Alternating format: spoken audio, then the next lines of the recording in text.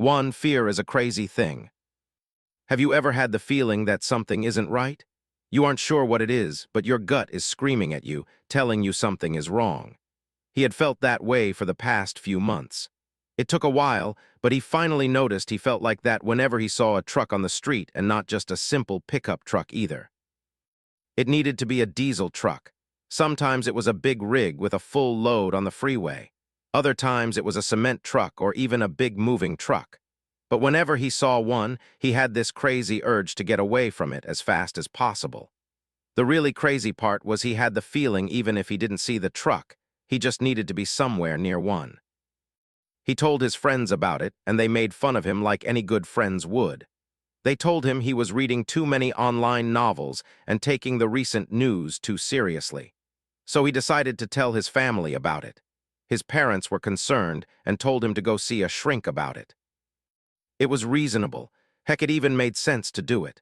So there he was laying on a nice couch, staring at the ceiling as he paid some woman a few $100s an hour to listen to him talk about how big diesel trucks made him want to run away in fear. "And when did this start?" she asked as she wrote something down on her notepad. The man let out a sigh as he rubbed the top of his head and thought about it. After a few moments he said, "Maybe 3 months ago at this point, but I only really noticed it was diesel trucks about 2 months ago." The woman who sat across from him again scribbled something on her notepad before she asked, "Did anything unusual happen around that time? Lose your job? Break up with a lover? Did someone close to you die?" "No, everything's been fine. I have no girlfriend currently, and I've had the same job for over 5 years. And as far as I know, no one has died or even been sick in the last few months." She nodded her head and wrote down another note before she asked, "How was your childhood growing up?"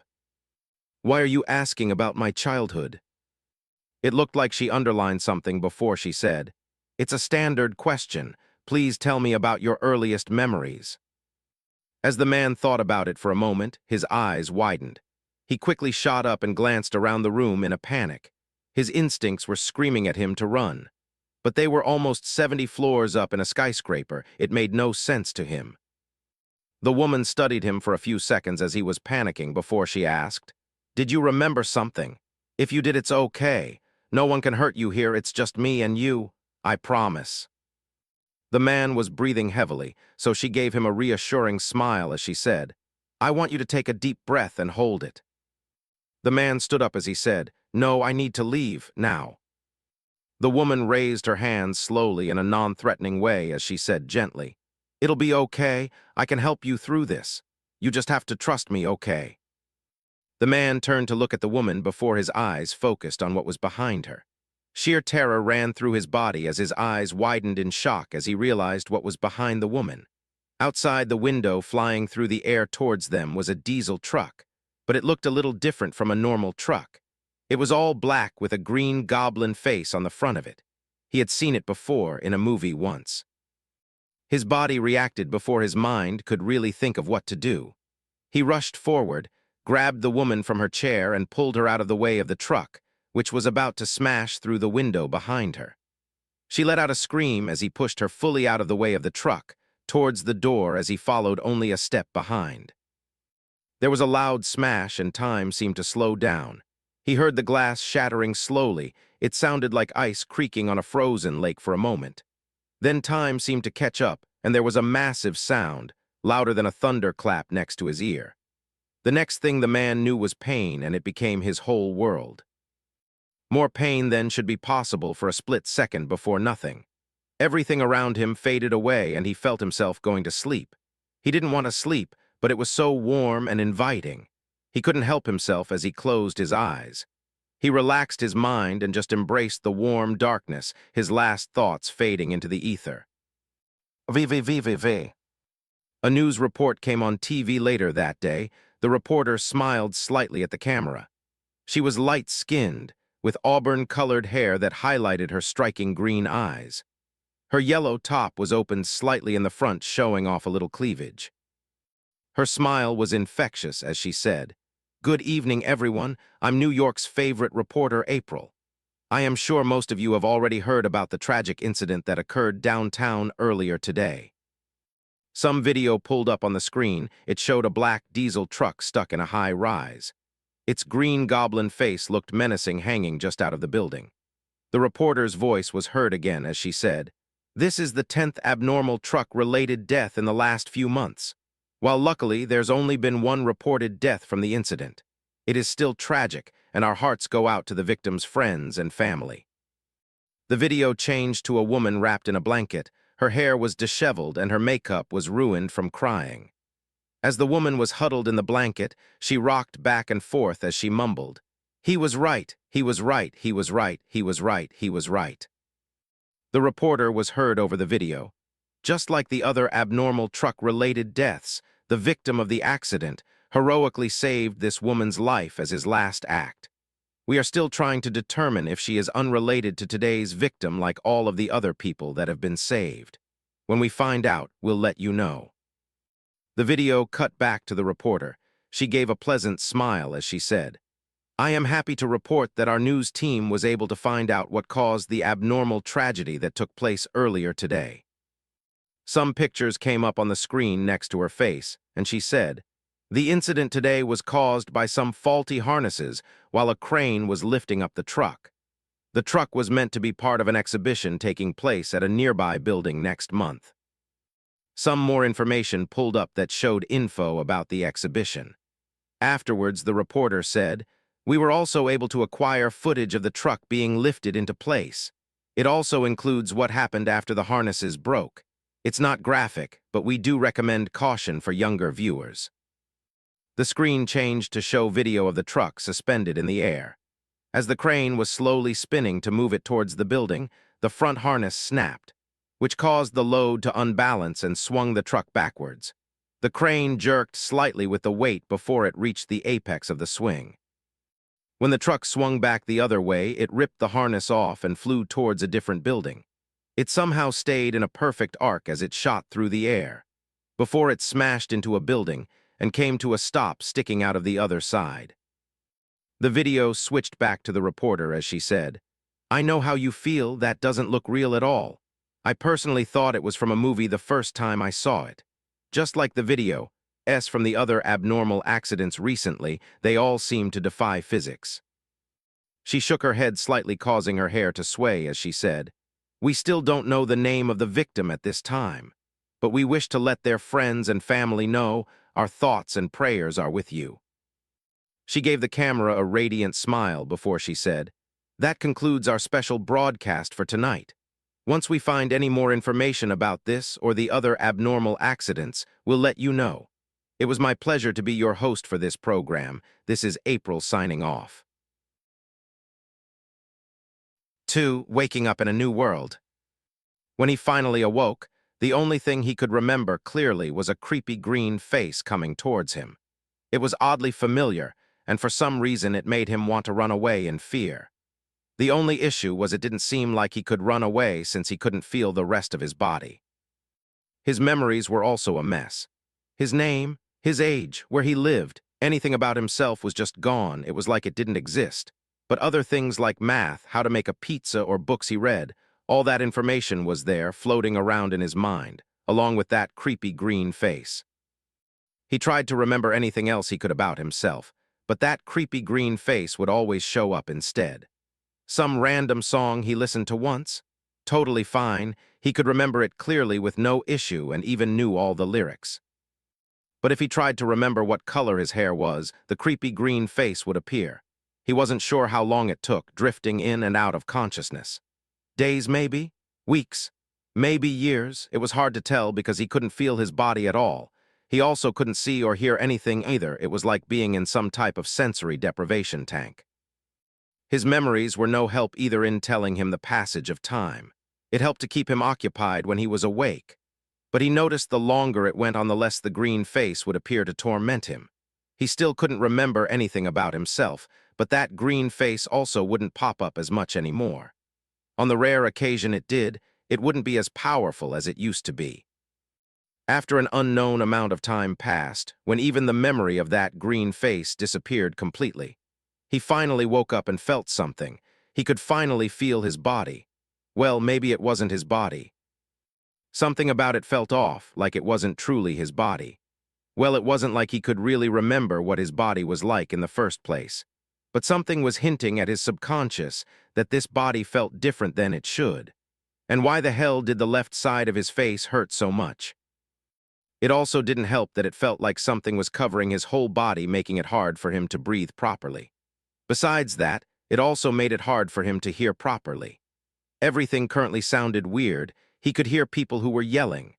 There were other sounds also. Something like guns and maybe explosions seemed to be going off close by. It was hard to tell, though, because everything was muffled. He thought he might be able to see also, but whatever was crushing him also seemed to be blocking his vision. He tried to push whatever it was off of him, but it was too heavy for him to move at all. In frustration, he yelled for help, but the only thing that came out of his mouth was the cry of a little baby. He was shocked for a moment before he continued to yell with what little power he had. As he was yelling, another baby very close to him also started to cry. The only reason he could tell it was close was from the unmuffled sound of the other babies crying. V. In the middle of a city, in the midst of what looked like a war, a lone man moved with a single purpose, while the sound of screaming, gunshots, and cannon fire surrounded him. The man rushed past people fighting each other. Some of them were his allies, while others were his enemies, but currently none of them mattered. He ignored them all as he moved with only a single goal in mind, to reach where his wife and children should be. It was also the same place where the fighting was the heaviest, and soon he was forced to stop and help his people in the fight. But the man was powerful and could easily take out any person he came across. As he easily dispatched enemies, his allies began rallying behind him and helped the man as he moved deeper into the city center. It was complete chaos all around the man as parts of buildings exploded and collapsed from the persistent fire of cannons. It didn't take long, but for the man it felt like an eternity when he reached his goal. His heart sank at the sight before him. The home he shared with his family for the past year was a husk of its former self. Most of it had collapsed or was completely destroyed, and what little remained standing was surrounded by craters. As he looked at the wreckage, he could see fresh blood leaking out from under the rubble of his former home. His heart ached with each step as he moved towards what was left of the former building, hoping that the blood he could see didn't belong to any of his family. Fear and doubt crept into his mind. He knew he shouldn't have left her alone. The pregnancy took a toll on her health, and even after 6 months she was still weak. The man shook his head. Negative thoughts wouldn't help. As he moved next to one of the collapsed walls, he heard the small wail of a child. The wail was quickly followed by a second child crying, and hope filled the man's chest. The man moved quickly towards the sound and froze in place after climbing over a pile of rubble. Before him was a destroyed chunk of building covering most of a woman, a very familiar-looking woman. As he moved closer, he noticed the woman's upper body was hunched over something protectively and wasn't moving. The man carefully moved towards the woman and made sure not to move any of the rubble in the surrounding area. As he moved closer, the children's wailing grew louder. Once he was close enough, he saw the woman's body covering a small basket used as a baby carrier. He reached down to the stone wall covering the woman and carefully lifted it up. After it was moved out of the way, he could see her right hand and the wedding band he gave her. He hesitantly lifted her body up, hoping to see her vibrant and cheerful purple-colored eyes once more. He gently called out her name as he did, but stopped as his breath hitched in his throat. Tears started to mist up on the edges of his eyes as he stared at his wife's now hollow and lifeless eyes. He gently moved his wife's body to the side and looked down to see both of his sons crying their hearts out in a basket. One of them was injured on their head, but it was hard to tell where with so much blood. His other son luckily seemed to be fine. It was honestly a miracle they both survived in the first place. The basket should have been completely crushed. The man glanced back at his deceased wife, and he could see the determined look on her face. She did everything she could to protect their kids, even as she was dying. He reached over to close her eyes as he quietly said goodbye to the woman he loved with all his heart. He carefully picked up the basket as someone else ran up to the man and said, "Sir, we need to leave before we're surrounded." The enemy has reinforcements coming, and I don't think we'll be able to hold them for much longer." The man cast a quick glance at his sons, before he handed the basket with his sons to the other man as he said, "Take her body along with her kids to the ship and have a medic check the children." "But sir," the man's face hardened as he said, "Go and keep her kids safe. I'll meet you there after I take care of something." "Yes, sir." The other man quickly took off, surrounded by a large group of people acting as guards for the children. Once the man was finally alone, he let out a handful of tears for a few moments before he rubbed his arm over his face to clear them. He then took a few moments to study where the cannon fire was coming from before he pushed off the ground, cracking it with the force of his anger. His body rocketed into the air as he flew up into the smoke-filled sky. As he flew through the smoke and dust-filled air, he studied the terrain before him and found the main force of his enemies. He quickly kicked off the air, and it pushed him towards the enemy's forces and main group of cannons. As he closed and he kicked off the air a few more times to gain height before he flipped upside down and kicked again. He was flying head first towards the enemy as he pulled his right arm back and concentrated all of his power into his fist, mimicking a move he saw his father use before. When he was a little over 50 feet above his target, the man swung his fist forward with all his might. A green-colored shock wave slowly spread out from his fist, and hints of green lightning could be seen from the edges.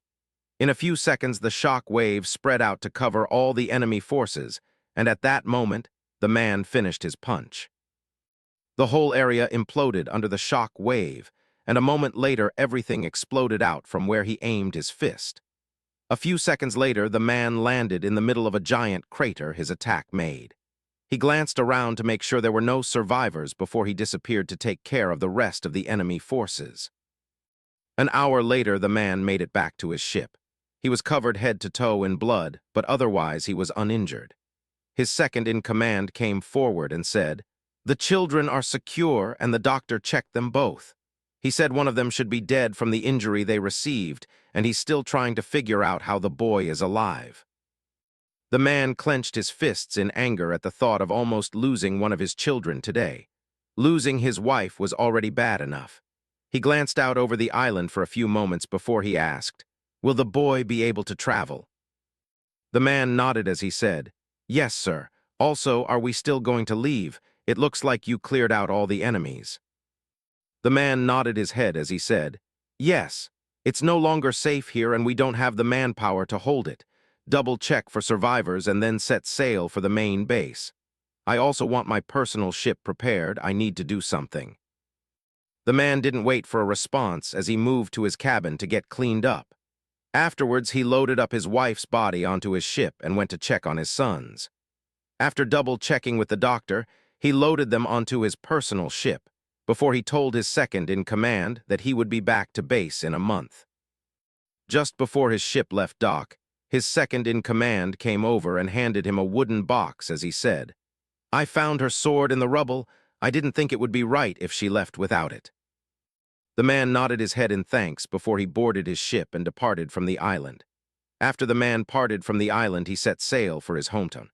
After a day of sailing with his kids, the man finally made a call over a secure line he was dreading to make. It took a little while before a man with a gruff but boisterous voice answered and asked, "So you finally called me after 5 years, You must really be in trouble. Well, too bad. I won't help you, be-wahaha." The man's voice sounded defeated as he asked, "I know you won't help me, but what about your grandsons?" The laughter stopped, and after a few moments the other man asked, "You want to take them home?" "Yes." After another pause, the other man asked, "What about their mother, that girl who always follows you around? Did she agree with sending them there?" The man looked over to the casket that was currently resting his wife's body inside for a little while before he said, "She died, protecting our sons." The other man let out a heavy sigh before he said, "Don't go home. I'll meet you in paradise at the first training island I ever took you to. I'll take the kids home myself.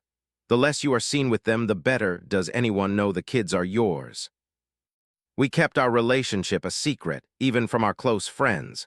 Also, no one close to us knew she became pregnant. Before she started to show, we took a mission together and had the kids in secret. A few people saw me collect the kids, but no one should know that they're mine. Good, that helps things. I should be able to hide them with no issue. The man went to hang up as he said, "Thanks, I'll see you soon." The other man huffed as he asked, "You're just going to hang up and not even tell me their names?" The man let out a sigh before he said, "We named them Monkey D. Luffy and Monkey D. Marcus." 3. Why is everyone speaking Japanese? When the giant first picked him up, he was scared and screamed even louder. It wasn't until he realized the man wasn't actually a giant, but that he was now a baby, that he somewhat stopped screaming in terror. Once he settled down, he also realized a depressing fact. He shit himself while he was screaming in terror. He wanted to laugh, but the only thing he could seem to do properly was cry. So that's exactly what he did. He cried until he passed out from exhaustion. Sometime later, he woke up with a clean diaper, which was a big plus. Also, the overwhelming noise from gunfire and explosions was finally gone. The only sound that he could now hear was the creaking of wood and the gentle lapping of water. It was actually pretty nice, and the rocking of his crib quickly lulled him back into sleep. Some time passed, and he was pulled out of sleep by the gruff voice of a man speaking Japanese. He had no real idea what the man was saying, unfortunately. He was like most Americans and only knew one language, English. He listened to the man talk with someone else for about a minute, and at the end of their conversation, he finally understood the last few words that were spoken. Monkey D. Luffy. That was the name of the main character from a popular manga he followed for a long time. Were they fans of the series also? No, that wasn't it. Something about this whole situation was off, and the man who picked him up early looked very familiar. Panic gripped his heart for a moment as he realized what must have happened. He died. He didn't remember dying, but he knew that it happened. He couldn't help himself as he let out an anguished yell. But the only thing that came out was the crying wail of a baby. As he started to cry, the baby next to him also started to cry.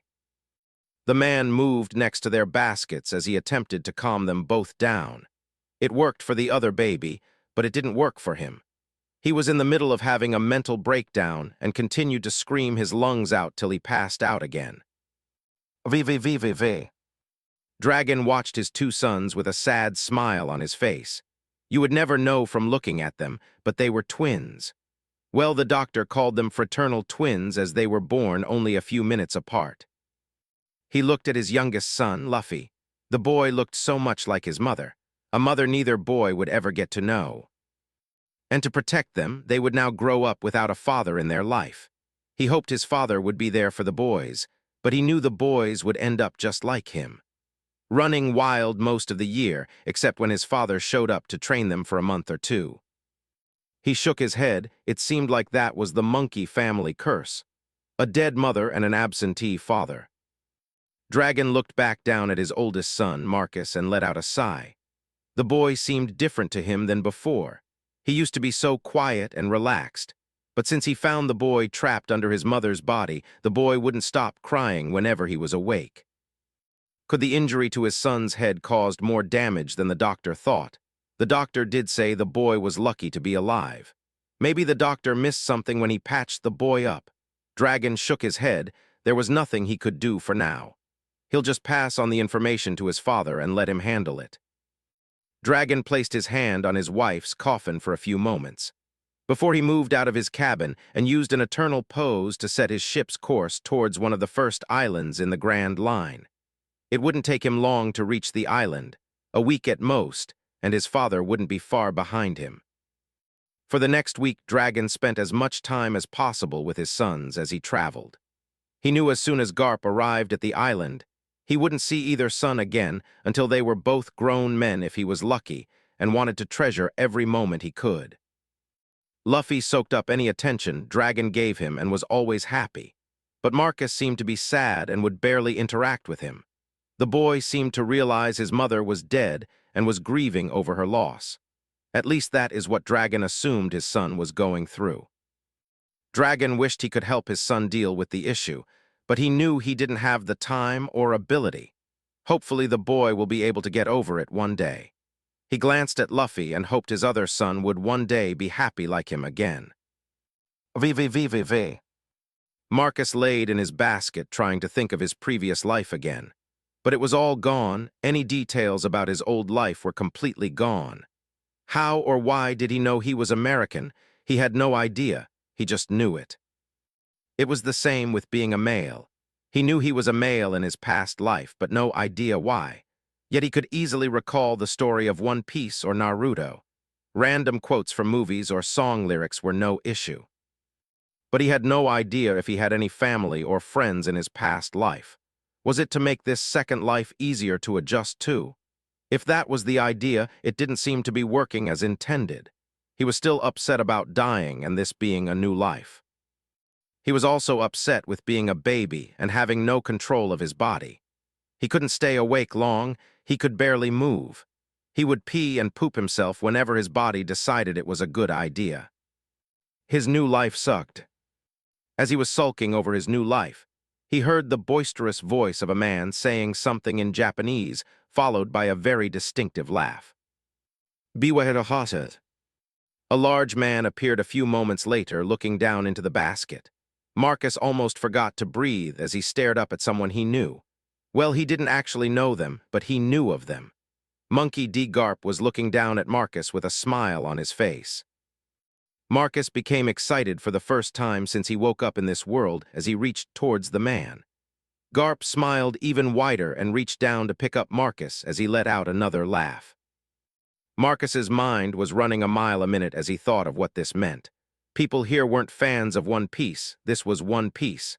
Did that mean he was Luffy? As he was lost in thought, Garp smiled at him and said the name Marcus. Was that his name? Does that mean the other baby was Luffy? But Luffy didn't have a biological brother in the story. Did he take over the body of someone who died? His vision became blurry as the world started to spin. A few moments later, he puked out the milk he was fed earlier all over Garp's face and passed out. Garp quickly wiped Marcus's mouth and his own face before he set the boy back down in the basket with a smile still on his face. He glanced at his other grandson who was still asleep and said, "Don't worry, my idiot son. I'll have the best doctor I know do a checkup on both boys and then take them to Fuchsia Village." Dragon wore a sad smile as he looked at both of his sons. He glanced up at his father as he asked, "Who's going to raise them?" Garp was picking his nose as he said, Maybe that girl Makino I saved. She should be old enough to watch over a couple brats. If not, I'll take them to Dadden." Dragon let out a defeated sigh. He knew this was the best he could hope for. At least they should be safe there. Garp flicked his booger away and said, "It'll be fine. I'll show up when I have time and train them to become great Marines. You'll see, they'll be better than you one day." Biwahahaha, Garp let out as he patted Dragon's shoulder so hard it almost made him fall over. Dragon shook his head. His father hadn't changed one bit. He glanced at his kids one last time before he said, "I'll leave first. I still need to take my wife home. It was good seeing you again, father." Garp placed a reassuring hand on Dragon's shoulder as he said in a regretful tone, "Sorry for your loss. She was a nice girl, and I am sure she would have made a wonderful mother." Dragon nodded his head as he headed to the door as Garp said, "Be safe, son, and don't worry. I'll keep the boys hidden and safe as long as I can." "I know you will. Thanks for this, Dad. I love you." Dragon quickly left to his boat as Garp picked up the basket with his grandkids in it. He needed to make a quick stop before he headed home for a couple weeks. VVVVV. It was about a week later as a marine ship with a dog's head as the figurehead approached the Twin Cape Lighthouse. It was very rare for a marine ship to come out to this area of the Grand Line, since they had other ways to reach the Grand Line itself. The lighthouse keeper noticed the approaching ship and let out a sigh as he came out of his house. He just knew today wasn't going to be a good day. A few seconds later, that came true as a man landed in front of him carrying a baby basket. The man smiled and held out the basket as he said, "Crocus, my grandkids need a checkup." "I'm not your family doctor, Garp," Crocus said as he stared directly at the man. Garp pushed the basket into Crocus's arms as he said, Pirate scum like you don't have a choice. Do it or I'll arrest you. Garp then started to walk into Corcus's house as he asked, "Do you have any snacks?" Circus shook his head as he glanced down into the basket. Inside, he could see two babies, both of them were asleep. One of the kids looked fine, but the other boy's head was mostly wrapped up in bandages that could use a change. He quickly moved inside his home and went to his office. He set the basket down gently to not wake up the kids and lifted the injured child out. Working quickly, he removed the bandages and stopped in shock. While the wound was slowly healing, he'd seen similar wounds before, but he'd never seen one heal because the person who normally received it was dead. It was close to the boy's left eye and would leave a nasty scar once it was healed. But the more important question was, why was this boy still alive? As he carefully cleaned out the wound and checked it over, Garp walked in munching on some crackers. Corcus glanced at Garp as he said, "Have you seen this wound? How did this child survive cannonball shrapnel to the face?" Garp took on a serious look and walked closer to see his grandson Marcus without bandages on. He let out a low whistle before he asked, "He definitely takes after me. I could do the same thing at his age, bwhahaha." Marcus and Luffy both woke up to Garp's loud laugh and started to cry. Crocus shot a glare at Garp as he said, "Take care of the other boy for now while I take care of this one." Garp nodded and picked up Luffy as he asked, "Come on, Luffy, you want to eat some crackers with Grandpa?" "Don't feed that baby crackers," Crocus yelled out as Garp was in the process of trying to put a cracker in the boy's mouth. VVVVV. Over 2 weeks passed as Garp stayed at the lighthouse with Crocus. Crocus checked over both kids and determined that Marcus needed to be looked after for about a month to make sure there were no issues with his wounds. The boy seemed to be in good shape overall besides the injury. Actually, he seemed to be healing faster than Crocus predicted. Within a few days, he would allow the boys and Garp to leave with a clean bill of health. It would also be nice to have his house back to himself. The only issue would be Laboon. He would probably go back to slamming his head into the red line once Garp left. Crocus shook his head. It was the only positive of Garp being here. After the first time, Laboon slammed his head into the red line and woke up Garp's grandkids. Garp ran outside and punched Laboon so hard, the whale still has a fist mark on his head. After that, Garp yelled at Laboon and called him an idiot for trying to hit the red line only using his head. He tried to explain to the whale that it should use haki on its head before it slammed into the red line to actually do damage. But Laboon didn't really understand what Garp talked about even after Garp demonstrated what he meant and punched a giant hole into the side of the red line itself. Garp then attempted to teach the whale how to do it, but so far there was no progress. Since then, it was pretty common to see Garp, as he lectured Laboon and ate crackers while he sat on the cliff of the red line.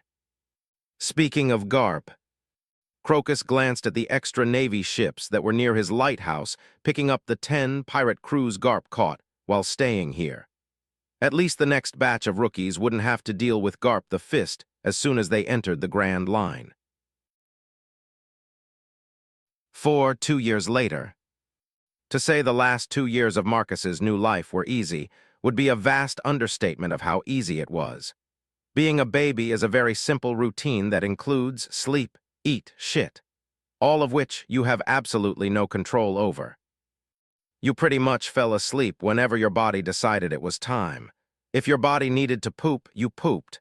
If someone decided you needed to eat, you eat. Did it suck? Yes. Did he hate every minute of it? Pretty much. Honestly, being a baby again, when you understand everything that's going on, is terrible. Well, except the language. Even though not understanding the language might have been a blessing at the time. He might have died from embarrassment if he understood everyone's baby talk, especially Garp's. The only positive thing about the whole being a baby again was he seemed to be learning Japanese a lot faster than he thought he would. He could only speak a few dozen words currently, but it was a pretty big improvement over knowing none when he first started. He could even string together basic sentences, which helped him learn faster. He could also understand what people were talking about most of the time, even if he didn't know exactly what the words meant. That had more to do with already knowing another language, though, which seemed to help him as he picked up the new language faster than he thought he would. Another more recent positive was he finally stopped shitting himself. No idea about anyone else, but he thought it was pretty awesome and was pretty proud of himself. He was also positive about a few things at this point in his new life. He was in the world of One Piece. He was the brother of Monkey D. Luffy, and he was pretty sure he took over this body when the original Marcus died. Marcus had two reasons why he thought that was the case. The first one was because Monkey D. Marcus never existed in the original story. The other reason was the massive scar on the left side of his face. The first time he saw himself in the mirror, he couldn't help but stare in shock. He should be missing his left eye, and from what he could tell, the whole left side of his face. The scar was 2 years old now, but still looked fresh and angry red in color. It was just over an inch wide at the top, right above his left eye, and fanned out in a cone-shaped pattern towards the bottom of his jaw. Marcus let out a sigh as he unconsciously rubbed his scar. It was early in the morning as he laid in bed and thought about his plans for the day. He could now walk pretty consistently, so it was time to start training. How would a 2-year-old even start training? The plan was to carry rocks around, but he also wanted to start running and possibly start swimming. He doubted he could do any of that, though. Makino watched him and Luffy like a hawk while also running her bar. Plus, she didn't allow them outside of the bar unless she was with them. But he would definitely find a way to start training today. He should also force Luffy to start training, but Luffy was still having an issue walking properly. Plus, neither he nor Luffy could really talk properly, so explaining how or why they should train wouldn't work. It wasn't long before Makino came into the room to wake up Luffy and Marcus. Finding Marcus awake, she smiled and said, "Already awake, I see. How about you get dressed while I wake up your brother?" "Okay, Makino." After Makino woke up Luffy and dressed him, she took the brothers downstairs and into the kitchen to make them breakfast. As she was cooking, someone knocked on the front door of the bar. Makino ignored it, since she normally didn't open for another couple of hours. Someone knocked again, harder this time, and the door groaned from the force of the blows. Makino ignored it again, but then it sounded like the door exploded from the force of the next knock. Makino quickly ran out of the kitchen with a frying pan in her hand to find out what happened to her front door. But she stopped as someone laughed loudly and said, "Makino, I came to visit my grandsons." "Why the hell did you break my front door, Garp?" Garp shrugged as he said, I just knocked on it." "Because you knocked too hard." Garp walked past the broken door and started to go towards the kitchen as he said, "You should invest in a better door. I barely even touched it. Now where are my cute grandsons at?" Makino let out a sigh as she looked at the shattered front door before she moved back to the kitchen. Inside, she found Garp holding both of his grandsons with a wide smile. When he saw Makino, he said, "Make us some meat. I have the next month off and I plan to spend it with my grandkids." Makino held up her frying pan and said, "Go fix the door while I cook, or you won't get any food." Okay. Garp set Marcus and Luffy down before he walked out of the kitchen to work on the door. Makino shook her head and moved back towards the fridge as she said to herself, "I better order more food at the market today." After half an hour, the front door was fixed, and Garp was seated at the table eating breakfast with Luffy and Marcus. Makino was still making food, because Garp ate enough food to easily feed 10 people. Makino glanced up from the stove as she asked, "What do you plan to do with Luffy and Marcus while you're here?" Garp took a bite from a large piece of meat on a bone before he said, "I'm gonna start their training. I need to make them strong so they become great Marines like me." "How are you gonna train them? They can barely walk," Makino said with a huff. "Perfect, that means they can run. Biwahaha. VVVVV. Marcus was covered in sweat as he ran for his life. 7 days ago, he could barely walk properly, and now he could easily run for almost 5 minutes straight before he collapsed. Luffy was right beside him, sweat pouring down his own forehead. Luffy surprisingly learned just as quickly as Marcus, but then again the fear of death was a great motivator. Did Marcus really think Garp would kill them? Probably not, but the two gators currently chasing him and Luffy said otherwise. It was after breakfast that first day. Garp had carried Marcus and Luffy into the jungle. Inside, they were brought to the middle of a valley next to a river where Garp dropped them on the ground and said, "You both have 20 minutes to learn how to run." Marcus stood up and looked around for a moment before he asked, "Run? Where?" Garp picked his nose as he said, "Anywhere you want. You just need to learn how to run." "How do we run?" Luffy asked. Marcus helped Luffy stand up as he said, "It's like walking, but faster." Biwahahaha, that's one way to explain it. Marcus and Luffy spent the next 20 minutes trying to run, but kept failing. They were having a terrible time and were barely able to move a few steps without falling over. Garp stood up as he said, "Keep practicing, I need to get you boys some motivation." Marcus felt a chill run down his spine as Luffy asked, "What did Gramps say?" "Something bad. Let's try to get back to the village while he's gone," Marcus said as he took a step forward. Luffy nodded his head as they held onto each other to help themselves walk a little more smoothly. They walked for a few moments before they heard a snapping sound behind them. The boys both looked back and froze in fear as a massive gator stared back at them. How they had missed it as they walked past it was a mystery. The gator moved first as it opened its mouth wide and lunged at the boys. Luffy was surprisingly the first to move and pulled Marcus along with him as they scrambled to get away from the monster's mouth. With its size, it could easily eat both boys at once if it caught them. As the gator slammed its mouth shut, it barely missed the boys, but it also motivated them to move faster. Somehow, in about 10 seconds, both of them started to walk properly. Some would even call it a fast walk for a child. Luckily for both of them, the gator was large and had issues moving through the trees and roots. Luffy and Marcus quickly gained some distance from the beast before they heard movement from their left. This time, they didn't stop moving and just glanced to the left. Another gator was there, and it was about the same size as the first one. It quickly moved towards the boys, who were able to use a tree to block its advance. The first gator, who was still chasing them, changed targets to the second gator and snapped at it. It latched onto its leg and tried to rip it off. The brothers didn't stick around to watch the animals fight as they moved away from both gators, while they tried to get out of the jungle and back to Fuchsia village. They only managed to move a few more feet before they ran into another gator. Garp was hidden up in the trees as he munched on crackers while he watched his grandkids basically speed, walking away from a bunch of gators. Anytime a gator almost caught one of them, he would do a small, concentrated blast of Conqueror's Haki. It would disorient the animal and let his grandsons escape unscathed. As Garp watched, he couldn't help but smile. It was easy to tell both boys had potential. So he started to plan how he was going to train them for the next month or so.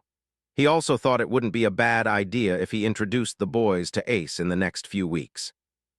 Ace could use some training himself, and a couple of friends wouldn't hurt the boy either. The boy was only 5 and already had issues. Most of it had to do with who his father was and how people talked about him. But recently the boy started to be broody and didn't like to talk with him or Dadden anymore. Garp wanted to laugh as he shot another blast of Haki at a gator getting too close to Luffy. He had decided his training plan during his last week here. He would take Luffy and Marcus to meet Ace and do a group training session. The monkeys near the top of the mountain should be a good opponent for all of them. VVVVV. Marcus woke up to Luffy yelling, "What the hell, you shitty grandpa?" Marcus turned just in time to see Luffy get punched in the head as Garp asked, "Who taught you those words, brat? And show respect to your loving grandpa." Luffy had 2 large lumps on his head, which he rubbed as he said, "You said them the other day." "Oh," Garp had a surprised look as Luffy said, "and you just hit me. That's why you're a she." Garp punched Luffy in the head again, making another lump appear as he said, "You were sleeping. I had to wake you up somehow. Now hurry up and get dressed. Makino is making breakfast for us downstairs." As Garp turned to look at Marcus, Luffy jumped out of bed as he asked, "Is she making meat?" Marcus started to get out of bed as Garp said, Of course she is. Meat helps you grow up strong, and you'll need it if you wanna be strong like me. Breakfast passed quickly, and afterwards Garp easily caught the boys before they could run off. He picked them both up and tossed them over his shoulders like they were sacks of potatoes. Luffy kicked and screamed while Marcus silently accepted his fate. Instead of going directly into the forest, Garp carried the boys up the mountain from the village and soon arrived in front of a worn-down shack. Marcus was surprised, because he had seen the path they used before and didn't realize it led directly here. He also thought it went somewhere else and never had the chance to explore it anyway. Garp dropped both boys on the ground as he went to knock on the door. Luffy was complaining as he rubbed his butt and Garp knocked loudly, making the weak door groan in protest. Before Garp could knock again, the door opened and a tall, rotund woman with orangish hair answered the door. She glanced at Garp and then the boys before she shut the door in Garp's face as she said, "I'm not an orphanage, Garp. I'm not taking any more kids." Garp let out a laugh before he turned more serious and said, "You're a wanted criminal, Dadden. If I tell you to watch some snot-nosed brats, you'll watch them and be happy. Now bring out Ace, I need him for something." Dadden reopened the door as she said, "You're a jerk, you know that." Garp picked his nose as he said, "Yup, now get Ace." Dadden disappeared into the shack and a minute later a young boy, not much older than 5, walked outside. The boy had straight black hair that almost covered his eyes. He had a lightly freckled face, and his black eyes seemed to be uncaring as he glanced up at Garp. Garp smiled as he said, "It looks like you've grown up strong." "What do you want, old man?" Ace asked in a flat tone of voice. "Old man, I'll show you who's an old man." Garp slammed his fist into Ace's head before he could even react, which slammed the boy into the ground. 5 fighting monkeys. Ace woke up and rubbed his head as he tried to remember what happened. He grimaced as he ran his hand over a large lump before he jumped up, remembering Garp had just punched him. He looked around in confusion. He was no longer at Dadden's shack. He seemed to be in a small clearing in the woods. "Good, you're up." Ace looked towards the sound of the voice and saw Garp with 2 young boys standing next to him. Garp patted the boys' heads as he said, "These are my grandsons. This is Luffy and Marcus. You 3 are gonna train together for the next week." Ace crossed his arms over his chest as he said, "Don't tell me what to do, old man." Garp smiled sinisterly as he said, "You don't have any choice. The training's already started." "What are—" Garp disappeared from view as some howling could be heard from the trees around the clearing. Luffy moved closer to Marcus as he said, "I don't want to run from gators again." Marcus shook his head as he said, "I don't think these are gators, Luffy." A couple of monkeys jumped down from the trees and looked at each boy. A slightly bigger monkey landed on the ground a few moments later and pounded its chest as it stared down at Ace. Ace took a fighting stance and said, "Bring it on, you stupid monkey." The monkey shot a glare at Ace before it charged at him. When it came close, it threw a wild punch at Ace, who moved to one side to dodge it. Apparently that was what the monkey wanted, as it spun into the punch and smacked Ace in the chest with its thick tail. It sent the boy flying, and he rolled through the dirt to stop just in front of Luffy and Marcus. Luffy glanced around the clearing as more monkeys landed in the ground around them and said, "Maybe the gators weren't so bad." Marcus nodded lightly as he reached down to help Ace up. Ace slapped his hand away as he said, "I don't need your help." "Maybe not, but we need your help," Marcus said as he pointed towards more monkeys coming out of the trees. Ace rubbed his sore chest as he locked eyes with the larger monkey who sent him flying. He then raised his hands up as he said, "Come on, you stupid ape. Let's see if you can do that again." The monkey nodded as it moved towards Ace while it lifted its arms. Ace moved in first this time and went to attack. Ace tossed out a right jab, but the monkey easily swatted it away. The monkey smirked, raised one of its fingers up and waved it back and forth in a taunting manner as it made a come-here motion with its other hand. Ace gritted his teeth and started to throw a combo of punches towards the monkey. The monkey easily swatted away each punch before it slipped past Ace's guard and hit him square in the jaw. Ace staggered back slightly before he smiled up at the monkey and asked, Is that the best you got? Marcus and Luffy wanted to watch Ace keep fighting, but some of the other smaller monkeys came for them. Luffy and Marcus had no experience fighting before, and it easily showed. Within a few seconds, both boys were on the ground with some new bruises. Ace joined them a few moments later as all the monkeys started to howl and cheer around them. Ace was the first to get back up, and as he took his fighting stance, he said, "What are you cheering for? I can do this all day." Marcus and Luffy joined him a few moments later as they also took up a fighting stance. Both boys lasted slightly longer the second time they fought, but it wasn't long before they were in the dirt again.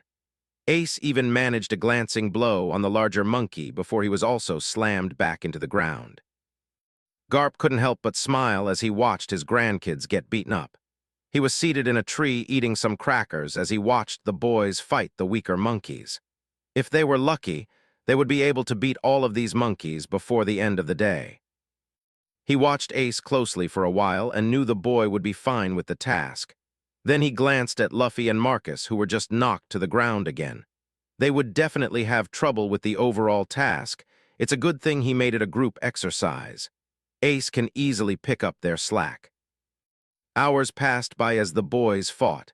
Well, it was mostly them getting beaten and tossed to the ground. But they had each started to make improvements in their fighting techniques. Ace could now hit the large monkey he fought a handful of times before he would be struck down. Luffy was able to dodge a few hits and even throw a couple of his own before he would be knocked down again, while Marcus was able to land at least one solid punch on his enemy before he went down. His landed punch normally came with a counter strike, though, which always knocked him down. Marcus was covered in sweat, bruises, and a little bit of blood as he struggled to get up again. He had no idea how long they had been fighting for, but the sun already started to set, and the dimming light was making it hard to see properly in the clearing. Around him and the others lay a bunch of monkeys. Most of them were beaten by Ace, but a handful were taken down by himself and Luffy. Ace was in the process of beating up the last monkey as Marcus and Luffy tried to catch their breath. Marcus turned to look at Luffy, who smiled at him. It was hard to see as Luffy's whole face was swollen and currently looked like an extra lumpy potato. Marcus smiled back as he said, "I think this might have been easier than the gators." Luffy nodded a little as he glanced towards Ace, who just laid out the last monkey. Ace slowly turned around. He was in slightly better shape than the brothers. He eyed them both for a few moments before he said, "Your grandpa sucks." Ace hit the dirt a moment later as Garp appeared over him. His fist was resting in the air where the top of Ace's head used to be. Garp smiled at Luffy and Marcus before he said, "Good job, you brats. Let's go eat." Garp tossed Ace over his shoulder before he grabbed Luffy and Marcus. The boys wanted to protest, but passed out after being picked up. Garp smiled for a moment before he jumped in the air and headed back down to the village. Makino should already have dinner prepared for him and the boys. It wasn't long before Ace, Marcus, and Luffy woke up to the smell of grilled meat. Ace was the quickest to come to his senses and frowned at Garp, who was happily eating. Garp just smiled as he pointed at the table and said, "Make sure to eat a lot, it'll help you heal faster." As Marcus focused on the table of food, Garp handed him a large bottle of milk about half his total size as he said, "Make sure you drink it all, it'll heal your fractured bones." Luffy, on the other hand, didn't wait for an invitation and just started inhaling food as soon as he was awake. Garp laughed loudly at Luffy's actions before he started to eat again. Marcus joined in next as he used a straw to drink his milk and shoveled meat into his mouth. He couldn't remember a time when he was ever this hungry before. Ace, on the other hand, crossed his arms over his chest and didn't seem to want to eat with everyone else. Garp raised an eyebrow at the boy as he asked, "What's wrong? Did those monkeys hit you so hard you forgot how to eat?" Ace looked to the side and didn't answer as he tried to ignore the food in front of him. Garp watched the boy for a few moments before he picked up a meat bun. Before anyone could react, the meat bun exploded on impact with Ace's face. Luffy and Marcus stopped eating to stare at the sight before they both started to laugh. Ace huffed, and after he wiped his face clean, he asked, "What the hell do you think you're doing, you shitty old man?" I'm trying to feed you since you're too stupid to eat yourself, Garp said matter-of-factly. Garp picked up another meat bun as he said, and I'm not a shitty old man, I'm your grandfather. Ace turned to look at Garp with wide eyes before another meat bun smashed into his face. Ace took a few moments before he cleaned his face again. His eyes were narrowed as he said, "Just try that again, old man." A second later, another meat bun sailed across the room, and Ace barely moved his head in time for it to miss. As it slammed into the wall behind his head, Ace smiled in victory as another meat bun hit him square in the face. Garp's boisterous laugh filled the room for a moment before something slammed into his face. As Garp went to clean up his face, Luffy started to laugh before a meat bun collided with his face. Marcus couldn't help it, and also started laughing before something hit him in the face too. As Marcus went to clean his face, he heard Luffy laughing again. So Marcus wiped his eyes clean, picked up the closest thing to him, and whipped it at Luffy. Within moments, the room was filled with laughter and the sound of food hitting people. After about a minute of this going on, Makino opened the door to see what was going on and froze. The room was a complete mess and food was everywhere, while the occupants were also covered in food. Makino was about to yell at them before a handful of mashed potatoes hit her directly in the face. Instantly, the room went completely silent and everyone stopped to look at Makino. Makino slowly reached up and started to clean her face. When she was done, she casted a death glare on everyone in the room. Before she focused her gaze on Garp as she said, "I want this room cleaned spotless in half an hour."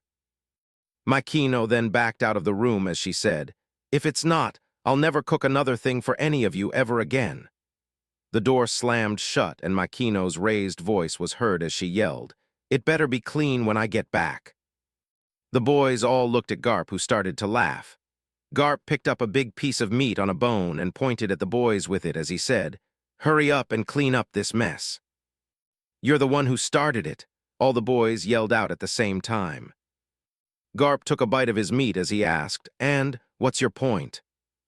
"You need to help us," Marcus yelled out. Ace nodded his head as Luffy said, "Yo, you can't just watch, you shitty grandpa." Garp hit Luffy over the head with the food in his hand before he said, "Show some respect, brat, and start cleaning." Luffy rubbed his head as Ace and Marcus crossed their arms over their chests. Marcus nodded his head to the messy table as he said, "We'll only clean after you start cleaning." "Stupid brats, not showing your elders any respect," Garp said as he started to clean up the mess on the table while he was eating his food with his other hand. The boys all joined him after a few moments, and by the time Makino came back, the room was clean. But Garp and the boys were still covered in food. Makino looked around the room for a few moments before she said, "Now all of you go get cleaned up in the bathroom, and I'll make some more food." She turned to glare at all of them as she said, "And the next time you waste any food, I won't feed you for a week. Now go take a bath, you stink." 6, and then there was 4. The next week turned into a grueling routine for the boys. Garp would wake them up early in the morning and make them run for an hour to loosen up their muscles. Afterwards, they would eat breakfast made by Makino before Garp would take them up into the mountains and force them to fight groups of monkeys until they passed out. If it wasn't near sunset, he woke them up and made them keep fighting until it was sunset. Afterwards, it was dinner time at Makino's, followed by a hot bath and then bedtime. It was absolutely exhausting, but Marcus had to admit it showed results. Both him and Luffy, only being around 2 years old, were stronger than any kid had the right to be. He could probably beat up a teenager if he fought one, maybe. Ace also gained a lot of strength this week and could probably fight a normal adult without much issue at this point. It was kinda scary how this world worked. Anime logic was crazy. During this week, Ace even seemed to lighten up a little. He still didn't want help from anyone, but he also wasn't frowning all the time. He even talked a tiny bit to Luffy and Marcus, so pretty big steps for the emo kid with daddy issues. It was evening, dinner was finished a little while ago, and everyone was now relaxing in a big steaming bath.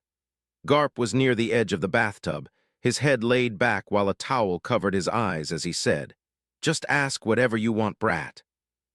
Luffy and Marcus glanced towards Ace, who had a weird look on his face. Garp lifted the towel from his eyes and looked Ace directly in the eyes as he said, "It's just us here. Speak your mind, Ace." Ace glanced at Luffy and Marcus before he asked, Why was I allowed to be born?" Garp raised an eyebrow as he said, what are you talking about? You were born because your parents wanted you." Ace's normal frown returned as he said, "But I'm the son of the devil. Should I really be allowed to live?" Garp let out a heavy sigh before he lowered his voice a little and said, "You're alive because I agreed with your father. A child shouldn't be judged by the actions of their parents." "But he was." Garp waved his hand in the air as he said, "No matter what people might say about him, he was one of the most honorable men I'd ever met. It's why I made him a promise to keep you safe and give you a chance to live your life." Ace's frown deepened before he said, "But everything they said he did." His voice trailed off as he looked at Garp. Garp shook his head lightly as he said, "Don't believe what you hear from random people. His only real crime was he went against the world government. If you want to know more about him and what he really did, you would have to find and talk to his old crew." Luffy couldn't hold it in anymore as he asked, "Gramps, who was Ace's dad?" "Gall D. Roger, the Pirate King." Garp noticed the slight flinch Ace had at the man's name being said and couldn't help but let out a sigh. Luffy smiled as he said, "He sounds like he was strong." Garp nodded as he said, "He was considered one of the strongest men in the world at one point, and I used to fight with him all the time." Luffy's mouth dropped open in shock before he asked, "You're strong?" Luffy disappeared into the water with a splash as Garp moved his hand away from where Luffy's head just was. When Luffy popped out of the water, Garp said, "Of course I'm strong, brat. I'm the strongest Marine to ever wear the uniform." As Luffy rubbed his bruised head, Garp turned his focus back to Ace as he said, "I'm not sure what kind of weird ideas you have in your head, but never question why you're alive. 2 loving parents gave their lives so you could have a chance to live. Never question that, understand?" Ace's face softened slightly and he nodded his head as he said, "Thanks, Grandpa." Garp smiled wide before he said, "Good, now let me rest. Training you brats was hard work." "You threw us at monkeys. How did you do any work?" Marcus asked with an annoyed look. The next second 2 people could be heard snoring. Marcus glanced at Garp and Luffy before he let out a sigh. Both of them were asleep. Marcus glanced at Ace, who just shrugged before he leaned back to relax in the tub again. Marcus followed suit, and within a few moments 4 people could be heard snoring from the bathtub. VVVVV. It was just after dawn as Marcus was standing on the village's dock with Ace, Luffy, and Garp as they watched a large Navy ship approach the island. Garp smiled widely as he said, "It's been fun, you brats, but I need to go back to work." Garp turned to look at each of his grandsons before he said, "I'll be back in 6 months to a year. Make sure you train hard while I'm gone because I'll test you when I get back." Before any of them could respond, Garp disappeared from their view. Marcus was the first to find him and pointed him out to the others. Garp seemed to be kicking the air and flying towards the ship in the distance. Luffy had stars in his eyes as he asked, "Grandpa can fly? I wonder if he'll teach us how to fly." Marcus patted Luffy's shoulder as he said, "Just ask him when he comes back to visit." Marcus glanced at Ace as he asked, "You want to go train?" "Training, can't we take a break?" Luffy asked. Marcus shook his head as he said, "No, we should train whenever we can." "Why?" Marcus glanced back at Garp, who was still flying through the air as he said, "Because one day I want to be stronger than Grandpa." Marcus then looked at Ace as he said, "And your dad?" Ace had a soft smile as he said, "First you have to get stronger than me." "It's on the list." Ace shook his head before he said, "Whatever. If you want to train, we should head to Gray Terminal." "Gray Terminal." Ace pointed to the mountains as he said, "It's on the other side of the mountains and where I normally train. Plus I need to check in with someone there." Luffy glanced at the mountains before he said, "That's so far." Marcus slung his arm over Luffy's shoulder as he said, "Then let's get Makino to make us lunch for the trip, and we'll eat it once we're in Gray Terminal." Okay, but I want meat. Marcus shook his head before he took one last glance at Garp, who was now on the Navy ship. Then they headed to Makino's to get some lunch made for their trip.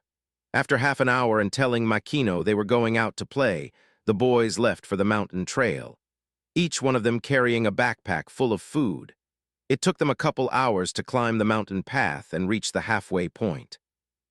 It was a couple hours before noon, and in the distance they could see a massive walled-off city. Luffy smiled and pointed at it as he asked, "That's Gray Terminal." Ace pointed below the wall to a grayish area that seemed to be lightly filled with fog as he said, "No, it's that area down below. That place up above is called Goa Kingdom, and they dump their trash into Gray Terminal." Marcus smiled as he looked out over the beautiful view before him. This was one of the perks of being reborn in this new world. He could see stuff like this. The cartoon and manga never did this view justice. It was completely breathtaking. Also, the wall for the Goa Kingdom was absurdly tall. It looked to be at least a mile high. Marcus was pulled out of his thoughts as Ace said, "Come on, the path is pretty straightforward from here. We should be able to make it down before noon." Ace was right. The trip down the mountain was quick and easy. They were already in Gray Terminal, and the sun was just about to reach its zenith. Ace moved through the place with sure footsteps until he reached a small shack. He stopped at the shack's door and knocked on it. After a moment, the door opened, and a blond boy with a top hat was standing there. He smiled widely as he asked, "Where have you been? It's been a week and you just disappeared out of nowhere." Ace smiled as he said, "I was kidnapped by my grandpa." Ace pointed to Marcus and Luffy as he said, "This is Marcus and Luffy. They were also kidnapped and we were forced to fight monkeys for the week." Luffy nodded as he said, "Grandpa is a jerk. He was letting us get chased by gators before the monkeys." Sabo glanced at Marcus and Luffy before he said, "I don't think normal grandparents do stuff like that." Sabo then stuck his hand out to both boys as he said, "I'm Sabo, it's nice to meet you." After shaking hands, Luffy said, "Can we eat now?" Sabo glanced at each of them before he said, "I have a little bit of salted fish, but it's not enough to feed everyone." Ace patted Sabo on the shoulder as he led him inside the shack and said, "Don't worry about it, we have food." Inside the shack was pretty bare, a small bed, broken table with a cobbled-together chair. There were also some clay pots and jars that stored some food and water. Once everyone found a spot to sit, the boys opened up their backpacks. Sabo's eyes almost popped out of his head at the sight. There was easily enough food to feed maybe 10 people, and it was all freshly cooked. As Luffy started to dig in, both Ace and Marcus handed some of their food to Sabo. Sabo smiled and said, "Thanks," before he started to eat with the others. After lunch, Ace and Sabo took the boys on a tour around Gray Terminal. They showed them all the hot spots in the place, including where certain gangs like to hang out and other important things. By the time they were done, they had about 3 hours of sunlight left. With that, they said goodbye to Sabo for the day and left for Fuchsia Village. If they stayed out too long past dark, Makino might not let them out the next day. With Ace leading the way and them already traveling the whole way early in the day. They made it back a little after sunset, which made Makino scold them a little as she fed them dinner. After eating dinner and taking a nice bath, the boys all headed to bed, since Makino had given Ace a bed to use whenever he wanted to stay in the village. While Marcus laid in bed and listened to Ace and Luffy snoring, he thought about his new life and how it's already affected the original storyline. He knew Luffy, Ace, and Sabo never met this early in the story. The only question he had thought was, why? Was it because of him being alive, or was it because of something else? Also, Garp seemed to notice an issue with Ace and tried to fix it by talking about his dad. He thought Garp ignored Ace until he took Luffy to live with Dadden in the story. It was weird and just gave Marcus more things to think about. But it also gave him some ideas. If the world's already changed from the original storyline, why not change it more? They now had 15 years to train, and Marcus didn't plan to hold back at all. Also, the world seemed to work on anime logic. He might as well abuse the hell out of that while they were at it, and also make some other anime or manga skills work in one piece. Maybe he should try out Saitama's workout routine or the Demon Slayer breathing techniques. For about an hour, Marcus laid in bed thinking about different things he could use to make everyone stronger before sleep finally overtook him. 7. Training pays off. The next 6 months turned into a pretty steady routine, with Luffy, Marcus, and Ace traveling to Gray Terminal every day. After the first month, Marcus suggested they run the whole way. First, to save time on the trip, but to also help train and build up stamina. Also within that month, they talked Sabo into joining them living at Makino's house. It wasn't hard to do at all, since he was kinda homeless in the first place. Makino was even happy to have him and bought another bed just for him to use. The boys also started to bring home animals from the forest to eat. It was partly Marcus's idea to help out Makino with feeding them. The other reason was because Luffy wouldn't stop pointing out animals he wanted to eat. Ace and the boys would even drop off an animal for Daden and the bandits to eat once or twice a week. During those 6 months, Marcus came up with different ways they could improve their training. Most of it was simple things, like standard body weight exercises or carrying heavy objects. Even their trips to Gray Terminal increased in difficulty. First, it was running the whole way. Once that was easy, they would run it while carrying something kinda heavy. Once that was easy, they switched it to weighted backpacks and would increase the weight each day. Marcus even found scrap metal in Gray Terminal to use as leg and arm weights. It was only around 5 pounds to each body part, but it helped with training their bodies. He wanted to find heavier weights to use, but so far the boys haven't been lucky. But it was fine. Marcus planned to save up some money and ask a blacksmith to make custom training weights for them at some point. Marcus also started trying different things from anime. Unfortunately, Saitama's workout didn't seem to work, but it worked as a great warm-up for the boys in the morning before breakfast. Marcus was secretly glad it didn't work. He didn't want to be bald. But the thought of Ace, Luffy, and Sabo being bald made him chuckle a few times. Besides that, Marcus worked on figuring out a breathing technique like the ones described in Demon Slayer. The technique he was making seemed to have some effect, but there was a long way to go with it. It would need a lot more testing and refining before he shared it with the others. The technique itself currently helped him with getting more air than normal, but it felt very incomplete and a little wrong.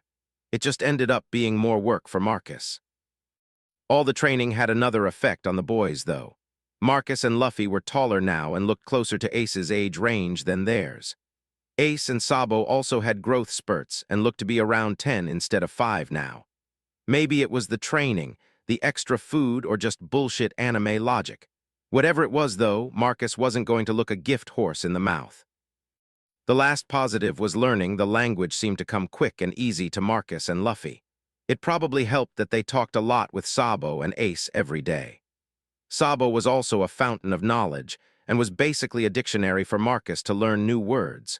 Sooner or later, he would need to learn how to read and write, but that could wait a few years. It was early in the morning of the 7th month as the boys finished up their pre-breakfast workout. As they closed in on the docks and the home stretch of their 10-kilometer run, the boys noticed a dot in the distance with the rising sun. They finished their run and then walked out onto the dock to get a better view. After 5 minutes, they could barely make out a ship that was slowly making its way to the island.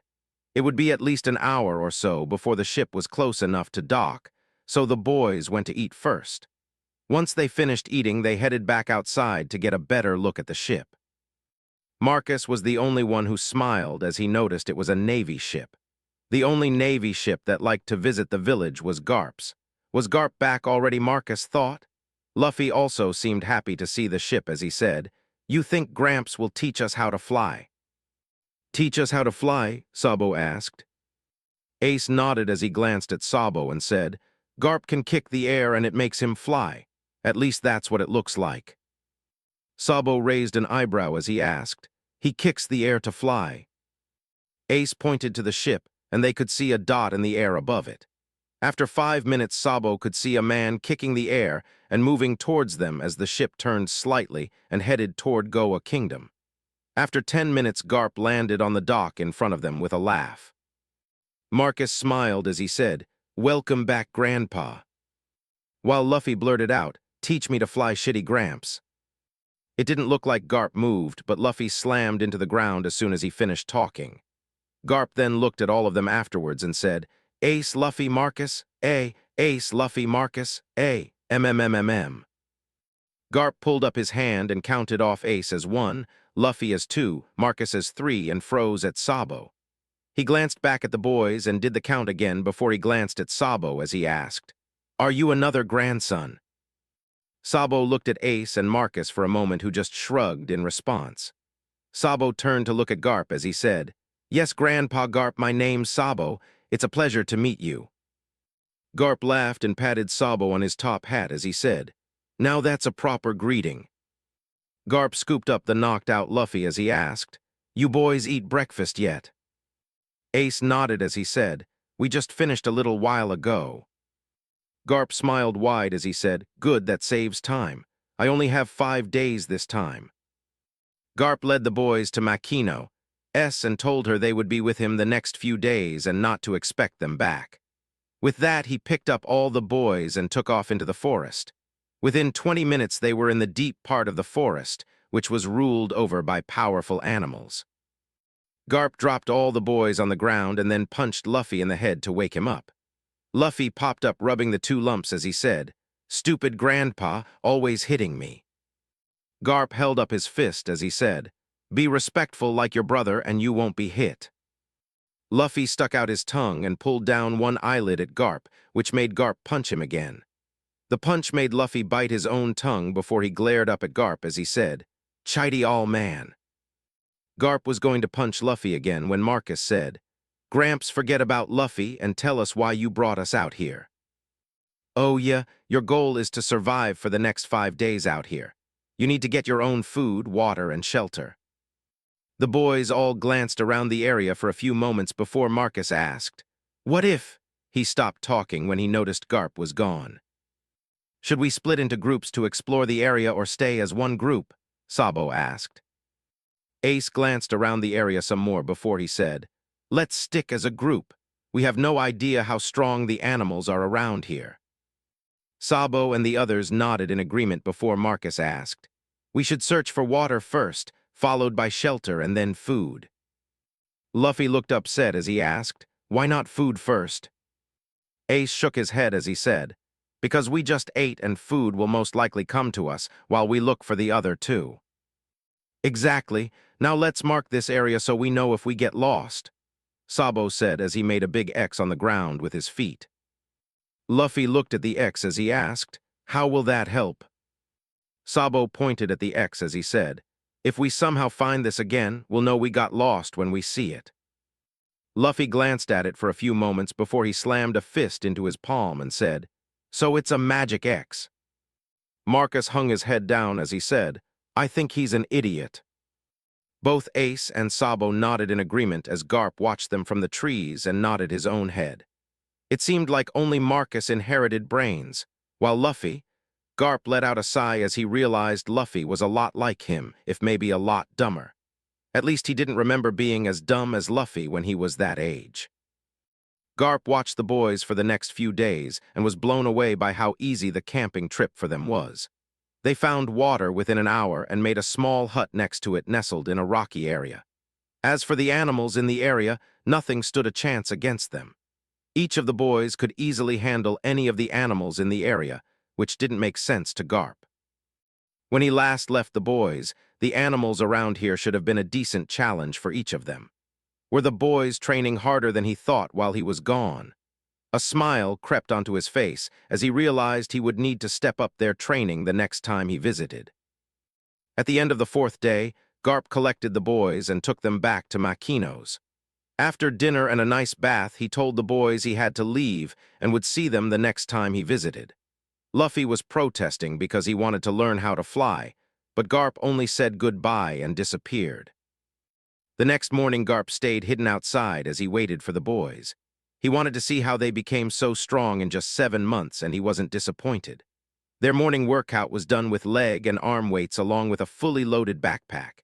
It was 100 push-ups, sit-ups, and squats followed by a 10-kilometer run, all while wearing what was around 30 to 50 pounds of extra weight.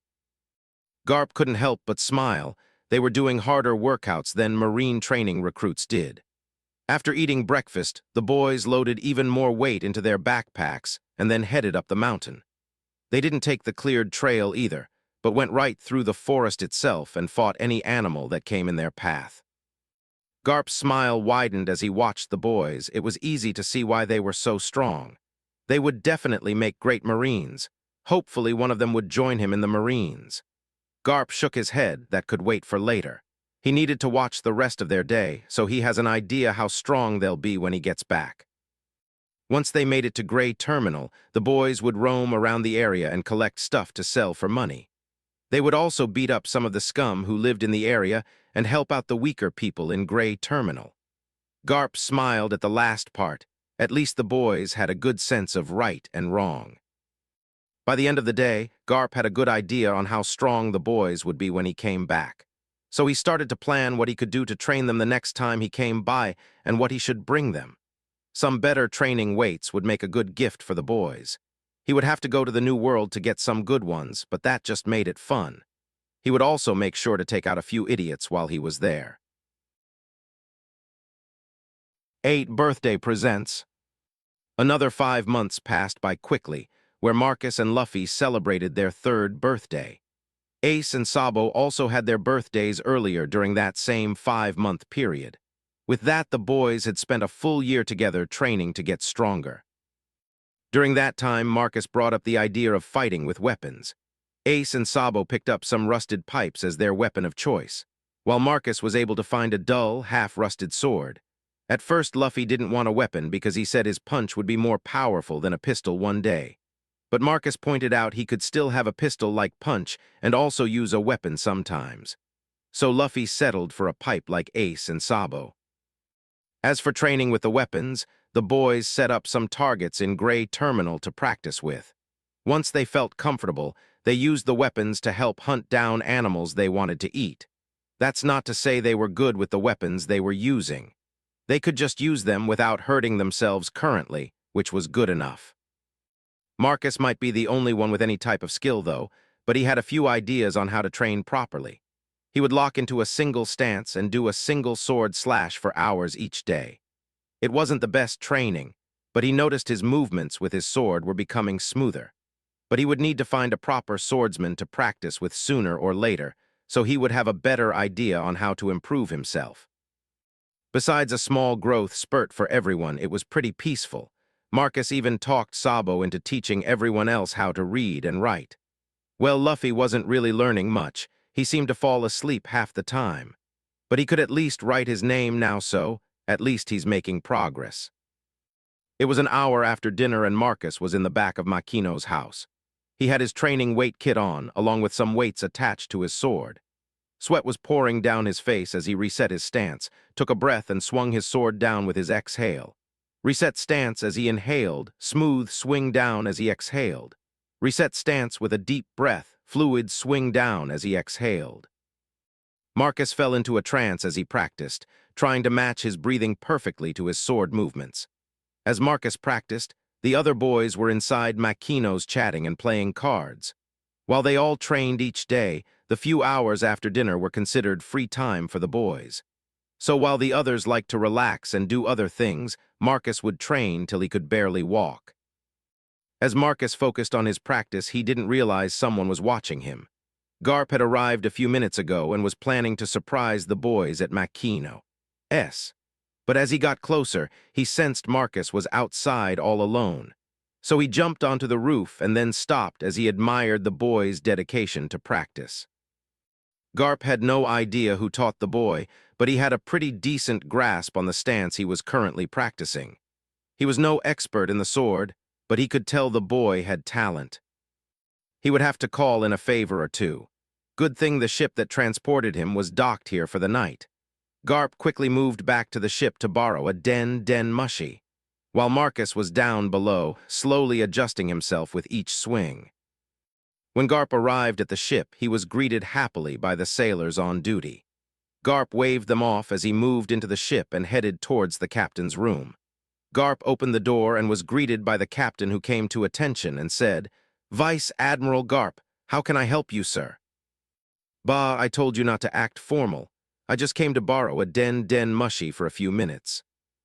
Yes, sir, sorry, sir, the captain said before he pulled out a den mushy and handed it to Garp. Garp shook his head before he dialed a number on the den mushy. Pura gacha, Bogart here.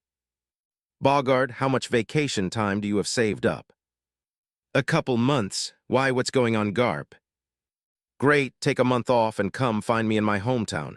Make sure you bring a weapon training rack with you. Gacha, Garp hung up the den mushy right after he finished speaking. The captain's sweat dropped at Garp's total lack of manners as Garp handed him back the den mushy and said, Thanks, I'll pick up my stuff tomorrow. Just have your men set it on the dock. Yes, sir. Garp headed back to Makino's to find all the boys getting ready to take a bath. Marcus was walking inside the back door and saw Garp first as he entered the room, which made Marcus smile and say, Welcome back, Grandpa. Garp smiled at everyone as they turned around to look at him, and he said, It looks like you all improved again. You'll make great Marines one day if you keep this up. Luffy picked his nose as he said, I don't want to be a stupid Marine. I want to have fun and eat meat. Ace nodded in agreement before he said, Ya Gramps, I was thinking about exploring the sea and having fun. Joining the Marines would be work, and that sounds boring. Sabo nodded as he said, I want to travel around the world and write a book containing the story of everything I see and every place I visit during my journey. Garp's frown deepened with each answer as he turned to look at Marcus, who shrugged and said, I also want to travel around the world with my friends, but I also want to fight strong people. I was thinking of becoming a bounty hunter to make money and also help people while I was at it. Garp focused on Marcus as he said, You could do that in the Marines. Could I do that from the start? Garp shook his head as he said, No, you have to work your way up in rank first, but once you're my rank you can do pretty much whatever you want. Unless I can start at your rank, I'm gonna pass, Marcus said as he crossed his arms over his chest. You brat, do you have any idea how hard it is to reach my rank? Marcus smirked as he said, Not that hard if you could do it. Garp was across the room, and Marcus was laying on the floor a split second later as Garp said, Show your grandpa some respect, brat. When Marcus didn't respond, Garp picked him up and found he was completely knocked out. Garp let out a sigh before he glanced at the other boys and asked, You take a bath yet? Everyone's sweat dropped and shook their heads, so Garp said, Good, let's go. I could use a bath myself. He headed to the local bathhouse with the boys, where he stripped Marcus and tossed him onto the floor before he hosed him off with cold water. Marcus jumped awake as he said, What the hell? Why is it so cold? Good, you're awake. Clean up, it's bath time. After that, everyone took a long soak in the heated tub and chatted a little with Garp. Garp let them know he came to train them for the next month and also brought them birthday presents. He planned to give them the presents tomorrow morning after breakfast. After a long soak in the bath, they all headed to bed. The next morning after training and breakfast, Garp led the boys out to the docks where a few boxes were placed. He pointed at the smaller, weird metal-coated box and said, Try and move that. The boys each took a corner of the box and tried to lift it up. After about a minute of struggling, Garp walked over and, using the handle on top of the box, easily picked it up. He smiled at the boys before he pointed to the two other large wooden boxes on wheels and said, I'll take this one, just push those to Makino's house. The larger boxes were definitely heavy, but 2 boys on each box was enough to move them. That didn't mean it was easy. The boxes still weighed a lot. It took the boys over an hour to push the 2 boxes to Makino's, and they collapsed from exhaustion afterwards. As they were laying on the ground breathing hard, Luffy asked, Didn't you say we were getting birthday presents? Garp pointed at the 3 boxes as he said, Of course, your birthday presents are inside of there. Garp moved towards the smaller metal box and squeezed near the lid. The metal groaned for a moment before a pop was heard and steam came out as Garp lifted the lid off. He then reached around inside each corner and undid some latches. From there, the sides of the metal box dropped down to show some body harnesses. The body harness was a weird-looking backpack and chest piece, but with more straps along with something that went around a person's neck. Garp smiled proudly as he glanced at the box and asked, "What do you think? Pretty good, Everyone looked at the weird body harnesses trying to figure out what they were. After a few moments, Marcus said, "They say it's the thought that counts, so thanks, I guess." Luffy and the others nodded as Garp started to frown. He picked up one of the harnesses and showed it to the boys as he asked, "You don't know what this is, do you?" All the boys shook their head and looked at Garp waiting for the answer. Garp pointed over to the backpacks and steel pieces they used for training as he said proudly, "These are a better version of what you've been using to train with." Marcus took a closer look at the harness and noticed the weirdness of the item. It could maybe work for weight training, but you would have to connect other things to it. Garp handed the harness to Marcus as he said, "Just put it on and you'll see how much better it is." The overall weight of the harness was easily over 50 pounds and it strained Marcus's arms just to hold it. He looked it over but had no idea how to put it on, it just didn't make sense to him. Garp watched him look at it for about a minute before he said, "Stand up and put that piece to your chest and your head through that spot with that other piece on your back. Now put your arms through those holes. Yup, just like that. Now push that small button on the front." Marcus did as instructed, and after he pushed the little green button, the harness tightened around him and adjusted to his body. Afterwards, some extra pieces came out of the chest and back piece and ran down his arms and legs. It took about a minute before it finished, but once it was done, Marcus could easily feel the difference. It wasn't just the weight from the device, his moments were restricted like he was trying to move through water. Luffy had the biggest reaction as he said, "That was awesome, I want one." Garp smiled as he handed one to each of the boys and helped them to wear them. After all the boys were suited up, Garp stepped back and asked, "What do you think? A lot better than what you used to use, Everyone nodded their heads as Ace said, "It's crazy, I don't think I can even run properly with this thing on." "That's the point, it's meant to help you train. But once that feels normal to you, you can increase to the next training level." Garp moved the extra harnesses out of the way to show what was underneath them. It was a bunch of weird-looking weights of different sizes. He picked up the smallest one and walked next to Ace as he said, "I am gonna give you a taste of level 2. After he installed the weight into Ace's suit, Ace grimaced as he tried to move his body. Ace didn't give up and gritted his teeth but was barely able to move any part of his body. Afterwards, Garp removed the weight and Ace's suit went back to normal. Garp patted him on the shoulder as he said, "It'll take you a few years before you reach the next level, though." Ace took it as a challenge as he said, "I'll do it in a year." "I could do it in a year if I was still as weak as all of you, but you have no chance. Biwahahaha."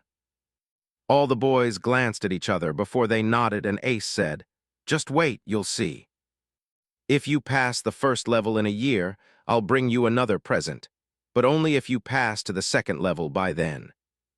Marcus looked at the metal box for a few moments before he asked, "How many levels are there?" 7. "Can you do all 7? Garp flexed his arm as he said, "Of course I can. I was the first person to complete level 7. Marcus then pointed to the other 2 wooden boxes as he asked, "Are the other levels in those boxes?" Garp shook his head as he moved next to the other 2 boxes. He ripped the lid off one of the boxes and tossed it aside before he pulled out a massive dumbbell. He smiled widely as he said, "These are just heavy weights for you to train with. You can use them without the harness, or with the harness once it feels normal to move in." 9. Meeting Bogard. A few days passed quickly as the boys adjusted to their new training method.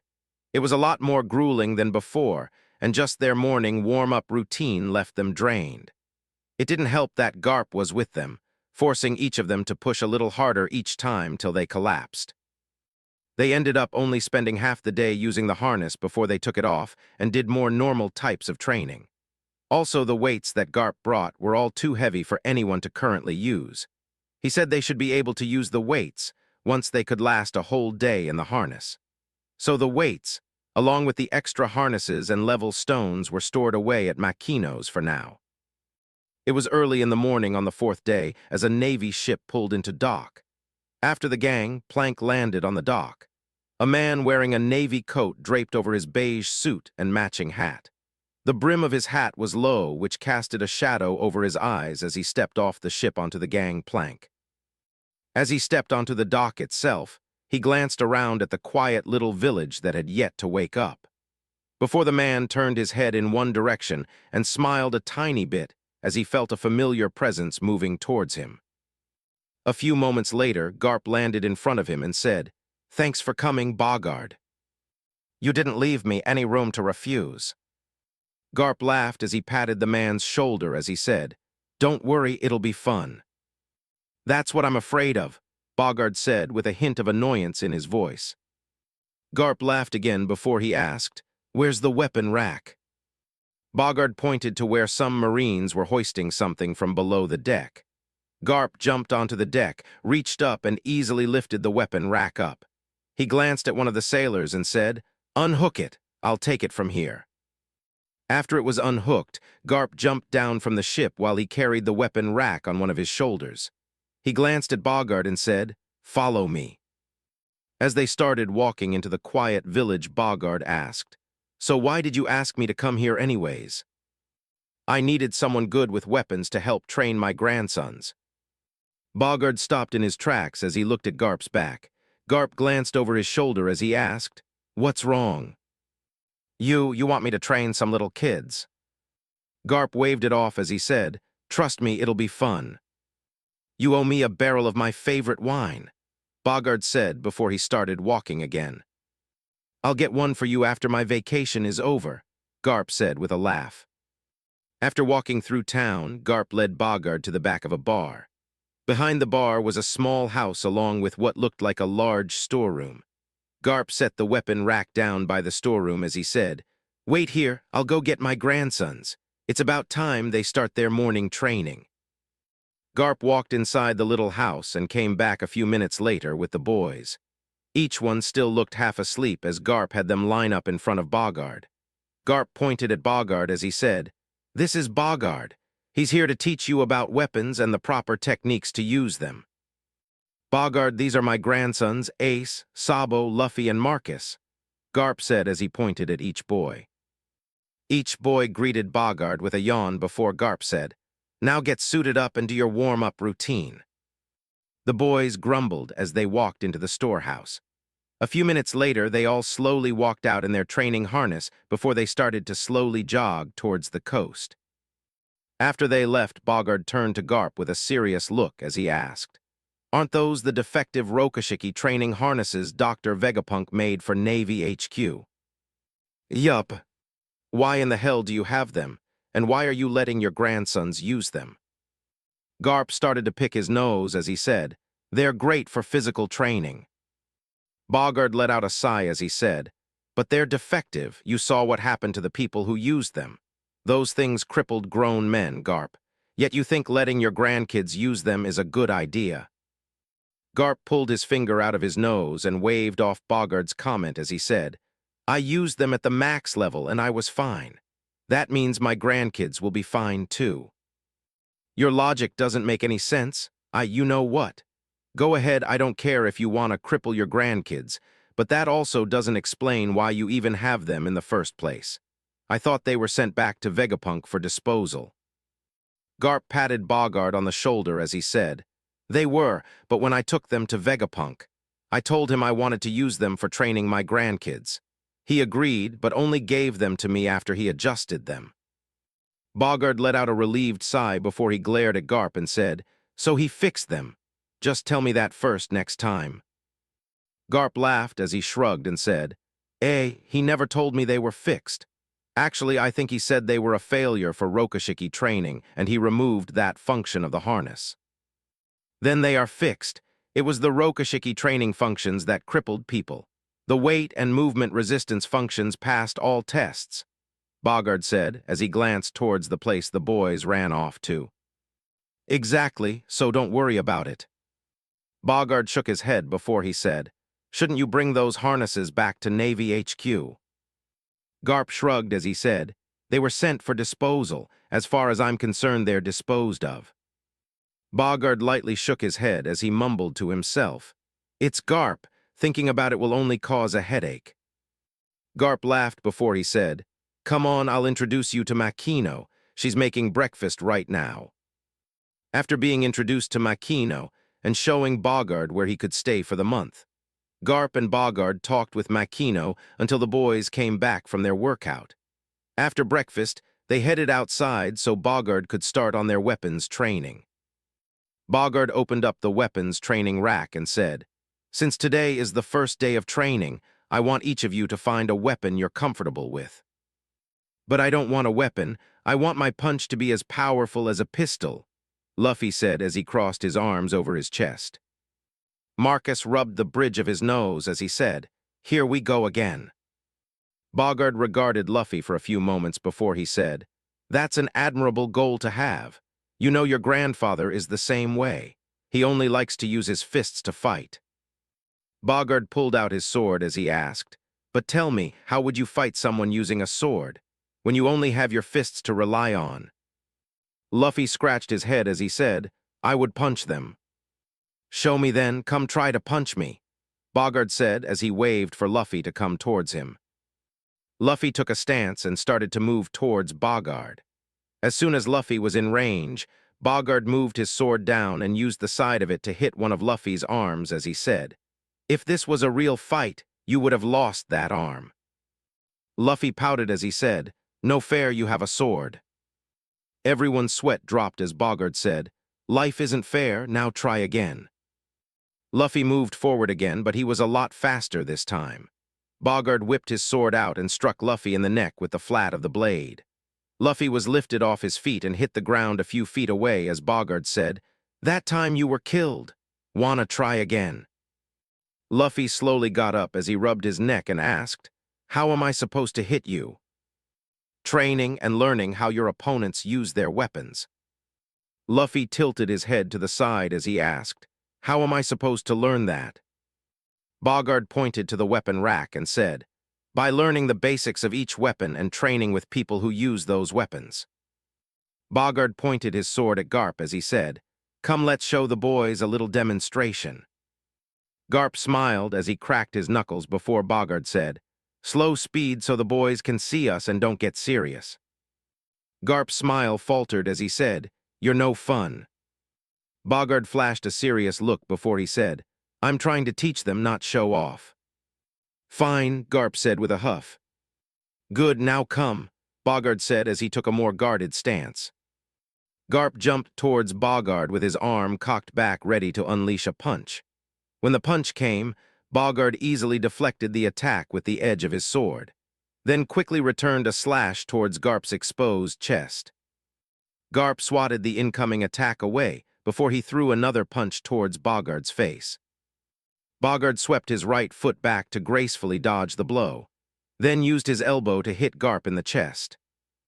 Garp smiled as he stepped back from the blow and rubbed the spot that was hit. Then he rushed back at Bogard, throwing out a series of blows. Bogard was able to parry and dodge most of the blows, but one quick jab made it through, which struck Bogard in the arm. Bogard frowned slightly as he shook his numb arm while Garp winked at him. Bogard shook his head before he attacked again with a powerful overhead slash. Garp laughed as he punched into Bogard's attack and slammed his fisted into the edge of the blade.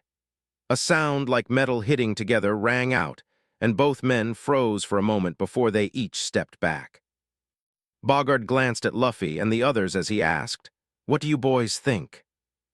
Everyone looked pretty shocked, but Luffy had stars in his eyes as he asked, What was that? How did Gramps block a sword with just his fist, and why did it sound like metal hitting metal?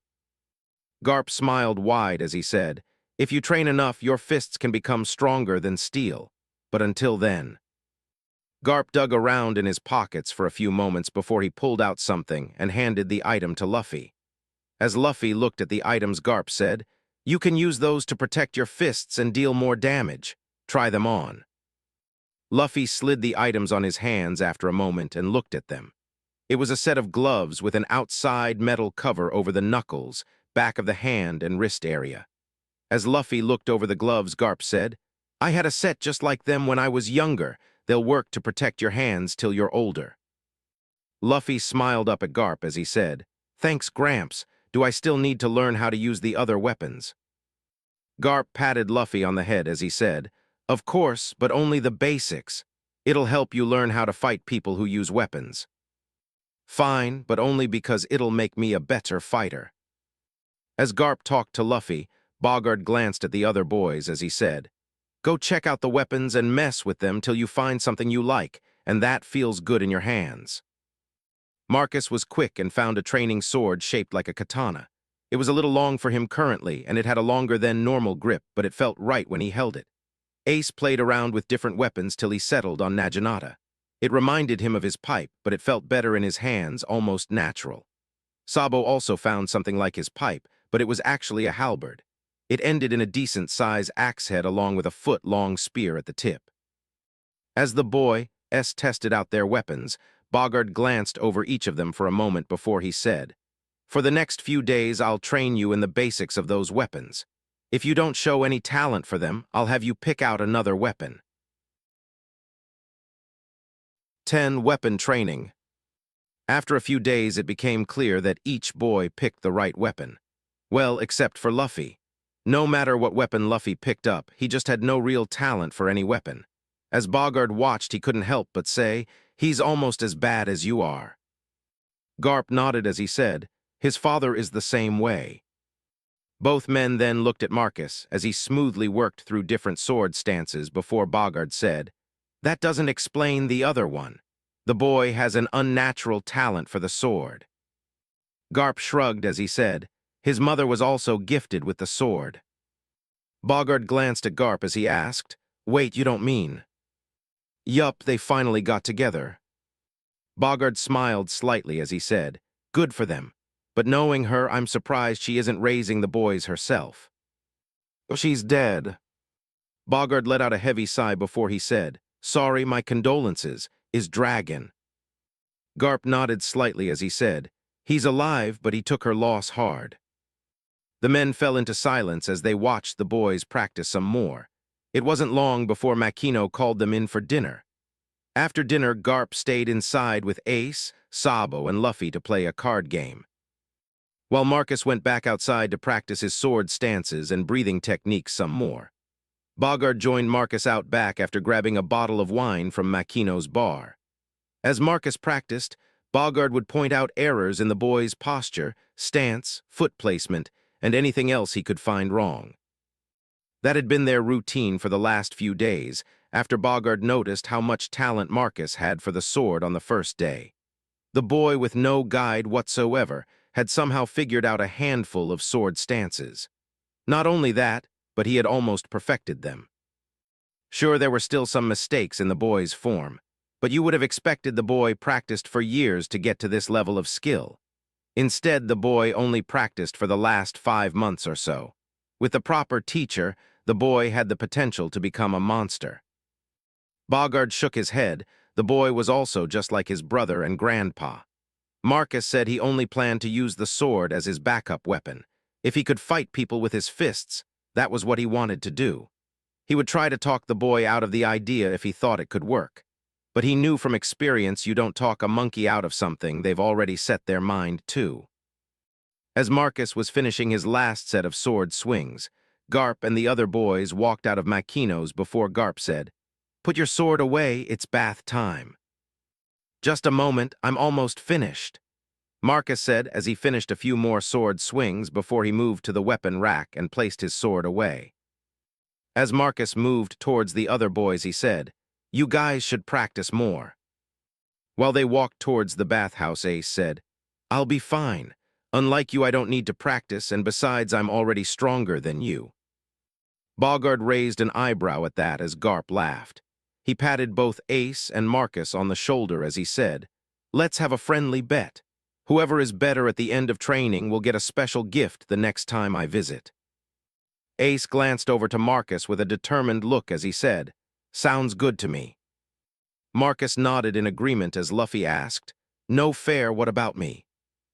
Am I allowed to join in too? Sabo asked. Garp laughed loudly as he said, "Of course, it's for whoever is the best at the end of training." Ace turned his gaze to Sabo as they were pretty equal in strength. They shared a glance with each other before they both nodded at each other. Marcus watched them both and shook his head slightly to himself. They didn't even consider him a challenger in the competition. That was fine with him, though. They could underestimate him all they wanted. After taking a nice bath at the village's bathhouse, everyone headed home to sleep for the night. The next morning was when the real training started for the boys. Over the following few weeks, the boys were pushed to their physical limits as Garp and Bogard trained them. At night, when the boys were given free time, Marcus was the only one who continued to train alone, even though he was sore and wanted to collapse from exhaustion every night. Marcus still pushed himself to the absolute limit every time to finish his personal sword training. Bogard still watched Marcus train each night, but after the end of the second week, he had nothing else to correct. The 7 forms Marcus used were perfect. It was up to the boy to expand and link his forms together if he truly wanted to master them properly. Bogard also showed Marcus some of his own advanced sword techniques. But he advised Marcus that his best training going forward would be to create his own sword techniques from scratch through trial and error. Marcus liked that idea, but he also planned to copy techniques he remembered from manga and anime. He was sure he could figure out a few moves that way, just like the breathing technique he was currently working on. As for the others, Luffy was pretty much a lost cause. He couldn't use any weapon reliability to save his life, while Sabo and Ace picked up their weapons pretty quickly. Bogard helped each boy with simple beginner's stances and proper movements for each one. But that was about all he could do for them, since he was a swordsman after all. Besides the weapon training, Garp and Bogard had them do Zephyr's Marine Recruit Training Regiment for their morning warm-up. It was normally something that took a whole day, but Garp pushed the boys into completing it within 4 hours. After a lunch break, Garp instructed them in his own words with a personalized training regimen for brats. Marcus was pretty sure Garp was a sadist after doing his training. It started out somewhat normal, running while carrying heavy objects. After completing a few miles, Garp would start phase 2. He would begin throwing rocks at the boys, which they needed to dodge as they ran. In this phase, Garp would easily hit the boys with rocks, but they would only leave light bruising. Phase 3 added more weight the boys needed to carry, while Garp increased the speed of each rock being thrown.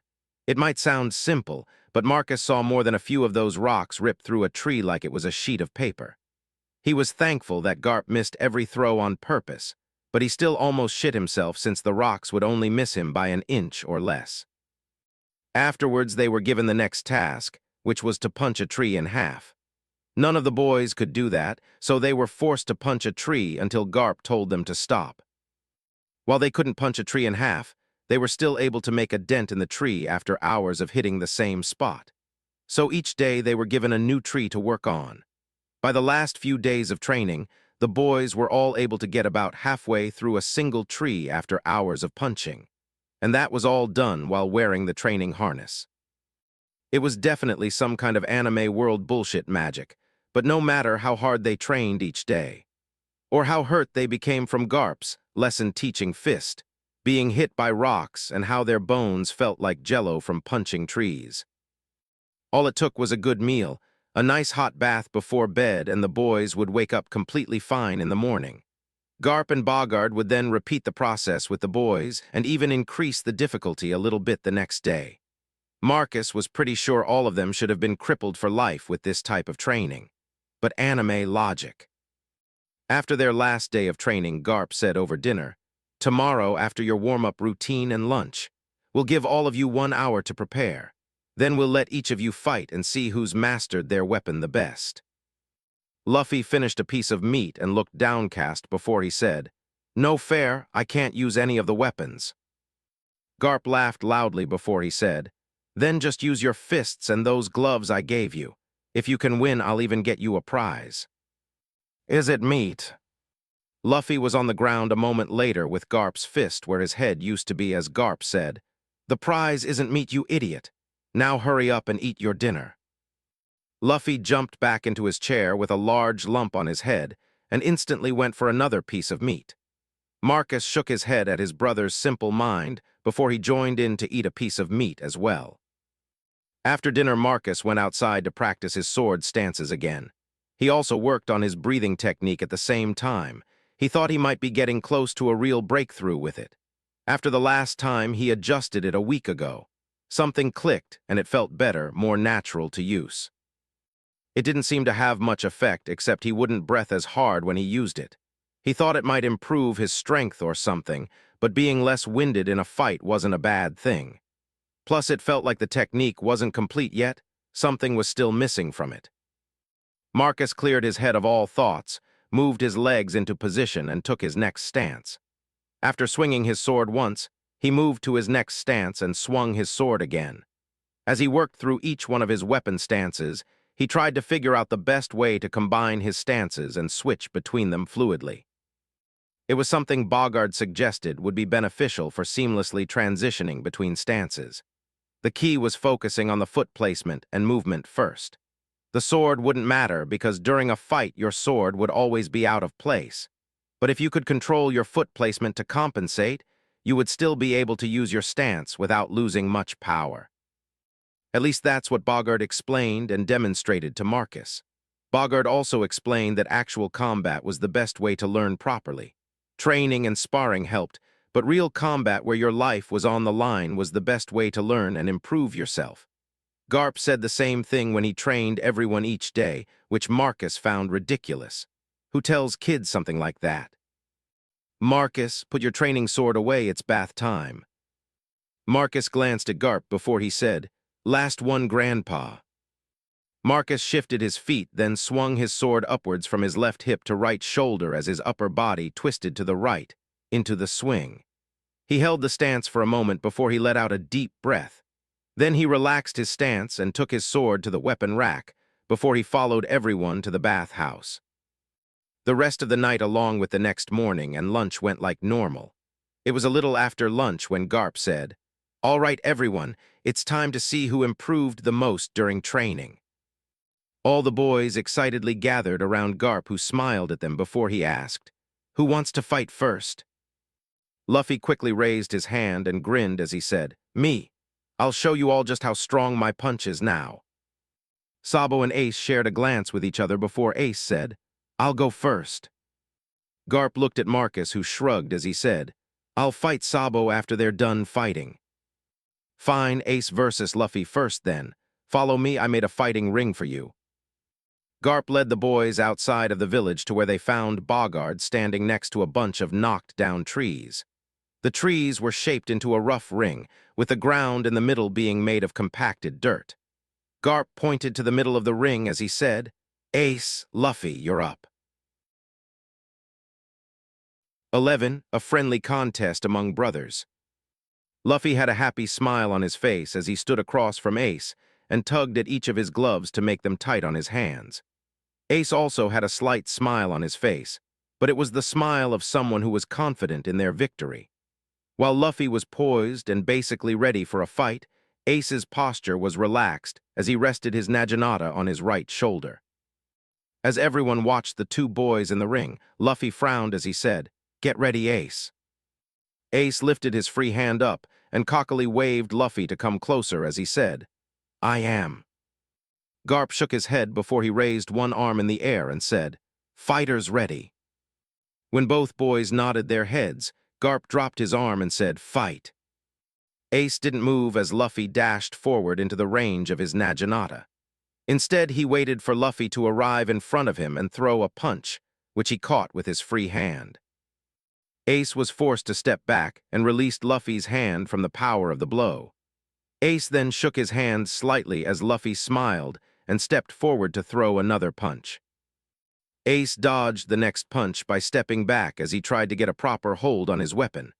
But Luffy wasn't letting him and constantly pushed forward while attacking. Almost a minute passed as Luffy relentlessly attacked Ace, who could only really retreat under the onslaught. As Ace was forced to retreat again, Luffy taunted Ace as he asked, "Why are you running? I thought we were supposed to fight." Ace's eyes narrowed as he asked, Running? You think I'm running? Ace instantly moved closer to Luffy and parried his next attack before he slammed the middle of his weapon's staff into Luffy's chest. Luffy was caught off guard and was tossed backwards a few feet to land on his back. Luffy took a few moments to get back up, and once he did, Ace was already in one of his attacking stances. Luffy smiled again as he said, "That's more like it." Ace smirked back as he said, "This just means you'll lose faster." Instead of waiting for Luffy, Ace rushed forward and attacked once he was in range. Luffy attempted to parry the blow with a punch, but his fist was blown out of the way by the force of the blow. Luckily, Luffy was pushed backwards at the same time, which caused the blow to barely miss him. Luffy tried to push in an attack while Ace was still finishing his swing, but Luffy miscalculated how quickly Ace could recover and attack again. As Luffy closed into attack, Ace already started his next attack. It forced Luffy to stop his forward momentum as he attempted to dodge backwards. Unfortunately, Ace's attack was too quick, and the blunt edge of the training weapon slammed into the left side of Luffy's ribcage. The air was knocked out of Luffy as he was lifted off his feet and folded over the edge of the weapon before he was launched across the ring. Luffy rolled a few times on the ground before he came to a stop. His deep, ragged breathing was the only thing that could be heard as Ace slowly approached him. Luffy slowly stood up and spit out some blood before he smiled as he said, "Try that again." Ace dashed forward from his spot as he said, "If you insist." Ace easily cleared the distance between himself and Luffy within a moment, and once in range, he swung his weapon. Luffy smiled as he rushed forward into Ace's guard right after the tip of the weapon passed him. Ace was still in the process of completing his swing, so Luffy was able to land 2 solid body blows on Ace. Ace hunched over slightly from the force of the 2 blows. Before he could recover, an uppercut from Luffy hit him square in his jaw.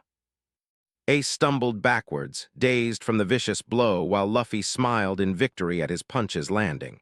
Ace then shook his head to clear it, while blood dribbled down his lip. Ace's eyes narrowed as he refocused on Luffy and said, "All right, no more being nice." Before Luffy could respond, Ace was already within range with his Naginata swinging down over Luffy's head. Luffy tried to dodge but was too slow as the weapon slammed into his right shoulder. Luffy folded forward, and before he could recover, Ace unleashed another savage attack on the back of his head, which knocked Luffy to the ground. As Luffy was stunned on the ground, with a large lump growing from the back of his head, Ace said, "If you're smart, you won't get back up." Luffy didn't respond or move, and after a few seconds Garp said, "Good job, Ace, but next time use a little less force." Garp moved next to Luffy and picked him up. Luffy was completely knocked out, so Garp punched him in the head as he said, "Wake up, Luffy." What the heck? Luffy looked around in confusion for a moment before he asked, "Why the heck did you hit me, you shitty grandpa?" "You little brat, show some respect," Garp said before he tossed Luffy out of the ring. As Luffy landed on the ground, Garp glanced at Marcus and Sabo as he said, "You two are next, so get in the ring." Sabo shared a nod with Ace as they passed each other, while Marcus helped Luffy stand up before he walked into the ring himself. Inside the ring, Sabo smiled at Marcus as he settled into a basic stance for his halberd and said, "Don't worry, I'll go easy on you." Marcus unsheathed his training sword before he settled into one of his favorite stances and said, "So you're giving up then?" Sabo smiled wider as he said, "Unlike Ace, I don't need to hurt you to win." Ace clicked his tongue and turned his head to one side as Garp said with one arm raised in the air, "Are you both ready?" Once both boys nodded, Garp dropped his arm and said, "Fight." Both boys moved forward at the same time, while Sabo, with his halberd's extra reach, attacked first. Instead of directly parrying the blade, Marcus's weapon landed on the weapon's wooden shaft. Marcus then twisted the training sword's blade and slid it down the shaft, slamming it into Sabo's right hand. Sabo cried out in pain and released his grip on the weapon. As the weapon dropped away from Sabo's injured hand, Marcus attacked again. The vicious blow caught Sabo's left elbow, which made him drop his weapon completely and take a step backwards. Marcus then pushed his advantage with another attack aimed at his disarmed opponent. Sabo's only choice was to dodge backwards, causing Marcus's blade to only graze past his chest. Sabo let out a hiss of pain as he attempted to gain some distance, but Marcus easily kept distance with him to attack again. Another slash, followed by a dodge, but this time Marcus jabbed his blade forward mid-attack. The tip of the blade dug deep into Sabo's stomach as Marcus stepped into the attack. Sabo doubled over as he went to grab his stomach and could only watch as Marcus's knee flew into his face. As Sabo collapsed to the ground, Marcus lowered his sword over the back of Sabo's neck and asked, "Do you surrender, or do you want to take me seriously this time?" After a few moments, Sabo glanced up with blood leaking from his nose as he said, "Just give me a few minutes, my left arm is still numb." Marcus nodded and removed his weapon as he said, "All right." As Marcus moved back to his starting spot, he glanced over to Ace. Ace narrowed his eyes slightly as they locked eyes before Luffy said, "That was awesome. How did Marcus get so good with a sword?" Ace shook his head as he said, "It's because he's not an idiot like you. But we're twins, we should be the same, right?" Garp patted Luffy's head as he said, "You might be twins, but he took all the brains." Luffy looked up at Garp as he asked, "Then what did I take?" "I'm still trying to figure that out," Garp said with a sigh.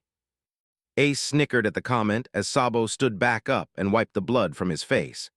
Sabo walked back over to his weapon and took up a new stance as he shared a glance with Marcus. Marcus settled into another sword stance, and they shared a nod with each other before they both rushed forward.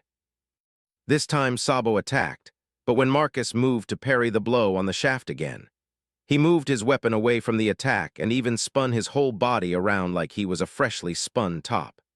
As he spun fully around with his next attack, Marcus moved back out of the attack's range. Once Sabo stopped his spinning attack, Marcus quickly moved in with a quick slash. Sabo struggled to move his weapon in time to parry the faster attack, but with a retreating step, he was able to parry Marcus's blade away. Marcus smirked as he said, "That's more like it, now let's see how long you last." What followed was Marcus relentlessly attacking Sabo for almost 20 minutes straight, and all Sabo could do was defend. With Sabo's weapon being longer and heavier than Marcus's, it was a lot harder for him to match Marcus's speed. Sabo tried a few times to attack when he had the chance, but each time Marcus would easily counter the attack and then press forward with his own. As they fought, Luffy excitedly watched, while Ace considered the possibility he might face Marcus instead of Sabo in his next fight. Garp and Bogard also watched the fight with interest, but for different reasons. Garp was proud to see his grandkids becoming strong, while Bogard was focused on what Marcus was doing. Marcus, with his skill, should have won the fight already, but instead the whole time he fought Sabo, he was constantly switching stances. It wasn't just that, Marcus was slowly integrating his stances together, trying to make the transitions smoother. The only time Sabo was able to attack was when Marcus messed up in his transition to the next stance. Bogard smiled as he watched Marcus's improvement. It wouldn't be long now. Another 10 minutes passed, and over the last few minutes or so, Sabo wasn't able to counter-attack once. As Sabo defended himself from another attack, Marcus started to smile as he said, "Thanks for the help." "Help?" Sabo asked as he was sweating profusely and blocked another attack. "Yup, and now that you've finished helping, I should probably end this spar." Sabo blocked another attack as he gritted his teeth before he asked, "You're going to end the spar? You think I'll let you win?" Marcus smirked before he slid his back foot forward, closer to Sabo with his next attack. It forced Sabo to step backwards as he tried to parry the attack. The parry worked, but Marcus's sword hilt was now next to Sabo's head. Marcus reversed his swing and turned his body into the next attack. But instead of using his sword's blade, the hilt of his sword took Sabo in his temple. Sabo crumpled from the unexpected attack and dropped to the ground like a sack of potatoes. Marcus slowly sheathed his sword while Garp laughed loudly before he said, "Winner, Marcus." 12 Ace versus Marcus.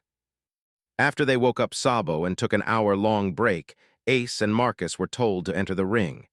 Inside the ring, Ace nodded in respect to Marcus as he said, "I'm still surprised to be fighting you instead of Sabo, but after watching you fight, I won't underestimate you, so you better be ready." Marcus smiled while he unsheathed his sword before he took a stance and said, "That's all I wanted." Garp glanced at both boys with his arm in the air as he asked, "Ready?" When both boys nodded, he dropped his arm as he said, "Fight." Both boys launched themselves at each other, with small dust clouds left in their wake. When they met in the middle of the ring, their blades slammed together, causing a small shock wave to erupt from their clash which cleared the dust away. For a second, the boys' weapons went slack, their hands numb from the brutal impact of blades. Ace recovered first as he clenched his weapon tighter and used his superior strength to overpower Marcus, forcing him to disengage from their first exchange. Ace followed quickly with a new attack which Marcus barely dodged as Ace's Naginata whistled past his head. Ace then pushed forward with another quick slash, forcing Marcus to dodge again as he retreated from the older boy's relentless assault.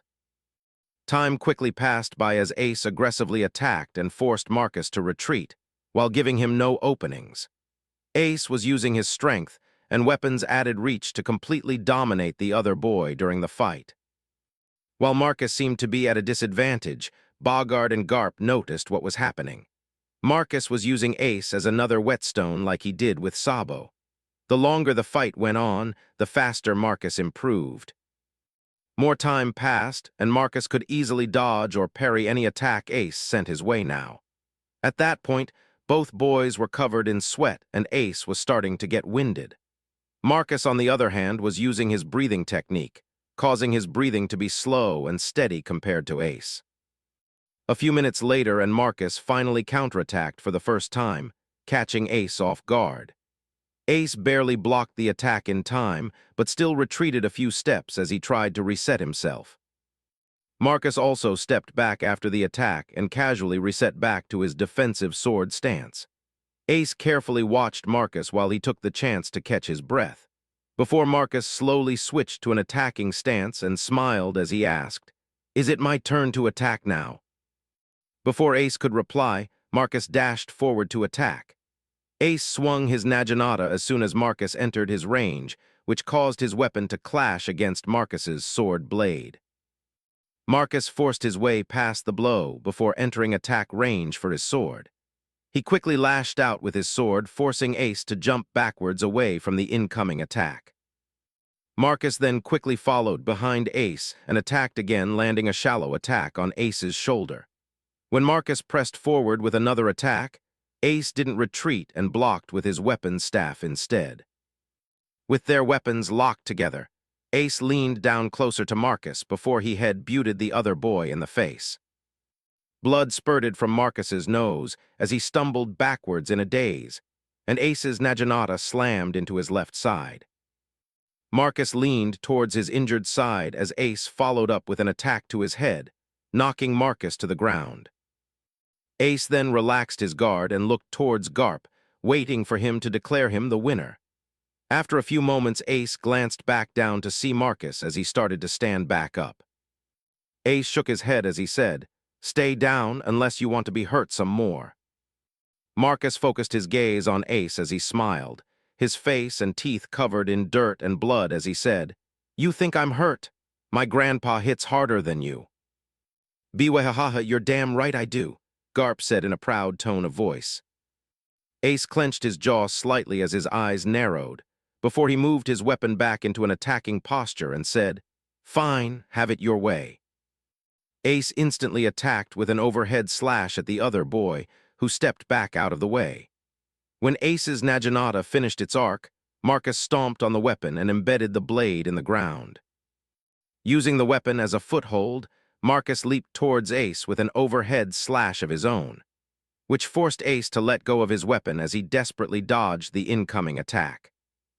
When Marcus landed on the ground, he quickly adjusted his position to stay in between Ace and his fallen weapon. Marcus easily settled into an attacking stance, while Ace attempted to move around Marcus to reach his weapon. A quick slash from Marcus forced Ace to retreat instead, before Marcus moved towards him. Over the next little while, it was a cat-and-mouse game as Marcus kept attacking, while also keeping Ace from reaching his weapon. After enough time passed, Ace grew frustrated not being able to attack and decided to fight Marcus with his fists instead. As Ace charged towards Marcus, the boy waited till Ace was already in his range before he attacked. Marcus's sword whipped down towards Ace, who punched towards the flat side of the blade, attempting to parry the blow away. Marcus adjusted his blade mid-swing, causing Ace to punch the blunt edge of his blade instead. A crack rang out and Ace yelled in pain as he pulled his right hand away. Ace attempted to disengage from Marcus, who anticipated the action and stepped closer as he attacked again. Marcus's sword caught Ace on his left shoulder, making the older boy groan as he leaned forward slightly from the blow. Marcus used the opportunity to grab the back of Ace's head with one hand and slammed his face down onto his rising knee. Blood erupted from Ace's nose after the impact, while Marcus released his grip on the back of the boy's head, making Ace fall forward onto the ground while Marcus stepped out of the way. Marcus glanced down at his opponent for a moment before he walked back over to his starting position. After half a minute, Ace slowly stood back up, his face a bloody mess and almost a mirror to Marcus. Ace locked eyes with Marcus before he raised his right hand and tested it a few times by making a fist. Once he was satisfied, he walked towards his weapon to pick it up, never once losing eye contact with Marcus, as then shared an unspoken desire to continue the fight. With his weapon in hand, Ace moved back to his starting spot and ready himself to fight again. After a few moments, both boys nodded at each other before they launched themselves at each other for the second time. A massive explosion of sound erupted from the middle of the ring as the boys' weapons clashed this time. Instead of contesting over strength, though, both boys pulled back before attacking again. Dust kicked up from the middle of the ring as the clanging of weapons repeated over and over again. Each attack met by an equal counter, followed by another attack. At first, the trades were equal, but slowly Marcus started to gain an upper hand with each attack as his skill with his sword began to show.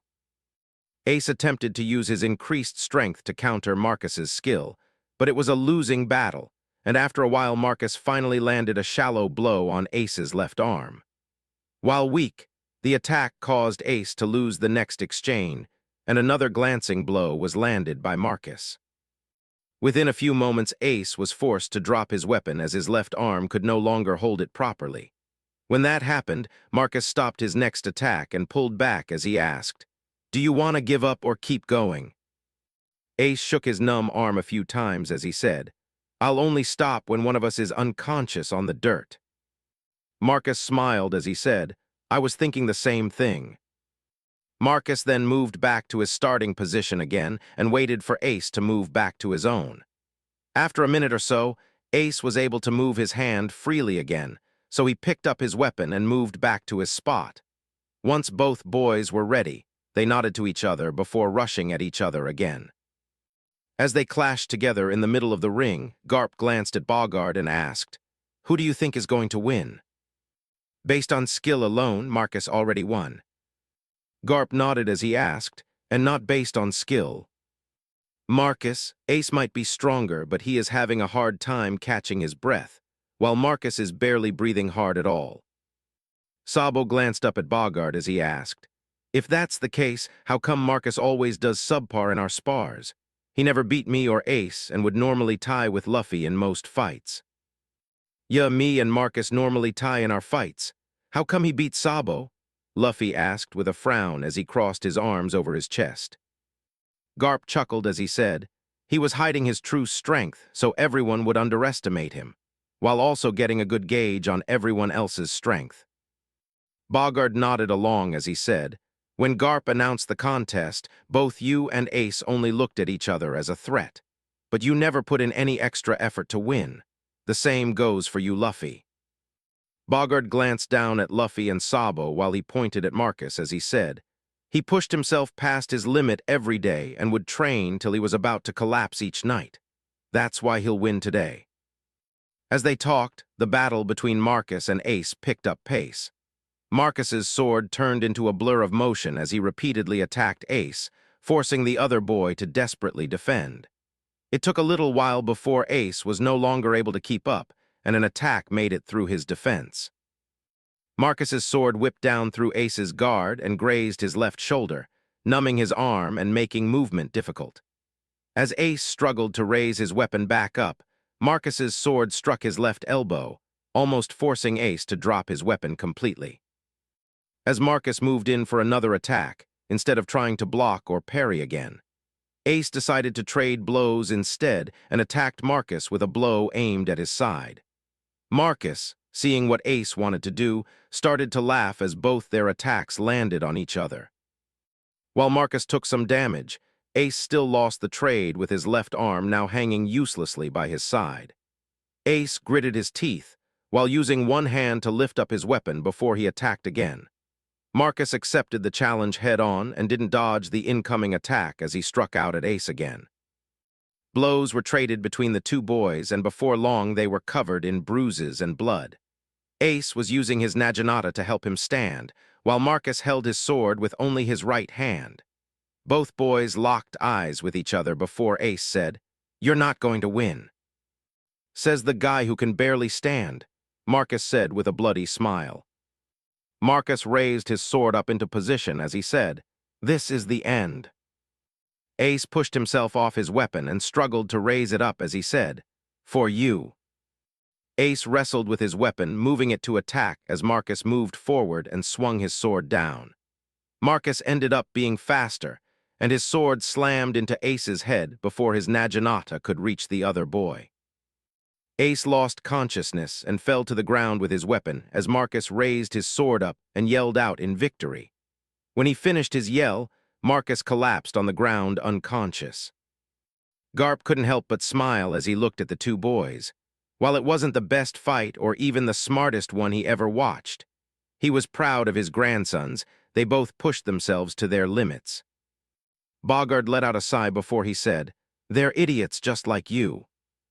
Garp started to pick in his left ear as he asked, "What are you talking about?" "They both take after you. If Ace pressed the advantage when he had it, he would have won easily. If Marcus didn't decide to trade blows with Ace, he wouldn't be injured right now."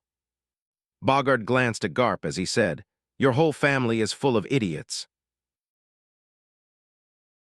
13. Bogard's farewell. A few hours later, Marcus and Ace were woken up as Garp smacked them over the head. "What the hell?" both boys yelled out at the same time. Garp laughed loudly as he pointed to a table full of food, where Luffy, Sabo, and Bogard were already eating as he said, "Your nap's over, go eat dinner." The boys glanced at each other and found each other covered in badges. Ace smiled as he said, "Looks like I won." Marcus shook his head as he said, "I remember standing over your body screaming in victory." "You should get your head checked, I might have hit it too hard," Ace said. Garp slapped both boys hard on the back and said, "Marcus won but passed out afterwards. Now come on, it's time to eat." Ace frowned as he moved towards the table and asked, "How did Marcus win? He can barely beat Luffy in sparring matches." Bogard took a drink from a wine bottle before he said, "He never fought with his full strength, so you and Sabo would underestimate him." As Ace took his seat, he glared at Marcus and said, "So you cheated?" "Cheated?" Marcus asked with a raised eyebrow. Ace grabbed a piece of meat, took a large bite, and after he swallowed said, "You hid your strength so you could win the tournament. That makes you a cheater." Marcus picked up his own piece of meat and pointed it at Ace as he said, "That doesn't make me a cheater, it means I'm smart. If you were smart, you would have noticed that I never improved in any spar we had." Garp nodded as he said, "This is a good lesson to learn early. Never underestimate your opponent, no matter how much you think you know them." "Fine, but next time we spar, you better not hold back or I'll beat you worse than I did today," Ace said. Marcus nodded as he said, "Pretty sure I beat you. But that's fine, I no longer plan to hold back anymore when I spar with any of you." Ace was about to say something when he fell forward, completely asleep in his plate of food. No one said anything and kept eating, already used to Ace's weird habit. After about a minute, Ace sat back up and looked around for a moment before he wiped his face clean and continued to eat like nothing happened. After dinner finished, Marcus went outside to practice like normal while Bogard watched and drank some wine. As Marcus started to go through his stances, Bogard said, "You know you can take a break sometimes, right?"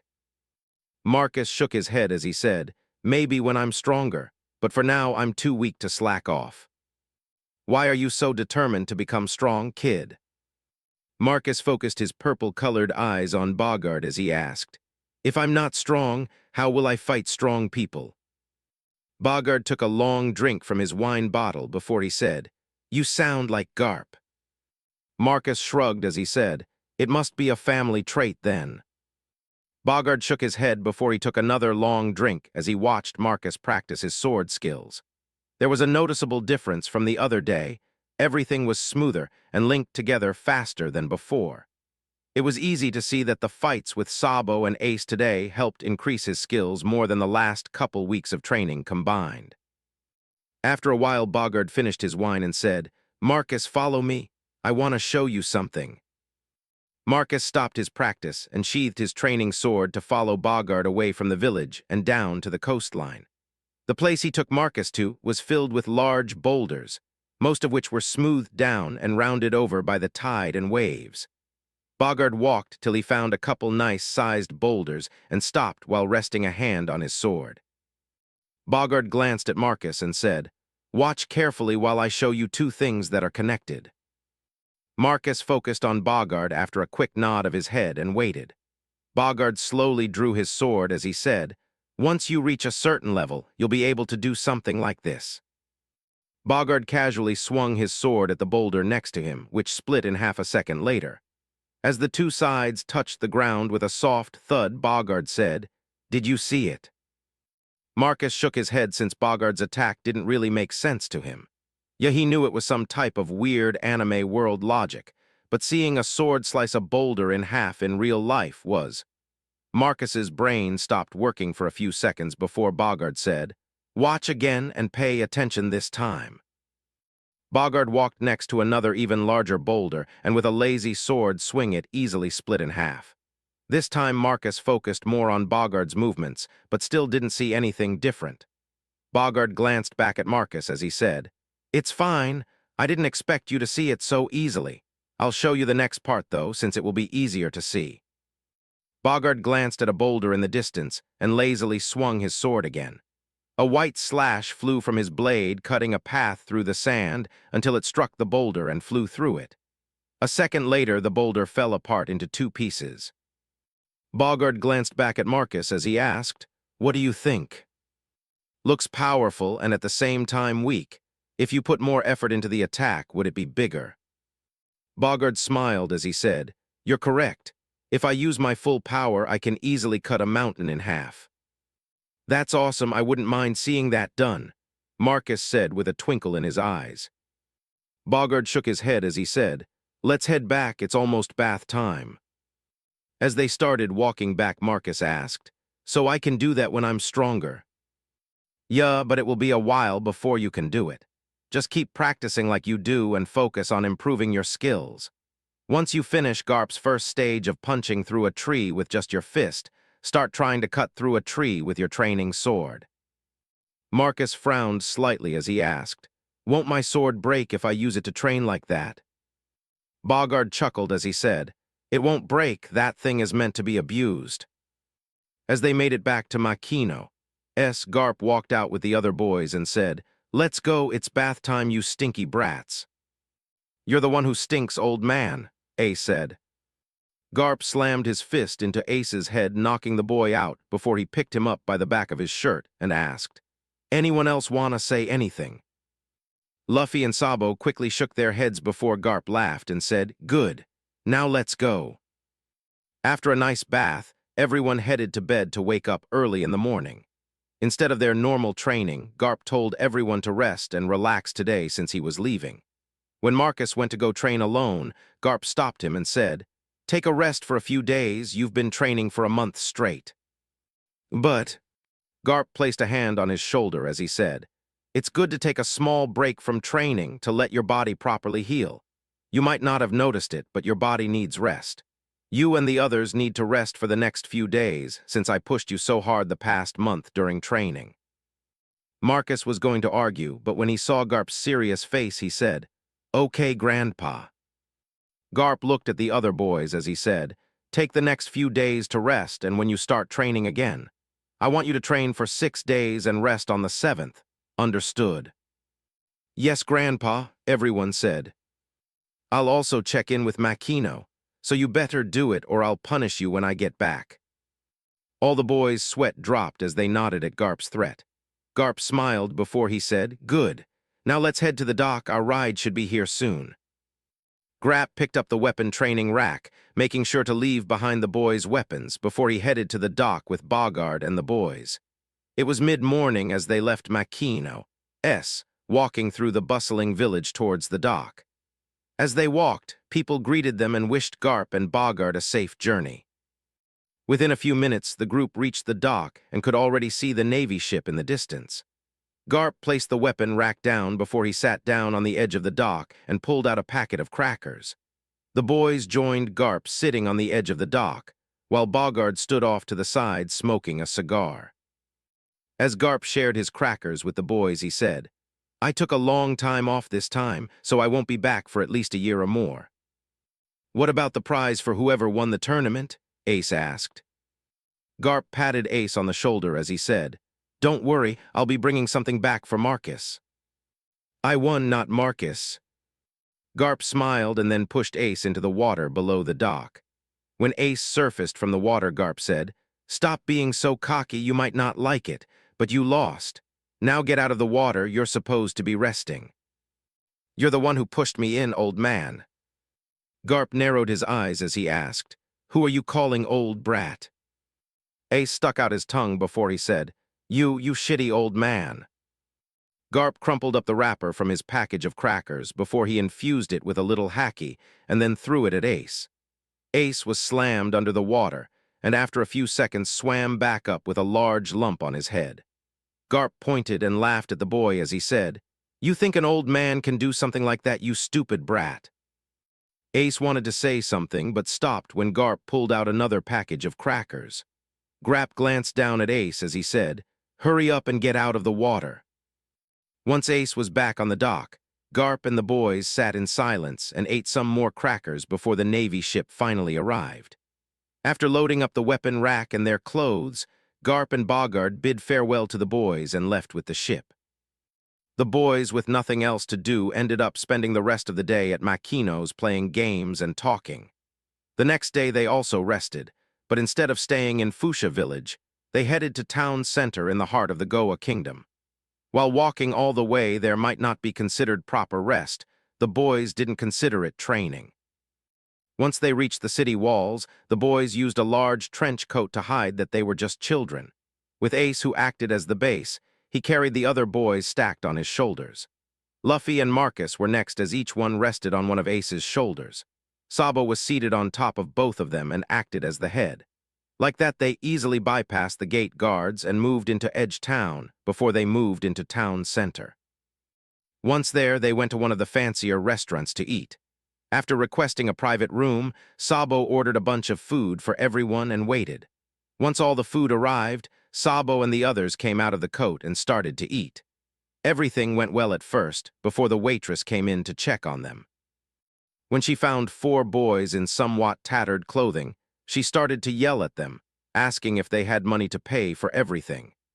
Ace and the others didn't actually have money on them, so they took the chance and jumped out the window to run away. With their training, they easily outpaced the couple people who tried to chase them, and before long were back outside the city gates. After that experience, the boys turned their weekly rest day into a dine and dash routine.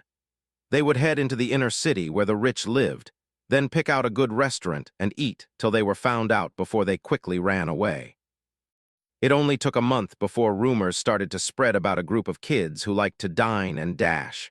While it didn't stop them from doing it, it limited them to new places every time.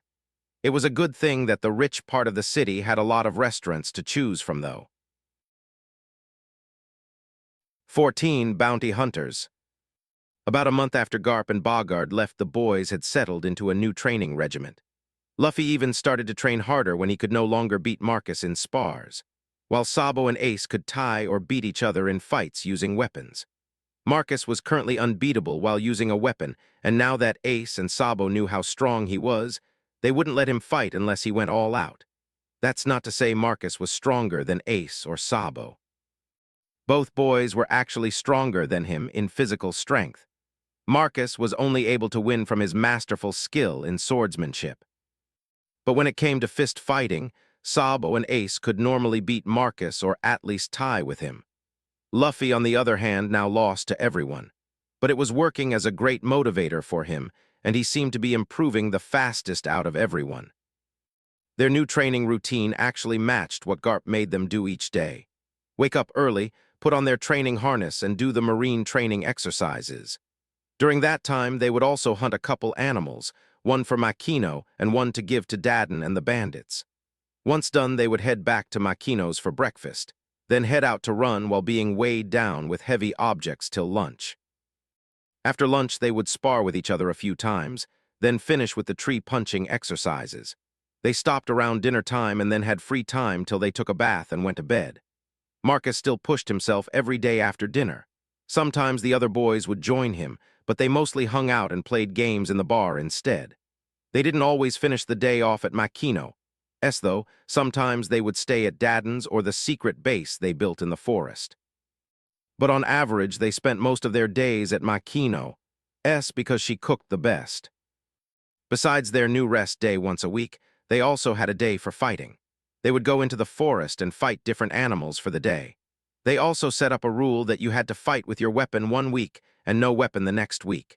Even Luffy had to follow the rule and couldn't use his gloves every week. That training worked well to give them some fighting experience, but after 7 months all of them could beat most normal animals with no issue. Only the stronger, more troublesome beasts gave the boys issue, not to mention the massive kings of the forest. Since that was the case, the boys started to train by fighting criminals in Gray Terminal and Edge Town. It also gave the boys a chance to make money, since they would take money and valuables from anyone they beat up. It was almost a year into this new training method when they finally found someone with a bounty hiding out in Gray Terminal. It was a small-time pirate with a bounty of 120,000 belly. Even with the bounty being so low, Marcus voiced reason to the group and suggested they jump the guy. Ace argued that he could easily beat the guy alone, but Marcus brought up this was the first person with a bounty, and it was better to be cautious. While they did come to an agreement to fight the man together, Ace and the others had a different idea on how to act. Marcus let out a sigh before he said, "Can we at least watch him for a while and make sure he's alone?" Ace shook his head as he said, "No, let's just go beat him up now and get it over with." Luffy and Sabo nodded in agreement before Sabo said, "We should be fine even if he has another person with him." Marcus rubbed the bridge of his nose as he said, "Why do you guys want to rush this? It's not like he is going anywhere." "And how would you know he's not? Have you asked him?" Ace taunted. "I don't, but—" "Exactly, so let's go catch this guy," Ace said. Marcus raised both arms up in the air as he said, "Fine, let's go in with no plan. But if this backfires, you listen to me next time." "Maybe," Ace said before he started walking towards the shack where their target was hiding. It didn't take them long before they arrived in front of the small ramshackle building, and Ace walked up to the door and kicked it in. A second later, a gunshot rang out, which caused all the boys to flinch back in surprise. Luckily, the shot was aimed for an adult and not a kid, so the bullet flew right over Ace's head. A few seconds later, a large man walked into the middle of the door frame holding a gun and glanced at the boys before he started to laugh. When he finished laughing, he glanced at everyone before his gaze landed on Ace as he asked, "What the hell are little shits doing?" Ace glared up at the man as he said, "We came to collect your head." The man laughed as he placed his pistol into his belt before he asked, "Some kids with toy weapons think they can take me." He reached down to grab Ace as he said, "Come here, you little shit. I'll teach you a good lesson about life, and if you're lucky, you might live to remember it."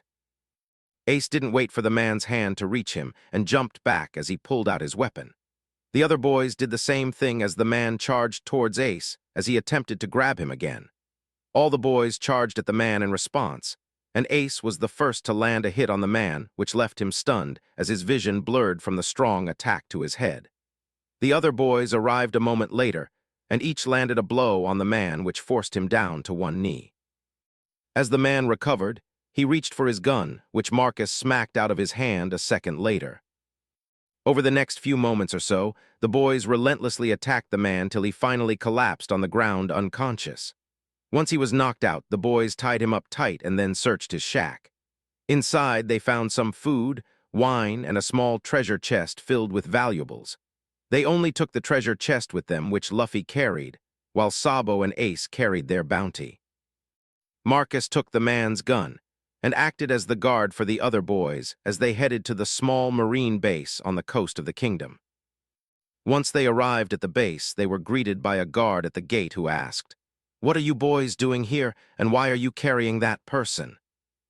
Ace and Sabo tossed the guy to the ground before Ace said, "We came to collect the bounty on this guy's head." "Bounty? Kids can't collect bounties."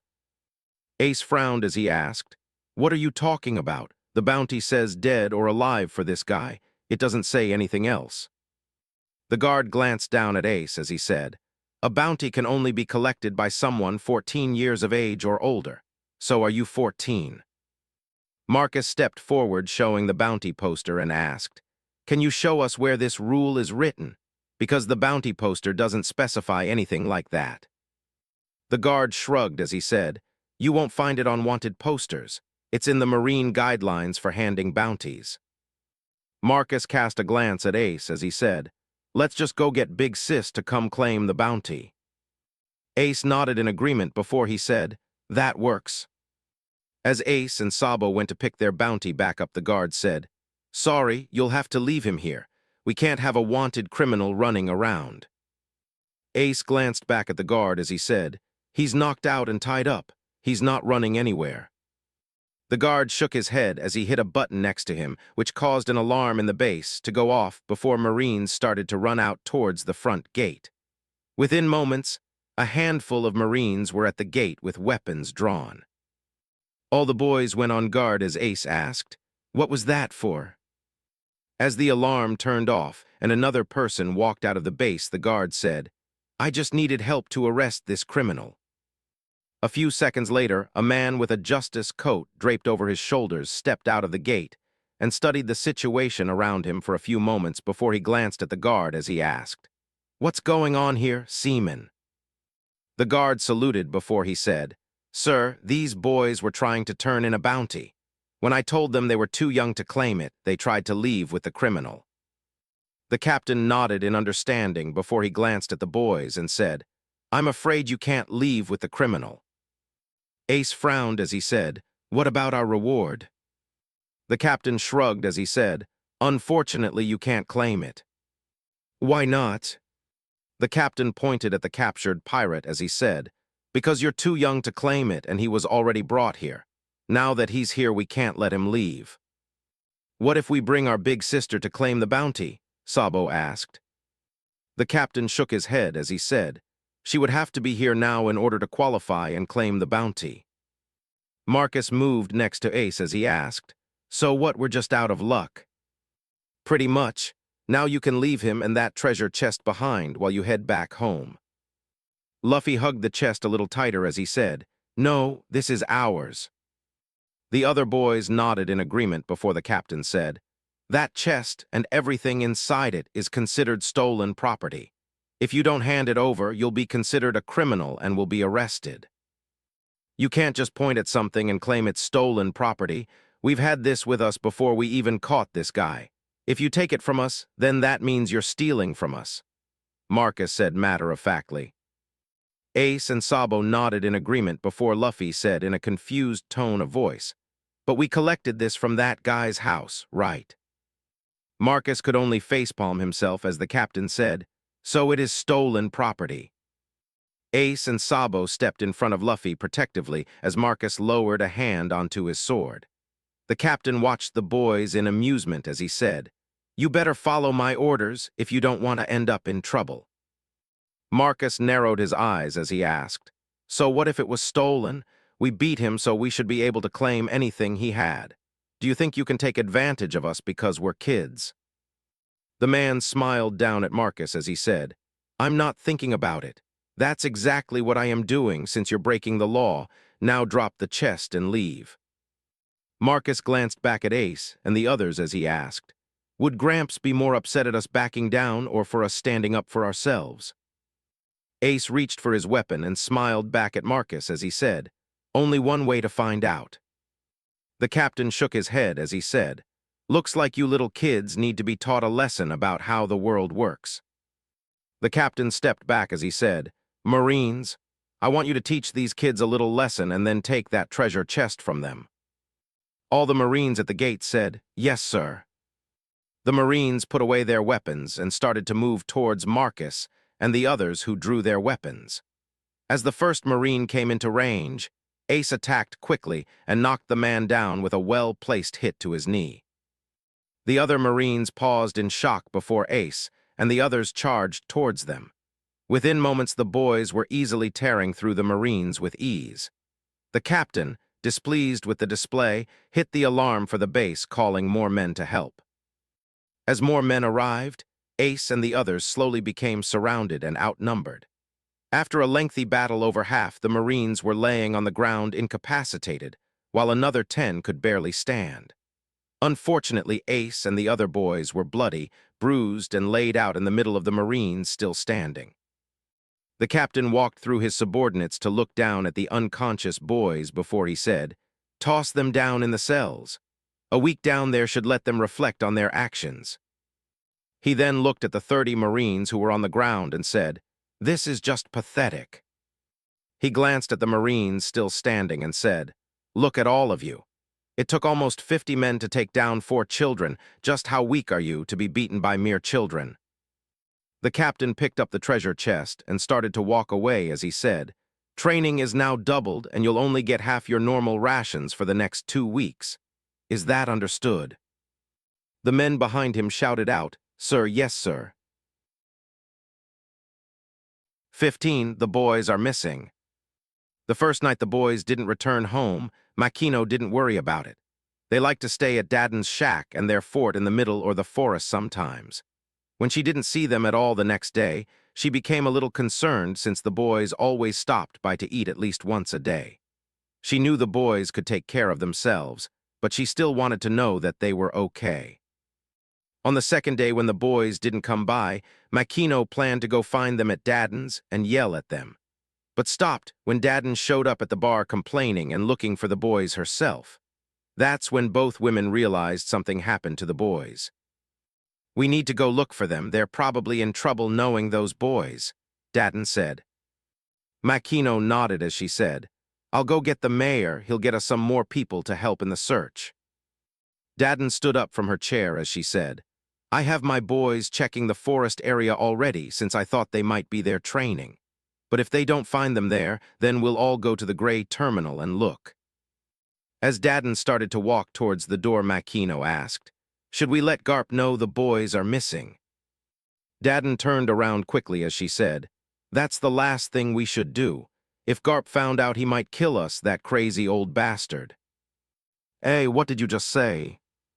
Dadden froze in fear before she slowly turned around to see Garp standing at the door digging a pinky into his ear. He wore shorts, sandals, and a buttoned-up shirt with a floral print. He pulled his finger out of his ear as he said, "Repeat what you just said. I don't think I heard you right the first time." Garp, what are you doing here?" Dadden asked in a panic. "I came to visit my grandsons, of course. Where are the little brats?" Makino stepped forward as she said, "We were just discussing that." Dadden shot a pleading look towards Makino, who shook her head as she said, "They've been missing for a couple days now." Garp laughed loudly before he focused his gaze on both women and asked in a serious tone, "You lost my grandsons?" Dadden gulped as she slowly nodded her head. Makino, on the other hand, narrowed her eyes and said in a low tone of voice, "You better not be blaming us. Luffy and Marcus were nice and well-behaved boys before you showed up to train them. If anything, this is your fault. My fault? You're the ones who are supposed to be watching over them, Garp yelled out.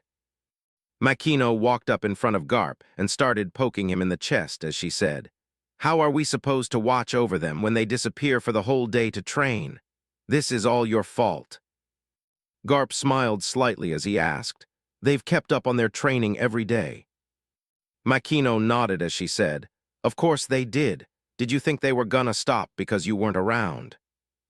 Garp scratched the back of his head as he said, "I kinda thought everyone but Marcus would slack off."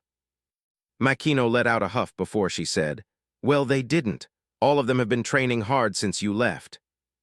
Makino looked up and locked eyes with Garp as she said, "Now that you know it's your fault, go find the boys and bring them home. I'll start making food because I'm sure they're hungry." "But—" Makino crossed her arms over her chest and glared at Garp as she said, "No buts. Go find the boys now." Garp let out a sigh. As he turned around to walk outside, he said, "Fine, but there better be meat when I get back." After Garp left, Makino turned around and playfully winked at the stunned Dadden as she said, "That's how you deal with Garp. Now come help me in the kitchen. The boys are sure to be hungry when they get home." Dadden could only nod in silence as she followed Makino into the kitchen. VVVVV. Luffy tugged on Marcus's torn-up shirt as he said, "I'm hungry." "Hi, hungry, I'm Marcus." Ace and Sabo snickered a little as Luffy said, "I'm not hungry, I'm Luffy." Marcus smiled at his brother as he said, "I'm glad you're not hungry, Luffy, because I don't think we're getting any more food." Luffy pouted and looked around the cell they were in. It was bare with a small bucket to use as a toilet and the cold stone floor to use as their bed. They were tossed in here a few days ago and only fed a tiny bit of food each day, which was something Luffy complained about every day. It also didn't help that they were only fed twice a day, which only made Luffy complain more. As they sat on the floor, Sabo asked, "How long do you think they'll keep us here for?" Marcus shrugged as he said, "Depends on how long it takes for Makino or Dadden to come find us, I think." "I heard the captain say it would be a week before I passed out," Ace said. "A week? How can I go a week without meat? Are they trying to kill us?" Luffy asked in a panic. Sabo and the others smiled at Luffy as he freaked out before Ace asked, "What if the one who finds us isn't Makino or Dadden, but Gramps instead?" Marcus chuckled before he said, "He'll probably train us till we die." Ace shook his head and said, "He'll do that anyways." Sabo and Luffy nodded in agreement before Marcus asked, "Maybe we should try and break out when they feed us again." Ace shook his head as he said, "Without our weapons, I don't think we can take those guards on. They only send the strongest guards to feed us." "How do you know they're the strongest?" Marcus asked. "They're the ones who were still standing after our fight." "Makes sense. I was half-conscious at the time, so I didn't notice," Marcus said as they started to hear some kinda commotion outside. Since they were down in the prison section, it was hard to make out what was going on, but it sounded like the whole base was busy doing something. Marcus glanced at others before he asked, "Think the base is doing some kinda special training?" Ace shook his head as he said, "No, it doesn't sound like that, but it does sound like the whole base is active for some reason." The boys quieted down to better hear what was going on, but after a few minutes gave up. They were too far away to accurately hear what was going on.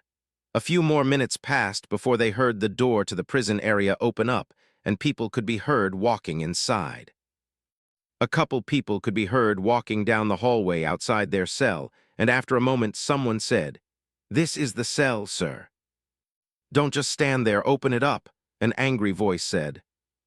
When the cell opened up, they could see the Marine captain and a random prison guard standing outside the doorway. The captain glanced at the boys before he said, "Follow me, someone wants to see you." The captain didn't wait for a response or to make sure they followed him before he turned around and walked away. The boys glanced at each other before they scrambled out of the cell and followed behind the man. As they walked, Luffy said, "I hope." "Shut up, I didn't tell you to speak," the captain said. Luffy was about to say something when Marcus put a hand on his shoulder and shook his head. After that, they followed the man in silence as he led them outside and into the main courtyard for the base. It seemed like every Marine at the base was there, lined up and standing at attention. After passing by the troops, the boys could see the reason for the commotion. Garp was standing off to one side picking his nose. When the boys saw him, the first to react was Luffy as he said, "Grandpa, I'm hungry." Everyone froze in place, even the captain as Luffy and the other boys moved towards Garp. Garp removed his finger from his nose and flicked the booger away before he asked, "This isn't what I expected to find when I came back to visit you brats. Didn't I raise you better than to fight with Marines?" Marcus glanced up at Garp as he said, "You showing up once a year to train us doesn't count as raising us, Grandpa. Honestly, the only thing you've really done is taught us how to fight, and that's exactly what we did." "If I taught you how to fight, then why the hell did you lose in a fight against them?" Garp asked, as he pointed at all the Marines standing in the courtyard. Everyone in the courtyard sweat dropped at that remark, while a few felt proud they could beat up Garp's grandkids. Garp glanced at all the Marines for a moment before he said, "Just look at all of them, they're weaklings. Even that captain isn't that strong. You should have easily beat them all." "Vice Admiral Garp, you're going too far," the captain said. Garp glanced at the captain for a moment before he said, "No, I'm not. I could have easily beaten every single one of you when I was their age." The captain wanted to respond, but when he looked at Garp, he stopped. He felt as if he said anything else he wouldn't like what happened afterwards. Garp glanced back down at his grandkids as he asked, "Also, why did you try to fight them in the first place?" Ace pointed at the captain as he said, "That guy swindled us. He wouldn't let us turn in a bounty, and then he took our treasure." Garp glanced at the captain before he asked, "Is that true?" The captain saluted before he said, "Not exactly, sir." "Then explain it to me," Garp said with slightly narrowed eyes. The captain nodded as he said, "The boys brought in a pirate with a bounty, but they are under the legal age to claim it. They wanted to bring someone else back to claim it for them, but the guidelines dictate that isn't allowed." "What, when was there an age limit to claim a bounty?" Garp asked in confusion. The captain looked a little awkward as he said, "It's been in the guidelines for claiming bounties since I joined the Marines, sir." All the other Marines nodded in agreement before Garp chuckled and said, "Must be something new they added recently. I'll have to ask Sengoku about it next time I'm at HQ." The captain, who was almost 50, sweat dropped before he said, "As for their treasure, it was confiscated because it was stolen goods, sir." Garp nodded along before he looked down at the boys and said, "Looks like they were just doing their jobs." Luffy pouted before he said, "But we fought the guy fair and square. That should be our treasure." Garp patted Luffy on the head as he said, "This should teach all of you an important lesson." "What's that, Grandpa?" Luffy asked. "Next time you capture some pirate scum, hide their treasure before you bring them in to claim the bounty. Bewahahaha." Luffy pounded his fist into his hand as he said, "Oh, that's a good idea." Garp smiled as he said, "Of course, those are the only kind I have." The other Marine's sweat dropped as the captain asked, "Sir, should you really be teaching kids to do something like that?"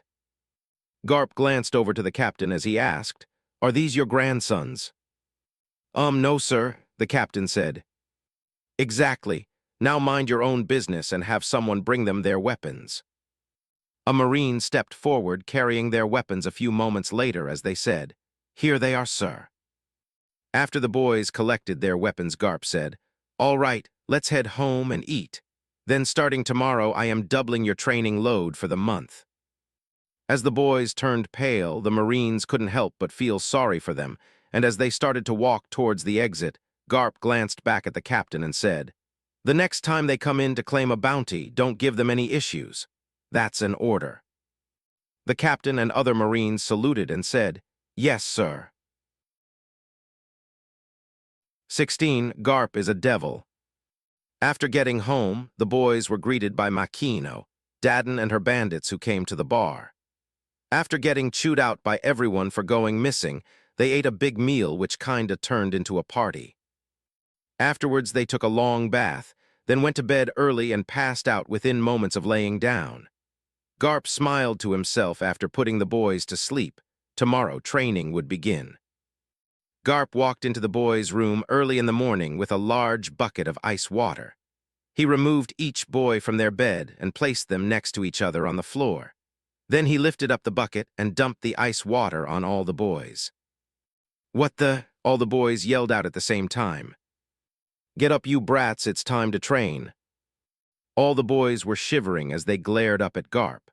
But Garp only smiled as he focused his gaze on all of them and said, "Get up and go outside. I want to see how you progressed since last year."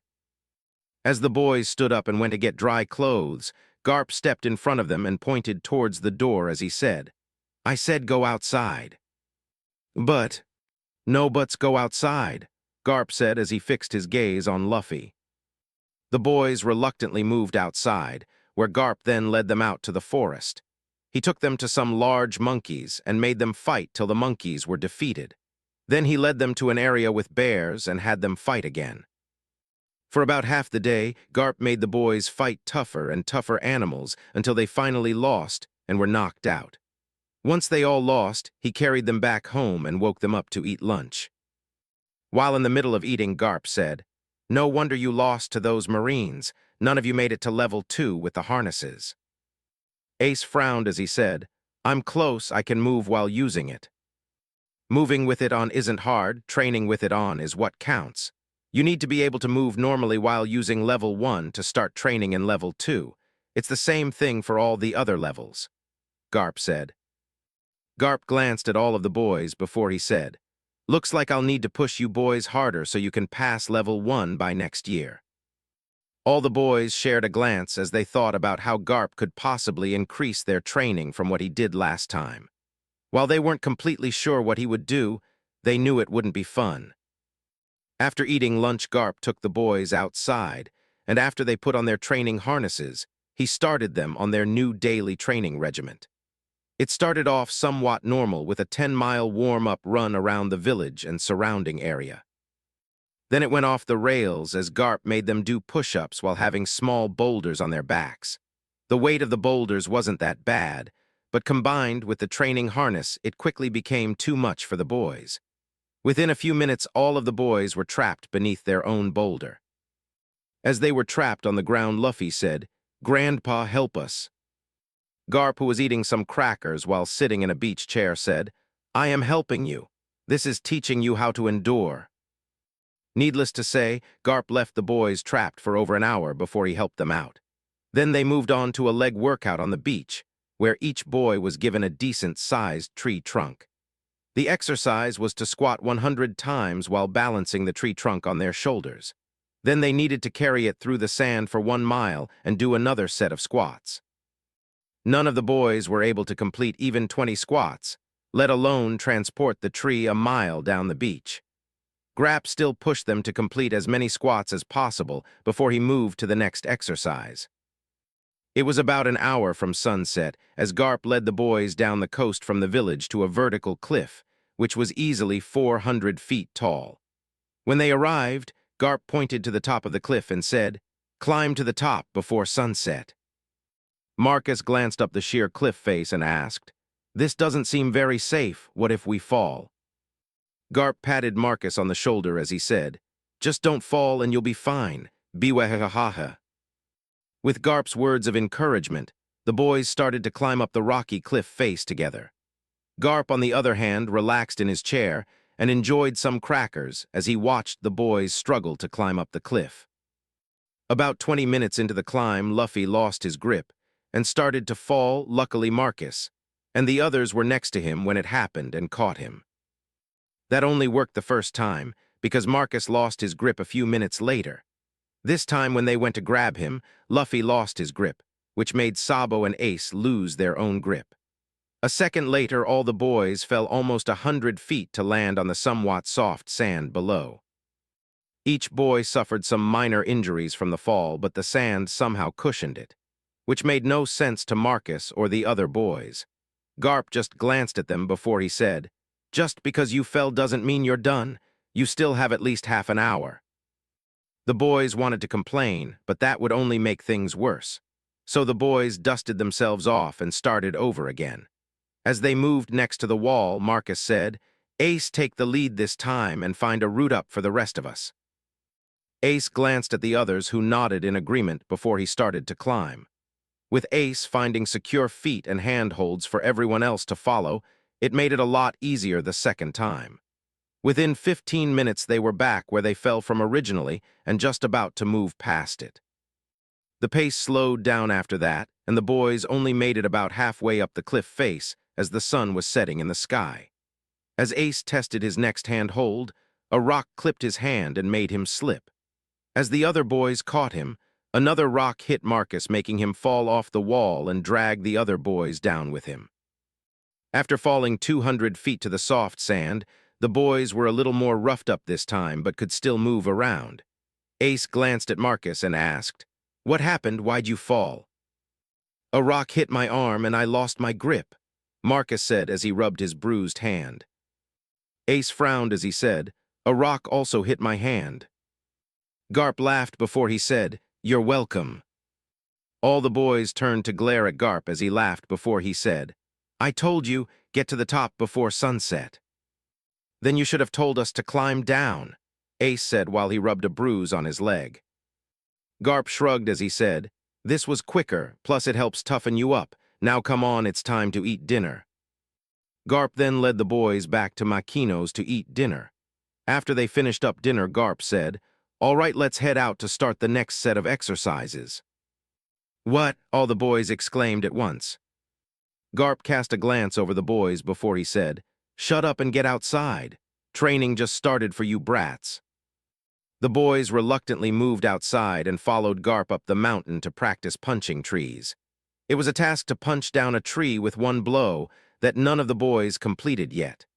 So they spent the next couple hours punching trees in the dark, while Garp napped in his chair. The next task Garp gave the boys was to carry large rocks as they walked through a waist-high stream of water. More than once the boys slipped and fell into the cold water and were forced to continue till dawn. When the sun started to rise up, Garp took the boys back down to the village for breakfast at Makino's. After breakfast, he started the boys off with fighting animals again till lunch. Then their workout repeated from the day before with weighted push-ups, squats with tree trunks, and climbing up the cliff. After dinner, the boys were basically falling asleep on their feet, so Garp took them to the bath early and then let them go to bed right afterwards. That seemed to help the boys out a lot because the next morning when Garp woke them up, they were completely refreshed and ready to go again. Which is exactly what happened, as they were forced to train for 2 days straight again before they could sleep. Garp kept that training regimen up for his entire stay with the boys. The day before he was going to leave, instead of training the boys, he tested each of them personally. After completing destroying the boys and pointing out weak spots in their defense, Garp brought the boys into Makino's to rest for the day. After eating lunch, Garp went into the back of Makino's bar and brought out 4 wrapped presents and placed them in front of the boys as he said, "It's a little late, but I brought you each a birthday gift." Luffy was the most excited as he started to open up the present. Inside was a marine chore boy hat, which turned out to be the same thing all the boys received. Luffy complained first as he said, "What the heck is this? I don't wear hats." Ace nodded in agreement as Sabo said, "I might wear a hat, but I'm not going to wear this one."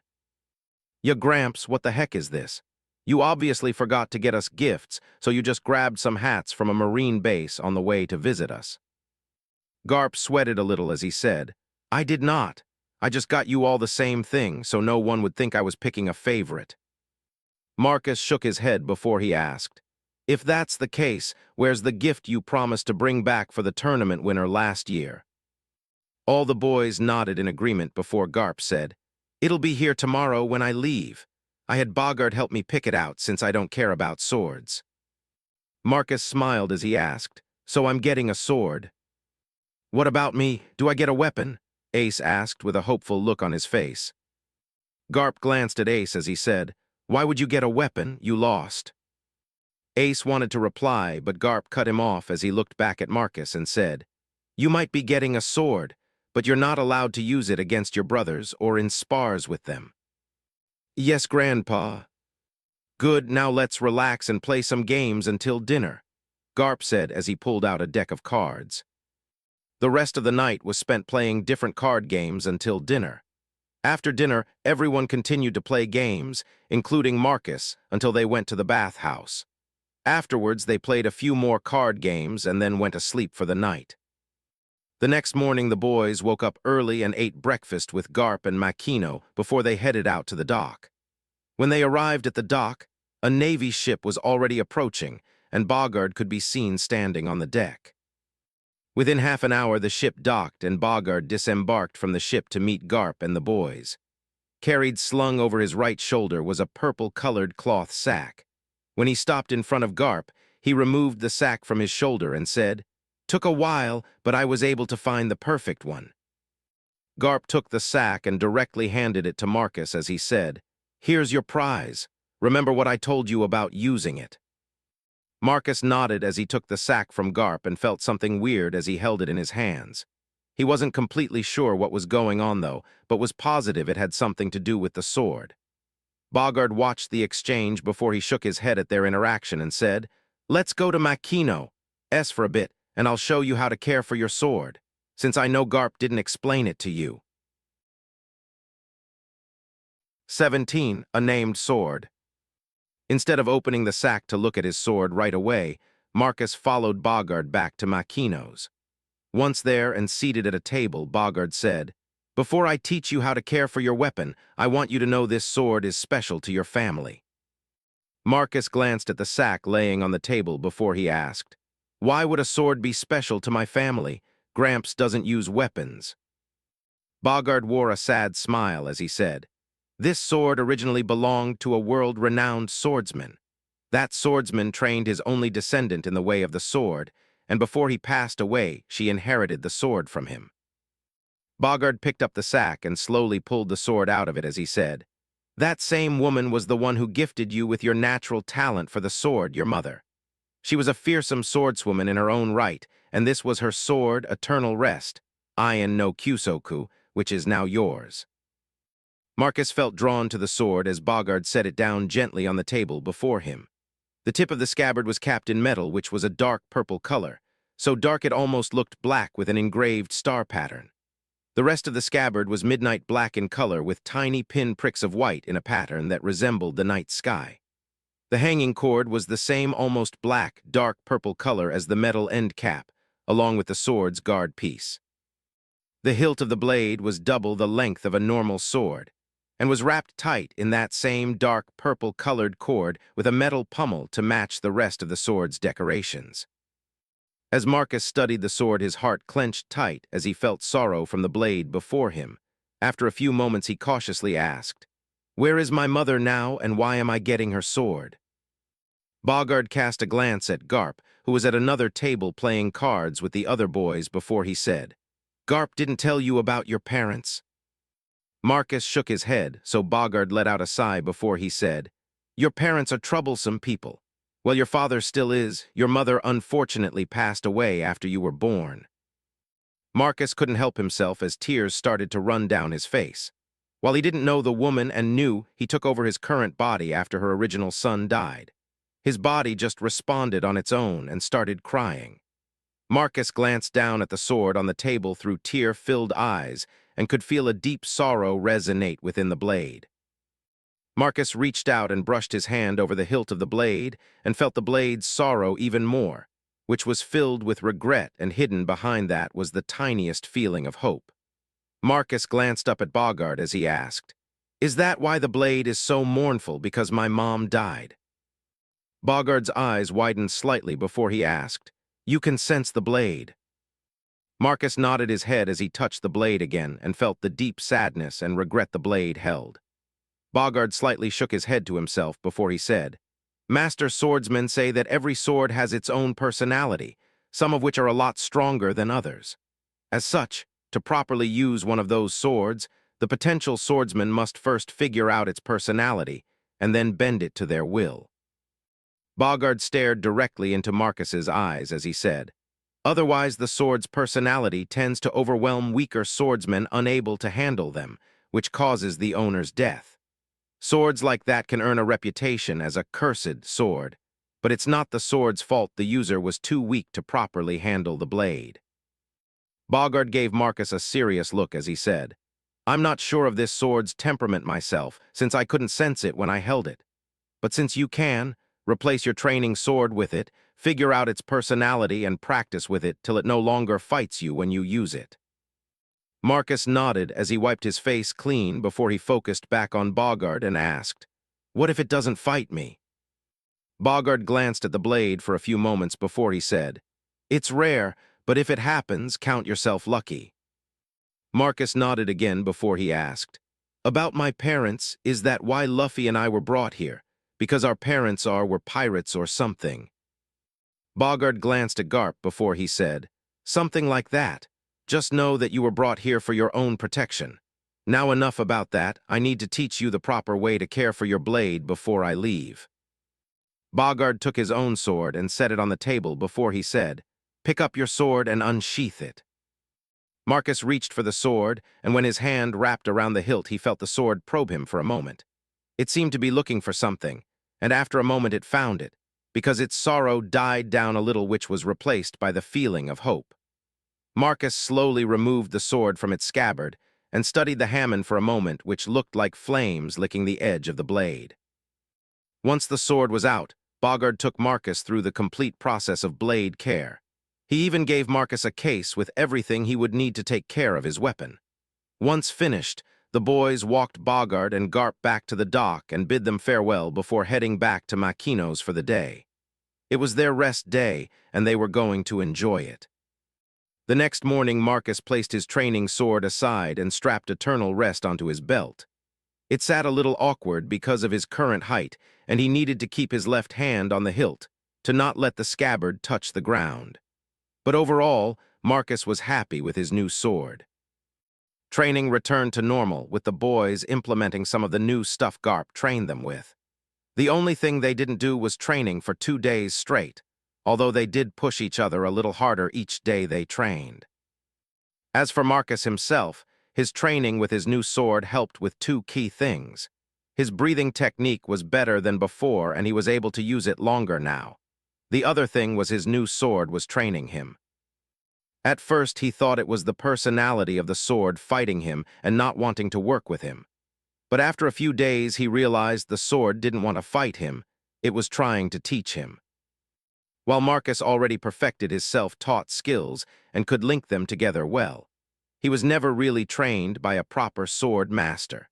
The month-long training he did under Bogard wasn't exactly a master teaching their disciple. It was more akin to a master giving another swordsman some pointers.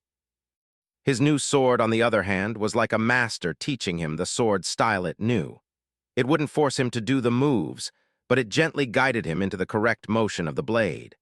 If his foot placement was wrong, it would tug in a certain direction to move him slightly. It took a few months, but Marcus was able to figure out the basics of the sword style Eternal Rest was teaching him. The more Marcus practiced the new sword style, the more the feelings of the sword changed. There was still a hint of sadness whenever he held the sword, but it was mostly replaced with the feeling of being happy and content. One weird issue with the sword he noticed was when they went to the gray terminal. His sword would vibrate a tiny bit, and he could feel a hint of something different coming from the sword around certain people. The feeling would become more pronounced around criminals, but whatever the feeling actually was, Marcus couldn't tell. It stayed hidden under everything else he felt from the sword. Marcus was positive the sword itself was hiding those new emotions, but he had no idea why. The boys also collected more bounties during that time, with a few of them being worth over 1,000,000 belly. Marcus would help out the others with taking down the bounties, but he never used his sword during those times. While these people were criminals, he didn't want to accidentally kill someone. The morals from his old life were still strong, and taking another person's life wasn't something he was currently willing to do. It might be naive, but whenever he thought about the future and possibly having to take someone's life, Marcus would freeze up in thought. While he knew at some point in this world he might have to kill someone, He secretly hoped that it would be like the show and comic, where the Straw Hats almost never killed anyone. Then again, this was the real world now and not a story, so sooner or later Marcus would have to make a choice his old life didn't want him to make. Just past Luffy and Marcus's 5th birthday, they were finally able to use the 2nd level of the training harness. Ace and Sabo were able to start using the 2nd level right after Garp left, and they dominated the unarmed spars for the past 4 months. They still couldn't beat Marcus using weapons, though, and the new sword style he was learning made him almost untouchable. With all of the boys unlocking the 2nd level of the harness, they also started catching people with bigger bounties. While they were rare, the boys were able to catch a few people with bounties of around 2 to 5 million belly. Almost all of them were some type of bandit from the island, with a few being pirates who were trying to lay low. With them coming to collect bounties every other week or so, the Marines at the base got used to the boys and would even save a set of bounty posters for them. The captain of the base even offered to spar with them about once a month. Well, he made a bet with them. If he won, they would help out at the base and spar with the Marines stationed there. If the boys won, he would double a bounty pay out for them. After thinking about the captain's offer, the boys easily accepted since they won no matter what. While helping to spar with the Marines might not seem like a win, for the boys they were already a lost cause to Garp's training and thought process. They loved to fight, and fighting stronger people was even better. They also started to spar each day as part of their training, which just made them enjoy fighting more. Besides training, Marcus and the others were learning how to read and write from Makino for 1 hour each day after breakfast. Well, it was Ace, Marcus, and Luffy. Since Sabo already knew how to read and write, he was roped into helping teach the others. Luffy seemed to be a lost cause, though, since he would fall asleep within minutes of the lessons starting. Makino would hit him and threaten him with no meat in his meals if he didn't pay attention, but it didn't help. Luffy just didn't have the ability to learn properly at all. That being said, Luffy seemed to be a genius when it came to fighting. While he still couldn't beat Ace or Sabo, he was able to tie with Marcus in unarmed fights now and even beat him a handful of times, which made Ace and Sabo take their personal training more seriously, since they didn't want to lose in a fight with Luffy, who was the youngest. Marcus himself didn't care about it, since he knew how strong Luffy would become. The last big thing that happened, since all the boys reached the 2nd level of the training harness, they were now able to punch a tree down in a single hit. Since that was the case, the boys stopped that version of training because they didn't want to ruin the forest just for training. Instead, they added more sparring to their training routine and waited for Garp's next visit to show them a new training technique to replace the tree-punching one. 18. A Bond of Brothers. It was around the middle of summer, on one of their days off from training, when Ace asked everyone to join him out at their secret base. The base was in the deep forest, hidden away in the territory of a group of monkeys. The monkeys were strong and vicious, but after the boys clashed with them many times and brought them some food, the monkeys allowed the boys to set up their base and even protected the area for them. They mostly used it to store the treasure and belly they've collected, which was beneath a large tree hidden in its overgrown roots. If you searched through them, you could find a small cave system that could only be accessed from the roots themselves. How they found it in the first place was pure luck. Luffy fell into the place by accident one day. When he disappeared into the cave system, the others had to go help him out because while the opening was small, it was over 10 feet deep, with no real way to climb out. After helping Luffy out, they decided to explore the place and see if they could find any treasures down there. While they didn't find any treasure, they explored the whole place and decided it was the best place to store their treasure. The boys also made a tree house up above to act as their base and also hid a little treasure there. Marcus came up with the idea, so if someone found the base and decided to search around, they would find that money and most likely think that was all the money they had. Well, that was the idea at least, since no one ever came that way because it was in the monkeys' territory. That day the boys hiked up to their base early in the morning, and once they settled down inside the base, Ace said with a serious tone of voice, "I have something important to tell all of you. Well, mostly Sabo, since he doesn't know." Marcus and the others turned their full attention to Ace, who looked uncomfortable as he said, We've been living together for a while now, and I consider all of you my brothers. Why would you consider us brothers? Aren't we actually brothers since we all have Grandpa? Luffy asked, slightly confused. Marcus let out a sigh as he said, Garp told us about Ace's father when we first met, don't you remember? He did, Luffy asked as he tried to remember. Ace nodded his head slightly before he said, Yeah, he did. Sabo and I aren't actually related to Garp. Luffy's eyes almost popped out of his head as he looked between Ace and Sabo for a few moments before Marcus asked, You never noticed that they didn't really look like us. But Ace has black hair and Sabo has a black hat. Luffy said it as if it explained why they were all related. Everyone's sweat dropped before Marcus smacked Luffy over the head as he said, That doesn't make any sense, idiot. How would a black hat make Sabo related to us? Luffy rubbed the bruise forming on his head as Ace shook his head before he said, Like I said, I consider you my brothers, but I need to tell you something important. I want you to know who I really am, who my father was. Stop acting so serious. I already know who your father was. It's not like the others are going to stop liking you because of who your father was, Marcus said. The other boys nodded in agreement before Ace lowered his head and said, My father was Gall D. Roger, the Pirate King. I'm the spawn of the devil. The others were quiet as Luffy asked, The Pirate King? That sounds cool. What was he like? I'm pretty sure he said the same thing last time, Marcus said. Ace nodded his head in agreement before he looked at Luffy as he asked, You're not upset? Why would I be? Luffy asked with his head tilted to the side. Because... Ace was cut off as Marcus said, Who gives a shit about who your father was or what he did? Garp told you before, don't believe what people say about your dad.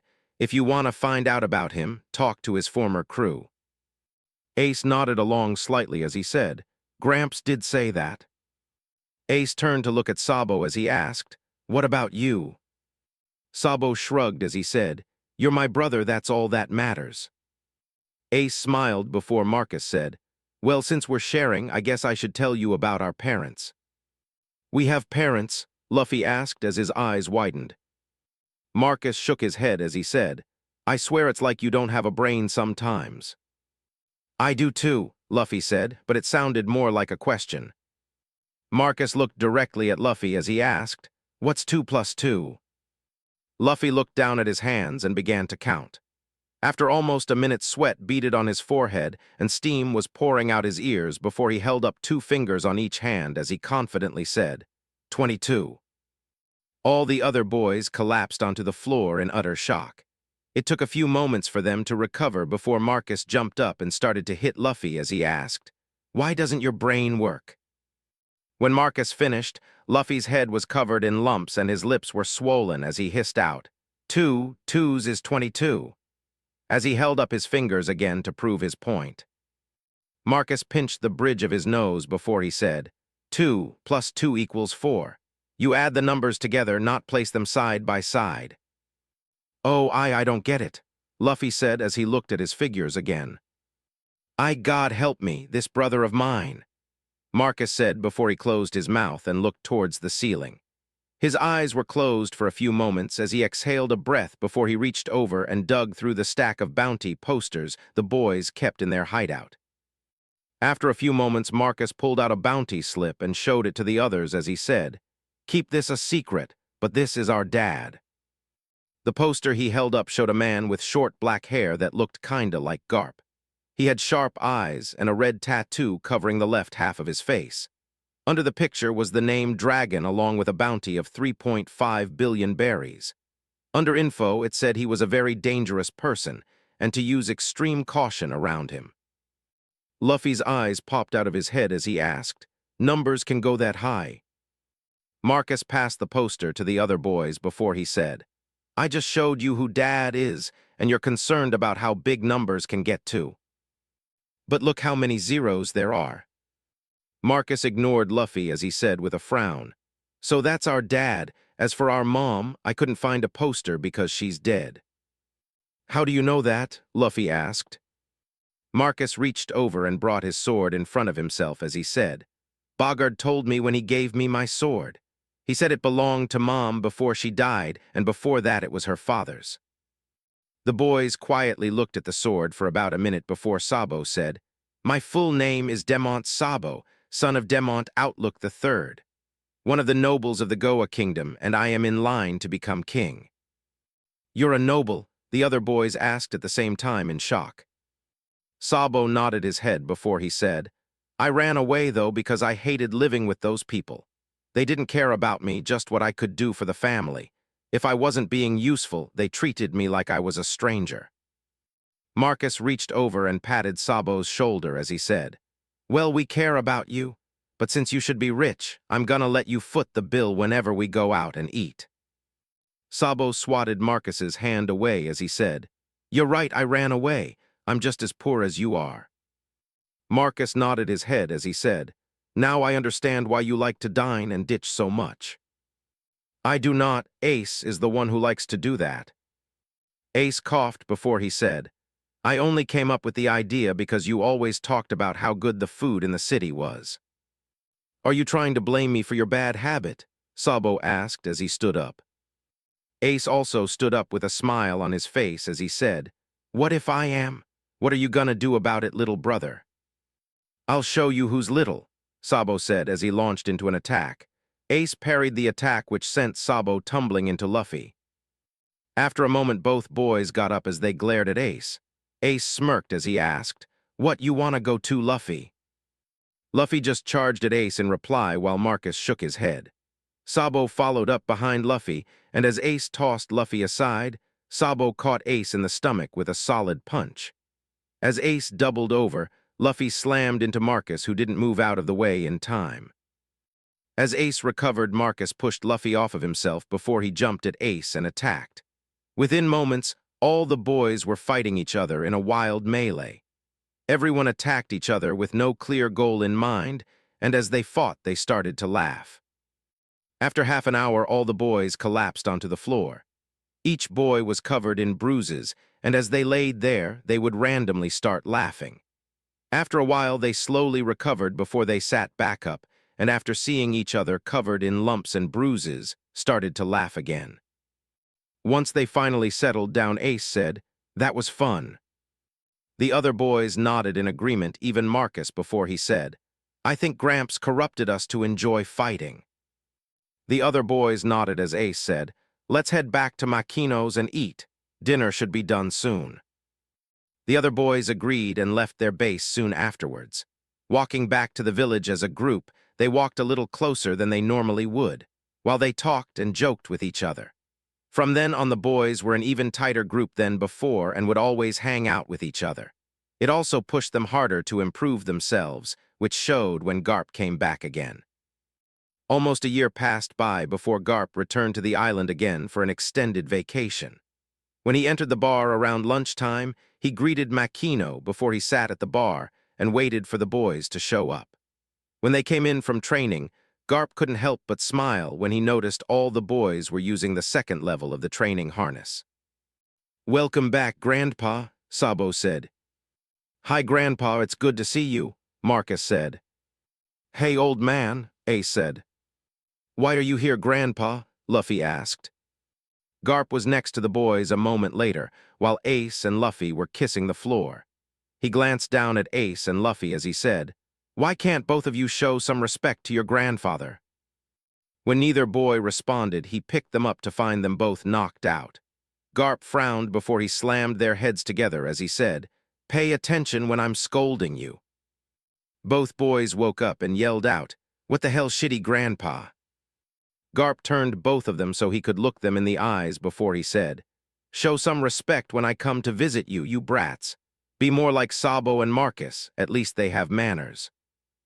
Ace and Luffy both glanced at the other boys, who smiled back at them before they looked back at Garp and said, "Sorry, Grandpa." Garp nodded his head before he dropped the boys on the floor as he said, "That's better. Now let's eat something, and after lunch we are going on a training trip."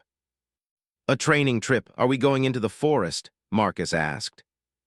Garp shook his head as he said, "No, I am taking you over to a new island to train for a while."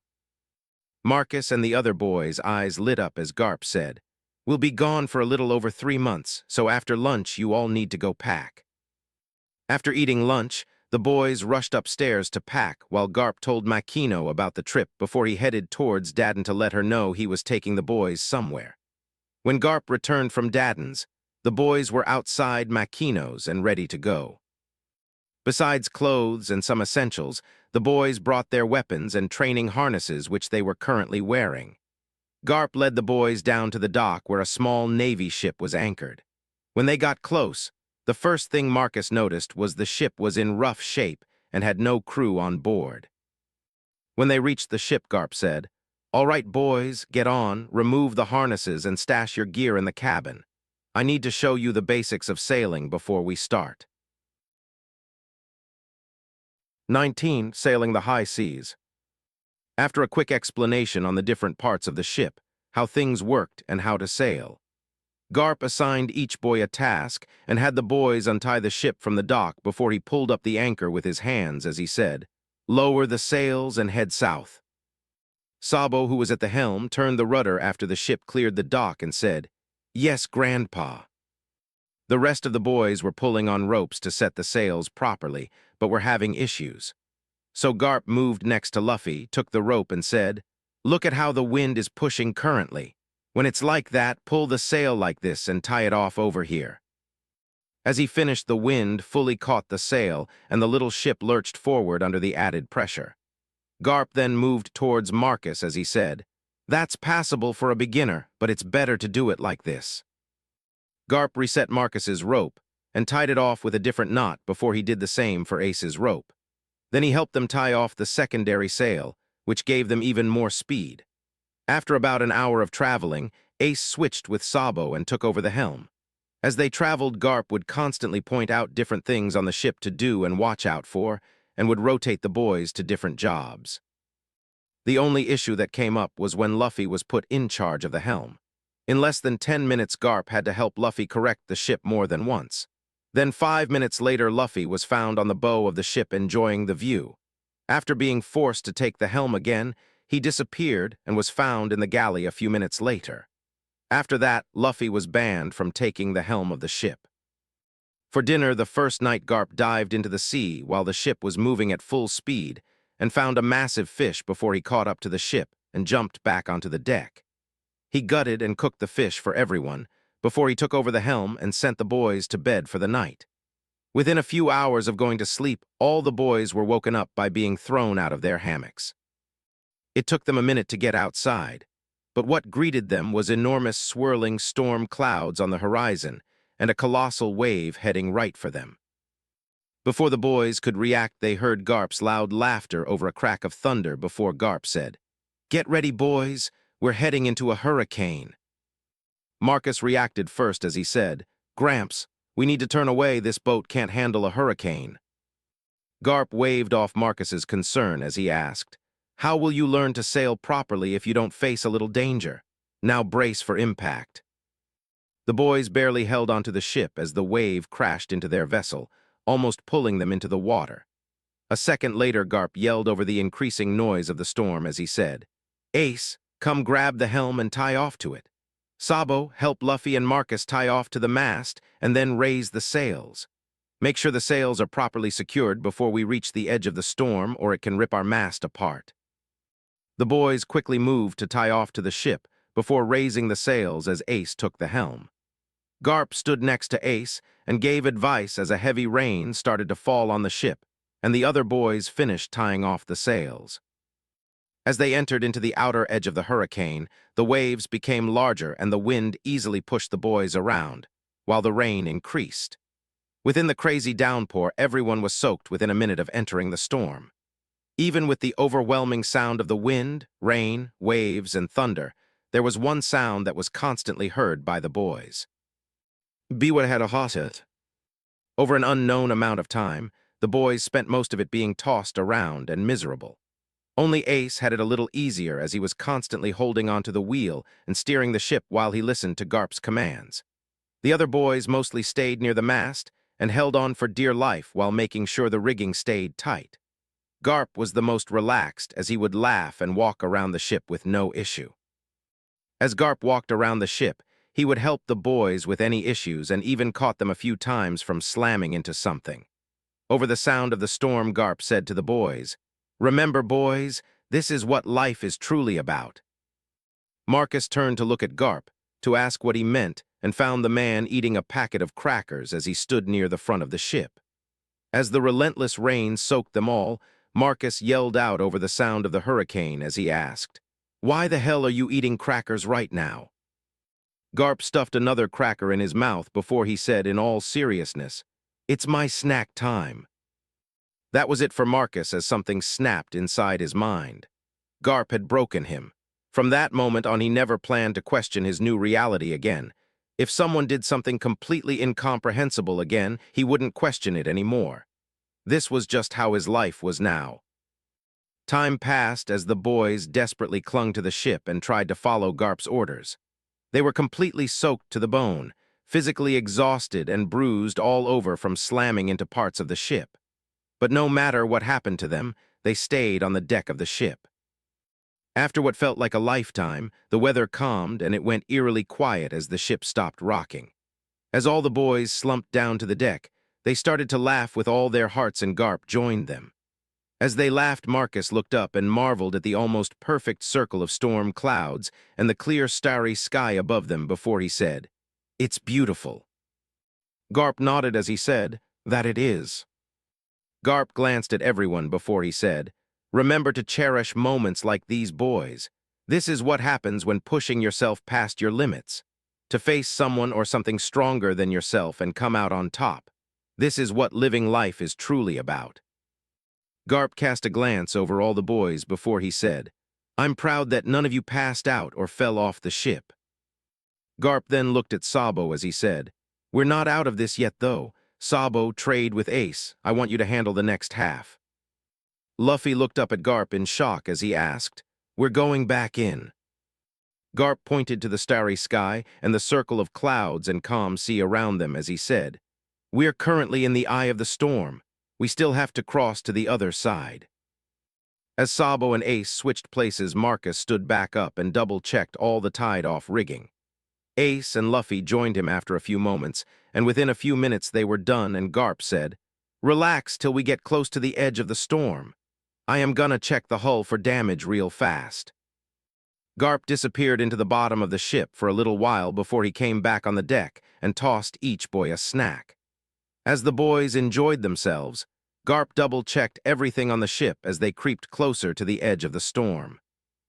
Just before they entered the rough seas again, Garp said, "Hold on tight, and if we're lucky, we'll clear this thing by morning."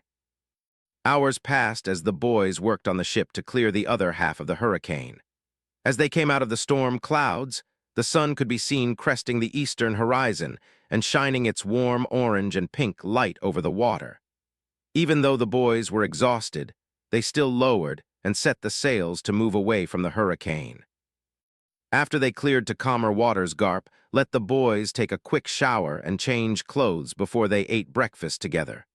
Then he had Marcus take over the helm of the ship while he went to check the ship for damage with the other boys. Below deck they found some damage to the hull of the ship and a small leak, so Garp taught the other boys how to fix it. An hour passed quickly as the others were below deck working on the hull, while Marcus caught sight of something in the distance. It took another 10 minutes before he realized it was a ship, and it seemed to be heading towards them. "Grandpa, I see a ship in the distance." A moment later, Garp asked from below deck, "Can you tell what kind of ship it is?" "No, it's too far away, but it looks like it's heading towards us." "That's fine, just keep course. We're almost done down here." Marcus watched the ship for a while before Garp and the others came up on the deck. Garp glanced towards the ship before he said, "Hopefully it's a pirate ship." Luffy picked his nose as he asked, "Why do you want it to be pirates?" Garp smiled as he said, "So you boys can get some training in." Ace and Sabo shared a look before then ran below deck to grab their training weapons. Luffy followed suit right after as Garp glanced at Marcus and said, "You can go grab your sword, I'll take over the helm." Marcus shook his head as he said, "I don't want to fight with my sword." Garp moved next to Marcus and took the helm as he asked, "Why not?" Marcus glanced at the approaching ship as he said, I don't want to accidentally cut off someone's arm or possibly kill them. You're too soft. Oh, Marcus looked up at Garp as he asked, what do you mean by that? It means you're still thinking like a kid. You need to think like an adult, Garp said as he shook his head. Marcus gave Garp a flat look as he said, I'm only 5. You might be 5, but you don't act like you're 5. Garp pointed towards Luffy, who was excitedly talking with Ace and Sabo as he jumped up and down on the balls of his feet. That's what a normal 5-year-old acts like. You don't act anything like that. Marcus glanced at the other boys before he said in a flat tone of voice, he's excited to possibly fight someone. That's not normal for a kid. Garp shrugged as he said, I was like that when I was a kid. And you aren't anywhere close to normal, Marcus said as he crossed his arms over his chest. I'm perfectly normal. Marcus glanced up at Garp as he said, you show up once a year, forcing us to do crazy, almost borderline impossible tasks, and think that makes you normal. I do it to make you strong. You'll never get anywhere in life if you're not strong, Garp said with a huff at the end. That still doesn't make it normal. Garp patted Marcus's head as he said, and this is why I said you're not a kid. A normal kid wouldn't talk like this with an adult. You always act more like an adult than a kid. Marcus glanced back up at Garp as he said, this is just how I am, I can't help it. Garp nodded in agreement before he said, there's nothing wrong with that, but your mindset needs to change. You and the others haven't realized it yet. Garp narrowed his eyes as he looked at the approaching ship and said, I'm not training you boys so you can fight or intentionally hurt other people. Garp glanced down at Marcus as he said, I'm training you to defend yourself and the people you care about in a world full of monstrous people. To be able to fight someone like that, you have to be able to become a monster yourself. Marcus glanced back up at Garp as he asked, is that what made you want to become so strong? Garp smiled down at Marcus as he said, I'm just an idiot who likes to fight. 20. Special Training In. The ship that approached them turned out to be a merchant vessel. The ship saw the storm clouds in the distance and decided to check on the other ship in case they needed help. After finding out they were fine, the merchant vessel moved back on course as Garp, and the boys continued to head in a southern direction. Garp let the boys nap for a few hours after lunch, then kept them up till almost midnight running the ship. At midnight, Garp let the boys go to sleep and took over controlling the ship for the night. Then in the morning after breakfast, he would let the boys run the ship while he took a nap. Over the next few days, that was the new routine everyone settled into. On the 5th day of their trip, they stopped at an island to resupply before quickly leaving. It took them another few days to reach an area of the sea that was completely calm, with no wind at all. As the ship entered the area, Marcus glanced around before he asked, Gramps, what just happened? Where are we? Garp sat up from his lawn chair on the deck and looked around before he said with a smile, close to our goal. Only another 10 miles to go, raise the sails and pull out the oars. Luffy glanced down at Garp from the crow's nest as he asked, what are oars? I told you what they were over a week ago when you boarded the ship. Luffy picked his nose as he asked, are you sure? Just get down here, Garp said before he let out Asaya's Sabo and Ace quickly raised and tied off the sails. Then they went below deck to grab the oars. When they came back onto the deck, Luffy finished climbing down the mast and landed on the deck. Once Luffy looked at the oars, he asked, what are those things? Garp picked up one of the oars and hit Luffy over the head with it, which slammed him onto the deck. As Luffy sat up and rubbed his head, Garp said, this is an oar. Garp tossed it at Luffy as he said, now go to the side and get ready to row. Luffy was heard mumbling stupid grandpa as he moved over to one side of the ship. Ace joined him a moment later as Sabo and Marcus moved to the opposite side. After Garp took the helm, he said, all right, boys, start rowing and stay in rhythm. That means you, Luffy. It took about 10 minutes for the boys to settle into a steady rhythm, with Luffy having the hardest time keeping in step with the others. But once they had a proper rhythm down, the ship started to move at a decent speed into the very calm waters. A couple hours passed by and the boys started to complain. Mostly it was Luffy, but the other boys were also getting tired of rowing. It was a little after that, the boys finally saw an island in the distance. With renewed focus and the goal in sight, the boys put in more effort to reach their destination. Once they were close to the island and the boys started to slow down, Garp said, "Keep rowing. There is a small dock we can use on the other side of the island."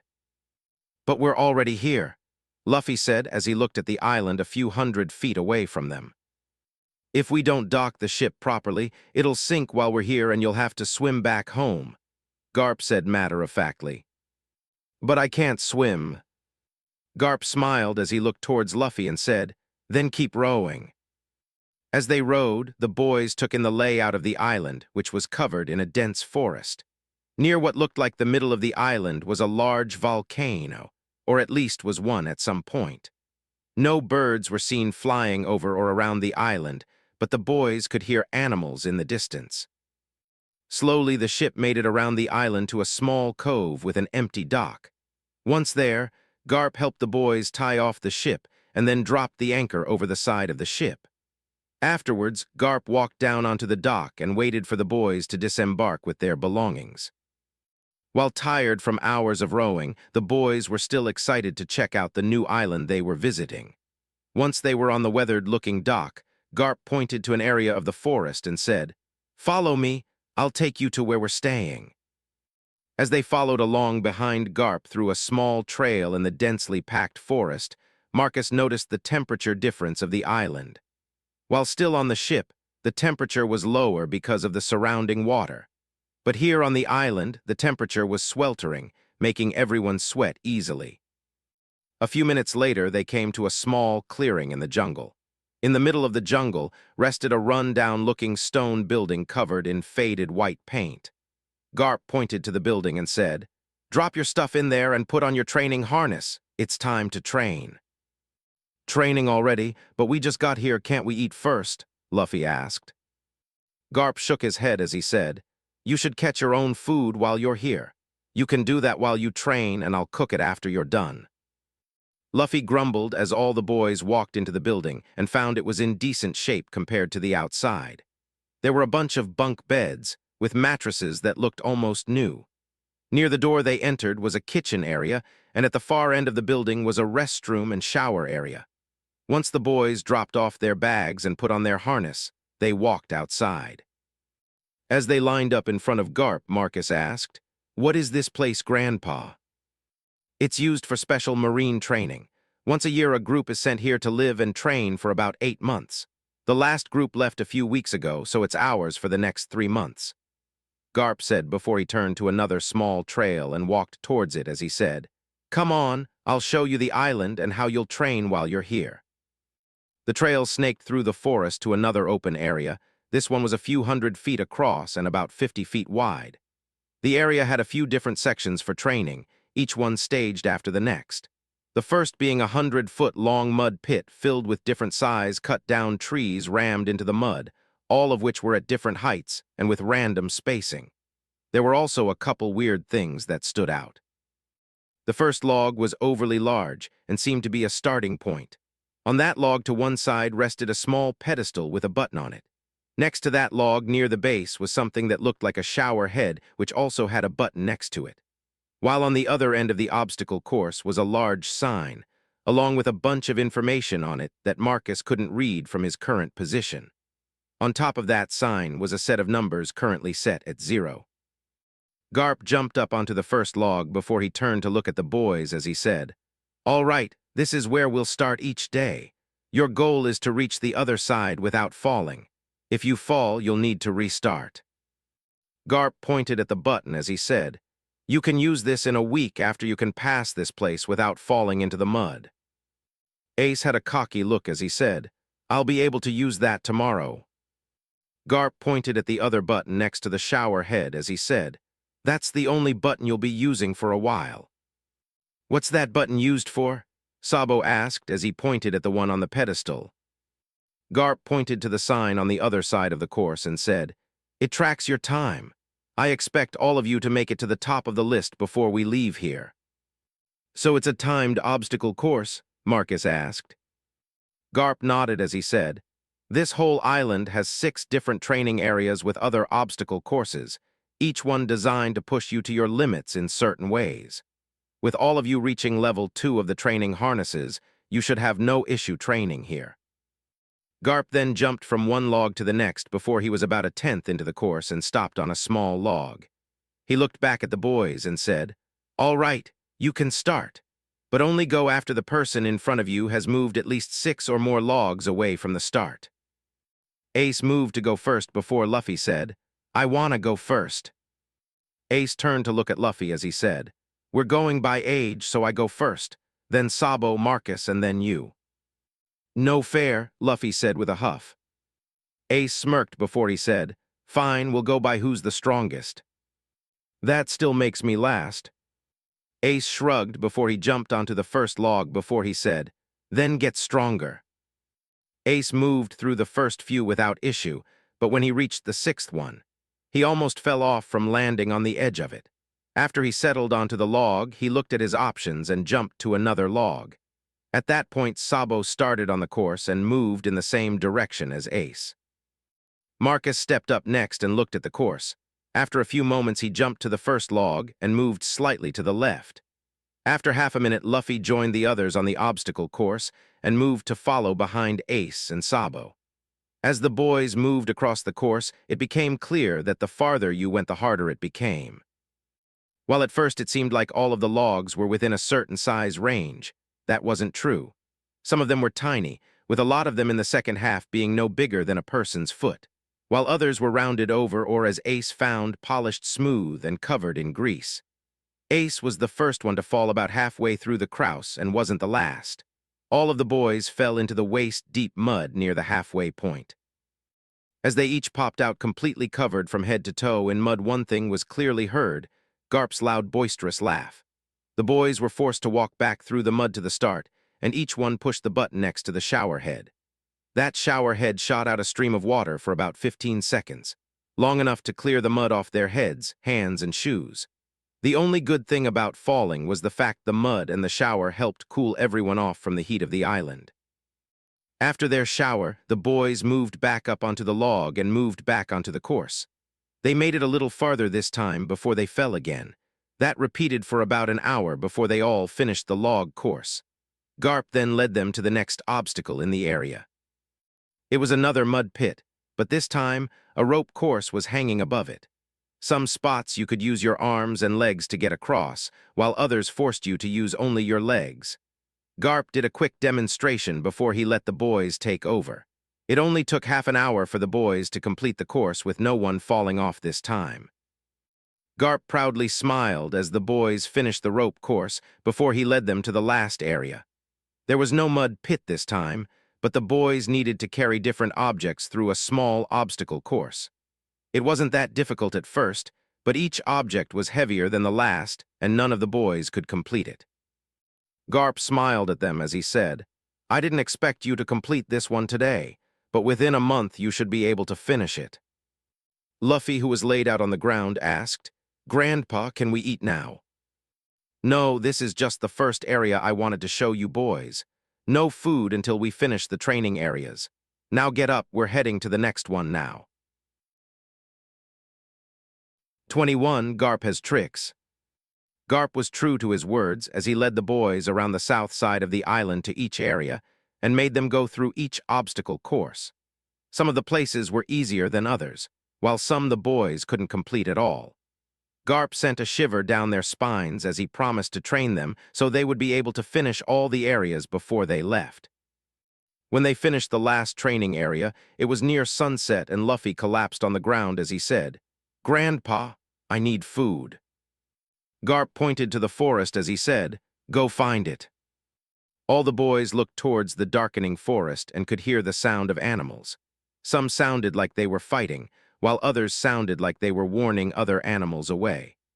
Garp smiled at the boys watching the forest as he said, "On the south side of the island you should be able to handle most of the animals with no issue. But the farther north you go, the tougher they get." The boys shared a glance before Marcus picked up Luffy and then ran into the forest with others. It didn't take the boys long to find a few animals, all of which they beat up and then carried back to the stone building they were staying at. Once there, Garp took care of the animals as the boys took showers and changed clothes. Afterwards, they all ate till they were full, then they passed out from exhaustion.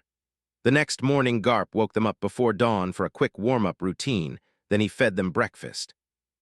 From there, it was the obstacle course challenge, as Garp watched over them for the next 6 hours. Out of the 18 different obstacles, the boys couldn't complete 6 currently. It was the last 6 of each training area that were the issue. It wasn't that they were harder than the others, they just weren't designed for kids. Most of them required the boys to do something that just wasn't physically feasible for them currently. Garp said that wouldn't be an issue after he trained them properly, though. That training came after a late lunch as Garp took them near the middle of the island and the start of the inactive volcano's slope.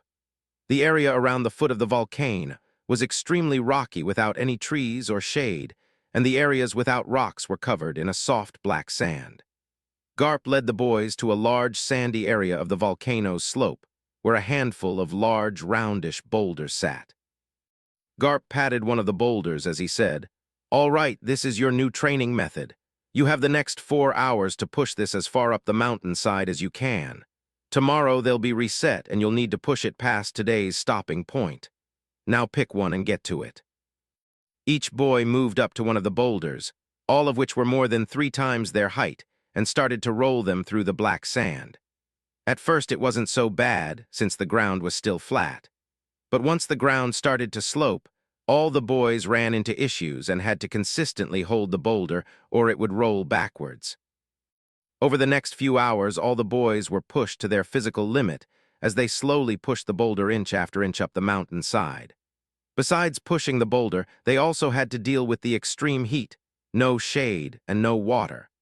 While Garp watched on from a lawn chair as he sat in the shade of some trees and ate rice crackers. Once the 4 hours were up and the sun started to set, Garp moved closer to the boys before he said, "That's enough for the day, you can rest now." While the other boys slowly slid to the edge of their boulder and let it roll back down the slope. Luffy, unfortunately, didn't think about what would happen before he let go. Garp and the other boys couldn't help but burst into laughter as they watched Luffy get squashed under the boulder as it rolled over him. Luffy laid there on the ground for a few moments before he said, "I'm hungry." The others burst into more laughter before Garp said, "Head back to camp, I'll go get us dinner." Marcus and the others helped to pull Luffy out of the sand as Garp took off into the air and headed towards the sea. The boys watched him go as Luffy said, "I still want Grandpa to teach me how to do that." "Ask him, maybe he'll teach us how," Sabo said as they started to walk back to camp. Ace shook his head as he said, "He'll probably say we have to join the Marines to learn it." Marcus shrugged as he said, "We can just figure it out ourselves." The others all glanced at Marcus, who smiled as he said, "What? It can't be that hard to do." Ace glanced towards where Garp went as he said, "He literally took off flying through the air." "Yeah, but did you notice how he did it?" Marcus asked. "He moves his feet when he does it," Sabo said. Ace nodded along before he asked, "Maybe he is just kicking off the air." "How would he kick off the air? There is nothing to touch," Luffy said as he waved his hand in the air as a demonstration. "Maybe if you kick the air hard enough, it feels solid, kinda like the wind in the hurricane we sailed through," Marcus said. Sabo nodded in agreement before he asked, "That actually makes sense, but how are we going to kick the air that hard?" "If we get strong enough, we should be able to do it," Ace said. Marcus smirked as he said, "If we keep training the way Gramps wants, I don't see why we won't become strong enough to kick air." The other boys nodded in agreement before Sabo said, "Maybe we should ask Gramps if he has any other tricks. If we see them, maybe we'll be able to figure them out ourselves like the flying thing." Marcus shook his head as he said, "We still aren't sure that's exactly what he's doing. Till we can kick the air and at least push ourselves in the air a little, this is all of us just guessing." "Why don't we just ask Grandpa if we're right?" Luffy asked. Ace shook his head as he said, "There is no way Grandpa would tell us how." Sabo nodded in agreement before he said, "Plus, if we're close to figuring out how it works, he might not show us other cool tricks he can do. So let's just ask him to show us everything cool he can do and then try to figure it out when he's not around," Marcus said. The other boys nodded in agreement and continued chatting as they made their way back to camp. Once there, the boys found Garp with a massive creature laid out on the ground which he was currently gutting. As the boys got closer, Luffy licked his lips before he asked in excitement, "Grandpa, what is that thing?" Garp glanced up from what he was doing as he said, "This is a seeking. It's great for eating and it will make you stronger." Luffy was drooling on himself as Sabo asked, "Aren't seekings supposed to be rare?" Garp let out a laugh as he said, "Not in the calm belt. This is their normal home and you can find them all over the place." "Is that what this place is called, the calm belt?" Ace asked. "Yup, it's one of the things that separates the seas. Almost no one comes into the calm belt, though, since sea kings will normally destroy any ship that enters the place." "Then how come our ship wasn't destroyed?" Marcus asked. Garp flexed his arm covered in blood as he said, "Because your grandpa is strong. Biwehaha." All the boys shared a glance, except Luffy, who was still drooling as he looked at the seeking. So Marcus smacked Luffy in the back of the head as he said, "Whatever you say, Grandpa. Come on, Luffy, let's go get cleaned up while Gramps gets the food ready." After the boys cleaned themselves up and changed into fresh clothes, they came outside and saw the Seeking's body gone. Next to Garp was a massive pile of meat, while before him roasted 10 large pieces of meat over a bonfire. Luffy ran towards the closest piece to try and eat it, but Garp smacked him away as he said, "Wait for it to cook. I just put it on the fire." "But it smells done," Luffy said in protest.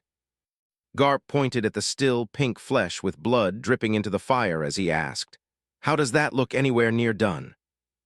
Luffy sniffed again as he said, "It smells done, though." Garp shook his head before he said, "Just sit down and I'll give you a piece when it's ready." As the boys settled down around the bonfire, Ace asked, "Gramps, how are you able to fly through the air like you did early?" Garp laughed before he said, "Join the Marines and I'll teach you." Sabo shared a glance with Ace before he said, "I don't know, Grandpa. Joining the Marines just to learn how to fly doesn't sound like a great deal to me. Maybe if the Marines could do other cool stuff, it might be worth it." "Ya Grandpa, if it's just flying, it's not worth it," Marcus said. Garp regarded his grandsons for a few moments before he asked, "So if the Marines could do more than just fly, you would join them?" Ace shrugged as he said, "Depends if they have more useful things like being able to fly." Sabo and Marcus nodded in agreement as Luffy was staring a hole through the roasting meat. Garp smiled as he said, "Fine. Tomorrow after you finish the obstacle courses, I'll show you some cool stuff only the Marines can do." "Sounds good, Grandpa," the three boys said at almost the same time. The next few hours the boys chatted with Garp and ate till they were stuffed full. Even Garp had a large, puffed-out stomach. Garp glanced at the boys before he smiled and said, "Here, watch this." Life returned. Garp's inflated stomach disappeared in just a few moments before he picked up another piece of meat and took a large bite. After he swallowed, he asked, "What do you think? Pretty cool, Luffy seemed the most excited as he said, "Tell me how you do that, I want to eat more too." Marcus shrugged as he said, "I think Luffy is the only person in the world who would want to learn that." As the other boys nodded in agreement, Garp said, "It's not meant to help you eat more, it's to help you heal faster. But that's only a side effect of the whole thing, which you can only use if you master your whole body." "Master your whole body? What does that even mean, Grandpa?" Marcus asked. Garp smiled as he said, "Join the Marines and I'll tell you." 22. Garp shows off. The next day, Garp kept his promise and showed them all the cool marine skills he knew first thing in the morning, which turned out to be quite a few. The flying skill he called Jeppo, but didn't explain how it worked at all. He just gave the boys a close-up demonstration before he moved on to the next skill. Tech-Eye was the next one Garp showed the boys. It was a little harder to demonstrate the skill to them. But after letting the boys punch him a few times with it off and then being punched while he used it worked as a good example. Garp also used it to break a large rock into pieces. As far as the boys could tell, the skill had something to do with hardening your muscles, which didn't really make sense, but it seemed to work for some reason. Next, Garp showed the boys the opposite skill to Tekai called Kami. It was a skill that gave the user extraordinary flexibility and allowed Garp to avoid any attacks the boys attempted on him. It gave his body a paper-like state, which looked a little funny to the boys at first. But after 10 minutes of never being able to hit Garp, the boys admitted the skill would be useful. As for how to do it, the only thing the boys could think of currently was to become very flexible. Afterwards, Garp showed the boys Shigen, which was used as an attack. He used a single finger to poke a bunch of holes into a large boulder. He also used the skill on a tree before he showed the boys it could be used with different fingers. Once he was done with the demonstrations, the boys had a couple ideas on how the skill worked, but they would need to test things and narrow it down. One idea Marcus had, though, was using Tekai on a finger to be able to use Shigen. How they could harden their finger muscles in the first place was a whole nother story, though. Garp then showed the boys Sorrow, which turned out to be a movement skill. All the boys really liked the skill because of how fast it could make you move and how it could be used while fighting. Again, Garp only gave them some demonstrations and didn't explain how the skill worked. But the boys had a single solid theory on how it worked. You had to kick off the ground multiple times in a single second, and it would make you move at incredible speeds. They only came up with that because they noticed how fast Garp's feet moved when he used the skill. Reincarnation was the next skill Garp showed off, where he kicked the air and made wind blades that cut large boulders and trees in half. Then Garp showed off the same skill using his arm and cut down a few more trees. This skill seemed easier to figure out, just like Jeppo, since the attack was made using the air. Marcus shared with the others that Bogard showed him a similar skill using a sword, and that it was a wind blade-based attack also.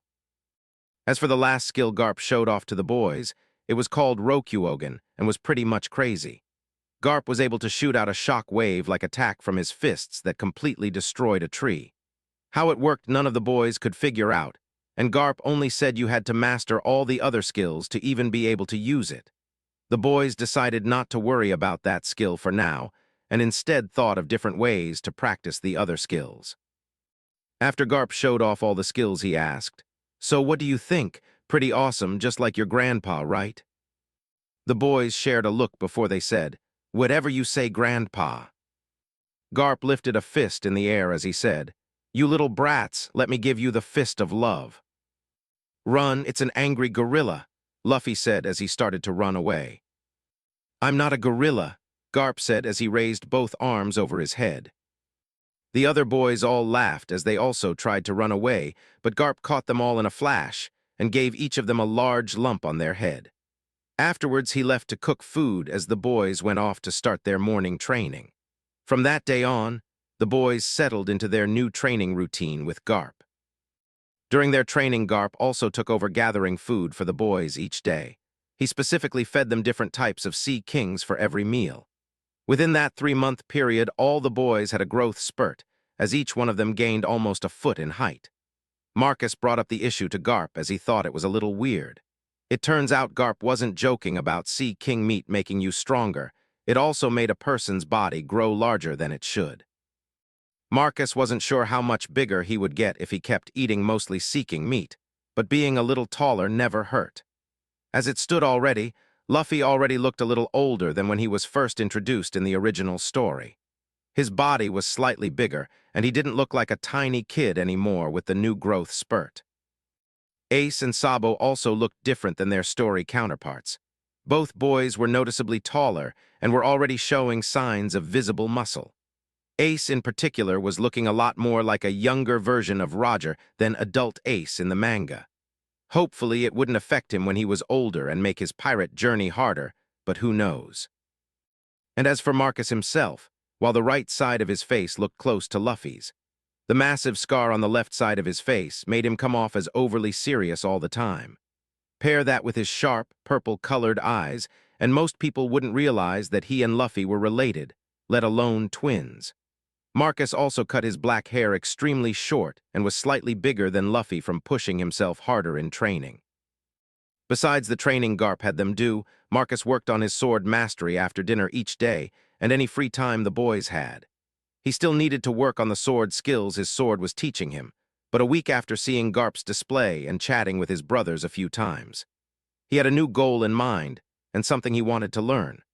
While Marcus already knew about Reincarnation and the other secret arts Garp showed them from his past life, something about seeing them in person inspired Marcus to attempt something he already gave up on trying for now. He took Garp's demonstration along with the one Bogard showed him over 2 years ago and started figuring out how to produce a flying slash. He had attempted it before, but it never worked out, no matter how many times he attempted it. Marcus originally thought it was because he just wasn't strong enough to produce the air blade and still couldn't cut down a tree with his blunt training sword. But now he had a different idea after watching Garp use Reincarnation up close. While the Reincarnation skill did require a lot of strength to perform properly, the slash Bogard showed him was the exact opposite. When Marcus thought back on that time, Bogard looked like he barely put any effort into his attack. No extra strength, just a casual swing of his blade. Yet that blade produced an air slash that could slice a boulder in half from a distance. So Marcus focused on figuring out how to make an air slash that way. It was slow going at first, but about a month into his training, Eternal Rest seemed to understand what he was trying to do and readjusted his movements. Since his sword helped him a few times before at this point, Marcus was used to it and let the sword change his stance and swing over the next few weeks of practice. When the sword was finally satisfied with Marcus's progress, he felt a tinge of happiness from the blade and something else. It almost felt like the sword was proud of Marcus. Afterwards, Marcus practiced his new stance for over a month before he finally produced an air slash. The slash itself was nothing and barely flew a few inches before it disappeared. But Eternal Rest vibrated in his hands for his first successful slash, and he could even feel joy radiating from the blade. With the knowledge he could produce an air slash, Marcus redoubled his efforts with his practice. After another 50 swings or so, Marcus produced another flying slash. While Marcus was happy with his progress, over the next week or so he realized he couldn't consistently do them. It took on average at least 50 or more swings before he could make a flying slash. While the slashes were getting bigger and traveling farther, it wasn't by much. The current record was about 2 feet long for the slash, and about a foot in travel distance before it disappeared. Marcus didn't share his new skill with anyone yet since it wasn't consistent, and he didn't want the others pestering him to teach them how to do it. Since he wasn't sure if he could actually teach Ace and Sabo, since they didn't use swords. Other than working on learning how to produce a flying slash, Marcus also focused on trying to perfect his breathing technique. His technique was supposed to work like total concentration breathing from Demon Slayer, but so far the only benefit his technique gave him was being less out of breath when doing physical activities. While nice, Marcus was hoping to gain the other benefits from it like increased strength, speed, stamina, and endurance. It also increased a user's mental abilities to keep up with their superhuman movement. His work on the breathing technique didn't really go how he wanted, though. Whenever he tried to change it, it just felt wrong. Even his sword would shake slightly to warn him. It left him with a few choices: either keep trying and hopefully figure it out one day, start all over again and try to create a better breathing technique from the start, or finally just give up on the breathing technique and be happy with what he already had. After a couple days, Marcus decided on pushing forward with his current technique, but before he started trying to improve it again. He wanted to increase his lung capacity and currently didn't have access to any type of gourd, so he started running more. Marcus also started doing suicide drills, shuttle runs in the clearing at the base. He set up 10 sets of rocks 20 feet apart and would do them at least 4 times a day. Garp watched Marcus do them the first time Marcus set up the rocks and liked the exercise so much. He incorporated it into the boys' normal training routine. So for the past 2 months, all the boys were doing the exercise at least twice a day. Garp also kept his promise and trained the boys to be able to clear all 6 training grounds by the 2-month mark. After that, he focused on pushing the boys to complete the 6-time training courses and getting on the leaderboards. While the boys were able to get on the leaderboards after a couple weeks of pushing themselves, they were near the bottom of the 200 names posted. When there was about a week of training left before they departed the island, Garp said, "From here on out, you don't need to do your normal training. Your only goal is to make it within the top 50 of the leader boards on the timed obstacle courses. We can't even make it into the top 100 on any of the boards. How are we going to make it into the top 50? Marcus asked. Garp pointed at their training harnesses as he said, "You're going to run everything without the harness on." Luffy jumped up and down as he said, "Without the harness, I should be able to get first place on all the courses." Ace punched Luffy on the top of his head as he said, "In your dreams, I'll be the one in first place loser." Luffy rubbed the top of his head as he said, "You'll be the loser when I beat you." "You've never beaten me before, not even in card games," Ace said as he smirked at Luffy. "I will this time, just wait." Garp laughed before he said, "Tell you what, whoever gets the best overall scores will get a prize the next time I visit." 23. Setting a new record. With Garp letting the boys take off their training harnesses and only focusing on getting on the leaderboards, the boys ended up splitting up and going to one of the 6 training courses the next day. It was mostly so the boys could save time and didn't have to wait for the others to run the timed course. So each boy went to their favorite obstacle course and focused on getting the best record on it they could. Luffy went to the second obstacle course, which was a massive set of monkey bars that are 20 feet wide and over 100 feet long. Well, they weren't exactly monkey bars. They were a bunch of different bars, rings, ledges, and other objects you hold onto while you crossed over a 60-foot drop into water. Most of the handholds moved, twisted, or would slide once you put weight on them, so you had to be careful how you went through the course. Sabo picked the 4th course, which was a climbing base test.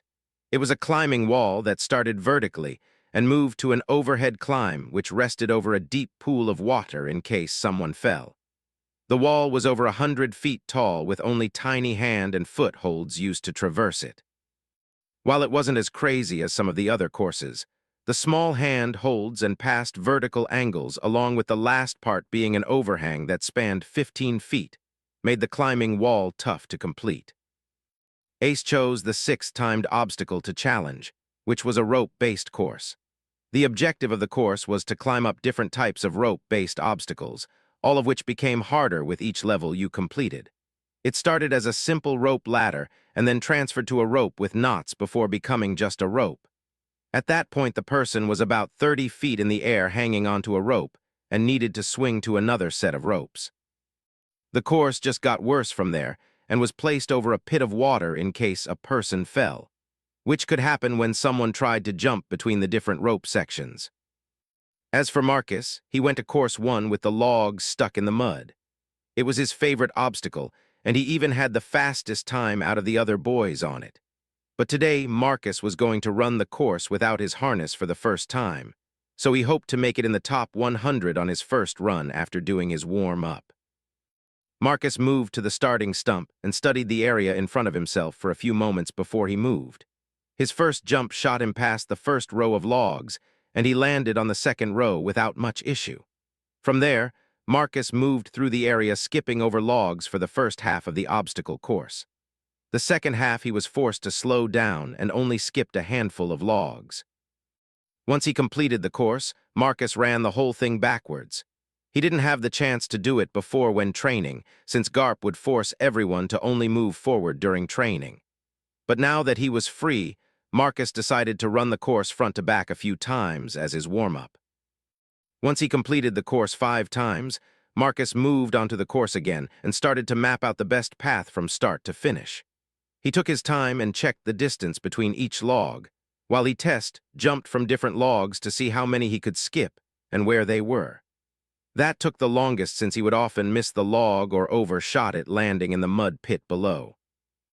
Hours passed as Marcus moved log to log before he had the information he wanted, and with that Marcus was able to plan his perfect run through the log course. It was around lunchtime when Marcus finished, so he went back to camp to eat and see how the others were doing. He was the last one to show up and was still a little wet from cleaning all the mud off from his last fall. But he smiled when he noticed his brothers were also in different stages of their clothes drying off. Marcus walked over to the bonfire Garp used for cooking as he asked, "Has anyone reached the top 50 yet?" "I made it to 56 so far," Luffy said before he took a large bite out of his seeking meat. Ace smirked as he said, "Currently sitting at 40, but I know I can do better." "I made it to 49, but the time difference is only about 20 seconds to 30th place. So that's my goal," Sabo said as he smiled. Marcus sat down and grabbed a piece of meat from the pile that was done as Luffy asked, "What about you? Did you get close to 50? Marcus shrugged as he said, "I spent the morning plotting my run, so it hasn't changed yet." Everyone looked at him, including Garp, who gave him a weird look. Marcus was in the middle of chewing, so he just stared back at everyone else. A few seconds later, he swallowed and asked, "What? What do you mean you were plotting your run? You just hit the button and run across it," Garp said matter-of-factly as the other boys nodded in agreement. Marcus shook his head as he said, "If you don't plot the obstacle course, how are you gonna know the optimal path to cross it? You're not meant to think about it, you're supposed to do it as fast as possible," Garp said. "And I will, after I find the best path forward." Garp placed more meat over the fire as he said, "This best path forward better put you in the top 50 then. If it doesn't, it's a waste of time." Marcus smiled before he said, "It'll be fine, Grandpa, trust me." "We'll see how good it works after lunch. I'll come watch you run the course," Garp said. "I'll come along too. I want to see if it helps," Ace said. Sabo and Luffy also agreed to join, since they wanted to see what Marcus was doing. The rest of lunch was spent chatting and eating, before a short break to rest a bit. Afterwards, everyone moved to Obstacle Course 1 to watch Marcus and see if his method helped improve his time. Once there, everyone except Marcus moved to the billboard side, while he went to the starting log. Once he was ready, Marcus moved out onto the course. He didn't go all out and didn't skip logs. He just moved through the course and rechecked the path he plotted as he landed on each log to double-check his footing. Once on the other side, Luffy asked, "What was that? You were so slow and didn't hit the button." Marcus smiled as he said, "I was double-checking my path and warming up. Let me run it a couple more times and then I'll run it for real." Marcus then turned around and did the log course backwards as everyone watched. Over the next 10 minutes, Marcus slowly ran the course 2 more times as a warm-up. Once he finished the second trip back, he stood next to the button and said to the others, "All right, this time I'll do it with the timer." Marcus pushed the button and moved near the front of the log and waited. After 5 seconds, a buzzer went off and Marcus exploded off the starting log. His first jump was big, and he actually landed on one of the logs in the 3rd row. From there, every jump, he made skipped at least 1 log, and within a flash, he completed the first half of the course. As he moved into the second half of the course, Marcus kept his crazy pace and kept skipping over logs. With the smaller logs, he actually looked like he was running instead of jumping, as he would land on only 1 foot and use that foot to jump to the next. He also used the movement of his free foot to help move him forward as he jumped, which helped to increase his jump length. As Marcus crossed over the gap to the last log, another buzzer went off, and everyone turned to look at the time. On top of the leaderboard was a time of 1 minute, 3 seconds, and 34 1/100ths of a second. As everyone looked at the time, Garp started to laugh as he said, "That was great, as expected of my grandson." On the leaderboard, Marcus's time came up as number 11, with only a 5-second difference between him and first place. Marcus wasn't sure if he could do it, but he was going to try for first place. As Marcus was thinking about how he could improve his time, Luffy hugged him as he said, "That was awesome. You have to show me how you did that so I can get a good score also." Ace and Sabo nodded their heads in agreement as Marcus said, "I can show you, but you'll have to figure out your own path."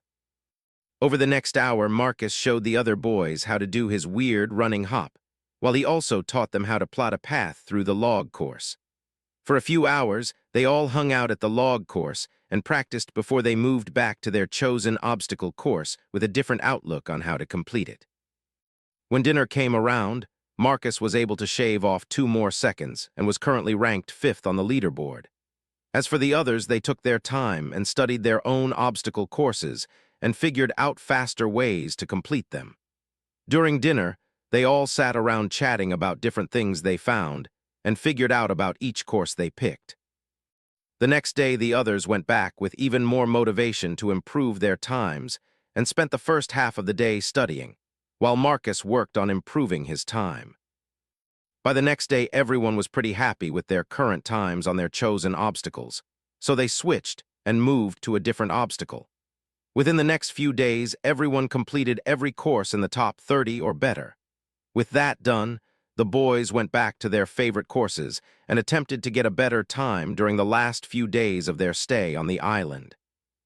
When everything was said, and Dunace won Garp's contest of getting the best overall score. It was actually really close, with Sabo only being a few spots behind him and Marcus about 10 spots behind Sabo. Luffy came in last, but he was still happy overall since he was only a single spot behind Marcus. Marcus did beat his goal, though, and set a new record for the log course. It was only a few hundredths of a second faster than the last person, but that was good enough for him. With everyone satisfied with their scores, they spent the last day just relaxing on the island and playing some card games before they packed up and got ready to leave the next morning. The next day, Garp woke everyone up early in the morning and made them a breakfast of sea king meat before they loaded up the ship. While they didn't bring much with them, Garp killed a bunch of sea kings while they stayed on the island and made a bunch of jerky out of the meat for the boys.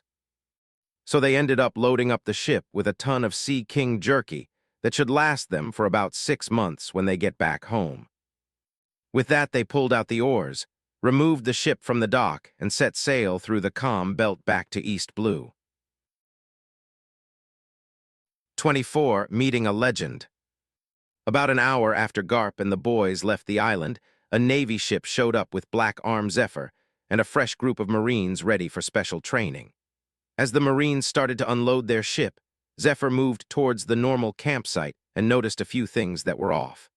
The biggest and most obvious thing was the bonfire pit someone used for cooking. There was only one person that Zephyr knew who liked to use a large bonfire for cooking. Garp. But why was Garp here? He never wants to train anyone, and he definitely wouldn't bring Marines here to train. He would call this place too tame to be used for training. Plus, Garp was currently on vacation visiting his grandkids he never shuts up about. Zephyr shook his head to clear it. Garp wouldn't be stupid enough to bring his grandkids here. Plus, from what he remembered, none of them were even 10 years old yet. There's no reason to bring them here. How would they make use of this place? As Zephyr was lost in thought, a young Marine with purple hair ran towards him and called out to him. "Dad." Zephyr turned around to smile at his son before he schooled his face and said in a commanding tone, "Seaman First Class Nicholas, while you're here, you are to refer to me as Instructor Zephyr. Is that understood?" His son instantly straightened up and saluted as he said, "Sir, yes, sir. Instructor Zephyr, sir. I came to inform you we are done offloading from the ship, sir." "Good, go gather up the others, and I'll take you around to the training grounds." Zephyr watched his 15-year-old son run off and couldn't help but smile. The boy was shaping up to be a good Marine, and it made him proud. Within a few minutes, all the trainees were lined up in front of Zephyr, who said, "Since we arrived early, today will be an introduction to the island and its training grounds. Follow me and I'll take you to each one." As the trainees followed Zephyr to the first training ground, he explained a few things about the island as they walked and also told them about the time trial courses. When they reached the first one, Zephyr led them over to the leaderboard and pointed at it as he said, "I expect all of you to make it on this list before we leave here. As you can see, the people near the top are all currently famous Marines you've heard of before." Nicholas raised his hand before he said, "Instructor Zephyr, who is Monkey D. Marcus?" Zephyr whipped his head around to look at the leaderboard, and there in first place was the name. As he studied the leaderboard, he noticed a few more names on the list that were new. The longer he looked at it, the more he realized Garp was here, and he brought his grandson, S, with him. "VVVVV. Puraru gacha. What do you want, Sengoku? I'm still on vacation." The Den Mushy had purple hair and glasses on as it said, "Get your ass back here, Garp. I know you just left before I showed up." Zephyr, you're on the island already. I thought you wouldn't be there for another couple weeks, Garp said. I always bring the trainees early, but that doesn't matter. Turn your ship around and come back here. Garp started to pick his nose as he said, I need to take my grandsons back home before my vacation is over. The Den Mushy smiled as it said, It's fine. I already called Sengoku and told him I found you here training your grandkids. He said you could stay here for half the training session as long as you help me with the trainees.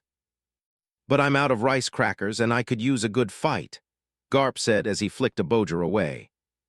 I'll watch over your grandkids for a couple days while you go get more crackers and beat up some pirates. Does that work for you? Zephyr asked. I said I wanted a good fight. Unless I go to the New World, I won't find one. You'll have to spar with me, Garp said as he started to gurn. Fine, before you leave the island to take your grandkids home, we'll have a friendly spar. Deal. Garp smiled as he said, Sure, but my grandsons get to spar with the trainees while they stay there. Deal, Zephyr said. Good, I'll see you in an hour or two, Garp said before he hung up the Den Mushy. Garp glanced down at his grandsons as he said, Change of plans, we're heading back to the island for a few more months. All the boys stopped rowing and glanced back at Garp as Ace asked, Isn't your vacation almost over? Garp nodded before he said, It technically is, but if I help with some training, you can stay on the island and spar with a bunch of marine trainees. But I miss Big Sister Makino's cooking, Luffy said. You don't like my roasted meat. Luffy looked conflicted since meat was his favorite thing to eat, but that's literally the only thing they've eaten the past 3 months. Marcus knew what the issue was and said, Gramps, your roasted meat is good, but we need more than that: bread, cheese, rice, fruits, and vegetables. We just want something to go with the meat. All the other boys nodded in agreement before Garp said, The Marines should have that stuff, but I'll pick up extra when I go to get some rice crackers. But first we need to go back to the island, so start rowing. A little over an hour later, they made it back to the island and found a massive Navy ship docked at the harbor, with a handful of Navy personnel still unloading cargo from the hold of the ship as Garp and the boys docked their own ship. As Garp disembarked from the ship, everyone who saw him stopped to greet him with a salute, and also looked questioningly at the young boys who followed behind him. Garp waved everyone off as he said, No need to be proper around me. Go about your business. Garp led the boys back to their campsite where they found a large group of people doing exercises, while a large man with purple hair and glasses watched. Garp walked up to the man and said, This batch looks weak. Zephyr turned around as he said, They always look weak when they first get here, but they all pass the test to train here. Zephyr turned to look at the 4 boys lined up next to Garp and took a moment as he studied each of them. None of them really looked like brothers, but then again, Garp had a thing for picking up kids and giving them a home. As Zephyr glanced at each boy, Garp pointed to them and said their name before he pointed at Zephyr and said, Boys, this is former Navy Admiral Zephyr, current training instructor for the Marines. The boys shared a glance before they all bowed and said, It's nice to meet you, Instructor Zephyr. Garp's right eye started to twitch as Zephyr smiled and said, I can't believe your grandkids are so well behaved. I expected them to be like you. In a moment, all the boys were face down in the dirt with lumps growing out of their heads as Garp said, Ungrateful little brats, you're never that respectful to me. Are you trying to show off or something? When the boys didn't respond, Garp picked each of them up to find out they were all knocked out. As he dumped them back on the ground, Garp said, Keep an eye on them. I'll be back in a few days. Zephyr glanced back at Garp as he asked, You want me to add them to the training group? No, they'll be bored with that. When they wake up, just tell them to do their normal training regiment. Once they finish it, you can let them spar with the trainees if you like. Otherwise, tell them to do the boulder push till dinner time, Garp said. You think they'll be bored with my training routine? Zephyr asked in a challenging tone. Garp nodded as he said, Of course, it's only their morning warm-up routine. You spread it out over a whole day. Zephyr frowned as he said, That's because it takes almost a whole day to complete it. Garp smirked as he said, "My grandsons complete it before lunch." "Bullshit, it's not possible to complete it that fast." "You'll see for yourself tomorrow," Garp said before he turned around and started to walk back towards the dock. "You're just going to leave your grandsons like this?" Zephyr asked as Garp walked away. "They'll be fine, I've left them in worse spots before. Biwahahaha." Zephyr shook his head before he turned back to the trainees and called out 4 names. 4 people stopped exercising and came over to stand in front of Zephyr. He pointed down at the knocked-out boys and said, "Take them inside and set them up on some bunks, then get back to training." "Yes, sir," they all said with a quick salute before they went about their duty. About an hour later, the first of the boys started to wake up in his bunk a little confused. Ace slowly opened his eyes as he said, "What the hell, old man?" When no one replied, Ace looked around to see he was inside the barracks area on one of the beds. After a moment, he noticed the others were in bunks next to him, while their luggage was at the base of their beds. After Ace climbed out of his bunk, he quickly woke up the others before he said, "Let's go find that shitty old man." The others nodded in agreement before they followed Ace outside. Zephyr noticed the boys and waved them over before he said, "Garp took off to get rice crackers. He wants you to do your normal routine till he gets back." Ace glanced at the others before he said, "It's late, so let's go to the courses and try to beat our scores for the day. We can start training tomorrow." Zephyr watched the boys leave before he turned back to the trainees. After half an hour or so, he said, "Half-hour break for lunch. It should be ready on the ship." Once the trainees left, Zephyr used Sorrow and moved to the first training ground. He hid in the tree line and watched as Marcus practiced on the first obstacle course. After a little while, he moved to each area and looked for the other boys. Once he found them, he watched them long enough to get a decent gauge on their strength. He was surprised that all of Garp's boys could easily beat any of the trainees he brought to the island. A few might give them a challenge, but most of them wouldn't stand a chance. Zephyr smiled to himself as he realized letting the trainees spar with the boys would definitely improve their skills. Maybe he should set some matches tonight with some of the stronger prospects. Once half an hour was up, Zephyr headed back to oversee training again. It was almost dinner time when the boys decided to stop practicing and headed back to camp. When they arrived, they were greeted by the scene of all the trainees lined up in front of a makeshift outdoor kitchen, along with a bunch of tables and benches they could eat at. Luffy was the first to run over and headed for the front of the line. Luckily, Marcus caught him and dragged him to the back of the line as Luffy said, "Let go, Marcus, I want to eat." "And you will when it's your turn," Marcus said as he placed Luffy at the end of the line. Sabo and Ace nodded in agreement as Sabo said, "You need to learn manners, Luffy. It's not polite to cut in front of people." Luffy pouted as he said, "But I'm hungry." "Then eat your pocket jerky," Marcus said. Luffy pulled out his pockets to show they were empty as he said, "I ate it all earlier." Marcus shook his head before he pulled out his last piece and gave it to Luffy. Luffy almost swallowed it without chewing before he started to choke on it. Marcus was forced to smack his back a couple times as he said, "You have to chew your food, dumbass." As they waited in line to get food, none of the trainees talked with them. The boys didn't mind it though, and after a while they reached the front of the line and were given a tray loaded with food. Once they each had a tray, they moved towards the tables to find a place to eat and found the only table with enough space.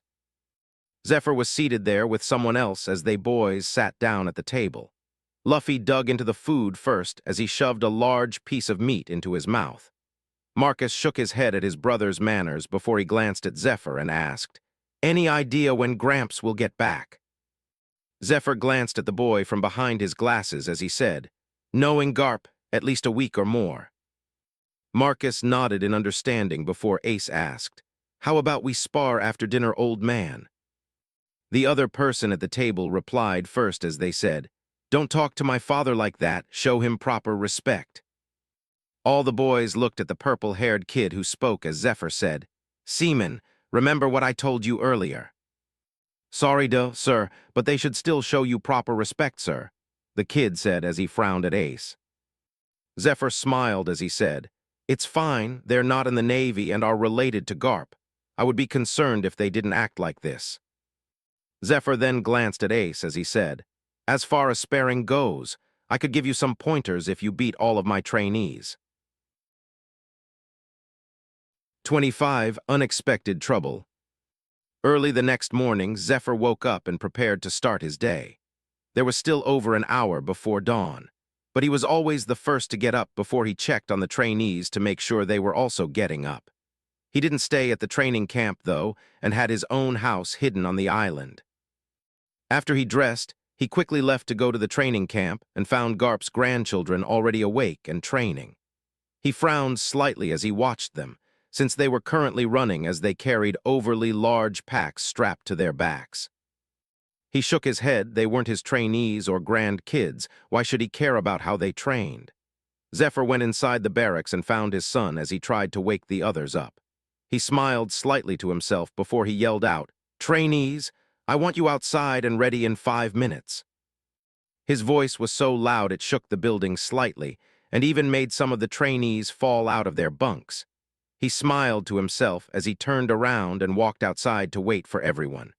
Within minutes, everyone was lined up outside as they waited for Zephyr's instructions. He glanced over the trainees and noticed a few half asleep or not properly dressed, but overall it wasn't that bad. After a few moments, Zephyr pointed towards the trail Garp's grandsons took as he said, "I want you to run laps through that trail till breakfast. I expect everyone to complete at least 5 laps. His son responded first as he said, "Yes, sir," before he moved towards the trail. The other trainees quickly followed up, and within moments all of them were gone. Zephyr followed along a few minutes later to make sure none of them slacked off. He also wanted to see how quickly the group caught up to Garp's grandsons. The trail they used was a little over 2 miles long, and it looped around the outside of all the training courses. As Zephyr jogged down the trail, he thought about how he should schedule the spars between Garp's grandsons and the trainees. He didn't want to overwhelm the boys, but he also needed to give them a challenge. After 5 minutes, Zephyr finally encountered a few of his slower trainees, and once they noticed Zephyr, they quickly increased their pace. It was about 10 minutes later when he encountered a few more trainees, but that was it. Garp's grandsons carried such heavy packs, he was sure they should have met by now. Another 5 minutes passed before he heard, "What time is breakfast, old man?" Zephyr whipped his head around to scold whoever just talked, but froze in place for a moment. Behind him were all of Garp's grandsons, but how did they get there? He was sure he would have noticed them if they took a break somewhere. Ace, the one in the lead, said, "Hey, old man, are you okay?" "Who are you calling old man, you little brat? And where did you come from? I know I didn't see you on the trail," Zephyr asked with a frown. "It's because you're slow. This is our second lap," Ace said as the boys all caught up with him. "Second lap?" Zephyr asked. Marcus nodded as he said, "Yeah, we normally do 10 laps before breakfast. That's why Ace asked when it was, in case we needed to increase our pace." "Breakfast should be ready in an hour or so from now," Zephyr said as the boys started to pass him. Ace waved as he said, "All right, thanks for the information, old man." "You little brat, I told you I'm not old," Zephyr yelled after the boys, who increased their speed and were already 50 feet ahead of him. Ace raised a hand in the air and gave a thumbs up as he said, "Whatever you say, old man." Zephyr gritted his teeth before he said, "It's Garp's grandson. You knew it would be like this." A minute later, all the boys were out of sight as they continued to increase their pace. As Zephyr kept running, he didn't see anyone for the next 10 minutes. When Zephyr finally met another person on the trail, they came from behind him as they said, "On your left, old man." Zephyr wanted to punch the little brat, but still moved slightly to the right before the boys sped past him. Zephyr watched the boys in shock as he realized they just ran over 2 miles in about 10 minutes. Just what the hell was wrong with Garp's grandchildren? He watched them a little bit yesterday and thought he knew how strong they were. But this just didn't make sense to him. Just how hard has Garp pushed these kids when he trained them? Weren't they all under 10 years old? As Zephyr thought about how Garp trained the boys, he heard people as they approached from behind him. A few moments later, his son appeared along with a handful of others, and started to pass him. Zephyr smiled for a moment before he schooled his face as he thought, "It looks like those boys will be useful." It was about an hour later when everyone finished running and Zephyr was happy. While Garp's grandchildren completed 10 laps, Nicholas and some of the trainees finished 6 laps and looked a little haggard. The rest barely completed 5 laps and were about to collapse. They would need more training. After Nicholas and his group finished, they walked over to the brothers who stood in front of the makeshift buffet line. Once they were close, Nicholas said, "That was pretty good. How many laps did you complete?" Ace glanced over towards Nicholas as he said, "Just our normal 10. Another boy next to Nicholas puffed out his chest as he said, "We'll be able to do that soon enough." Ace couldn't help himself as he laughed at the boy before he said, "You should already be able to run 10 laps without issue." Ace pointed over to the backpack he used as he said, "I bet you couldn't run a single lap with that on your back." "It's just a backpack, I could easily do it," the boy said before he moved towards it to pick it up. Once there, the boy grabbed the pack and went to lift it up but struggled to even budge it. He started to sweat as he attempted to lift the pack, and after a few moments turned back to look at Ace as he said, "Bullshit. There is no way you used this pack on your run. It has to weigh at least 200 pounds. Ace wore a confident smirk as he walked over to the pack and casually lifted it off the ground.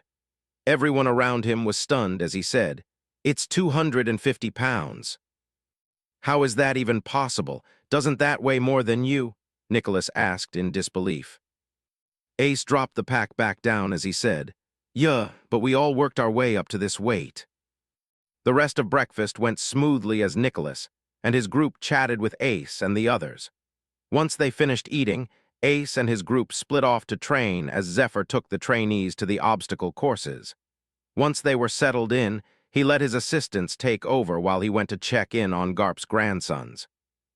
What he found left him speechless as he watched the boys do his normal training regiment at a breakneck pace. It wasn't just the speed, but they were all weighted down as they did it. Zephyr watched them till they finished and still didn't believe it. They easily completed a workout that took a normal Marine all day to complete. During lunch, Zephyr thought about who he could pit against the boys in spars, and realized none of the trainees would be a challenge for the little monsters. Actually, who said they needed to spar with only one person at a time, Zephyr thought as he smiled. After lunch finished, Zephyr said, "Hey, you little brats, are you ready to spar?" Ace nodded before he glanced at Luffy as he said, "Looks like you'll finally be able to beat someone in a spar." Luffy frowned slightly as he said, "I've beat Marcus before." Sabo patted Luffy's shoulder as he said, "That's because he takes it easy on you." "No, he doesn't. I win fair and square, right, Marcus?" Luffy asked as he turned to look at his brother. Marcus moved one hand behind his back and crossed his fingers as he said, "Yup, I never hold back when we fight." Luffy nodded his head as he said, "I told you." Ace and Sabo snickered before Zephyr said, "Come over here, you brats." Zephyr led everyone to the dirt ring that acted as a sparring arena. It was located in the same clearing as the barracks, but it was on the other side. Once there, he pointed to Luffy as he said, "You're up first, let's see what you got." Luffy stuck out his tongue at Ace as he moved into the arena and waited for his opponent. Zephyr glanced over everyone before he pointed at 3 of the weakest trainees as he said, "You 3, go up." After they made it into the arena, one of them asked, "Who is supposed to fight him first, sir?" Zephyr smiled as he said, "All of you, now stop wasting time and fight." "But isn't that unfair, sir?" one of them said before Luffy knocked him out with a single punch. The other 2 followed their companion a moment later before they even realized what was going on. Luffy held up the peace sign as he stood over his defeated opponents and asked, "Who's next?" What followed was basically a one-sided beatdown, as Luffy took down almost 30 trainees before Zephyr switched out Luffy for Marcus. Marcus easily defeated another 20 people before Zephyr sent out one of the better prospects of the training camp. As the person came forward, Eternal Rest, which currently rested on Marcus's back, started to shake. At first, Marcus didn't understand why until he looked at the person in front of him. He stood a foot taller than Marcus and wore glasses that covered his eyes. His black hair was mostly hidden by the hat he wore, but it couldn't hide his distinct lightning bolt-like sideburns. The most notable thing that alarmed Marcus was the half-eaten sausage patty stuck to the side of the boy's face. Marcus's blood ran cold as he took in Virgo's appearance and was only pulled out of his thoughts when Zephyr said, "Fight." The older boy charged at Marcus with an attack. Marcus attempted to dodge, but Virgo was faster and seemed to have more experience fighting as he landed a solid blow on his stomach. The wind was completely knocked out of Marcus, and the blow lifted him off his feet and tossed him over 10 feet away, where he rolled across the ground a few times before he came to a stop. Marcus thought about getting back up, but instead stayed down. He didn't need to continue fighting today. When Marcus didn't move to stand back up, Zephyr asked, "Is that all you got?" Marcus took a little longer before he sat up and nodded his head. Zephyr looked at the boy in disappointment before he said, "Fine, get out of the ring." "You're next, get in the ring," Zephyr said as he pointed at Sabo. As Marcus moved next to his brothers, Luffy said, "I beat more than you and didn't lose a fight. That means I'm stronger than you." Marcus patted Luffy on the back as he said, "Of course, Luffy, but quiet down for now and let's watch Sabo fight." Luffy moved a little closer to the ring to watch the next fight as Ace stood next to Marcus and asked in a hushed tone of voice, "What was that? Why did you lose on purpose?" As they watched Sabo fight with Virgo, Marcus said, "My sword was shaking." Ace kept looking forward towards the fight, but his eyes shifted slightly to glance at Marcus as he asked, "Like when we fight people with bounties?" "Yeah." Ace's eyes narrowed as he asked, "What do you want to do?" "Let's talk to Gramps about it. He'll know what to do," Marcus said as he clenched his fists. 26. What are morals? After the first day of letting the boys spar against his trainees, Zephyr changed his training routine up. He increased their training regiment and also pushed them harder each day. He also decided to only let the trainees spar with the boys once a week, since they took a pretty good beating during the first set of spars. The second set of spars didn't go well either, and this time Marcus didn't get distracted, so it was even worse than the last time. As for the boys' training, they settled into their normal routine, except for using their training harness, since Garp told them to leave them on the ship. That forced them to become creative as they tried to make their workouts more challenging. They mostly added more weights to their backpacks and attempted to do some of the obstacle courses with the backpack on. They also went deep into the forest and fought with stronger animals to push themselves. It was after the third sparring match with the trainees that Garp finally arrived back on the island. Apparently he had to search around to find the rice crackers he liked and ended up going to one of the other blues to find them. Once he was back, though, he attempted to help train everyone with Zephyr, which failed spectacularly. While Zephyr wanted to make the trainees stronger, Garp's methods were too much, and by lunchtime of the first day, not a single one of them could walk. Zephyr glanced over his trainees laid out on the ground before he narrowed his eyes as he glared at Garp and asked, "What the hell is wrong with you? How could you do that to the trainees?" Garp, who was laid back in a beach chair, stuffed a rice cracker into his mouth, and as he chewed it said, "What? It's not my fault they're so weak." Garp pointed to Ace and the others as he said, "Look, my grandsons are just fine. Not everyone is a freak like you and those kids. You need to tone it down for the trainees," Zephyr said in an annoyed tone of voice as he looked over the trainees who were passed out. Garp had a rice cracker in his hand as he waved at Zephyr dismissively and said, "It's for their own good. If they're too weak, they won't survive long being a Marine."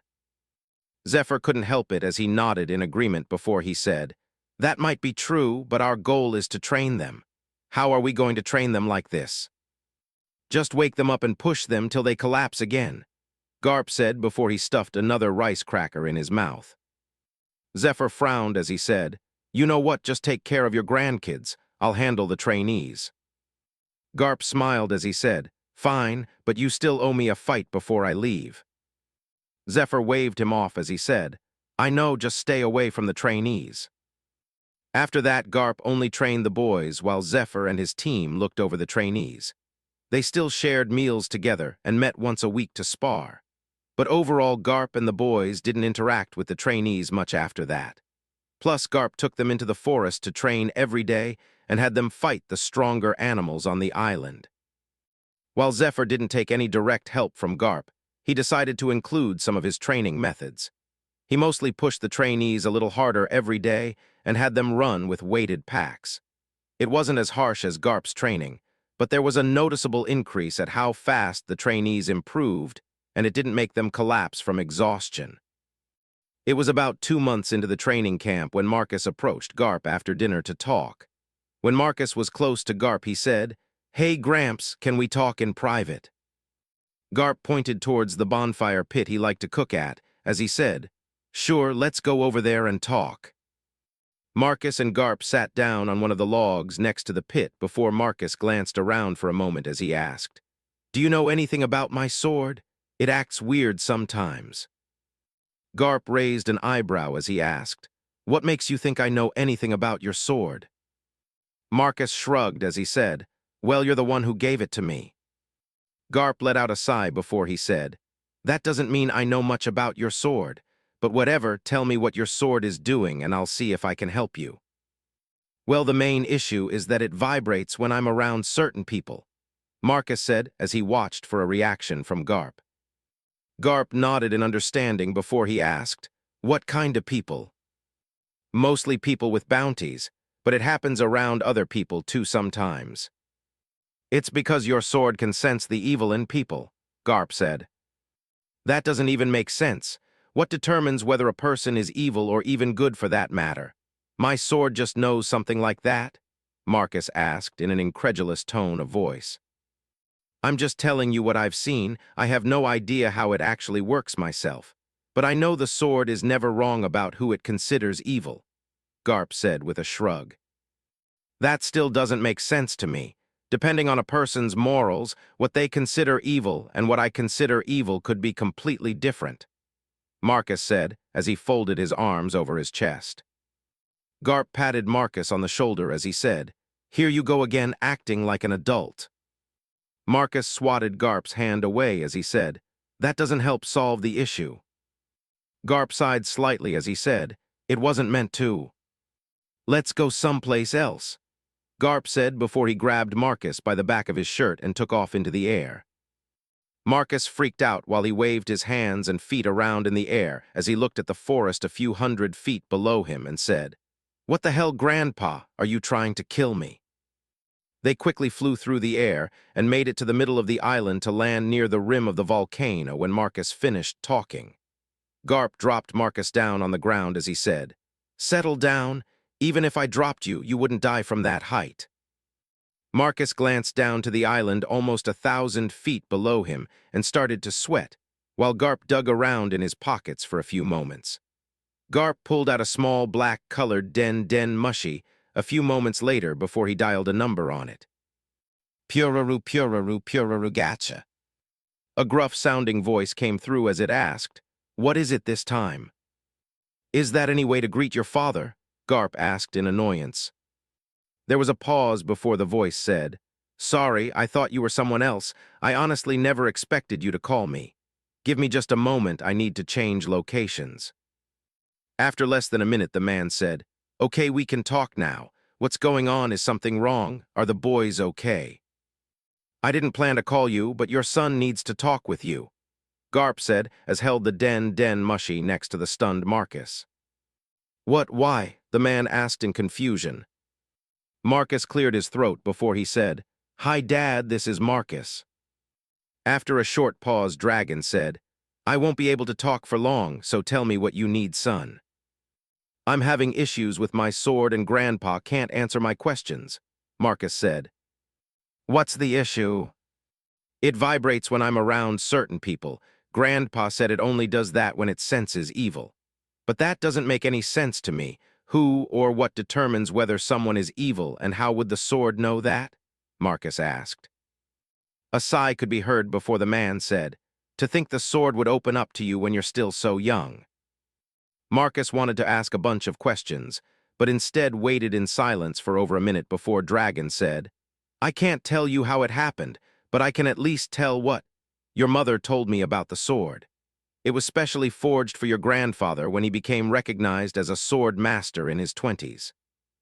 He was a powerful man with a strong sense of justice who wielded that sword for almost 50 years. During that time, the sword somehow awakened and copied its master's sense of justice. How it can sense if someone is evil, I have no idea, but I know it's never been wrong before. Marcus let out a frustrated sigh before he said, "That doesn't help me much. How do I know what I consider evil is the same thing the sword considers evil?" Dragon laughed a little before he asked, "Would you consider someone who kills other people evil?" "Depends on the reason," Marcus said. "What if there's no reason, they did it just because they could?" Dragon asked. "I would consider someone like that evil." The Den Mushy nodded as Dragon said, "Then trust the sword when it warns you next time, and also remember that you don't have to act on that warning. Just because the sword has its own sense of justice doesn't mean you need to follow it. Always be true to yourself first and follow your own beliefs." With some doubts cleared up, Marcus smiled slightly to himself before he said, "Thank you, Father." "You're welcome, and I'm sorry that I am not able to raise you and Luffy myself," Dragon said in a sad tone. "It's fine. Luffy is kind of an idiot and didn't realize we had parents until I told him. And while it would be nice to have you and Gramps around us more, I know you're both busy trying to help the world in your own way. Gramps being the Marine hero, and you leading a revolution against the current world government," Marcus said with a smirk. Both the Den Mushy and Garp went wide-eyed at the comment before Garp punched Marcus as he asked, "You little brat, who told you about that stuff?" Garp punched harder than he thought and knocked Marcus off the rim of the volcano. A moment later, Marcus screamed out as he started to tumble down the edge of the volcano. Dragon heard the scream and asked in concern, "What just happened? Why did Marcus scream?" Garp watched Marcus as he flipped end over end down the volcano slope as he said, "Nothing. I just gave Marcus some extra training." "Oh, okay. I need to get going anyways. Take care of yourself, Dad, and thanks for taking care of the boys for me." "It's fine, and stay safe," Garp said before he hung up and started to head down to get Marcus. Marcus was battered, bruised, and covered in blood when we finally came to a stop at the foot of the volcano. As he laid on his back and tried to suck in a breath, Garp landed on the ground next to him as he asked, "Anything broken?" Marcus glared up at Garp before he said, "I hate you so much right now." Garp smiled as he said, "It was just some extra training, no need to get upset. Can you walk or do I need to carry you?" Marcus slowly tested his body and was surprised to find nothing was broken.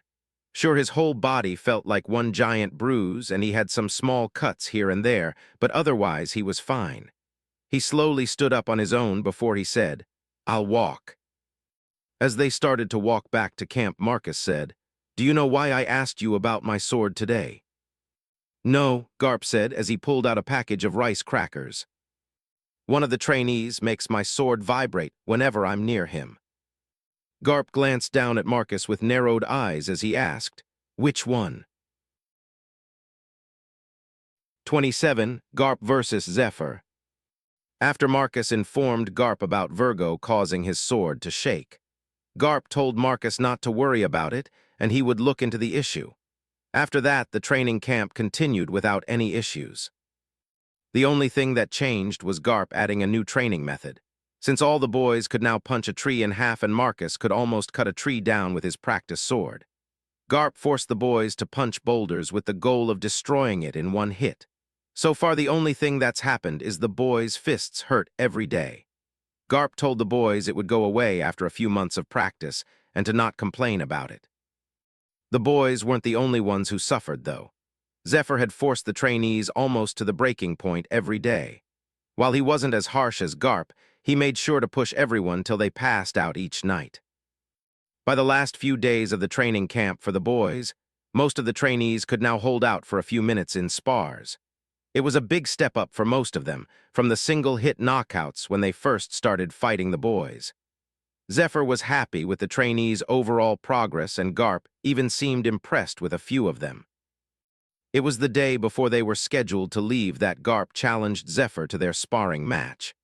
Early in the morning, instead of training, everyone gathered up to have breakfast. Afterwards, they moved towards the dock area so everyone could watch the sparring match. Garp and Zephyr faced each other near the start of the dock as Zephyr said, "Let's agree on some rules before we start this."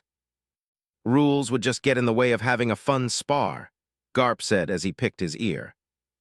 Zephyr shook his head as he said, "No, we should use this spar as an opportunity to show everyone here what a high-level fight is like." Garp glanced over to his grandsons for a few moments before he asked, "And how exactly would we do that?"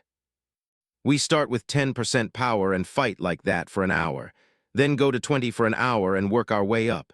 Then we can finish at full strength for an hour, but let's not overdo it. What do you think?" Zephyr asked.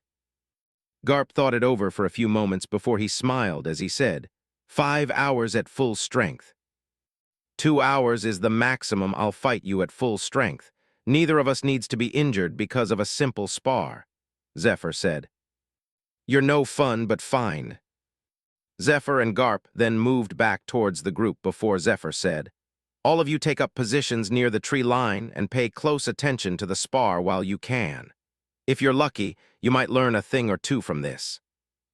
Garp moved towards his grandsons before he pointed to an area with some boulders and said, "Go over there to watch us." As the boys glanced over to the spot, Garp said, "Once you can no longer track us during the fight, I want you to train on those rocks till the fight is over." "Oh, I thought we didn't have to train today," Luffy asked in confusion. Garp pushed Luffy towards the boulders as he said, "I never said that. Now get going and remember what I told you." After the boys and trainees were out of the way, Zephyr squared off against Garp and said, "Start whenever you're ready." A moment later, Garp launched himself at Zephyr, and their fists collided, followed by a gust of wind from the collision. While it was only 10% of their power, they still moved fast enough that a normal person wouldn't be able to follow their movements. In fact, some of the trainees could barely follow their current speed. As for Marcus and his brothers, they easily watched the two men as they traded blows. It was a fierce melee as both men seemed to be evenly matched with each other.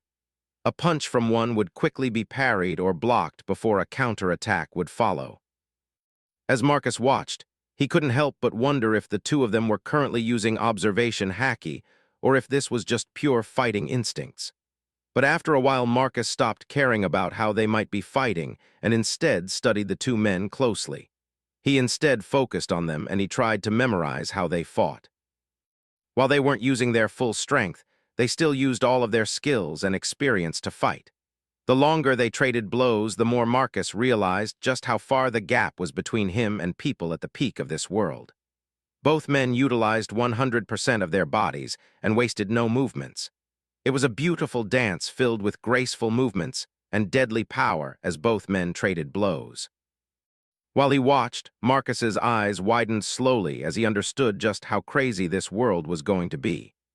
At the same time, he was excited, and his fists clenched unconsciously as he thought that one day he would be able to fight like this himself. Time quickly passed as the two men slowly moved up in power. By the third hour, Marcus could barely see the two men as they blurred around above the clearing. They had to fight in the air at this point because they could easily ruin the docks if they weren't careful. Once they moved to 40% power, nobody was able to watch them fight properly anymore, and then even moved slightly away from the island. Just the aftershock from one of their blows alone made the water in the calm belt choppy. But when they traded 5 blows in a single second, it could create decent-sized waves. With both men now high up in the air away from the island, the trainees went back to the training camp to eat an early lunch. The boys also joined them, but came back once they finished to punch boulders, while the trainees went to run the obstacle courses. For the next few hours, one of the main things that was heard around the island was a sound that almost resembled a blacksmith working at an anvil. The clanging noise was fast, persistent, and sometimes followed by a loud, boisterous laugh. When it was just around sunset, the atmosphere around the island changed, and a lot of the trainees who were at camp preparing for dinner passed out. Marcus and the other boys even felt a little weird as the sky darkened with clouds that seemed to clash together as they heard Garp let out another laugh from his place in the sky. A moment later, Marcus almost lost consciousness as he felt a crazy pressure push down on his mind and body. Marcus knew what just happened and gritted his teeth as he looked up to the sky above in defiance. At first he thought he would be fine, but within a minute, he was drenched in sweat and his whole body felt like it was on fire from the strain. He glanced towards his brothers and noticed that even they were still standing, but none of them looked to be doing great. Just like him, they were covered in sweat and their bodies were trembling. Marcus's body screamed at him to just lay down on the ground and let it rest as he said, "I think this is another one of Grandpa's tricks." Sabo barely nodded in agreement as he said, "I wonder what this is." "It doesn't matter. All I know is I don't want to submit to it," Ace said with narrowed eyes. Luffy leaned against his boulder as he said, "I just want to eat dinner." The other boys couldn't help but laugh at Luffy before an even stronger wave hit the boys and forced them to stop. Marcus used every ounce of his willpower to not collapse on the ground, and that only lasted for a few more minutes. As he finally fell to the ground, he noticed he wasn't the only one. Luffy was already laid out on the ground. Sabo fell at almost the same time as him and Ace collapsed to one knee. After another couple of minutes, everything went black. Marcus awoke to a slap to the back of the head and the smell of food. It was nighttime already, and he was seated at a table with a large plate of food in front of him. As he glanced around, he realized he seemed to be the last person to wake up, so he just dug into his food instead of thinking about it. As he ate, he looked at Garp and noticed one of his arms was wrapped in a cast, so he asked, "How did you get hurt, Grandpa?" Garp waved his arm around as he said, "This little thing, don't worry about it, it'll heal in a few days." Zephyr, who was seated across from Garp, also had his arm wrapped up in a cast and said, "Bullshit, this will take at least a month to heal. I told you not to overdo it and you still did." "Bah, you're just being salty because I won the spar," Garp said before he took a bite from a large piece of meat. Zephyr's mouth tightened for a moment before he said, "You didn't win. I stopped when we reached the time limit. You kept attacking me afterwards until I gave up." "Exactly, that means I won," Garp said matter-of-factly. Veins swelled on Zephyr's forehead as he stared Garp down. Garp appeared not to care as he smiled happily and stuffed meat into his mouth. While it was a slightly awkward dinner to sit, though, it was still rather relaxed as everyone seemed to be drained from the day. Once finished with dinner, everyone turned in early for the night. The next morning, everyone woke up early, and while the trainees warmed up for the day, Marcus and the others loaded some extra supplies on their ship. Once they were finished, they ate breakfast with everyone else before they bid farewell. On the dock, as the boys started to row the ship away, Zephyr, his son, and a few other trainees waved to the ship as it left. As it moved out of sight, Nicholas glanced up at his dad as he asked, "When do you think they will join the Marines, sir?" Zephyr turned around as he said, "I'm not sure. They might not even join." Nicholas turned to look at his dad as he asked, "Why not?" Zephyr let out a sigh before he said, "Just a feeling I have, but it should be fine. They're pretty good kids. Maybe a little too much like Garp, though." 28. The harsh truth of this world. After they left the calm belt, they ran into the edge of a storm. While they didn't try to sail through it, Garp taught them how to use it to their advantage. They sailed on the outside edge of the storm and used the wind from it to help speed up the ship. It was a lot more work, but they easily traveled twice as fast. When the storm finally cleared their path, Garp took the other boys below deck to check for any damage and left Marcus at the helm. After about 10 minutes or so, Marcus spotted a small dot on the horizon. He studied it for a while, but from the current distance, he only knew it was a ship and not much else. "Grandpa, I see a ship and it looks like it's heading towards us," Marcus yelled out when he was sure the ship was heading towards them. "Just stay on course, we'll be up in a few minutes." About 5 minutes later, Garp and the others came up on deck, and by that time the ship in the distance could be seen better. It was a pirate ship, and it was headed straight for them. Garp smiled as he watched the other ship approach and said, "Looks like you boys will get some physical training today. Raise the sails and then go get ready to greet our guests." The boys quickly followed Garp's commands, and within minutes they were back on the deck with their weapons in hand. While the others still only had training weapons, they would still work well in a fight. As the ship approached closer, it was easy to tell that it was 3 times the size of their own ship. Garp and the boys waited patiently for another 20 minutes before the other ship raised its own sails and pulled up next to their ship. Some grappling hooks flew out from the other ship and caught theirs before they were pulled tightly to the larger ship. After a moment, they saw a bunch of people lean over from the taller deck and look down at them. One of them was a very fat man with a faded black sailor's hat and a disappointed look on his face. He glanced at Garp and the boys before he said, "I like it when the prey knows not to run, but I hate it when there's no women on the ship. There better be some women below deck, or I might have to take out my frustrations on all of you boys." The fat man said before he looked at his men and said, "Kill the crippled old man and capture the kids." As the pirates started to jump onto the ship, Garp narrowed his eyes slightly but held himself back after reminding himself this was practice for the boys. Plus, he was still slightly injured from his spar with Zephyr. Worst case, he would step in if any of the boys might be killed.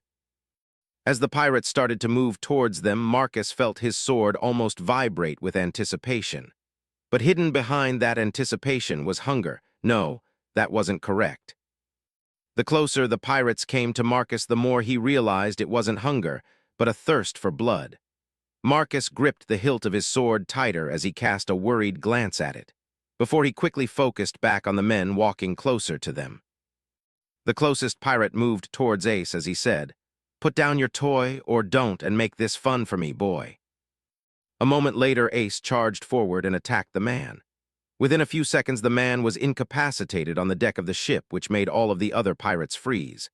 The rest of the boys, on the other hand, took that as the signal to charge forward and attack. Within a few seconds, more pirates were jumping onto the smaller ship to help their comrades, while Ace, Sabo, and Luffy demolished anyone who came close. Marcus was the only one who didn't rush forward to attack, too afraid of the bloodlust he felt flowing from his sword. While he was confident in his sword skills, he wasn't sure if he would be able to control the sword properly at the moment. His instincts told him whoever he attacked with his sword would end up dead, which caused the morals from his past life to flare up. While he knew at some point he might have to kill people in this new world, it was something he put off because he was still a kid and hoped that maybe he wouldn't have to kill anyone. His past life and worldview told him not to, that it was wrong and he shouldn't take another person's life. But at the same time, this world had monsters that wore human skin. Marcus stood completely frozen as the sword's bloodlust and his old morals clashed together. While he thought about it many times before, he always put off dealing with it. He also secretly held out hope that he would never have to worry about it, because Luffy and his crew never really seemed to kill people in the story. But this was the real world now, and his sword was razor sharp. Marcus also realized that the pirates in front of him wouldn't hesitate to kill him. As the fight went on, Garp glanced down at Marcus and noticed the boy's white-knuckled grip on his sword. As Marcus and Garp stood next to each other and watched the fighting, it became clear within minutes that the pirates were outmatched as more fell before the boys. That was until the fat captain landed on the ship and fought with Ace. After a minute of fighting, it was clear that the pirate captain was only toying with Ace, while his second-in-command fought evenly with Sabo, and the last of the grunts fought with Luffy. After a few more minutes of fighting, Sabo and Luffy won their fights but were completely worn out and wanted to collapse. Ace, on the other hand, was laying bruised and bloody at the feet of the captain. The captain glanced around the ship before he clicked his tongue and said, "Useless lot of trash, beaten by a few kids." The captain glanced at Sabo and Luffy before he looked down at Ace and said, "You boys should join my crew. If you do, we could live like kings in East Blue. No one would be able to stand against us." Ace spit up some blood before he said, "I would rather die than be a bottom feeder like you." Ace screamed out as the man stepped on his injured arm and said, "Looks like I'll have to break you first, but you'll come around soon enough, or you'll die in the process." "Let go of Ace," Luffy said as he charged forward with Sabo to attack the pirate captain. Sabo was easily swatted away with a lazy backhand, and it sent him flying into the ship's mast, which knocked him out. While Luffy was caught by his shirt and lifted into the air as the captain said, "You should show your new captain some respect, boy. I could easily snap your neck if I wanted." As the captain held up the struggling Luffy, he kicked Ace in the head, which knocked the boy out as he slid across the deck. Before he glanced over to Marcus and Garp as he said, "While these boys could be useful, I have no place in my crew for a crippled old man and a coward who won't fight."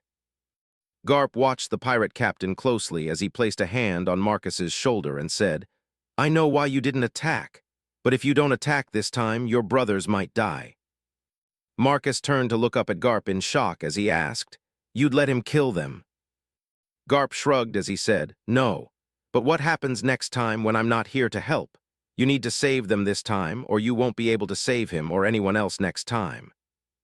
Marcus's voice was low as he asked, "But what if I have to kill someone to save them?" Garp removed his hand from Marcus's shoulder as he said in a dark tone of voice, "Then you kill them." "I don't know if I can," Marcus said as Luffy was able to bite the captain's hand that held him. The pirate captain let out a yell as he said, "You stupid little brat." The captain pulled a knife from his belt and jammed it into Luffy's face as he said, "This will be your first lesson in obedience, boy." Luffy cried out in pain and went to grab his face as blood started to pour down the side of it. Marcus was only stunned for a fraction of a second before he unconsciously drew his sword and took an attacking stance. The pirate glanced at Marcus, and with a voice filled with contempt he asked, "Oh, did your balls finally drop, boy?" The pirate knocked Luffy out before he tossed him to the side and held up his knife as he said, "Come on then. If you put up a good enough fight, I'll let you live so you can join my crew like the others." Marcus's mind and morals struggled to hold his body in check, but his body reacted on its own as it casually swung his sword in a downward slash. When the captain saw the slow and lazy swing, he laughed out loud before he asked, "Do you even know how to?" The captain stopped talking as an invisible air blade passed through him and continued into the pirate ship behind him. A moment later, his body seemed to slide apart as blood and internal organs splattered all over the deck. Marcus stared blankly at what just happened. His morals admonished him for taking another person's life, as his body automatically sheathed his sword. Afterwards, Marcus dropped to the deck unconscious as Garp started to laugh. This training camp turned out even better than he hoped for. Garp quickly gathered up the boys and gave them first aid before he collected all the pirates. He made sure they were all secured before he checked the other ship for more people. When he didn't find anyone, he explored the ship for a little while to find anything interesting. The only thing he found was the air slash Marcus made. It ended up going completely through the entire ship and out the other side. While it wasn't large, it was still impressive that the slash traveled so far. He couldn't help but smile to himself as he tied the two ships together with ropes so they could tow the larger ship behind them. Once he was back on the ship, he cleaned off the gore left by the pirate captain and then woke up all the pirates. It took a few minutes to get them in line, but afterwards he used them as labor to row the ship. He planned to let the boys rest while he took this scum to the nearest Navy base. Marcus ended up being the last person to wake up about a day later. He was slightly confused about what happened, but when he arrived on deck and noticed the blood-stained deck and railing sliced in half, he froze. A large hand landed on his shoulder a moment later as Garp said, "Don't waste your time thinking about people like that. They don't deserve your compassion." "But Marcus started before he was interrupted by Garp, who said, "It was better than he deserved. If anything, you let him off easy." Marcus looked up at Garp in shock as he asked, "How could you say that? I took his life." "And how many lives did he take? How many more would he take if you didn't stop him?" Garp said as he let out a sigh. "But," Garp's voice was harsh as he said, "I told you before you need to grow up. If you can't handle something like this, then you should quit while you're ahead. You should stop training, give up your sword, and live a quiet life in Fuchsia Village. Otherwise, you'll never last in the real world." 29. A ploy to change the future. For the rest of the journey back home, Marcus was lost. He still carried out his duties on the ship, but otherwise he was occupied by his own thoughts and didn't really interact with anyone else. Luffy and the others easily noticed something was wrong. They even tried to cheer him up and interact with him more. When they realized nothing seemed to work, Garp told everyone else to just leave Marcus alone for now and that he needed time to think. At first it didn't work because kids were kids after all. But Garp easily fixed that issue though with some well-timed fists of love to the other boys' heads. During that time, Marcus questioned Garp's logic on what happened and what he should do about it. But the more he thought about it, the more he came to one conclusion. Garp was right. After they had dropped off the pirate crew at a Navy base, Garp gave Marcus a Navy intelligence report. It detailed every crime that they confirmed the captain and his crew committed. It also contained a long list of suspected crimes, mostly missing ships or raided seaports in areas that pirate crew frequented. After Marcus finished reading the report, he understood why Garp told him that he let the guy off too easily. But even though Marcus had the evidence in front of him, his morals still screamed out that it was wrong. That he wasn't allowed to make that choice, to take someone else's life, even though in his heart he agreed with Garp. When they were almost back home, Marcus was still stuck as he languished in his own thoughts. No matter what argument or idea he came up with to justify his actions, his morals still shut them down, even though he no longer agreed with those morals like before. The main problem was he lived too long in his past life compared to this one, and they were just too deeply ingrained into him. He needed to break them down and rebuild them before he did anything else. The only issue was he had no idea how he would do that.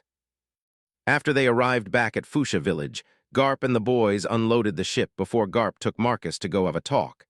They walked in silence as they headed to the top of a seaside cliff, and then they both sat down under the shade of some trees once they arrived. Garp was the first one to break the silence as he asked, "So what do you plan to do?"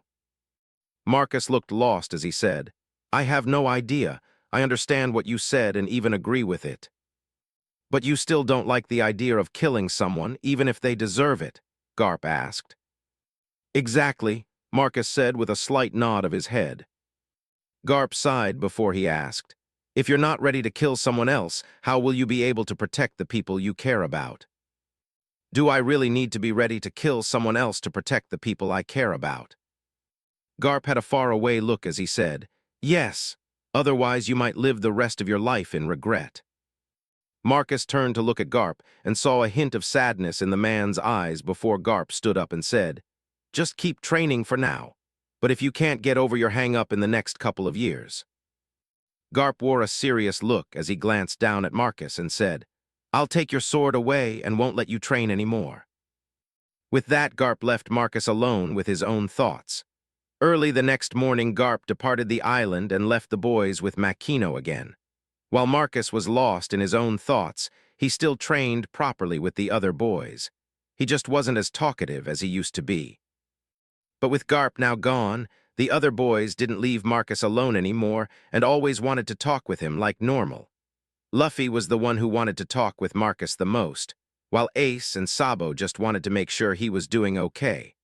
Within a few weeks, Marcus was almost back to normal. He still struggled internally and was in the process of trying to break down his old morals. But with a brother like Luffy around, it was hard for Marcus to stay clammed up. Speaking of Luffy, the wound on his face healed and he now had a scar under his left eye just like the one he gave himself in the show. As for Marcus's progress on breaking down his old morals, it was slow going. He found one way to help though, and that was reading the newspaper each day it came. While the newspaper held a lot of fluff articles or stuff that didn't matter much to Marcus. The articles that detailed pirate and bandit activities did. He used those articles and the details inside them to help him tear down his old morals. Every person who was killed, family that was destroyed, he used that as his focus. He wasn't sure how long it would take, but the more he did that, the less guilty he felt about taking that pirate's life. So he added it into his training routine going forward. The time passed by quickly after that, and within 7 months Garp showed up again. He arrived early in the morning as the boys finished their pre-breakfast run. As they came up the beach, they spotted the Navy ship headed towards the village and went to the dock to check it out. Within 10 minutes or so of spotting the ship, Garp landed on the dock and said, "You better not have been slacking off while I was gone. We're not like some old man who only knows how to eat rice crackers all day," Ace said before he was kissing the floor. Garp glanced at the other boys as he asked, "Are you going to greet me or what?" "Hi, Grandpa," Sabo said. "Hello, Grandpa," Marcus said. "Why are you back?" Luffy asked before he also kissed the ground. Garp picked up Ace and Luffy, who were knocked out, as he said, "Let's go eat, I'm hungry." After eating breakfast together with the boys, Garp took them out to spar and to see their progress. As he tested them, he didn't make it obvious, but he paid close attention to Marcus. He mainly came back to check up on the boy. While he thought the boy would be okay, he still wanted to make sure. After he forced the boys to fight against tougher and tougher animals all day, he took them back to Makino's for dinner before he headed out with Marcus for a walk. As they walked through the village towards the beach, Garp said, "It looks like you stopped moping around." "It's kinda hard to do when you have a brother like Luffy around." Ace and Sabo also helped. Garp nodded slightly in understanding before he asked, "Did you grow up yet?" "No." The two fell into silence as they headed to the top of a seaside cliff. Once there, they sat under a tree and watched as the last hints of sunlight slowly disappeared. Before the first stars began to appear in the sky, Garp said, "I'm leaving tomorrow and won't be back for at least a year." Marcus glanced over to Garp as he asked, "Really? You normally stay for at least a week or two, why the change?" "Too many pirates are running rampant, and they need to be taken care of. Plus my last vacation was too long, and Sengoku has been complaining about making up the time," Garp said as he started to pick his nose. "Whatever happened to that Virgo guy from the training camp?" Marcus asked. "He's currently being watched, but his background is clean and he hasn't done anything suspicious, so they will probably drop the investigation soon," Garp said before he flicked a booger away. "That's a bad idea." Garp glanced at Marcus as he asked, "Why do you say that? Because of your sword?" Marcus shook his head before he glanced up towards the night sky for a while and asked, "Do you ever have weird dreams, Grandpa?" "Weird dreams? No, and what does this have to do with that Virgo brat?" "I think I have weird dreams about the future sometimes, and he was in one of them," Marcus said. Garp turned to look at Marcus as he asked, "What do you mean you think?" Marcus let out a sigh before he said, "I've had a few very vivid dreams before, and weeks or months later, I'll read about an event similar to that dream in the newspaper." Garp raised an eyebrow as he asked, "When did this start happening?" "I've always had these weird dreams, but I just started to read the newspaper and noticed similar events happening in the world," Marcus said. "So what happened in this dream with Virgo?" Garp asked. "The dream started with a small, red, heart-shaped fruit with a weird swirl pattern on it. For some reason, a bunch of people wanted that weird thing, and the person who had it was selling it to the highest bidder." Garp turned his full attention to Marcus as he said, "I know that the Marines go to buy the fruit on a snow-covered island, but some blonde-haired guy stole it and force-fed it to a little kid who seemed to be sick. The blonde guy was badly injured from stealing the fruit and told the little boy to find the Marines for help. The boy found Virgo, who seemed to be a pirate instead. Then another blonde guy in a large pink feathery coat showed up and killed the first blonde man. I think they might have been related since they kinda looked the same," Marcus said as he watched the stars. "What else?" Garp asked. Marcus shrugged as he said, "That was basically it. At least those are the main details that I remember from the dream." Garp rubbed his chin in thought before he asked, "And you said these types of weird dreams normally come true?" "Yeah, but I've only verified a few of them so far. The ones from when I was younger I am not sure about." Garp stood up as he said, "All right, let's head back then." Marcus stood up, and as they started to head back to the village, Marcus asked, "Do you believe me, Grandpa?" Garp placed his hand on Marcus's head as he said, "Of course." The next morning, Garp left right after breakfast, much to the relief of the other boys. Within a couple weeks of Garp's departure, a new ship was spotted on the horizon as it headed towards the village. It was just after lunch, and the boys were about to head out to spar when they spotted the ship. It was basically a small black dot at that point, but they made a note of it and decided to wait for a bit before they went to spar. After half an hour, it became clear that the ship was pretty large, and on top of its main mast flew a pirate flag. Once the boys realized it was a pirate ship, all of them ran off to warn the town's folks before they gathered up their weapons and moved down next to the dock. The boys patiently waited for the ship to approach, and once it reached the dock, Ace stepped forward and shouted, "Listen up, pirate scum! You aren't welcome in Fuchsia Village." A few people peeked over the top railing of the ship before a little girl's voice said, "Pick me up, I want to see too." A moment later, a red and white-haired girl appeared and looked down at the boys before she asked, "Who just called us scum?" "I did," Ace said. "Well, I think your face is stupid," the girl said before she stuck out her tongue. All of the people who leaned over the railing on the ship started to laugh, and even the other boys cracked a smile before the gangplank dropped onto the dock. Ace and the other boys went on guard as a handful of people moved down from the ship to the dock. The man at the front stood tall with a smile on his face and a straw hat on his head. He glanced at the boys lined up next to the dock and said, "It's admirable that you want to protect your home, but we didn't come here to raid your village. We just want to rest for a few days and resupply." Ace studied the group for a few moments before he asked, "What do you think, Marcus?" Marcus, with one hand on his sword, said, "They should be okay. My sword isn't responding to them at all." The man in the straw hat glanced at Marcus and the sword on his waist for a moment before he asked, "So can we stay here and rest?" "Sure, but it will cost you," Marcus said. Ace glanced at Marcus as the man in the straw hat asked, "Oh, and how much will it cost?" "Every day you stay here, people from your crew need to spar with us," Marcus said with a smile as he eyed the group of people on the dock. 30 Romance Dawn. The man in the straw hat glanced over at the boys before he asked, "What do you think, Ben? Should we let them spar with one of the apprentices?" The man studied the boys for a moment before he said, "I think Yuta would be a better match for them, Captain." The man in the straw hat turned to look at Ben in shock as he asked, "What? I'm not gonna let Yuta fight them." Why can't I fight them, Dad?" Yuta asked as she came down from the gangplank. "Because you're too strong," the man in the straw hat said as he started to sweat. Yuta placed both hands on her hips and looked up at the man as she said, "You're just trying to protect me again." "I wasn't. I really think you're too strong for these boys and I don't want you to hurt them," the man hurriedly said. "You think we're weak, old man?" Ace asked as he stared down the man with the straw hat.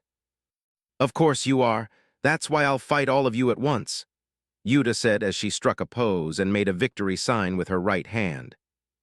Marcus glanced at the others as he said, "Is it me or is she kinda like Luffy?" Ace and Sabo nodded along before they said, "She's an idiot."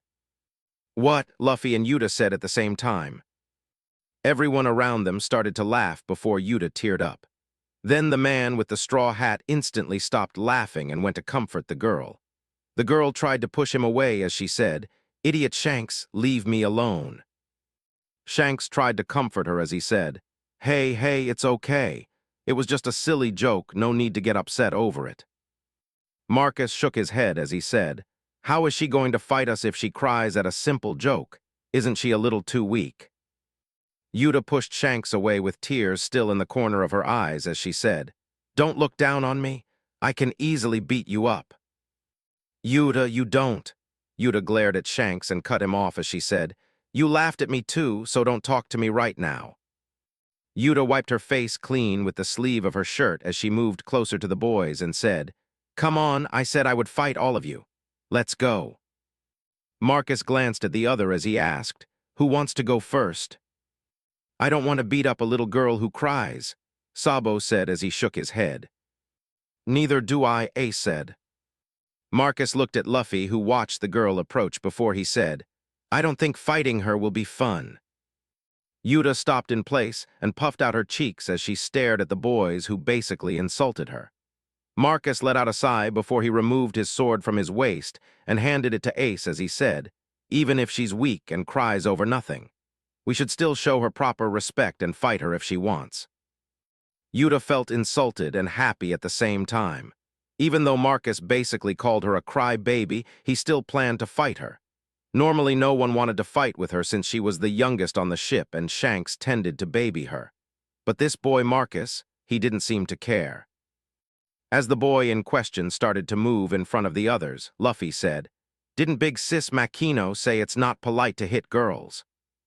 "Yeah, she did," Ace said. Marcus shrugged his shoulders before he punched out a few times to loosen up his muscles as he said, "Boy, girl, it doesn't matter to me. If someone wants to fight, I'll fight them." Marcus had a serious look as he glanced over to Shanks, Ben, and the others on the dock as he said, "Don't blame me for what happens next." Yuta pulled up her fists as she said, "Bring it on." A short distance separated the two, and a moment later Marcus was in front of Yuta. Yuta flinched back in surprise with how fast Marcus was and closed her eyes unconsciously. A moment later, someone gently patted her head and said, "You lose." Yuta opened her eyes before Marcus pinched her cheek, which made her flush red. Then Marcus smiled at her as she stepped back and stammered out, What do you mean I lost?" "You let your opponent inside your guard and closed your eyes. If this was a real fight, you could be seriously injured or worse." Yuta was about to respond when Ben said, "He's right, Yuta, you lost." Marcus glanced at Ben as he said, "Now send out someone who can actually fight." "But I didn't." Yuta was cut off as Shanks stepped forward and put a hand on her shoulder. She looked up at Shanks as he said, "Since you held back against Yuta, I'll hold back against you. Get your sword and we'll spar." "No." Some of the crew laughed before Ben said, "Looks like he doesn't like you, Captain." Marcus shook his head as he said, "I don't use my sword for sparring." "Really? Then how do you train your swordsmanship? Is your sword just for decoration?" Shanks asked. "I have a training sword I use for spars. I'll go grab it while you spar with my brothers." As Marcus turned around, Shanks said, "If we're going to spar, just use your real sword." Marcus glanced over his shoulder as he said, "I'm not allowed to spar with my sword. Plus, I wouldn't want you to lose your arm in an accident." Most of the crew started to laugh as Yuta said, "Just because you beat me doesn't mean you could even touch Shanks in a fight." Marcus received his sword back, placed it on his waist, then drew his blade. He walked past his brothers before he causally swung his blade at one of the small boulders sitting off to the side of the dock. As he slid his sword back into its scabbard, the boulder split evenly in half. Ace, Sabo, and Luffy smiled like idiots as Shanks and the rest of his crew stared slack-jawed at the boulder. Yuta was the only one confused as she asked, "What happened to that boulder? Why did it fall apart?" As Marcus walked back to Makino's to collect his training sword, he couldn't help but smile to himself. While he still had issues with the fact he killed someone, he had to admit it helped him overcome one of the barriers he had in his swordsmanship. While he still couldn't do consecutive air slashes in a row, he had no issue with doing at least one. They still lacked size, power, and could only travel around 50 feet. But they looked awesome when he wanted to show off and could easily catch an opponent off guard. When Marcus arrived at Makino's, he collected his training sword before he ran off into the forest. It didn't take him long to find the villagers and let them know that it was safe to return. As they walked back, Makino asked, "So they only came here to resupply, That's what they said, but I have a feeling they might stay here for a bit." "I doubt that. Pirates normally don't stay in one place for too long. It makes it easier to get caught," Mayor Whoop Slap said. Marcus shrugged as he said, "Well, whatever happens, it should be fine." The mayor, Makino, and a few others joined Marcus to go meet the pirates at the dock. Once they arrived, they found Ace, Sabo, and Luffy knocked out as the man called Shanks talked with his crew. Marcus glanced at his brothers for a moment as Makino said, "Looking at your brothers like that makes me feel like your grandpa is here." Marcus smiled as he nodded in agreement before he pulled out his training sword and said, "All right, let's do this, old man." Everyone in Shanks' crew laughed at that comment while Shanks himself smiled slightly. He picked up a belaying pin as he said, "Your friends lasted about a minute. Do you think you can do better?" Marcus slid his right foot backwards and took up a defensive stance as he said, "Maybe. It depends how strong you are." Shanks didn't raise his guard as he approached Marcus. Instead, he raised his empty hand and waved at Marcus to come closer as he asked, "You were the one who wanted to spar, so why aren't you attacking?" Marcus focused on Shanks as he said, "Unlike my brothers, I like to test my opponents before I rush headlong into a fight." "That's a good idea, but that doesn't always work out in a real fight," Shanks said, and he moved into Marcus's sword range. Marcus used a fast attack as he tried to test Shanks out. Shanks easily parried the blow and went into a counterattack, which Marcus dodged with a backstep as he brought his sword back up. The next moment Marcus lashed out with another attack, this time aimed at Shanks's hand that held his weapon. Shanks moved his weapon slightly to intercept the blow as he said, "You should be more aggressive when testing an opponent." As Marcus attacked again, he asked, "If I'm too aggressive, it could open up flaws my opponent could use against me." Shanks finally went on the offensive as he aimed a blow at Marcus's head as he said, "You either put enough pressure on them that they can't exploit it, or you purposely make flaws appear that are actually traps." Marcus and Shanks stopped talking as Marcus switched to an attacking stance. With his new stance, he doubled his attacks and also pushed Shanks back slightly. Shanks smiled to himself slightly as he tested the boy's skills. The boy was definitely skilled, and whomever was training him should be a master swordsman. The longer they fought, the more Shanks wanted to spar with the boy's master. He glanced at the people of the village who gathered around to watch them fight, but couldn't find anyone who gave off the aura of a trained fighter. Maybe his master didn't live in the village, Shanks thought as he counterattacked the boy again. Shanks took his time as he slowly applied pressure to Marcus. Once Marcus was used to it, he increased it again.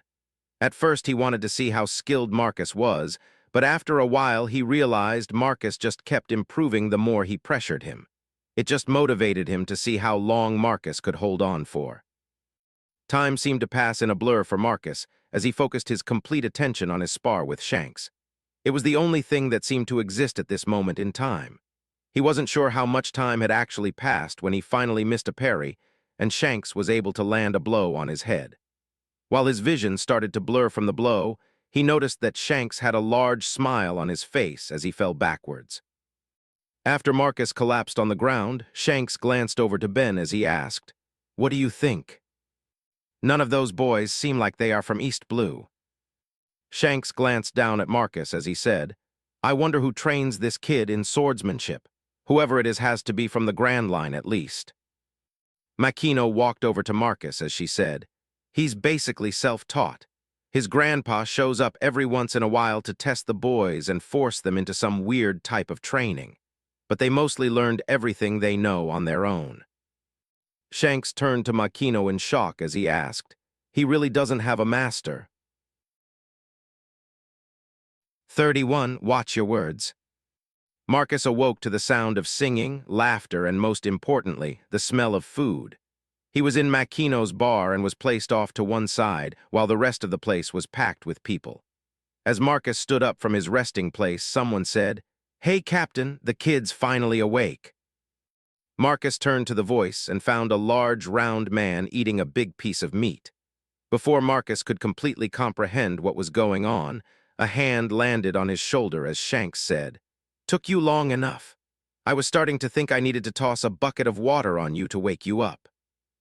Marcus glanced at Shanks as he asked, "How long was I out?" "About 5 hours. Marcus let out a frustrated sigh. He basically wasted his day sleeping. Shanks smiled at him as he said, "Don't worry about it, you put up a good fight. Are you hungry?" "Yeah," Marcus said as he nodded his head. As Shanks led Marcus to a table laden with food, Marcus thought back on the fight and realized he didn't really waste his day. He learned more sparring against Shanks than he normally did just training for a week or two. After he sat down and started to eat, Marcus asked, "Where did my brothers go?" Shanks poured sake into his cup as he said, "They woke up hours ago and took off after they ate something, but they didn't mention where they were going." Marcus clicked his tongue before he shoved a big piece of meat into his mouth. As he ate, Shanks asked, "So how long have you practiced swordsmanship?" 4 or 5 years, I think, Marcus said after he swallowed his food. Shanks nodded before he asked, "Who taught you?" As Marcus picked up a steamed bun, he said, "Mostly myself. I've been given some pointers from time to time, but I don't have a master or anything like that." Shanks smiled as he said, "I want you." It was like a switch was flipped as the whole place stopped as everyone looked at Shanks in shock. In the quietness of the bar, the only thing that could be heard was Marcus as he chewed on his steamed bun. After Marcus swallowed his first bite, he said, "I'm not into creepy old men." The entire room erupted into laughter before Shanks said, "I'm not old or creepy." "Then you should take better care of yourself and stop telling young boys that you want them," Marcus said as he tossed the rest of the steamed bun into his mouth. "But I want you to join my crew," Shanks said. "See, now that doesn't sound as creepy." Shanks nodded before he asked, "So, what do you think?" "No," Marcus said before he shoved a piece of meat into his mouth. "What? Why not? I can properly teach you swordsmanship. You could see the world. Plus, it will be a lot of fun." Marcus shook his head before he raised one finger as he said, "First off, we just met." Marcus raised another finger as he said, "Second, I have no idea what type of person you are. Who knows if we will even get along. Third, what makes you think I want to be a pirate in the first place?" Marcus said as he raised a third finger. As Marcus raised another finger, Shanks said, all right, I'll take that as a no for now." Ben laughed as he patted Shanks' shoulder and said, "Looks like people in East Blue don't like you, Captain. I remember Yassop turned you down when you originally tried to recruit him, and now this kid is doing the same thing." "Yeah, Captain, it looks like you lost your charm," another man said before everyone laughed. "Just because he said no the first time doesn't mean he will say no the second or third time." Even Yassop agreed after a while. Shanks said with a determined voice. "No means no, old man," Marcus said before he shoved more food in his mouth. "I'm not old, I'm only 27, you brat," Shanks said before he downed a full glass of sake. Marcus shrugged as he said, "Could have fooled me." A few minutes later, Marcus finished eating and stood up to leave as Shanks asked, "Where are you going?" "I slept all day, I need to practice." Shanks grabbed a bottle of sake and stood up as he said, "I'll join you." As Marcus moved towards the kitchen door that led to the back of the bar before he stopped Shanks and said, "Sorry, but customers aren't allowed back here. You should stay with your friends and party." The bar erupted into more laughter as Shanks frowned as he said, "Aren't you going to train? I can help you out." "Oh, do you want to spar again?" Marcus asked with interest. Shanks shook his head as he said, "I've been drinking. I wouldn't want to accidentally hurt you if we sparred." "Then how do you plan to help me out if you're drunk, old man?" Shanks turned around as he said, "Fine, go practice on your own, see if I care." "I was planning on it," Marcus said as he walked into the back room. Marcus quickly collected his sword, put on his training harness and went out back to train.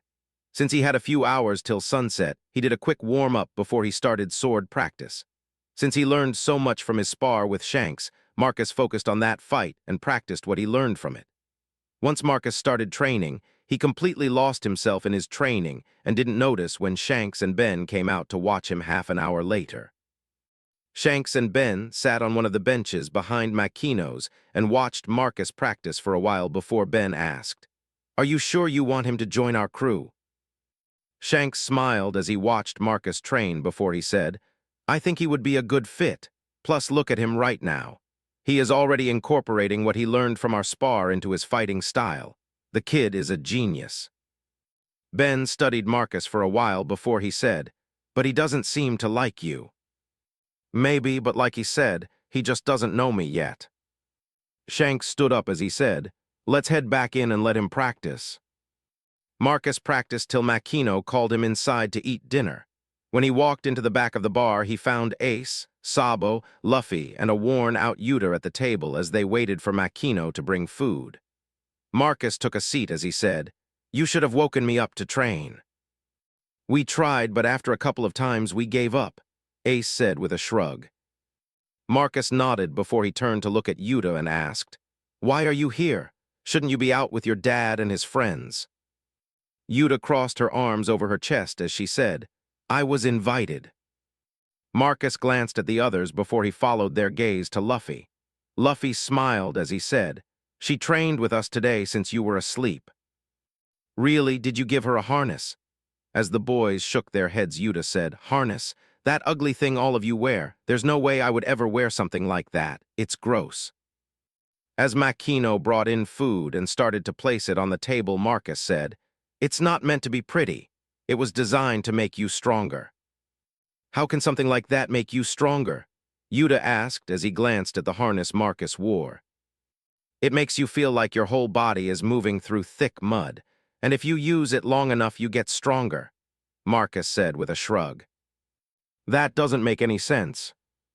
As Marcus reached over to load food onto his plate, he said, "You're right, it doesn't. But it doesn't need to as long as it works. We can let you try one for yourself tomorrow if you want." "No way, they're too ugly to wear," Yuta said as she frowned in disgust. Marcus chuckled before he said, "It's fine, you wouldn't even be able to last a day if you wore one anyway." "I can too." "Really, you want to bet on that?" Marcus asked with a smile. "Yeah, what do I get when I win?" Yuta asked excitedly. Marcus smirked as he said, "I like your confidence, so I'll let you choose." "I want a pretty necklace and it better have a ruby in it," Yuta said. "And what do we get if we win?" "I can give you some of the treasure I have on the ship," Yuta said after a few moments. "We don't need treasure. How about you make your dad spar with us a couple more times?" Marcus said as he shared a glance with Ace and Sabo. Yuta nodded before she smiled and said, "I can do that, no problem." Marcus reached over to shake Yuta's hand as he said, "Let's shake on it then." After they shook hands, everyone started to eat dinner except for Luffy, who started as soon as food was on the table. Once they finished dinner, Marcus went back outside to train while Yuta and the other boys stayed in the bar.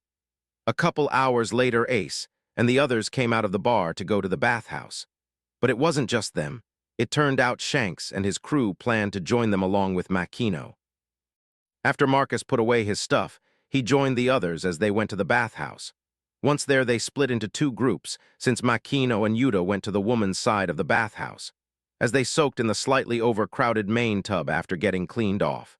Shanks, who had a bottle of sake in his hand, said, "This place is great. It would be great if we had something like this on the ship." Ben, who had his head laid back on the side of the tub with a towel that covered his eyes, said, "We should talk to the shipwrights in Water 7 when we get there. I am pretty sure they could make something similar for the next ship." Shanks took a drink from his bottle before he said, "Sounds good to me." "Hey, don't drink in here. What if you spill it?" Marcus said. "Sake in the bath is a time-honored tradition. You'll understand when you're older," Shanks said before he passed the bottle to another crewmate who nodded in agreement before he took a drink himself. The large round guy from the crew, Lucky Roo, swung a big piece of meat around as he said, "Exactly." "What the hell, don't bring food into the bath," Marcus said in annoyance. If I don't bring in food, how am I going to eat?" Lucky asked before he took a bite. "You don't eat food in the bathhouse," everyone else yelled at the same time, before they kicked him out of the bath. With Lucky gone, it actually freed up a good bit of space, so everyone was able to relax properly. After they finished at the bathhouse, everyone decided to head back to the bar. As they walked back, Marcus glanced at Yuta as he said, "If you plan to win that bet, you better get up early tomorrow." Yuta nodded seriously as she said, "Don't worry about me, I always get up early." Makino patted Yuta's shoulder as she said, "You can stay in the spare room tonight if you want." Yuta nodded happily as she said, "Thanks, big sis." Once they made it back to the bar, Marcus and the other boys headed to bed, while Shanks and his crew moved back into the bar to drink more. Marcus wasn't sure if Yuta herself went to bed or not, but it didn't matter to him. He planned to wake her up in the morning Garp style if she wasn't up by the time he went to find her. 32. A new training partner. To say that Yuta's day was terrible would be a massive understatement. First, she was woken up by a bucket of ice water being poured over her head. Then she was forced to wear that ugly suit the boys gave her, which made it feel like she was moving through thick mud. That seemed bad at first, but then they forced her to join them in training. No, that wasn't correct. It wasn't actually training. It was hell. Lunch was over an hour away, and Yuta was dead on her feet. She could barely move, and yet the boys said this was a toned-down version of their daily routine. As she watched them, she couldn't think of how this could possibly be any harder than it already was. As Yuta attempted to move again, her body trembled slightly. She stopped moving and tried to stay on her feet, but it was too much, and she collapsed to the ground in a heap. Marcus glanced over to her and called out, "Yuta, are you okay?" When she didn't respond, he looked at the others and said, "I thought she would at least make it to lunch." Ace shrugged as he said, "Let's take her back and then do our normal routine until lunch." With a nod of agreement from the others, the boys removed her training harness. Before they carried Yuta back to Makino, where they found Shanks and his crew. As they entered the bar, Shanks was the first to react as he said, "Oh, you guys came back. What happened to Yuta?" The bar quieted down as Shanks moved towards Yuta to check on her before Marcus said, "She'll be fine. She just passed out from exhaustion." The other boys nodded along before Ace said, "She just needs to eat and to get a good night's sleep." Shanks gently picked up Yuta as he said, "How did it happen? Wasn't she supposed to be playing with all of you?" "Playing, we took her out to train." Shanks glanced down at Yuta and frowned slightly as he said, "Training. She told me last night you were going out to play together today." Ace shook his head as he said, "We only really mess around on our days off." Ben came next to the group as he asked, "You took Yuta out to train, so you were sparring with each other?" "We normally spar after lunch," Ace said. "If you weren't sparring, what were you doing?" Ben asked. Ace turned to leave as he said, "A toned-down version of our workout routine, so Yuta could keep up. We still need to finish before we eat lunch if you want to see what it is." Shanks handed Yuta over to Makino so she could let her rest in the spare room, while he joined Ben to watch the boys train. The boys led them away from the village around the coast a little ways to one of their training areas. Once they arrived, the boys each went to pick up a tree trunk and started to do squats. Both Ben and Shanks could only stare in opened-mouth amazement as they watched the boys go through a crazy workout routine. After a while, Ben finally asked, "What the hell is up with these kids? Why are they doing something like this?" "No idea." They ended up watching them till it was time for lunch, and when the boys came close, Shanks asked, "You made Yuta do something like that?" "We taught her our old routine since it's easy, but the training harness made it impossible for her to complete it," Marcus said as they headed back to Makino's. Shanks studied the thing the boys wore before he asked, "Where did you even get that thing from, and what does it do?" Marcus shrugged as he said, "Grandpa gave them to us. I think he said someone named Vegapunk made them for the Marines. As for what it does, it makes everything harder to do." "Why do you even train like that in the first place?" Shanks asked.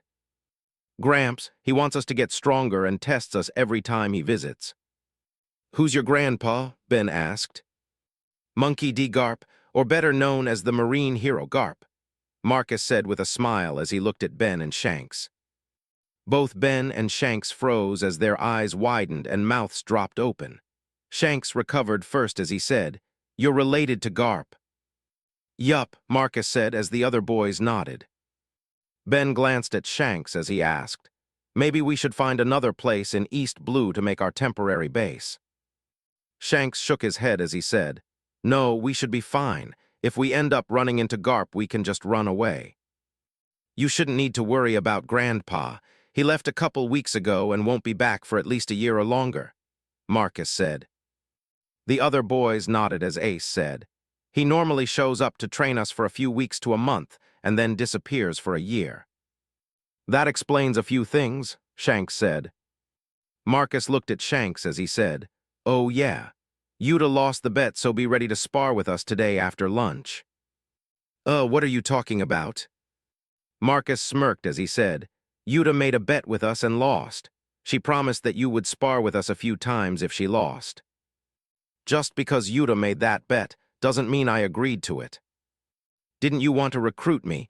I don't think I could join the crew of someone who doesn't honor their bets, Marcus said as he crossed his arms over his chest. I didn't make the bet. Marcus nodded before he said, but Yuta is your daughter and crew member, which makes her actions your responsibility, which means you still need to honor the bet.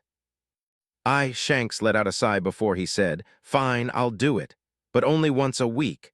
We mostly came to East Blue to relax and recruit someone.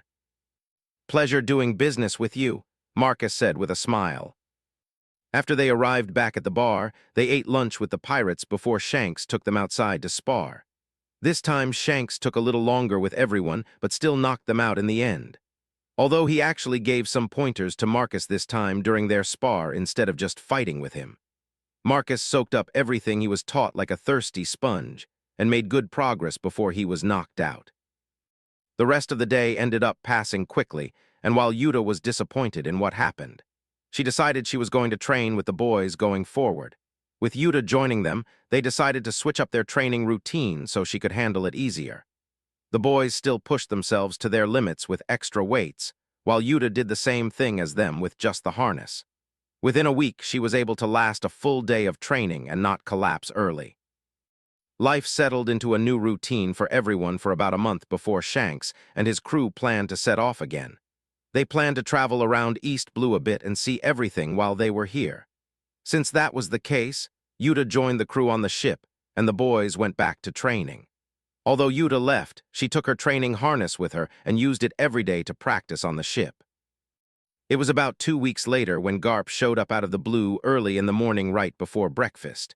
It was the boys' day off, and Marcus was outside alone on the beach watching the sunrise when he appeared. Marcus noticed him and said, Hey, Grandpa, what brought you back so early? You did. Really? Did you miss your favorite grandson that much? Marcus asked with a cheesy smile.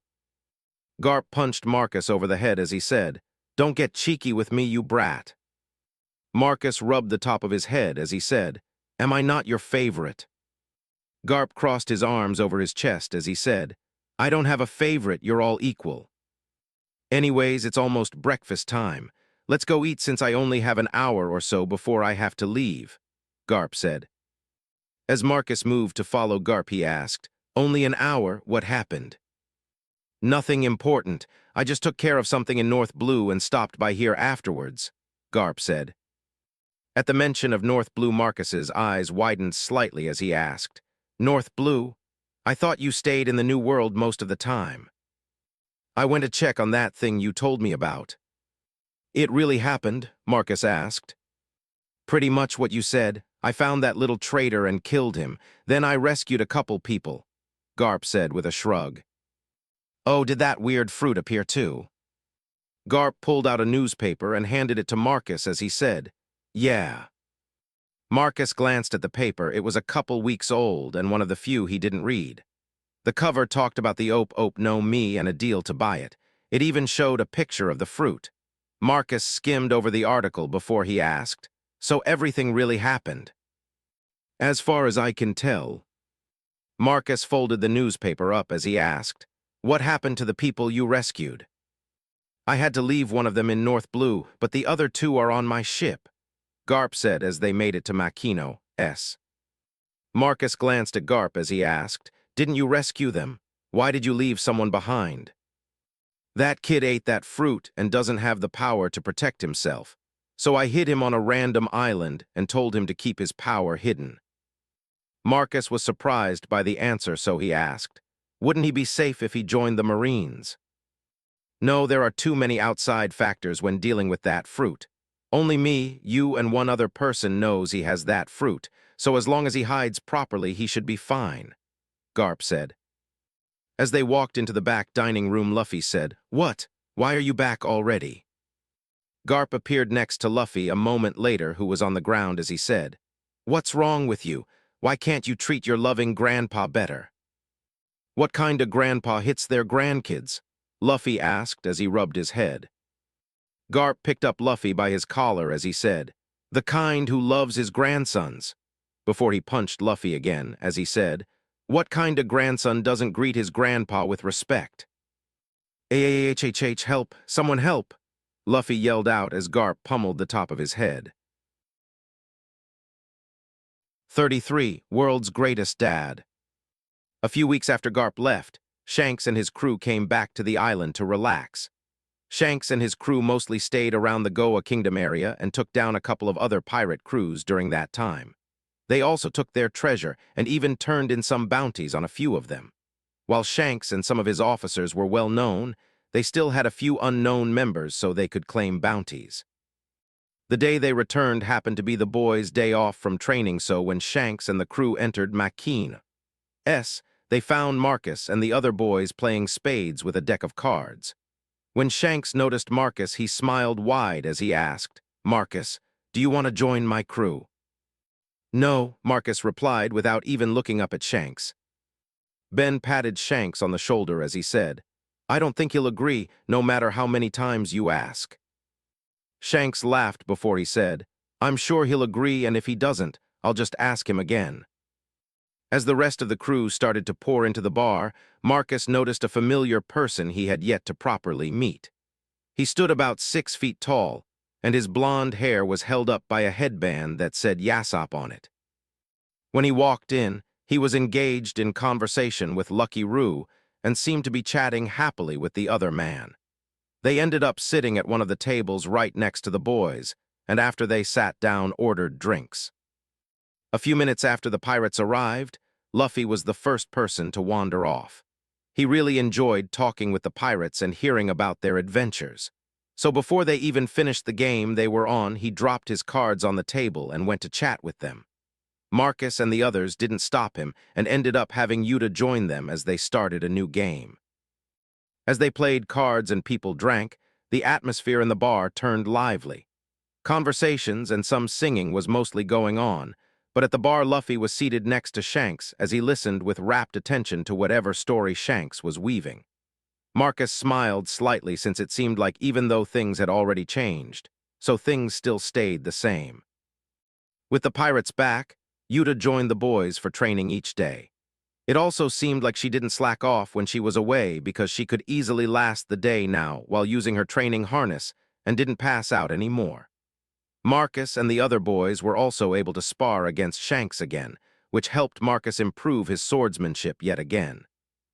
A couple months passed by quickly this time without the pirates leaving the island, and while they were here, Luffy became a little obsessed with them. He even started to slack off in training to hang out with them longer each day. He also took off sometimes to go play with Yuta. Ace and Sabo didn't care that much about it since they had goals in mind and planned to be pirates already. Marcus also didn't mind since he knew this would push Luffy towards his path of wanting to be the Pirate King. So while Marcus and the others pushed themselves harder, Luffy ended up lagging behind a bit. On the boys' next day off, as they sat in the bar playing cards, Yasopp joined them and was chatting with Luffy.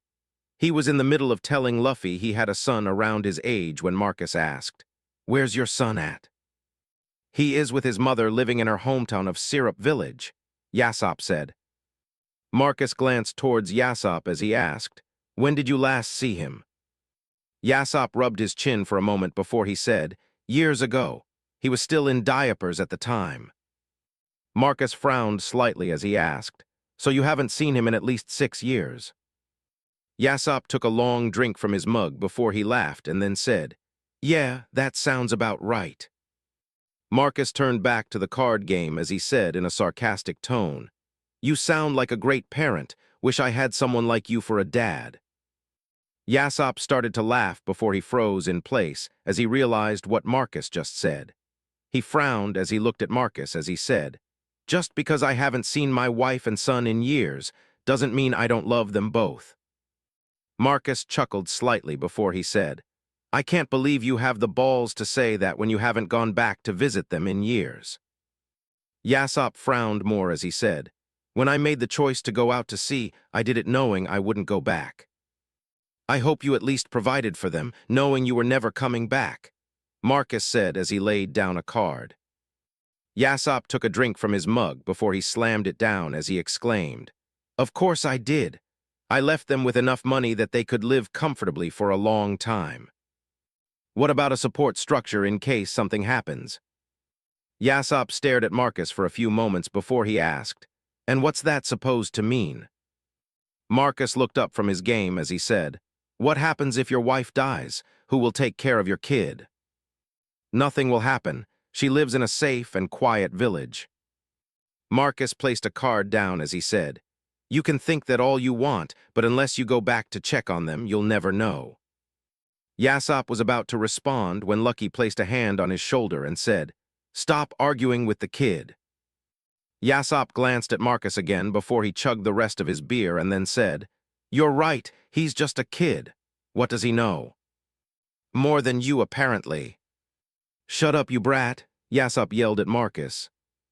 As the others at the table glanced between Yasop and Marcus, Ben walked over and asked, "What are you two arguing about?" Marcus shrugged as he said, "There's no argument here. I just pointed out Yasop's a bad husband and a terrible father." Yasop clenched his beer mug tightly before he said, "Just because I followed my dream doesn't make me either of those things." "From my point of view, it does. What kind of man abandons his family?" Marcus asked. "Oh yeah, what about you? Where are your parents at, Yasop asked, as if it would disprove Marcus's early point. Marcus looked up at the ceiling for a few moments before he said, "My mother died protecting me and my brother." Marcus then glanced back towards Yasop and locked eyes with him as he said, "As for my father, he made the hard choice to send us away. He wanted to protect us, even though that means he isn't able to raise us himself." A smirk formed on Marcus's face as he said, "So the difference between my parents and you is like the difference between black water from a swamp and crystal clear water from a fresh spring." "You little," Yasop was cut off as Ben placed a hand over his mouth and said, "He's just a kid with a very sharp tongue, so just ignore him." Yasop frowned slightly before he got up and moved to another table to drink. After he left, Ben took his place and said, "You should be a little nicer to people." "I was being nice," Marcus said with a hint of a smile. Ben shook his head before he said, "Well, keep in mind if you decide to join the crew, he'll be one of the people you have to listen to in the future." "Do you and your captain not understand what the word no means?" Ben smiled slightly as he said, "Of course we do, but it won't stop the captain from asking till you say yes." Marcus shook his head as he collected the cards on the table before he started to shuffle them to play another game. As he did that, Ben asked, "Care if I join the next game?" Marcus glanced at Yuta and his brothers who didn't complain, so he dealt Ben into the next game. The rest of the day was pretty relaxed besides Yasop, who sometimes glared at Marcus when he noticed the boy. It seemed like he was still upset at being called out. Marcus didn't care though. He accomplished a goal today that he always planned to do. While in the original story, Usopp was happy and proud of his dad, that didn't mean what he did was right. Sure, Yasop seemed to have feelings for his son, but the guy was still a shitty parent in the end, and Marcus always felt that Yasop needed someone to take him down a peg because of that. Did he possibly make a powerful enemy out of the guy? Probably not, but they definitely wouldn't be friends. The next few days passed by pretty quickly with the boys mostly training and Shanks's crew relaxing in Makino. Luffy spent half the time with Shanks and the other half of the time with Yuta. He still trained, but only in the morning since Shanks and his crew didn't wake up till noon most days. The best part was Luffy started asking to join Shanks's crew, but Shanks kept telling him no. But then he would see Marcus and ask him to join the crew, which Marcus would turn down. It was around dinner time one evening when Marcus and the other boys entered the bar and overheard Shanks as he said, "Elijah isn't hard to get to. It will only take a week or so." Marcus instantly turned towards Shanks and asked, "Are you going to Elijah?" Shanks smiled and nodded his head as he said, "Yup. I figured we should check it out since we are in East Blue and it's close by. Can me and my brother come?" As Shanks started to shake his head no, Marcus said, "Think of it as me testing out your offer to join the crew. My brothers also need more experience sailing, so that's why I want them to come along." Shanks thought it over for a few moments before he said, I don't really want to bring a bunch of kids along. Marcus smirked as he said, but you already take Yuta everywhere and you are trying to recruit me too. Shanks nodded along before he said, I'll think about it and let you know tomorrow afternoon. 34. Elijah. There was a fresh, salty smell whenever ocean spray filled the air as the ship cut through the waves. Some of it landed on Marcus as he pulled tight the line in his hands. He quickly tied it off with practiced ease to the railing of the ship before the line snapped tight. The wood of the ship groaned near the anchor point for the line as the mainsail pulled it tight and the ship gained more speed. Marcus helped readjust the mizzenmast sails. Ben called out from his spot near the helm. Marcus moved towards the aft of the ship and quickly helped the other crew members as they trimmed the sails into the wind to get the best angle to increase the ship's speed. Once completed, Marcus moved back to his normal position next to the main mast. Since he temporarily joined the crew for their trip to Elijah Island, Marcus and his brothers turned into gophers for the crew.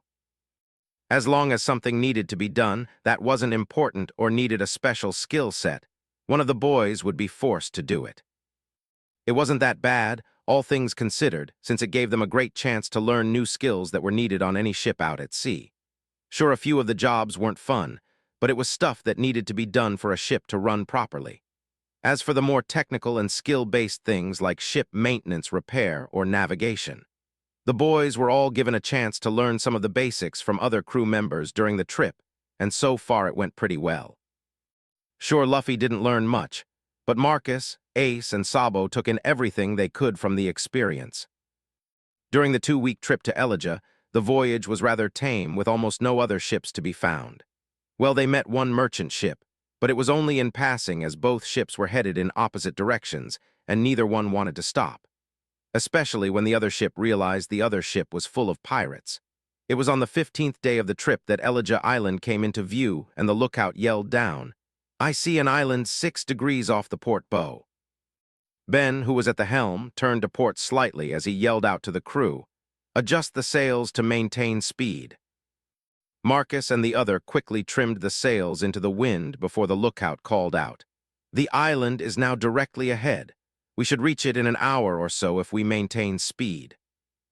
While the rest of the crew seemed excited at the prospect of reaching the island soon, Marcus felt nervousness in his heart. He knew what was supposed to happen here and really hoped he could change it. But he still held doubts if he could. Sure, he was strong for a kid, but he wasn't that strong compared to the rest of the world. His only real hope was to stick with Yuta for the whole trip and make sure she isn't tricked into performing the tot musica. Marcus and his brothers kept busy as the island expanded from a tiny black dot on the horizon into a lush green island. As they closed in on the island, the lookout guided the ship towards the port where they finally docked. Since the ship flew a pirate flag, it looked like the people who lived in the area around the port completely deserted the city next to it. Only a single person greeted them at the edge of the dock. A dignified air hung around the man who wore a white tuxedo-like suit as he stood at the end of the dock with a handful of chests next to him. Shanks was one of the first people off the ship, and he confidently walked up to the man as he said, I have to say, this is a pretty unique greeting. The man smiled politely as he said, hopefully you aren't offended by it. Shanks waved it off as he said, it's no big deal, but I have to ask why. The man bowed low for a moment as he said, my name is Gordon, and I am the current king of Elijah Island. After the man stood back up, he adjusted his black sunglasses and pointed at the chests as he said, this is all the valuables on the island. It was prepared so you don't have to destroy our homes looking for anything worth monetary value. The man started to sweat a little before he added, I would also like to humbly request that you don't harm anyone on the island. Shanks smiled for a moment before he started to laugh, which made Gordon tremble slightly as he started to sweat even more.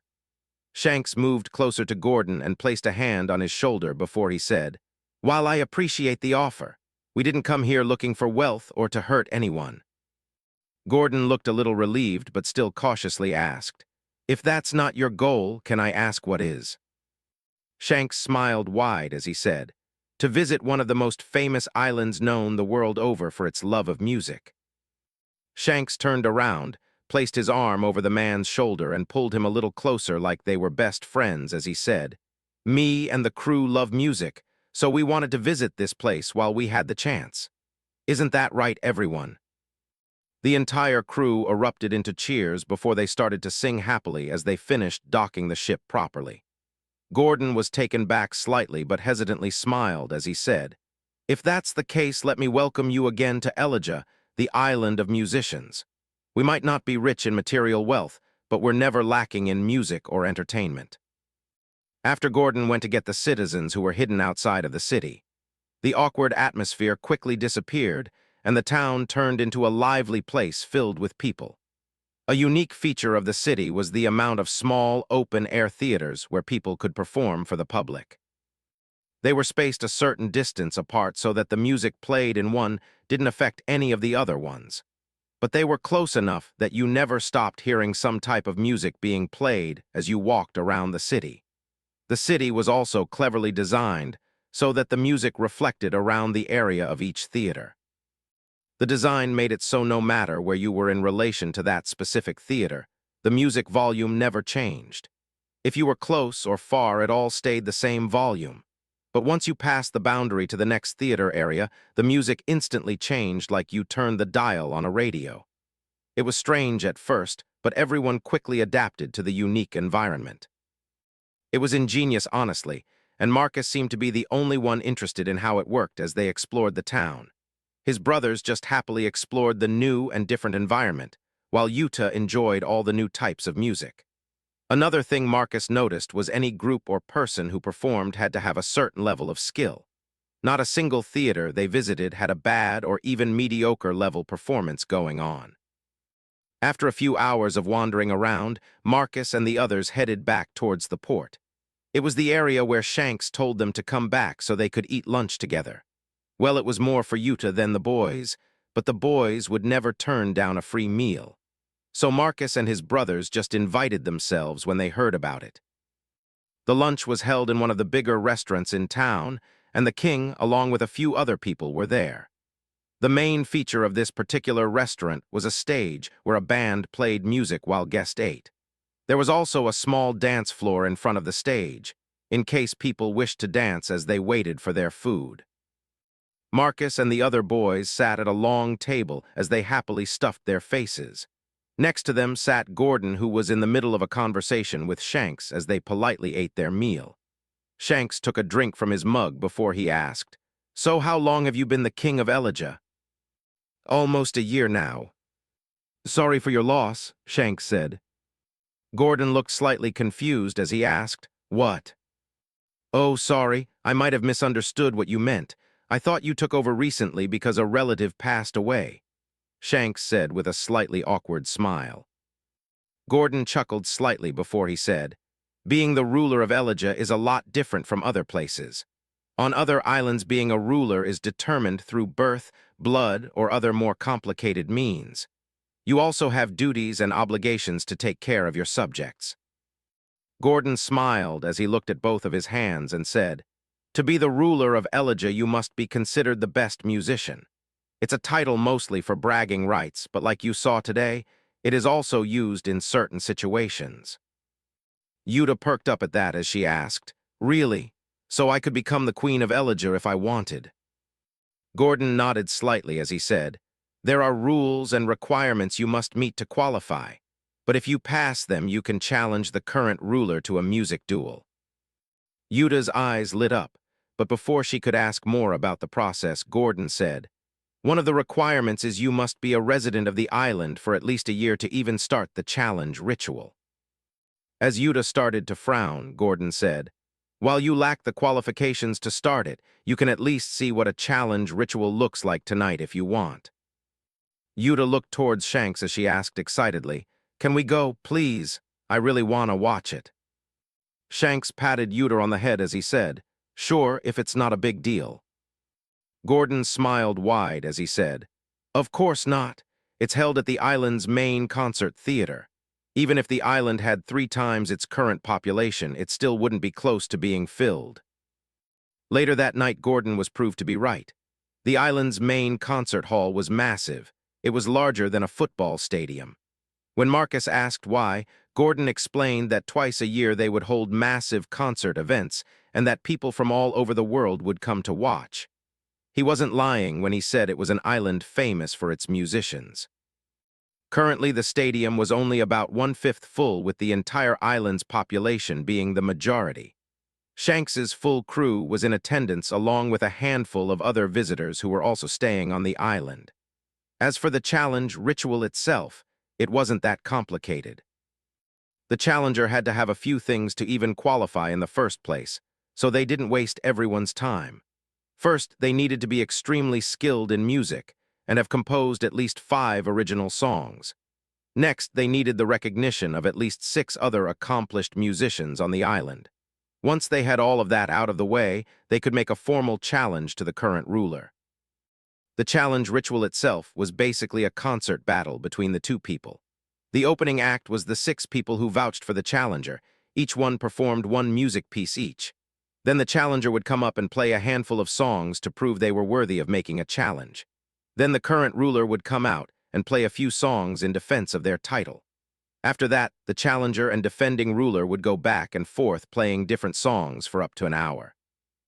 Afterwards, the audience decided on who was the winner. Even though Marcus wasn't that excited about the whole thing at the start, once Gordon and the challenger started to battle it out with songs, he found it rather enjoyable. Gordon was an amazingly skilled pianist, and his challenger played the violin like the devil. The duel actually went over by half an hour, and by the time it ended, both Gordon and the challenger were drenched in perspiration. Marcus was so caught up in the whole thing that when he turned to ask Yuta what she thought, he found her missing. For a moment, Marcus froze in his seat as he tried to remember if Yuta said anything about leaving. A moment later, he felt a slight tremor. It was faint, but he definitely felt it.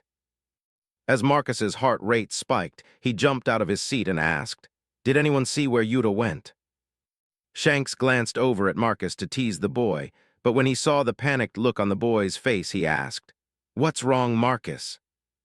"We need to find Yuta. We need to find her right now."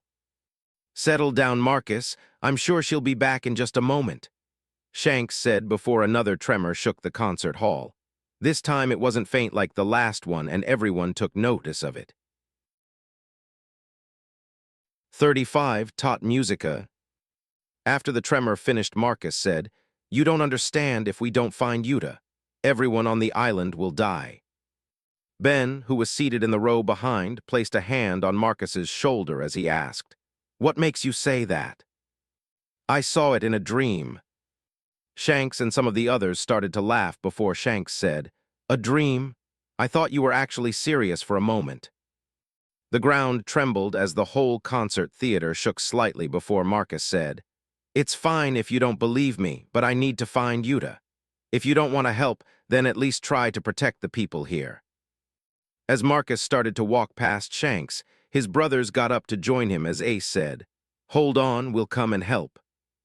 Shanks glanced at Ben as he said, "Even if Marcus is wrong about his dream, Yuta should have come back by now. Take some people and go look for her." "What about you?" Ben asked as he pointed out some people to help him search for Yuta. Shanks rested a hand on his sword as he said, "I'll stay here to help out just in case." As the building shook again, people started to look around in concern. It still wasn't that bad, but each time it happened, it got worse. Gordon, who was still on the stage, tried to calm everyone down as he said in a loud voice that carried throughout the concert hall, "It seems like we are experiencing a minor earthquake. I would like everyone to please follow the ushers' instructions and leave the concert hall in an orderly fashion." As people started to get up and move towards the exit, Marcus and his brothers rushed past them. Marcus had no idea where Yuta might be, but he headed towards the backstage area of the theater first. Gordon noticed the boys as they got close and said, "Turn around, the exit is the other way." "We need to find Yuta first. She went missing," Marcus said. "Oh, well, head outside first. I'll look for her myself," Gordon said as he moved towards the edge of the stage. One of the ushers near the front of the stage, who was directing people towards the exit, overheard the conversation and asked, Are you talking about that young girl with the red and white hair? Yeah, have you seen her? Marcus asked hopefully. The usher nodded and pointed towards a door as he said, "She went in there a little while ago." As Marcus glanced towards the door, Gordon, who just dropped down from the stage, asked, "That leads towards the backstage? Why did you let her go in there?" "You normally allow the guests you invite to visit after the concert, so I didn't bother to stop her," the man said as Marcus rushed towards the door followed by his brothers. Just before they passed through it, Gordon called out, "Wait, head towards the exit, I'll go find Yuta for you instead." "We don't have time for that," Marcus said as he disappeared through the doorway, and the building shook a little harder. Gordon let out a sigh before he moved towards the door and quickly followed behind the boys. Marcus and the others started to move through the backstage area as they called out for Yuta and searched. As they did, the building shook more often, and parts of the plaster walls and ceilings broke apart. Gordon dodged a piece before he said, "I don't think she is here. Let's head outside, it's starting to get dangerous." Marcus glanced over his shoulder as he asked, "Is there an exit to the building here?" Gordon shook his head as he said, "The back of the concert hall is built into the bedrock of the surrounding hills. The closest exit is almost 200 feet from here." Marcus shook his head as he said, "Then we'll leave after we search all the rooms here. We need to make sure she isn't here." Gordon wanted to stop the boys and drag them out of the place, but he realized even if he tried, he would only be able to handle 2 of them at once, not all 4. With that in mind, he decided to help them quickly search the place instead, so they could leave faster. Marcus and the others went room by room as they searched for Yuta. The boys seemed to easily dodge anything that fell or collapsed next to them, while Gordon took a few hits. He was lucky, though, since it was all just small chunks of plaster and only left him covered in dust. After they finished the last room, Ace said, "Looks like she really isn't here." "Good, then let's head outside," Gordon said. Marcus let out a defeated sigh. He hoped Yuta would be back here somewhere to make this quick, but it looked like she went somewhere else, which would make everything harder. Marcus glanced around one more time as a massive tremor shook the building. Everyone was thrown off their feet this time as part of the building ripped apart. A large crack formed on the back wall that went from the floor to the ceiling before it expanded wider. As everyone stood back up, Marcus glanced at the massive crack in the wall. Marcus noticed something weird about it, and as he moved to examine it, Gordon said, "All right, let's hurry up and head outside." Marcus stood next to the opening as he looked inside it. It seemed to be some sort of brick-lined tunnel that was shadowed in darkness. Marcus glanced over his shoulder as he asked, "Why is there a tunnel back here?" Gordon, who was trying to gather up the brothers, glanced up to look at it before he said, "That's part of the old sub-basement, back before they remodeled the building. It's been sealed ever since, and that was over 100 years ago."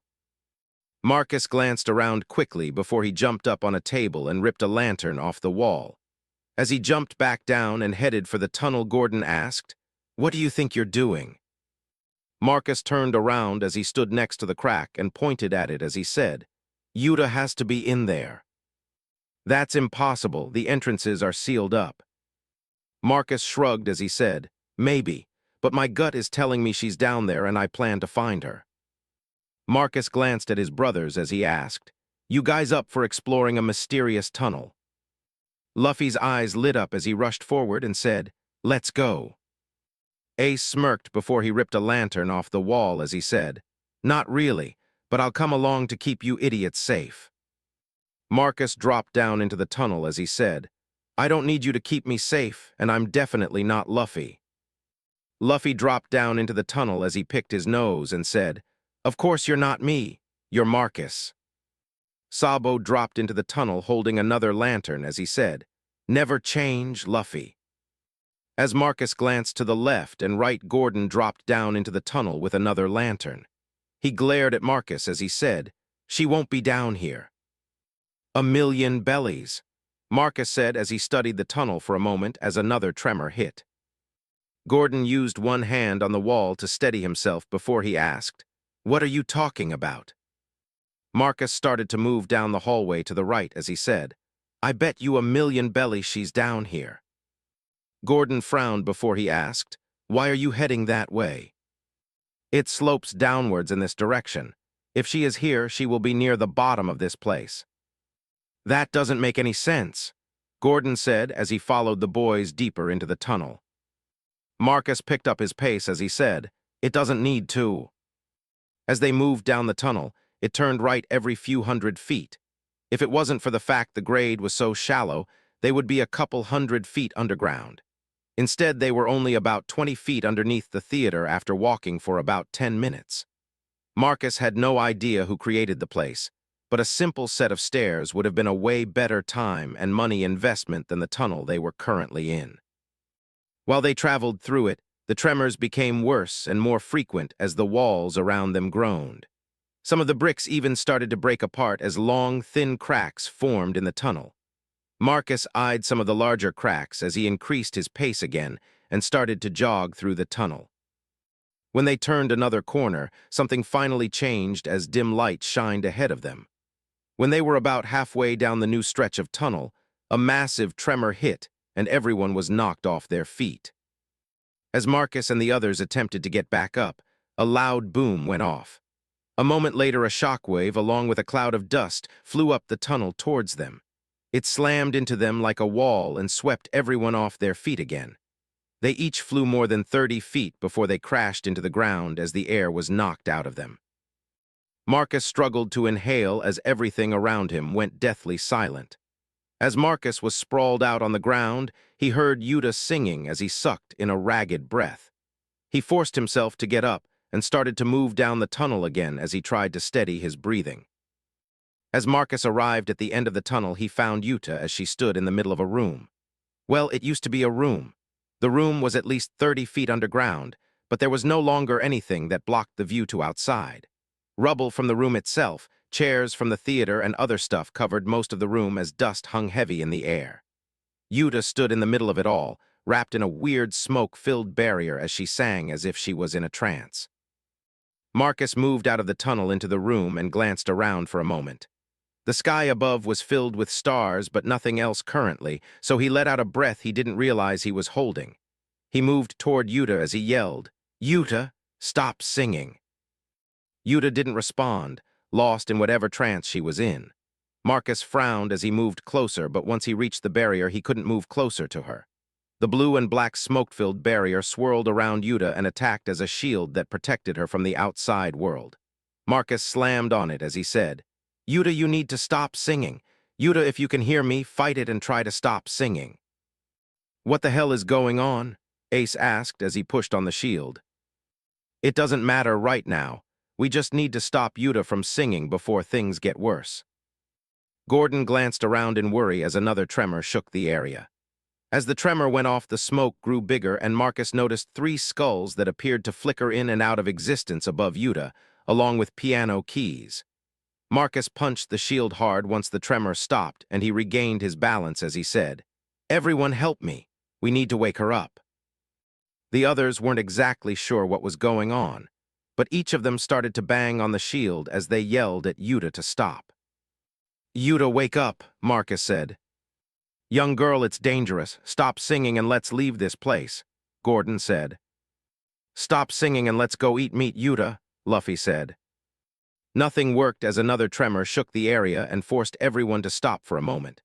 Above them, for a brief moment, a large monster appeared cloaked in shadow. Marcus's heart sank as the monster's ghoulish face glanced down at him with a twisted grin on its face before its hand reached for him. Then the monster was gone as if it never existed as the tremor stopped. Marcus's heart was beating like crazy as he stared at the spot just in front of himself where the hand just was. He wasn't sure what would have happened if he was touched, but he was sure it wouldn't have been good. 36. Someone's in trouble. As everyone pounded on the barrier, Yuta kept singing. When the tremor happened again, Marcus paid close attention to the monster that flickered in and out of existence above them. A few moments after the tremor finished, Ben landed next to everyone before he asked, "What the hell is going on here?"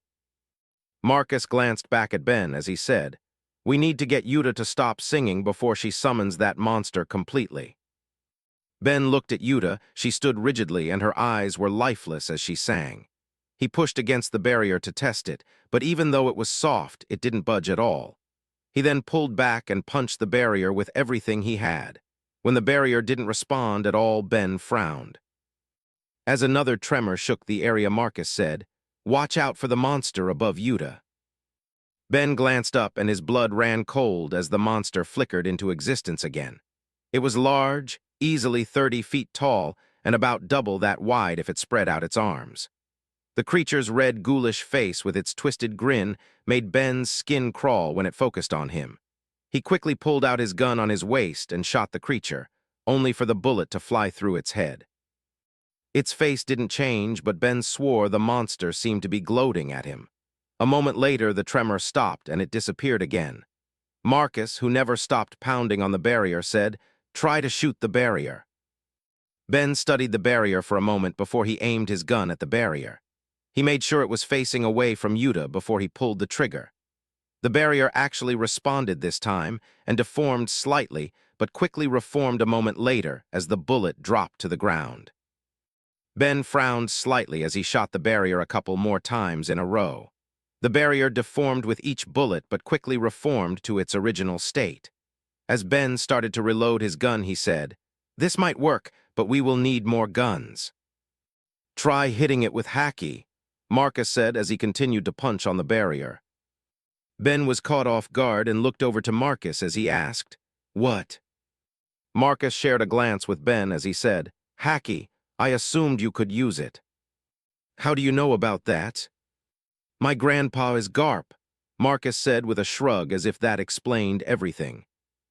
Ace, who was close by, asked, "What are you talking about?"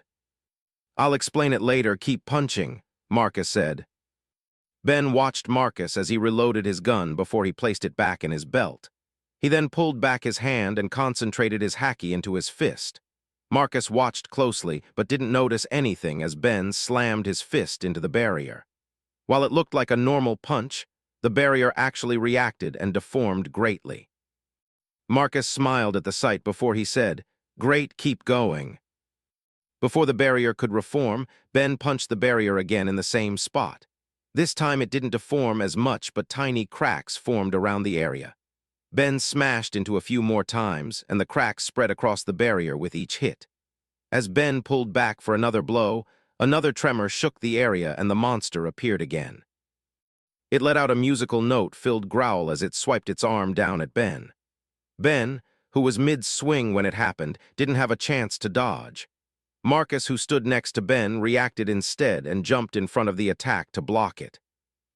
As Ben's fist smashed into the barrier, the monster's hand slammed into Marcus. The barrier shattered into pieces at the same time Marcus felt pain explode across his back. Marcus's timely block and Ben's forward momentum caused the monster to miss its original target as its arm swiped past by.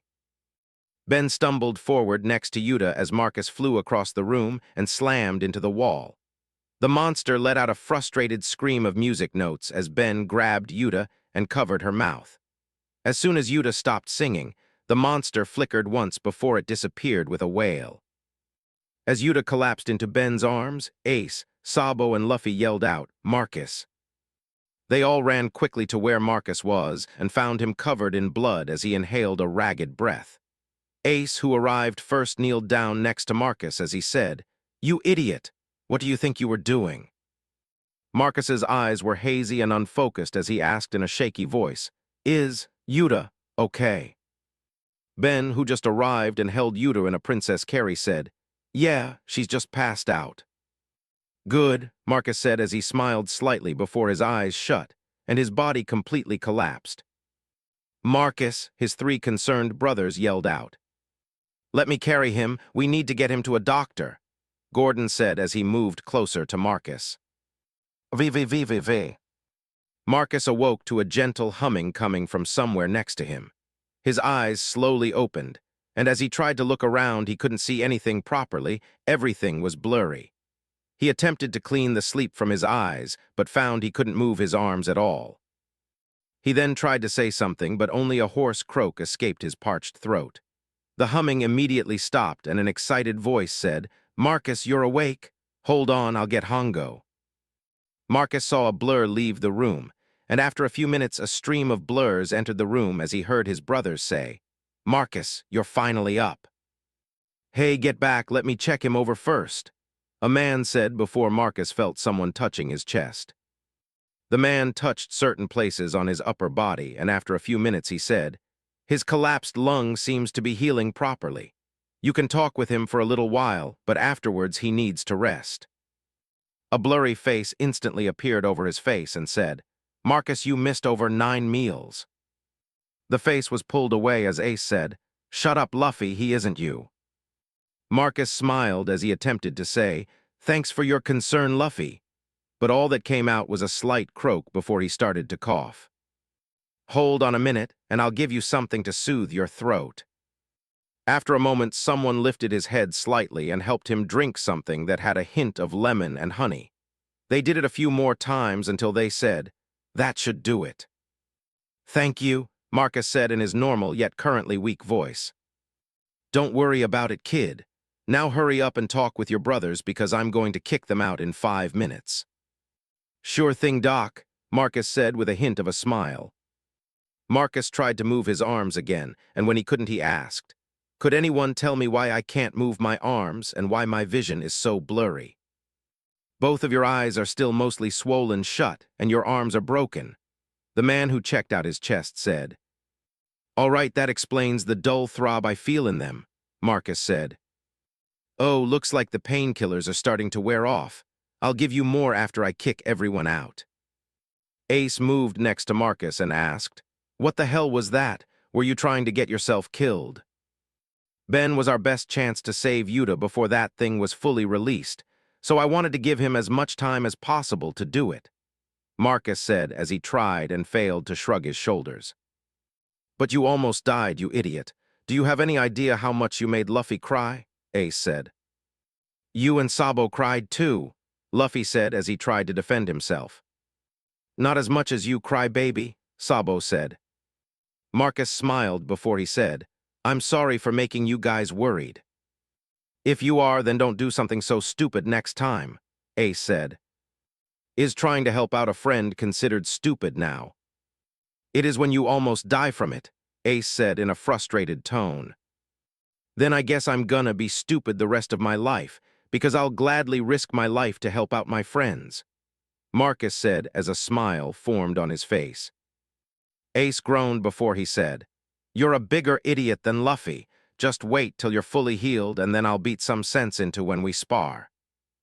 A chuckle escaped Marcus's lips before he started to cough and coughed up a little blood. Hongo started to check him over again before he said, "All right, that's enough for today. He needs more rest."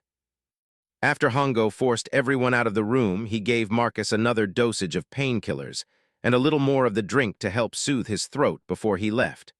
Marcus quickly fell asleep after that and woke up a handful of times before they left the island. He was up for an hour or so each time and able to talk with a couple people, but was mostly knocked out by drugs. The first time Marcus became fully awake and his body not numbed by drugs was about a week later. It was to the gentle rocking of his bed and the sound of humming nearby.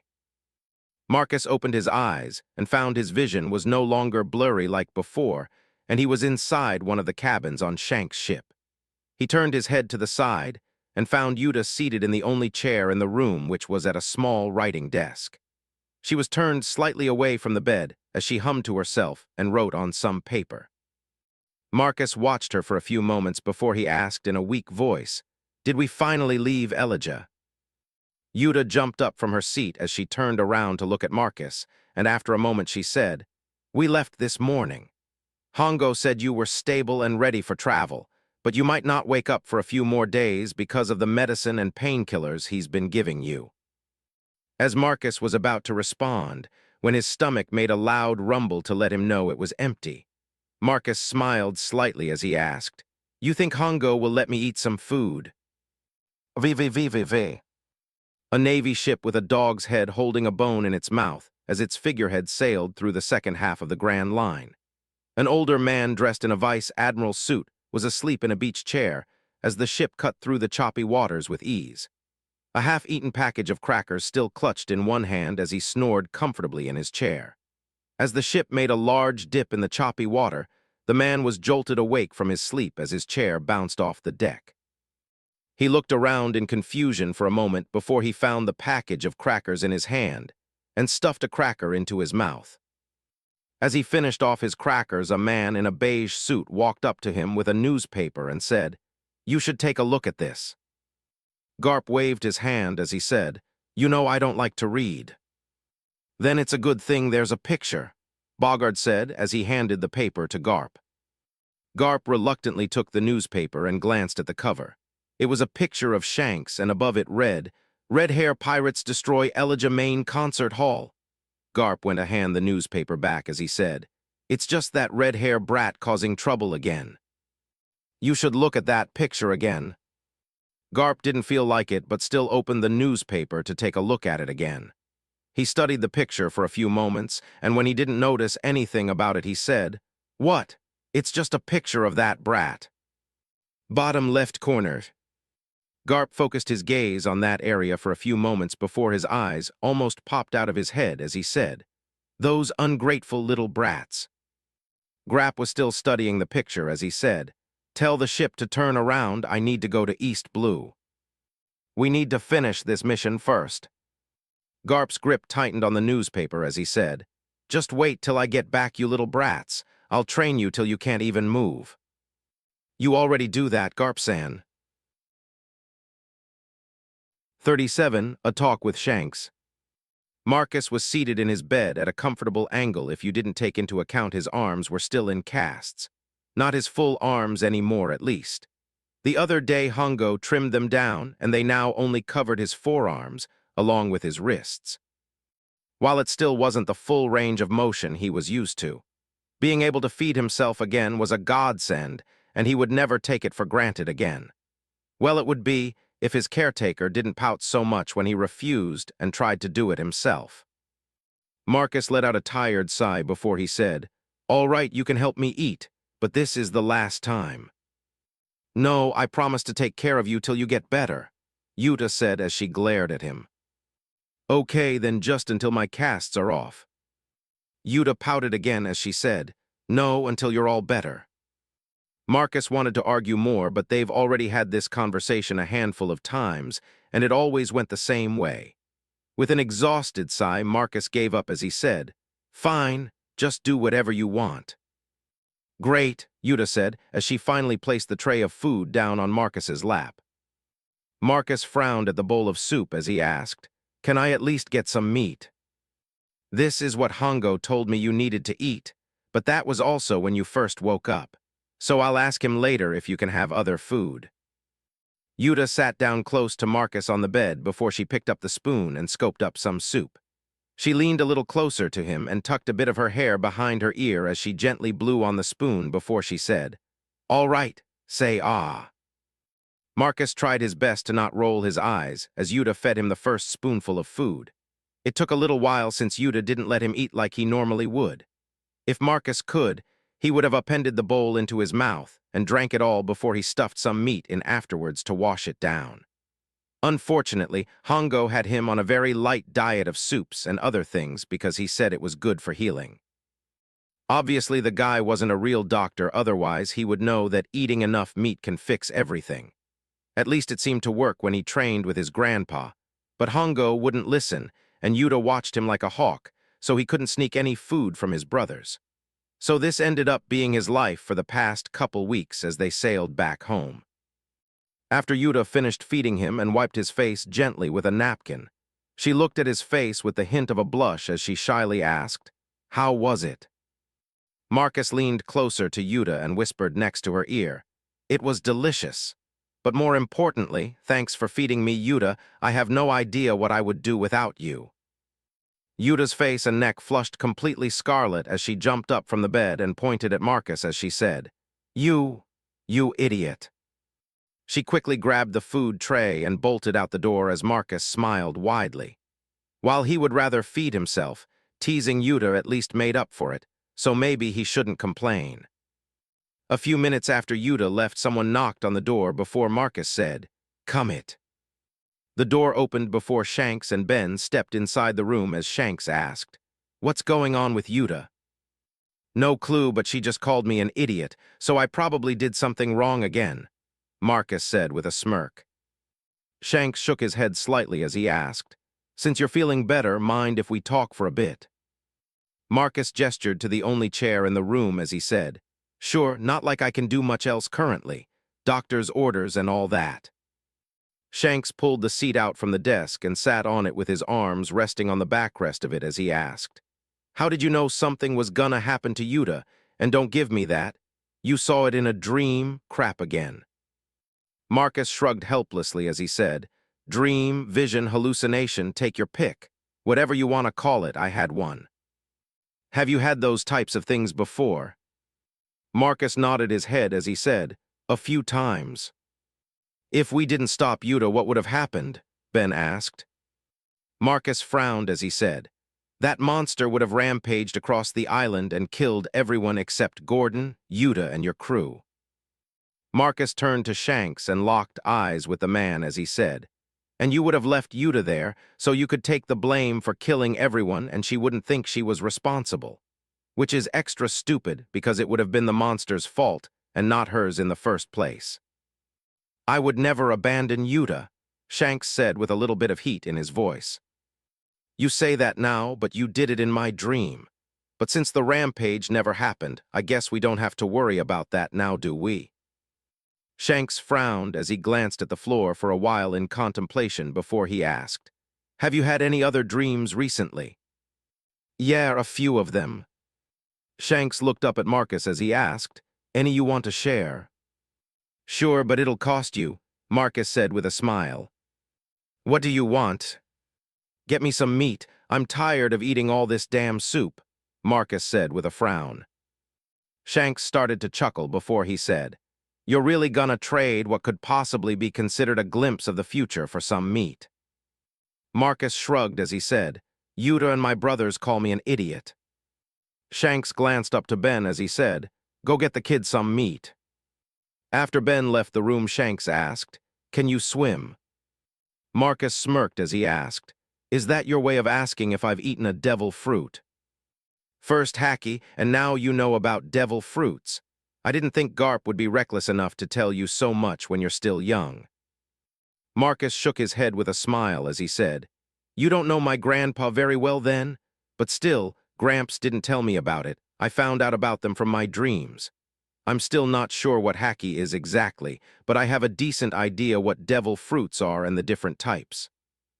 Shanks studied Marcus for a while before he said, "Tell me about the other dreams you've had. The ones that haven't happened, or the ones that involve you." Shanks's eyebrows raised the slightest bit as he asked, "You've had more dreams that involve me." "The last three I had all involved you in some way. Yuta, S, and that monster was the first one," Marcus said. "And the other two?" Marcus turned to look out the small, open window of the cabin for a minute before he said, "I see you at Makino, S with Luffy beside you. There's a small, unlocked treasure chest on the bar counter with a devil fruit inside of it." Marcus smiled to himself as he said, "Luffy asks to join your crew, and right after you reject him again, a small-time bandit group comes into the bar and causes a scene because there's no more alcohol." Marcus turned back towards Shanks and said, "Instead of fighting with the group, you show Luffy how to be a bigger man and a proper pirate." Marcus goes quiet for a while to let Shanks think about what he told him before the door opened up, and Ben stepped inside with a tray of food. Marcus's eyes almost sparkled, and he drooled a little bit as Ben placed the tray full of meat down on his lap. Marcus placed his hands together before he said, "Itadakimasu." Marcus picked up a large roast chicken leg and shoved it into his mouth as he practically moaned in delight before he started to eat in earnest. Shanks and Ben watched as Marcus devoured all the food in minutes before he leaned back against his bed's headboard and let out a satisfied belch. A hint of a smile graced Shanks's face as he said, "I've only seen Lucky eat like that before." "That's nothing. You should see Luffy eat after a training session with Gramps. I'm pretty sure he doesn't even chew his food before he swallows it." Hopefully that doesn't happen. I don't think Garp would be too happy if he found out I let you get hurt, or that we've been hanging around you kids, if I'm being honest," Shanks said. Marcus shrugged as he said, "Maybe, but Grandpa is pretty lax about certain things, especially since you and the rest of your crew have been sparring with us regularly. He might be upset if he learned you invited me to join your crew, though. He's really set on me and my brothers joining him in the Marines," Marcus said with a smirk. "Is that why you keep rejecting my offer? You want to be a Marine?" Marcus shook his head as he said, "I thought about it before, but I don't want to be another person's hunting dog. No, I will be a bounty hunter until someone labels me a pirate for doing the right thing." Shanks shifted his gaze, lost in thought for a few moments before Marcus asked, "You want to know about the other dream I had?" "Sure, let's hear it." Marcus turned back to face the window for a few moments before he said, "I see Luffy in the water about to be attacked by the small sea king that hangs around Fuchsia village. You jump in to save him." Marcus's voice trails off as he stares out the window for a while with an unfocused gaze. After a bit he turned to Shanks as he said, "You sacrifice your arm to save Luffy before you give him your hat for some reason." Shanks's eyebrows raised as Ben said, "There's no way something like that would happen." Marcus shrugged helplessly as he said, "I'm just telling you what I saw in my dreams. Whether or not you believe me is up to you." Shanks went quiet for a while before he asked, "Did you see anything else?" "No, that was the last one that involved you or your crew." "I see," Shanks said as someone knocked on the door. A moment later, the door opened wide and Yuta walked inside with a small tray of food as she said, "Marcus, I talked to Hongo and he said." Yuta's voice trailed off as she took in the room. She glanced from Shanks to Ben, then finally turned her gaze to Marcus. She immediately noticed the empty food tray covered in bones on his lap and the grease around Marcus's mouth. Her eyes narrowed as she asked in a frigid tone, "Were you just eating?" "No," Marcus said in a very unconvincing tone of voice, as he quickly looked in the opposite direction. Yuta's now icy gaze shifted to Shanks, who shared a glance with Ben before he asked, "Didn't you say we needed to check that thing earlier?" Ben quickly nodded as he said, "Yeah, we should probably go do that." Shanks got up and moved towards the door as he said, "It was nice chatting with you, Marcus." Ben grabbed the tray on Marcus's lap and moved to follow Shanks as he said, "Thanks for holding my food tray, Marcus." After the door closed, Yuta dropped the food tray on Marcus's lap as she said, "You broke your promise." Marcus turned to see Yuta with her hands on her hips and her cheeks puffed out as she glared at him. Marcus wanted to reach over and pinch her cheeks but let out a sigh before he said, "I didn't promise anything." "You said I could feed you till you're all better," Yuta said as she stomped her right foot on the ground. "No, I told you, just do whatever you want." "That's the same thing," Yuta said with a huff. "No, it's—" Marcus let out another exhausted sigh before he pinched the bridge of his nose and said, "Fine. You're right, I broke my promise." Yuta sat down on the bed next to Marcus as she said, "I forgive you, but now I get to feed you even after you're all healed." "What? No way," Marcus said as he turned to look at Yuta in shock. Yuta pouted at him again before she said, "But you broke your promise. You have to make up for it." Marcus knew there was no way he could let Yuta feed him the rest of the time they were together. His brothers ate like maniacs, and he ended up just like them, so they didn't eat all the food before he had his fill. If Yuta tried to feed him at every meal, he would always be hungry. Well, maybe he could just have Makino make food just for him, and then Yuta could feed him. A few moments later, an idea came to Marcus, and he knew exactly what he needed to do, so he locked eyes with Yuta as he said, "Once I'm better, you can feed me all you want. But you can only feed me stuff you've cooked yourself, so that means you need to get lessons from Luck or Big Sis Makino." Resolve firmed in Yuta's eyes as she stuck her hand out with her pinky extended and asked, "You pinky promise?" Marcus locked his pinky with Yuta, as he said, "As long as you learn how to cook." "Okay," Yuta said as they shook pinkies. 38. A change of fate. Over the next couple weeks as they traveled back home, a few things happened. The first and best one was Marcus healed completely and was allowed to roam the ship. Hongo still kept him from training and doing actual work, but otherwise he was free from bed rest. The second was Yuta took her promise seriously and spent hours each day as she learned how to cook from Lucky. A plus side to her being taught by Lucky was Marcus wasn't forced to taste anything she cooked yet, mainly because she wasn't allowed to actually cook anything yet. Lucky wanted Yuta to learn the very basics first and had her watch him for hours as he explained things. Then she was taught how to do food preparation, cleaning and chopping vegetables along with meat. Marcus actually joined them in the kitchen half the time because he was bored and had to admit that Lucky was a really good teacher and cook. While Yuta was still being trained to cook by Lucky, she still found ways to feed Marcus. The main way she did it was by cutting up fruits, since apparently that counted as cooking to her. Marcus didn't mind though, since she never fed him at normal meal times and he didn't need to be the test subject for cooking experiments. Once they arrived back home, the boys went back to full-time training again, along with Yuta. Well, except for Luffy, who skipped out on training because he wanted to hang out with Shanks and his crew, something that happened basically every day now. Sure, Marcus forced Luffy to train for a few hours each day, but it was only until lunch. Then he would spend the rest of the day hanging out with Shanks. At least until Shanks and some of his crew sparred with the boys, then Luffy would join in for that. That was one of the nice things that changed since they came back from Elijah. Shanks would spar with Marcus every day, which helped him improve drastically with his swordsmanship. That happened for about a month before Shanks and his crew took off to go explore around East Blue again. Then Luffy came back and trained full-time again. Another interesting thing that happened during that time was Yuta decided to stay and train with the boys. So for almost 2 months while Shanks was gone, Yuta stayed at Makino's to train and also learned how to cook from her. Something Marcus was grateful for, because Makino also didn't allow Yuta to cook by herself yet.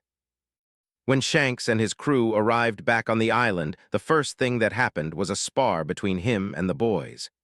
He was mostly interested to see how much Marcus improved, but still tested the other boys as well. It was about a week after that when the incident Marcus was waiting for finally happened. He was out training at the time with Ace, Sabo, and Yuta when it happened, so he didn't get to witness it himself. But when they arrived back at Makino's for dinner, they found a strange sight. Luffy was laughing like an idiot as a couple of Shanks' crew attempted to stretch his arms as far as possible. Marcus watched for only a moment before he decided to ignore it and head inside to eat. Ace, who hadn't moved yet, asked, "Are you really just gonna ignore that?" Sabo nodded in agreement as he said, "Luffy definitely couldn't do that this morning." Marcus shrugged as he said, "He must have eaten a devil fruit." "Yup," Yuta agreed as she followed Marcus inside. As Ace watched, one of the crewmen lost their grip on Luffy's arm. With nothing holding him in place, Luffy rocketed into the other crewman before they both slammed into the side of a building. The crewman and Luffy popped up a moment later while they laughed like idiots. "You know what, I don't care anymore," Ace said before he turned to head inside himself. As he headed inside, Luffy noticed him and said, "Wait for me, Ace." During dinner, Luffy excitedly explained what happened and Marcus could only shake his head. Everything occurred exactly as it should have. Sure, he thought Luffy might try to fight the guy, but apparently Luffy wanted to see Shanks beat the bandit up. Instead, Shanks didn't bother to fight the guy and it pissed Luffy off, which made him eat the devil fruit in anger. After dinner, Marcus went outside to train some more and Shanks decided to follow him. Once they were alone outside down by the beach, Shanks asked, "Did you know he would eat it?" "It was a possibility, but I wasn't completely sure," Marcus said as he drew his sword and took a stance. "Why didn't you warn me then?" Shanks asked with a frown. Marcus went through a few moves before he said, "Because it didn't matter, it's just a devil fruit." "That devil fruit wasn't meant for him. I planned to give it to someone else." Marcus stopped his next attack and glanced at Shanks as he asked, "Really? Who?" "It doesn't matter anymore, the plan is ruined now anyways." Shanks said with a sigh. Marcus chuckled slightly before he said, "So you really plan to offer it to Ace, Shanks's eyes widened as he looked directly at Marcus, who smirked and said, "And that confirms it." "Did you see that in one of your dreams too?" Shanks asked as he took a seat on a rock. "It was just a guess, but it does make me wonder how you know about Ace and who his father was." "I was one of the last people to see him before he turned himself in," Shanks said with a sad smile on his face as he looked out towards the sea. "You know, he found me in a treasure chest and raised me like his own son." Shanks's voice trailed off as he became lost in thought for a little while. Marcus sheathed his sword and moved closer to Shanks, who pulled himself out of his thoughts as he said, "The last thing he told me was I would have a younger sibling at some point and to help them out if I ever met them."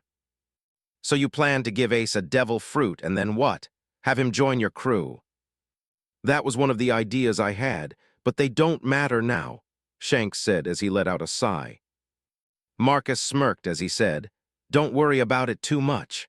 I'm positive everything worked out the way it was meant to be."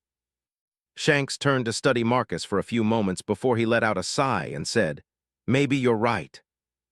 "You know, you don't talk or act anything like a kid," Shanks said before he pulled out a flask from his pocket and took a drink. Marcus leaned against one of the rocks as he said, "My grandpa said the same thing." They both fell into a comfortable silence and just listened to the waves lap against the beach for a while until Marcus said, "You should talk to Ace about his dad and point him to other people who knew him." Shanks took another swig from his flask before he asked, "Why?" "Because he thinks he's the child of the devil and questions whether he should have been born." Shanks whipped his head around and his eyes were filled with confusion as he said, "What are you talking about? He looks completely fine." "Well, he's definitely better now compared to how he used to be, but he still has issues with who his father is. Heck, just mention the Pirate King around him and watch how he reacts." "Okay, I will," Shanks said before he lifted his flask up and finished it off as he stood up. Shanks then headed back to the bar as Marcus went back to training. Over the next week, Ace ended up going off with Shanks after dinner each night. Marcus saw them a few times as he trained. They normally sat alone next to a bonfire on the beach and talked till late in the night. Whether it would help Ace overcome his issues, Marcus had no idea, but at least he tried to help. It was a few weeks later where the second incident happened between Luffy and the bandits. Shanks and his crew had taken their ship to the Goa Kingdom to get some repairs done in the dry dock there in preparation for leaving the island. While they were gone, Luffy hung out in the bar with Makino because he currently had issues with his training.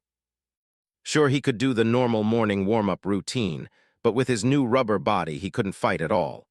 He had no control currently and decided to just hang around Makino as he waited for Shanks and his crew to come back. It was during that time that the bandits showed up and Luffy got into a fight with them.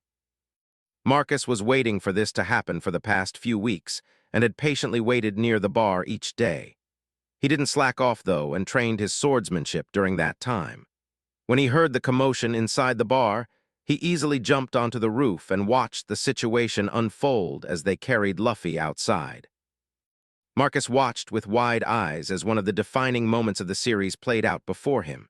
Marcus would be a liar if he said he didn't enjoy being a spectator to the events that unfolded before him. But that was overshadowed by the worry in his heart for his brother.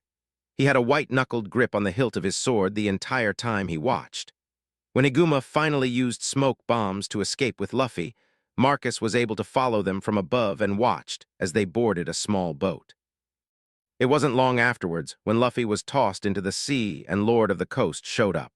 Marcus's grip on his sword tightened even more as he watched as Shanks jumped into the water to save Luffy. After the Sea King finished Higuma and turned its attention to Luffy, Marcus shifted his body slightly and focused completely on the Sea King. Shanks was almost next to Luffy when the Sea King opened its mouth wide and moved in to strike at Luffy. Shanks reached Luffy just before the monster and attempted to pull him out of the way of the attack, as a compressed air blade sailed above their heads. A moment later, the Sea King's head crashed into the water as a spray of blood covered both of them and dyed the surrounding water red. While Luffy was busy crying in Shanks' arms, Shanks glanced to the roof of a building. Marcus stood there covered in sweat and panting for breath as that single attack took everything out of him.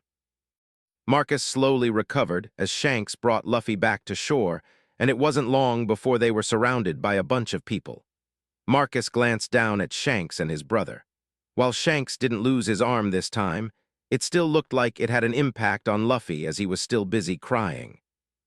Marcus himself settled onto the roof of the building and watched the sea as he wondered if what he did was the right decision.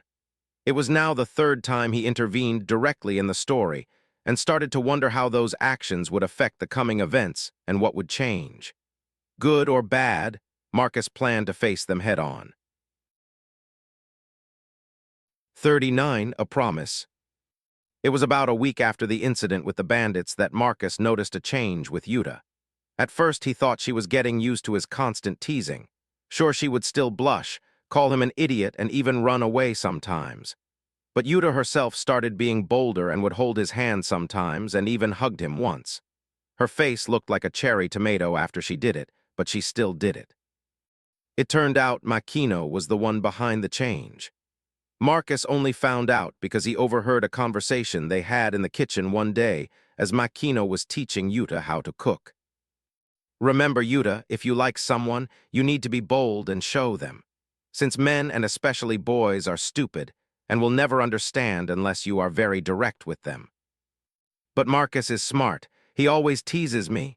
Yuta's voice trailed off as she started to blush a little. Makino rested a hand on Yuta's shoulder as she said, "He might tease you, but does he know you like him? Have you told him?" Yuta shook her head before Makino said, "Then he doesn't know and you have to be more direct with him. Hold his hand, hug him." Makino grinned and leaned down closer to Yuta as she said in a secretive tone, "Or just grab his face and kiss him." "I can't do that," Yuta yelled out as her whole face flushed red. Before the conversation could go anywhere else, Marcus stepped into the kitchen and asked, "What can't you do? Do you need help with something?" Steam started to come out of Yuta's ears as she stared at Marcus and thought about what Makino just said. Marcus glanced between them both for a moment before he narrowed his eyes and said to Makino, "You better not be teaching Yuta anything bad." Makino instantly picked up a rolling pin from the counter and slapped it against one hand as she said, "Just who do you think you are, talking to your loving big sister like that? Before Marcus could respond, Makino was next to him and smashed him over the head with her rolling pin. Marcus crouched down as he covered his head with his hands and said, "What the hell? How is this loving in any way?" Makino whacked him over the head again as she said, "Of course this is love. Can't you feel it, or do you need another dose of love?" "No way," Marcus said as he quickly escaped from the kitchen and nursed 2 giant lumps on his head for the rest of the day. After that incident, Marcus steered clear of the kitchen whenever Yuta was getting lessons. While he didn't want Makino corrupting Yuta, trying to fight with Makino was almost as bad as fighting Garp, so Marcus just gave up on the idea. And like that, over a month passed quickly as the Red Hair Pirates prepared to leave the island for the final time. Luffy and Yuta seemed to take it the hardest out of everyone when they realized what was going on. Luffy because he wanted to join Shanks' crew and go out on adventures. Yuta, on the other hand, was upset because Marcus refused to join the crew. She hoped he would change his mind before they left, since she had a childish crush on him. But whether or not Marcus joined the crew on their journey didn't stop Yuta from spending as much time as she could with him, though. While a good portion of their time together was spent training, they still took breaks alone together. During those breaks, Yuta would feed Marcus the food she made for him, and they would talk. While it was mostly random, unimportant information most of the time. Yuta did share her dreams and ambitions with Marcus, and he did the same with her. Yuta's dream was to sail around the world, and one day hopefully unite the world through music she created, which she called a new Genesis. Marcus's dream was slightly similar since he also wanted to sail around the world. But he mostly wanted to explore the world to see what secrets it held and basically see everything there was to the place. Yuta also made sure she didn't waste any of the time she had left and joined Marcus at night when he normally trained alone. As he slowly moved through his sword stances, Yuta would be off to the side as she practiced singing and creating new songs. Marcus never complained and found it enjoyable as he thought of it almost like his own personal concert each night. Another nice thing that happened during that time was Shanks wanting to spar a few times a day with Marcus. It was almost a month of constant sparring for Marcus, as Shanks attempted to teach him as much as possible. Shanks had already given up on Marcus joining his crew and decided to train him seriously before they left instead. During that time, Marcus made incredible progress in his swordsmanship. He still wasn't close to beating, and in fact never even touched Shanks once with his training sword. But if he sparred against all of his brothers at the same time with a sword, he could easily wipe the floor with them. Take away his sword and Ace would still win 70% of the time, though. As the crew's departure date crept closer, both Yuta and Luffy became more anxious. Neither one wanted the day to arrive and hoped it would be delayed or even canceled outright. But unfortunately, their wishes weren't answered, and the fateful day finally arrived. It was a day the boys would normally use to train, but decided to take it off. While Luffy was closer to everyone compared to Ace and Sabo because he slacked off so much in training, it would be a lie to say they didn't form bonds with the crew. Especially Ace, who seemed to be in a better mood lately after his late-night talks with Shanks. Sure, his somewhat broody attitude was still there, and it would probably never leave. But he smiled more freely now and wasn't as guarded as he used to be. Luffy and the others were busy on the dock talking with Shanks and the others as they helped load the ship. As that happened, Yuta approached Marcus with a basket in one hand. She didn't speak, and she ended up blushing as she quickly grabbed Marcus by the hand before she dragged him away. Shanks and a few others smiled as they watched them disappear towards the cliff that overlooked the sea just north of the village. Once they were on top of the grass-covered cliff, Yuta set down the basket and pulled out a blanket which she laid out. She forced Marcus to remove his shoes and sit on the blanket before she did the same thing. Once they were settled on the blanket, she started to pull out some food and drinks from the basket as Marcus asked, "This is new. Where did you come up with the idea for a picnic?" Yuta's ear turned a little red, and she made sure not to look at Marcus as she said, Big Sis said this is what couples do on dates." Internally, Marcus was shocked and wanted to scold Makino for corrupting Yuta with more weird ideas, but externally he smirked and asked, "So we're a couple now and this is our first date?" Yuta glanced at Marcus and nodded her head once before she focused on her task. Once everything was set out, she glanced back at Marcus while her face started to flush again. She quickly patted the spot right beside her on the blanket as she said in a shy voice, "Come closer." "Sure," Marcus said with a smile. Once Marcus was seated next to Yuta, she picked up a plate with a large sandwich on it and placed it on his lap. Marcus raised an eyebrow as he asked, "Not gonna feed me yourself?"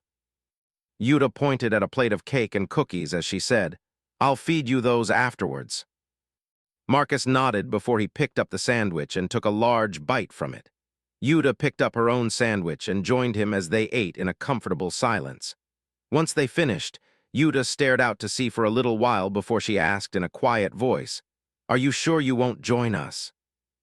Marcus glanced at Yuta without turning his head and noticed the anxiousness on her face. He let out a sigh and placed his arm over her shoulder, which caused her whole body to tense up as he pulled her closer. As she rigidly leaned against his body, he started to run his hand through her hair and felt her body slowly relax. After a few moments, Marcus said, "I would, but I have other things I want to do and it won't be possible if I leave now." Yuta tilted her head to look up at Marcus as she asked, "Why? What do you need to do that's so important?" Marcus glanced down at Yuta with a mischievous smile inches away from her face. Yuta flushed bright red again as she realized how close they were now, which made Marcus smile even more. He gently ran his hand through her hair again before he finally turned away from Yuta as he said, "The main one is getting stronger." Yuta unconsciously relaxed her head onto Marcus's chest as she said, "You can get stronger with us."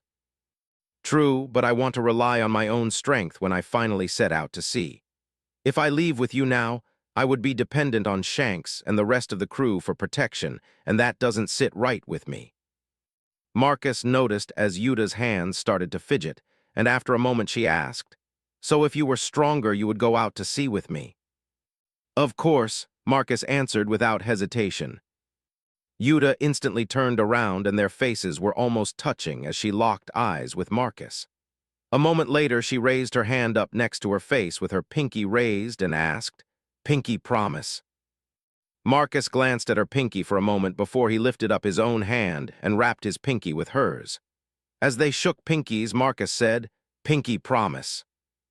Yuta nodded in satisfaction before she quickly readjusted back to her seated piston nestled in Marcus's arm. They sat like that for a little while as Marcus gently ran his fingers through her hair. Once Yuta was satisfied, she reached over for the plate of desserts and started to slowly feed them to Marcus. Marcus didn't eat them all, though, and ended up feeding Yuta a cookie and one of the slices of cake, which caused Yuta to blush like crazy the whole time and took away her ability to speak for a little while. Once their picnic was over, they packed up everything and headed back. As Yuta returned the basket she used to Makino, Marcus went to his room to collect something. Then Marcus escorted Yuta to the dock where they found Shanks placing his straw hat on Luffy's head. They both stopped to watch the scene before Shanks glanced up to them and asked, "Did you finish up?" Yuta blushed slightly as she said, "Almost." "All right, well, I'll see you on the ship." Shanks saved before he shared a nod with Marcus and headed towards the ship. Yuta turned to Marcus, and before she spoke, he pulled out a small gift he had hidden under his shirt. He handed it to Yuta and said, "I got this for you as a going-away gift." Yuta smiled as she took the gift that was about the size of a book and clutched it to her chest. Marcus smiled in return as he said, "I would tell you to open it now, but I think everyone is waiting on you." Yuta glanced towards the ship, and she found Shanks along with most of the crew on the aft of the ship watching her and Marcus with interest. Yuta quickly turned back to Marcus and focused only on him as she blushed slightly. Then she closed her eyes for a few moments to calm down before she looked at Marcus and said, "When you're stronger, you better keep your promise." "I will." "Good, I'll miss you," Yuta said in a sad voice. Marcus pulled Yuta into a one-sided hug since she was still holding her gift and said, "I'll miss you too." Once he released Yuta, she didn't back away and instead kissed Marcus on the cheek, which actually left him stunned for a moment. Yuta herself turned a deep shade of red and ran towards the ship as cheers and whistles erupted from Shanks and the crew, which just made things worse. Marcus watched as Yuta, with a goofy grin on his face, as she ran up the gangplank of the ship where she stopped near the top, and waved at him for a moment before she disappeared onto the ship. Marcus and the other people at the docks waved at the ship as they started to leave the dock. Marcus even noticed Yuta on the back of the ship as she waved at him again as the ship pulled further away from the island. The only person who seemed depressed about the whole thing was Luffy, who was crying as he waved at the ship. Marcus couldn't help but smile as he placed his arm over his brother's shoulder and said, "Don't worry, you'll see them again one day." They both watched in silence for half an hour as the ship slowly disappeared on the horizon. Once it was completely gone, Marcus said, "How about we go eat something?" Luffy almost instantly cheered up as he said, "Okay." 40 Fist of Love. It was late at night as Yuta sat on her bed. She had the gift Marcus gave her, laid out on the bed in front of her, and she currently wore a shirt she borrowed from him to sleep in. Well, she didn't tell him she borrowed it, but he shouldn't miss it since he has a bunch of shirts. As for why she did it, Makino told her it was what women do with their boyfriends, borrow clothes and never give them back. That thought made Yuta blush a little as she looked down at the gift she was given. It was a large, thick book designed for musicians. It acted like a diary and songwriting notebook. Well, it was mostly meant to help record songs, sheet music, and any special notes for the songs themselves. It was actually something Yuta wanted to buy herself when she was in Elijah, and even pointed this book out to Shanks and the others on the first day. But then the accident happened, and she forgot all about it, along with everyone else. But he didn't forget about it, Yuta thought as she picked up the book and hugged it tight to her chest for a bit. After a little while, she got up from bed and moved to her desk where she placed the book down. After she sat down, she opened it up to the first page and paused as she studied the inside cover of the book again. It was a message from Marcus which read, "Dear Yuta, thank you again for taking care of me and feeding me a bunch of delicious food. While I don't like being coddled like a child, I appreciate the time and effort you put into my care when I was still bedridden in Elijah and the trip afterwards. You will forever have my thanks for that. When we were still in Elijah, I secretly asked Gordon to buy this for me. I originally planned to give this to you as a thank you gift for taking care of me. But the timing never seemed right to me, so I decided to turn it into a going-away gift instead. I hope you like it and it's useful to you. I wish you a fun, safe, and happy journey ahead. I also hope you create a lot of great songs and look forward to hearing you sing them for me one day. But don't forget to train and become stronger. You need to be able to protect yourself. You also need the stamina which comes from training to be able to perform longer and sing an entire concert. Tilda, till we meet again. Your friend, Marcus." Yuta smiled to herself as she read over most of the message until the end. She looked at it with a slight frown before she pulled out an ink jar and a quill. Because of the way Marcus wrote, Yuta was able to add to the message. So she very carefully added a single word to the end of the message and nodded in satisfaction once she was finished.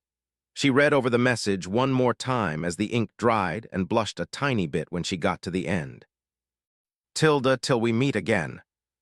Your boyfriend, Marcus. VVVVV. The day after Yuta left, Marcus looked through his dresser as he got ready for the day. After about a minute of looking through it, he asked, "Has anyone seen my favorite shirt?" "That light blue one you like to wear?" Ace asked. "Yeah, did you see it?" Ace and the others shook their heads before Marcus said, "Maybe it's in the laundry Makino is doing." Like that, a week passed by, and Marcus never found his favorite shirt. VVVVV. Marcus was shocked awake as he was covered in ice-cold water, and the sound of his brothers apparently getting the same treatment. Luffy cried out the loudest as he said, "Ah, help, I can't swim, help." Marcus opened his eyes to find himself in his bedroom along with his brothers, and above them stood Garp with a large bucket in his hand.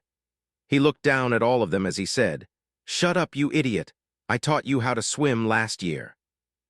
Luffy suddenly sat up and glanced around as he said to himself, "I'm not drowning." Garp's eyes twitched before he slammed his fist into Luffy's head and said, "Of course not."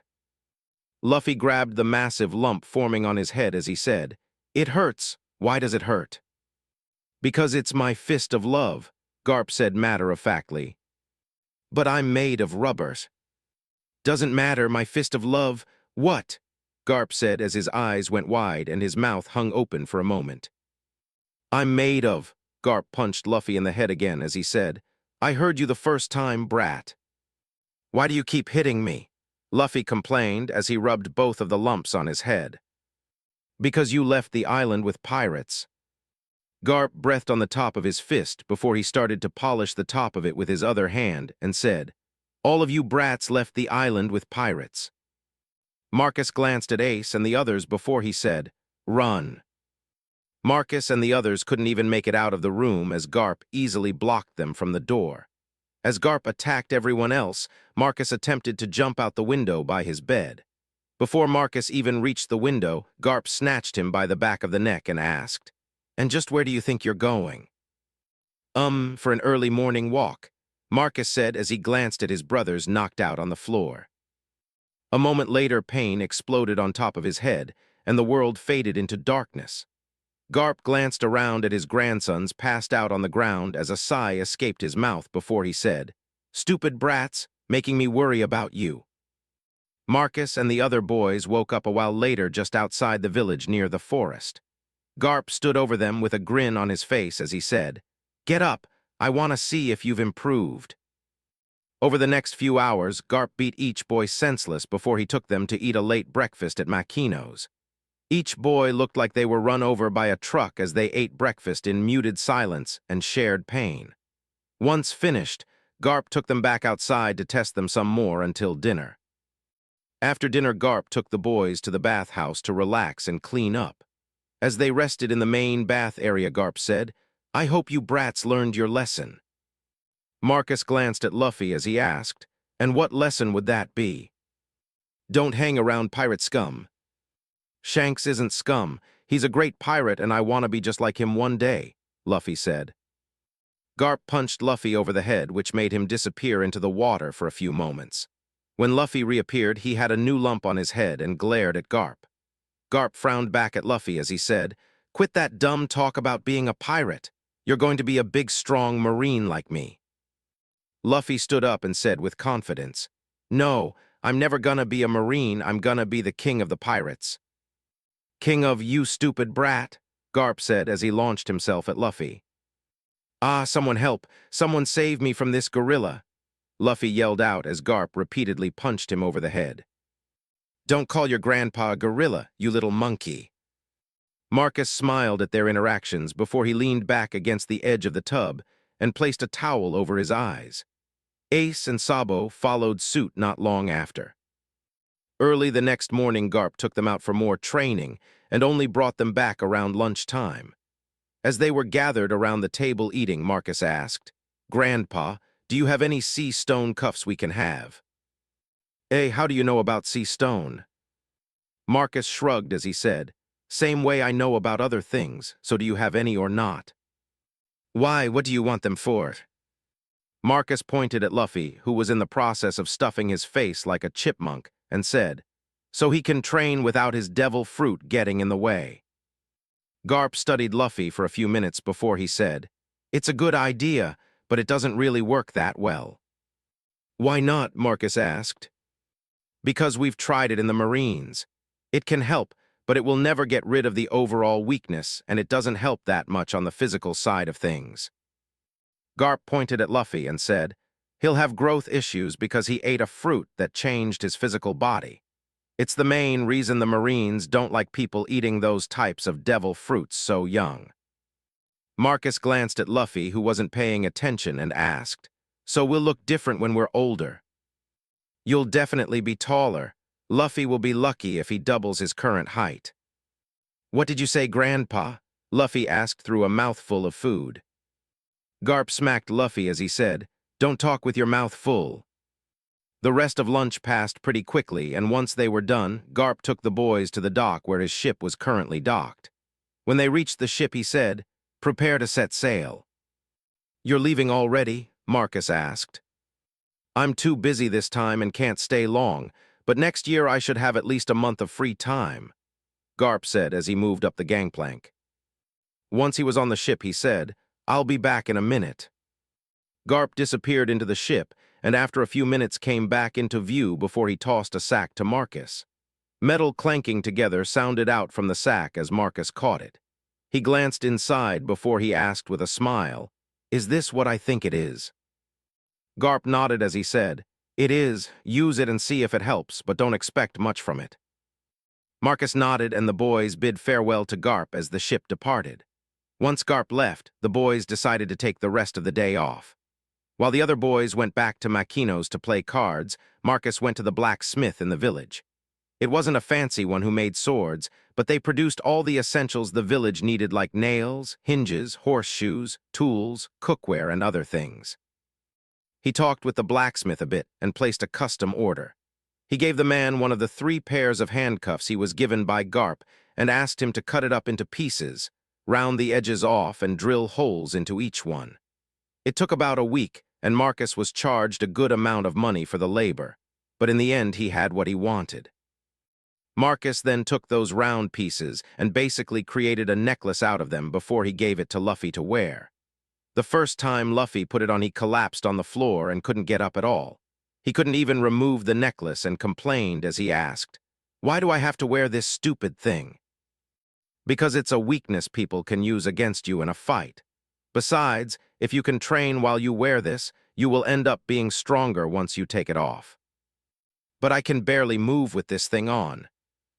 Marcus nodded in understanding as he asked, "Does it hurt or is it uncomfortable?" "No, not really. It just makes me weak," Luffy said as he thought it over. Marcus reached down and removed the necklace from Luffy as he said, "Good. Then you'll go to sleep with it on each night to help you get used to the feeling of being weak." Luffy complained about it, but it didn't stop Marcus from forcing him to use it each night. With that, the boys settled into their routine again and started to train in earnest once more. It took a few months, but Luffy was able to train properly again. He still couldn't train with the sea stone necklace on, but he could do their normal routine because he grasped the very basics of his powers. Just enough that his arms and legs didn't stretch at random anymore. 41. Becoming famous. A few months quickly passed by after Garp left, and not much changed for the boys. The only real change was Luffy's training routine, which now included time for him to practice his devil fruit powers. Each day Luffy trained his devil fruit powers for about 4 hours. At first he just tried to punch stuff, but Marcus stopped him after the first hour and set up a target for him. Instead of just punching things at random, Luffy now had a large target setup that he used to practice his aim. At first Luffy didn't like the idea much, but Marcus turned the whole thing into a game. Luffy's goal each day was to hit the target more than the day before. Marcus increased the difficulty by making the targets slightly smaller each week. That was only one part of Luffy's training, though. Marcus also gave Luffy ideas on how to use his powers and encouraged him to explore the limits of his powers. Sabo and Ace also helped with the training and gave him other ideas on what he could use his powers for. Another thing the boys also worked on a few hours each day was the secret skills Garp showed off. While he only demonstrated them for the boys, Marcus used his knowledge and led them in the right direction on how to train them.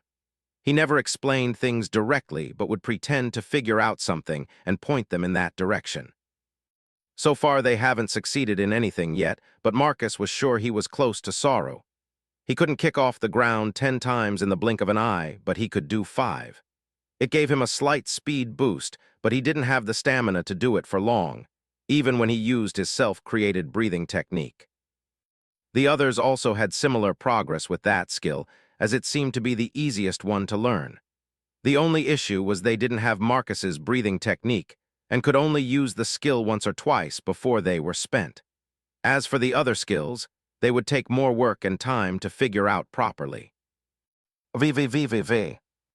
Marcus glanced around the trash heaps with a scrunched-up nose. If there was one thing he didn't like about Gray Terminal, it was the smell. No matter how many times he came to the place, he never adapted to it like his brothers. They were next to him and didn't seem the least bit affected by the smell of the place. It was their day off from training, and they decided to spend it hunting in Gray Terminal. While they rarely found anyone with a bounty in the place, it was still worth checking out when they had time. They also used it as an excuse to go dine and dash in the Goa Kingdom. It was early afternoon, and the boys just finished their meal at some high-end restaurant not long ago. Now they were walking around Gray Terminal as they relaxed and let their food digest. As they walked past another mountain of trash, they heard a small commotion happening.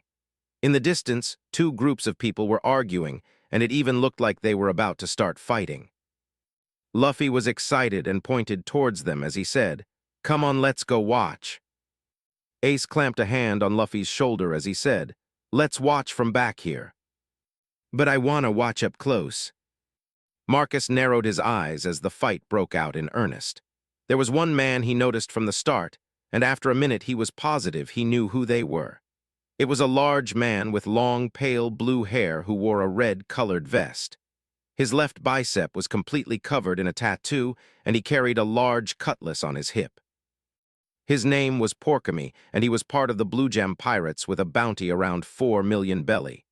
Once Marcus confirmed it was him, he said, "After they finish fighting, let's follow them to their hideout and then take them out." Ace glanced over as he asked, "Why?" "Because that big guy with the sword has a bounty." Luffy tried to break free of Ace's grip as he asked, "What are we waiting for then? Let's go beat him up." "You need to learn to be patient, Luffy," Marcus said while Sabo nodded in agreement. "Why?" Marcus glanced at Luffy and realized his words would be wasted, but still said, "Because it's a good skill to have." "But it's not fun to wait around." "Then either figure out a way to make it fun or learn to like it," Marcus said with a shrug. As they talked, the fight in the distance basically finished with Porkamy and his guys winning. After they collected some things from the people they killed, Porkamy grabbed the person he killed and pulled out a knife. Marcus and the other boys watched in morbid fascination as Porkamy scalped the dead man. Once finished, he led his group away from the bloody scene and deeper into Gray Terminal. The boys quickly followed behind, but kept a safe distance and tried their best to hide their presence. It was a little hard to do because Luffy had no idea how to be stealthy, but somehow they managed to follow the group back to a random shack slightly hidden in a trash pile. Once Porkamy and his men entered the place, Marcus and the others did a quick sweep around the place. After they finished, Marcus asked, "It looks like there's only one entrance or exit, so how should we handle this?" "Let's just charge in," Luffy said with excitement as Ace nodded in agreement. Marcus leveled a flat look at Ace as he said, "Do you not remember what happened the last time Ace charged into a pirate's hideout? If he was a little bit taller, he could have died or been seriously injured." Ace frowned as little as he recalled the bullet that flew over his head a few years ago. After a moment, Ace asked, "Okay, so what should we do? Wait for them to come back out?" "Why wait?" Marcus asked with a smile as he glanced at the trash heap the hideout was buried under.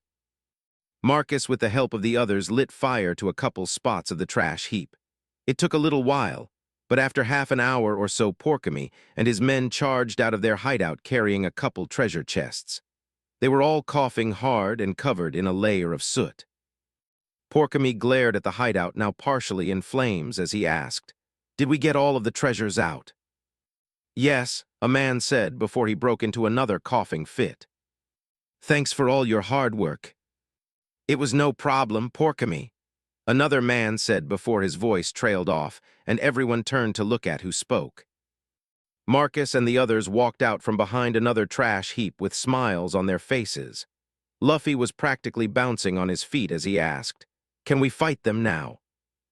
"Go for it." Luffy cracked his knuckles as he said, "Yash, let's go." Ace rushed forward past Luffy as he said, "Follow my lead. I'll take on the big guy." "I wanted to fight him," Luffy yelled as he chased behind Ace. Sabo shared a quick smile with Marcus as he said, "I guess I'll handle the small fries." Marcus gestured to the group with his free hand as he said, "Be my guest." As Sabo charged forward, Marcus' grip on his sword hilt tightened. His sword wouldn't stop shaking since he first noticed Porkamy. He already decided he wasn't going to fight this time if he could help it. Since he knew his sword's bloodthirst was something he couldn't control yet, it was safer to keep it sealed in its sheath instead. As the other boys charged over, Porkamy glanced at them in disdain as he said, "The day I get beaten by a couple of kids is the day I quit being a pirate." "Well, we did come to collect your bounty, so your days of being a pirate are technically over," Marcus said as he watched from a distance as the fighting broke out. The fight took only a few minutes to finish, and once the dust settled, Porkamy and his men lay defeated on the ground. Marcus wasn't surprised by the overall outcome, he just didn't expect it to be so fast. Ace easily handled Porkamy alone, while Luffy ended up helping Sabo take out the cannon fodder. Marcus walked up to them and said, "All right, first priority is to secure our loot somewhere safe and then turn these guys into the marine base." Sabo glanced at the fire they started and asked, "Shouldn't we put that out?" Marcus glanced around a bit just to double-check the area before he said, "It should burn itself soon enough, no need to waste time putting it out ourselves." Ace nodded in agreement as he said, "Let's hurry up and move the treasure." Ace moved to one of the bigger chests and said, "Marcus, you stay here and watch these guys. We'll hide this and come back." Marcus nodded in agreement before he watched as Ace and the other boys took off with the two treasure chests. It only took them about half an hour to hide the loot somewhere and come back. Porkamy and his men were still knocked out, so they tied them up and then carried them to the marine base. It took them a while and they had to take a few breaks along the way, but they managed to make it. Once they arrived at the base, they were greeted at the gate by a couple of Marines. "Oh, you kids found a new bounty, Ace dropped Porkamy on the ground and said, "Yeah, this is Porkamy and some of his crewmates." The Marines opened the gate and one of them yelled out, "We have a bounty claim at the gate." After about a minute, the base captain walked out, and when noticed Ace and the others, he asked, "You kids want to spar with my men after you collect your money?" Ace seemed a little eager for another fight, but after sharing a glance with the others, he said, "Maybe tomorrow. Today is technically our day off." The captain glanced at Porkamy and the others before he asked, "Taking down a pirate with a bounty is how you spend your day off?" "We just got lucky." The captain nodded as he started inspecting the pirates, and when he noticed Porkamy, he asked, "Where's his captain at?" "Blue Gem, no idea, but when we find him, we'll bring him in too," Marcus said with a shrug of his shoulders. The captain pulled out a stack of bounty papers and quickly glanced through them as he picked out 4 of them. He showed them to the boys as he said, "These guys have a combined bounty of about 6.5 million belly. Give me a few minutes to collect it for you." The captain disappeared into the base as some other Marines came out to take the pirates down into the prison. After a few more minutes, the captain came out with a bag, and as he headed it to Ace, he asked, "By the way, you boys wouldn't happen to know anything about a group of 4 kids running out of restaurants and not paying the bill, would you? They've become pretty famous for doing that in the noble district of the city." Ace kept a straight face as he said, "No idea." "There's a noble district. Where is it at in the gray terminal?" Sabo asked. The captain swept his gaze over the other boys and stopped on Luffy, who was looking to the side and whistling for no reason. The captain narrowed his eyes as Marcus stepped in front of Luffy to block the man's view as he said, "Is the food good there? Maybe we should check it out since we just made some money." "But we just ate in the FUU," Luffy said as he doubled over from Marcus, jamming his scabbard into his stomach. "You're right, Luffy, we just ate and it seems you have a tummy ache. We should get you home so you can rest," Marcus said as he quickly took the money from the captain and started to carry Luffy away with help from Sabo and Ace. 42. Sharing a drink. After the boys took off from the Marine base, they headed for where they stashed their loot. Once it was collected, they took off and headed towards Fuchsia village. About halfway there, they detoured into the forest and went towards their secret base. It was hidden pretty well in the dense forest, and it took them about an hour to trek all the way there. Once they arrived, they prepared to hide the treasure and bounty money they collected down inside the cave underneath the tree. Luffy was the first one to open up the bigger treasure chest and said, "Oh wow, look at all this stuff. There's even a bottle of sake." Marcus glanced over to look, and after a moment pulled the sealed bottle of sake out. He looked it over for a few moments before he set it off to the side and started to help unload the chest. It took them a while to transport the money to their hidden stash, but after they finished, they went up to their base to relax for a while. Once they were settled down in the base, Ace noticed the bottle of sake Marcus kept and asked, "Are you gonna give that to Makino?" Marcus shook his head as he pulled out some cups from their kitchen area and said, "I was thinking we should share it and become brothers." "Aren't we already brothers?" Luffy asked as he looked at everyone. Marcus let out a sigh as he dropped his head down into his hands and then said to himself, "Are we really going to have this conversation again?" Sabo laughed as he patted Marcus on the back as he said, "It's Luffy.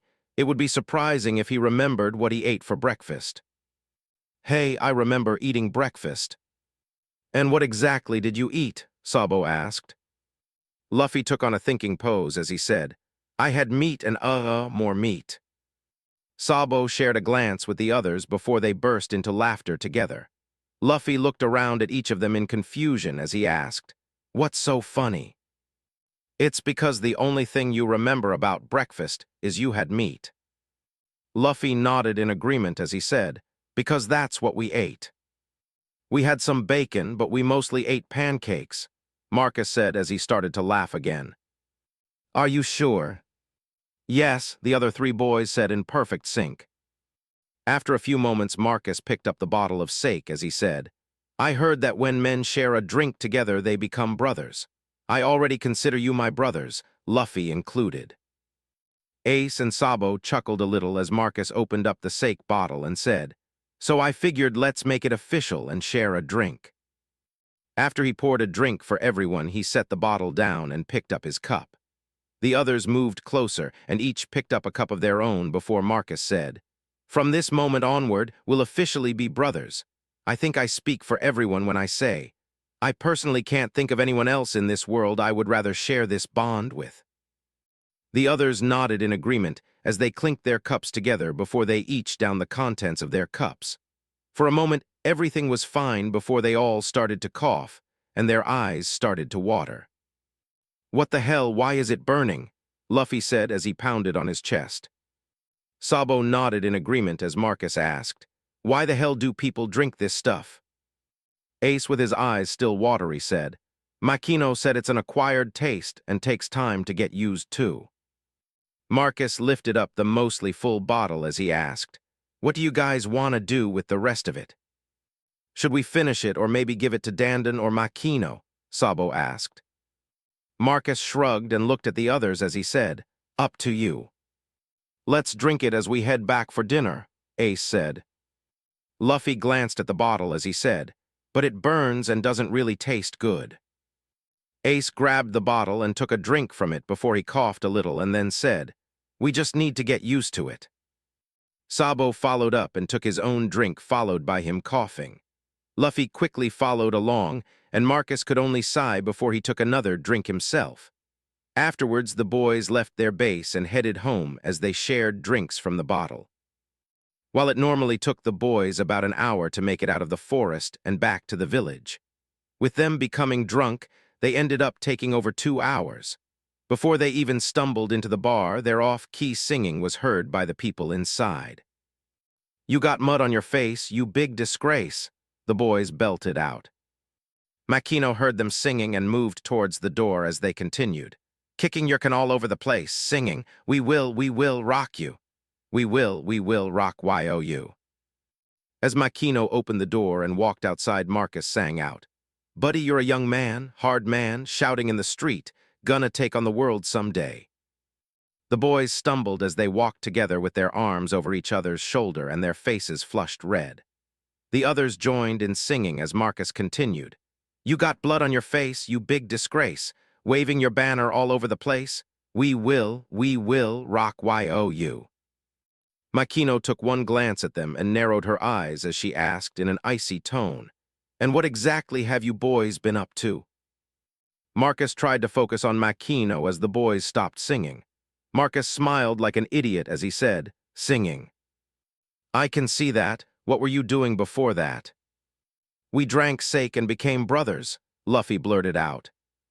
Marcus slapped Luffy on the back of the head as he tried to whisper and failed miserably as he basically yelled, "We're not supposed to tell her that." Luffy's eyes went wide before he looked at Makino and said, "I wasn't supposed to say that. Forget I said that." All the other boys nodded in agreement as Marcus said, "Yeah, forgot Luffy said that." Makino smiled at them as she asked, "Oh, so you were drinking sake, did you eat dinner yet?" The boys didn't seem to notice what she said as all of them shook their head no. So Makino smiled again, and none of the boys noticed the evil glint in her eyes as she said, "All right, come in and I'll make you boys dinner." Luffy cheered and stumbled away from the group as he said, "You're the best, big sis." Ace and the others quickly went to follow behind him, but Marcus stopped in front of Makino before he went inside and said, "Have I ever told you, I think you're beautiful and I love the color of your hair?" Makino shook her head and pushed Marcus into the bar as she mumbled to herself, "No wonder that little girl is so smitten with you." A little while later, Makino brought the boys dinner and a large pitcher of something to drink. The boys didn't really notice it since they were already drunk, and the drink was so sweet. But what Makino gave them to drink was full of alcohol, and she refilled it a few times as they ate dinner. The rest of the night was basically a blur for all of the boys, and the only thing Marcus was sure about was that everyone puked at least once. In the morning hours, they all awoke to the hard wooden floor of the bar and the morning light as it flooded the bar. Marcus grabbed his head with a groan before he asked, "What the hell happened last night?" Sabo winced as he said, "Not so loud, my head is killing me." Ace and Luffy nodded in agreement before the sound of two large pots slamming together entered their ears. They all attempted to cover their ears as the sound continued, and Makino walked into the room banging the pots together. The boys all groaned as she continued for almost a minute before she finally asked in a loud voice, "Are you finally up?" "Yes, big sis Makino," Marcus said as he gently rubbed his temples. "Big sis, my head hurts," Luffy whined as he held his head. "That's what you idiots get for drinking," Makino said with a raised voice. All the boys winced in pain as they flinched back from the sound of her voice. Makino glanced over each of them as she said, "What you are experiencing now is a hangover, and it's what happens whenever you drink alcohol. First it burns when you drink it, and then you feel like this afterwards. Why do people even drink then?" Sabo asked in a low voice. "Who knows, but it doesn't matter to me because that's how I make my living." Makino slammed the pots together again before she dropped them to the floor and placed her hands on her hips as she said, "What does matter to me is all of you drinking. You're all underage and under my care." Makino leveled a glare at all of the boys as she said, "You better not drink again until you're old enough, or so help me." The boys audibly gulped and quickly nodded their heads in agreement before Makino pointed towards the kitchen door and said, "Since you understand, I want you to clean the kitchen top to bottom. And once you're done there, you can clean the bathrooms before you head outside and clean the roofs and gutters." "But I'm hungry and my head hurts," Luffy whined as he rubbed his temples. Makino picked up her pots and slammed them together again before she said, "Once you're done here, you are going to the mayor for more work." "But we're supposed to train today," Ace said. Makino slammed the pots together again as she said, "You aren't training for at least a few days, at least until I am satisfied with how much you help around the village. Now get going." The next few days were not fun at all for the boys. Makino and the mayor had them run ragged with the amount of chores they were forced to do. Some of it was simple cleaning or painting, but other things were downright tedious or gross. Needless to say, none of the boys even wanted to look at a bottle of alcohol, let alone drink one, once they were done. Once Makino was satisfied with all their work, she allowed the boys to start training again. The boys quickly switched back to their training routine after the impromptu week-long break. About a week after they started training again, Marcus and the others gathered together to spar. Once they finished sparring at their normal spot for the day, they sat around chatting like normal and an interesting topic came up. Ace was the one who started it as he asked, "Do you guys have dreams for the future? Well, besides Luffy, since we already know what he wants to do." Sabo glanced at the others as he said, "I want to travel the world and write a book about my adventures. I want to travel the world too and see everything this world has, good and bad," Marcus said as he looked off the cliff they were on out to the open sea below. Ace was on his back as he laid on the grass and said, "I want to be famous and have everyone know my name." Luffy, excited to say what his dream is, was cut off as Marcus said, "We know you want to be king of the pirates." Luffy pouted as he said, "I plan to be king of the pirates, but that's not my dream." Everyone turned to look at Luffy as if he had just grown another head. Luffy smiled at them as he said, "My dream is." 43. Trash. "Are you serious right now?" Marcus asked between fits of laughter. He wasn't doing much better than the others as all of them burst into laughter after they heard Luffy's dream. To say it was ridiculous would be an understatement, and at the same time it fit Luffy perfectly. Luffy just smiled to himself as he relaxed in the grass. After they settled down from Luffy's declaration, Marcus sat up and took on a serious tone as he said, "You guys know I dream about stuff sometimes, right?" Ace and Sabo nodded as Luffy said, "I always dream about meat." Marcus let out a sigh before he said, "Luffy, I dream about stuff that hasn't happened yet but most likely will." Luffy sat up and looked at Marcus with his mouth hanging open for a few moments before he asked, "Did you see me eating meat soon?" Marcus turned away from Luffy and said to Sabo, "I saw Grey Terminal on fire soon, and it has to do with your dad and some other nobles." "What about my meat?" Luffy asked, trying to gain Marcus's attention back. No one cares about your meat, Luffy, Ace said as he glanced at Sabo. Sabo frowned as he asked, how do you know it's my dad? I saw him talking to you. I'm not sure what you talked about, but I think he threatened you, and you left us to go back home. Luffy looked shocked as Ace said, Sabo wouldn't leave us. Marcus shrugged as he said, that might be true, but if he was threatened with our lives. That sounds like something my father would do, Sabo said before he let out a sigh. Sabo can't leave us. We're brothers, we have to stick together, Luffy said as he looked like he was about to cry. Marcus slapped Luffy on the back of his head as he said, don't start crying for no reason, idiot. Tears started to form in Luffy's eyes as he blubbered out, but you said Sabo would leave us. Marcus let out a sigh as he rubbed the bridge of his nose. Sabo patted Luffy on the shoulder as he said, settle down, Luffy, I'm not going anywhere. Luffy hugged Sabo as he said, promise you won't go anywhere. Sabo helplessly smiled at the others as he said, for now, I promise not to go anywhere. It took a few minutes before Luffy settled down and stopped crying. Once he was somewhat back to normal, Marcus focused on Sabo as he asked, so what do you want to do about your dad and what might happen? I don't know, Sabo said with a frown. Ace glanced at Marcus as he asked, you already have a plan, don't you? I have one, but we would only do it if Sabo agrees to it. Sabo turned towards Marcus and asked, what do you have in mind?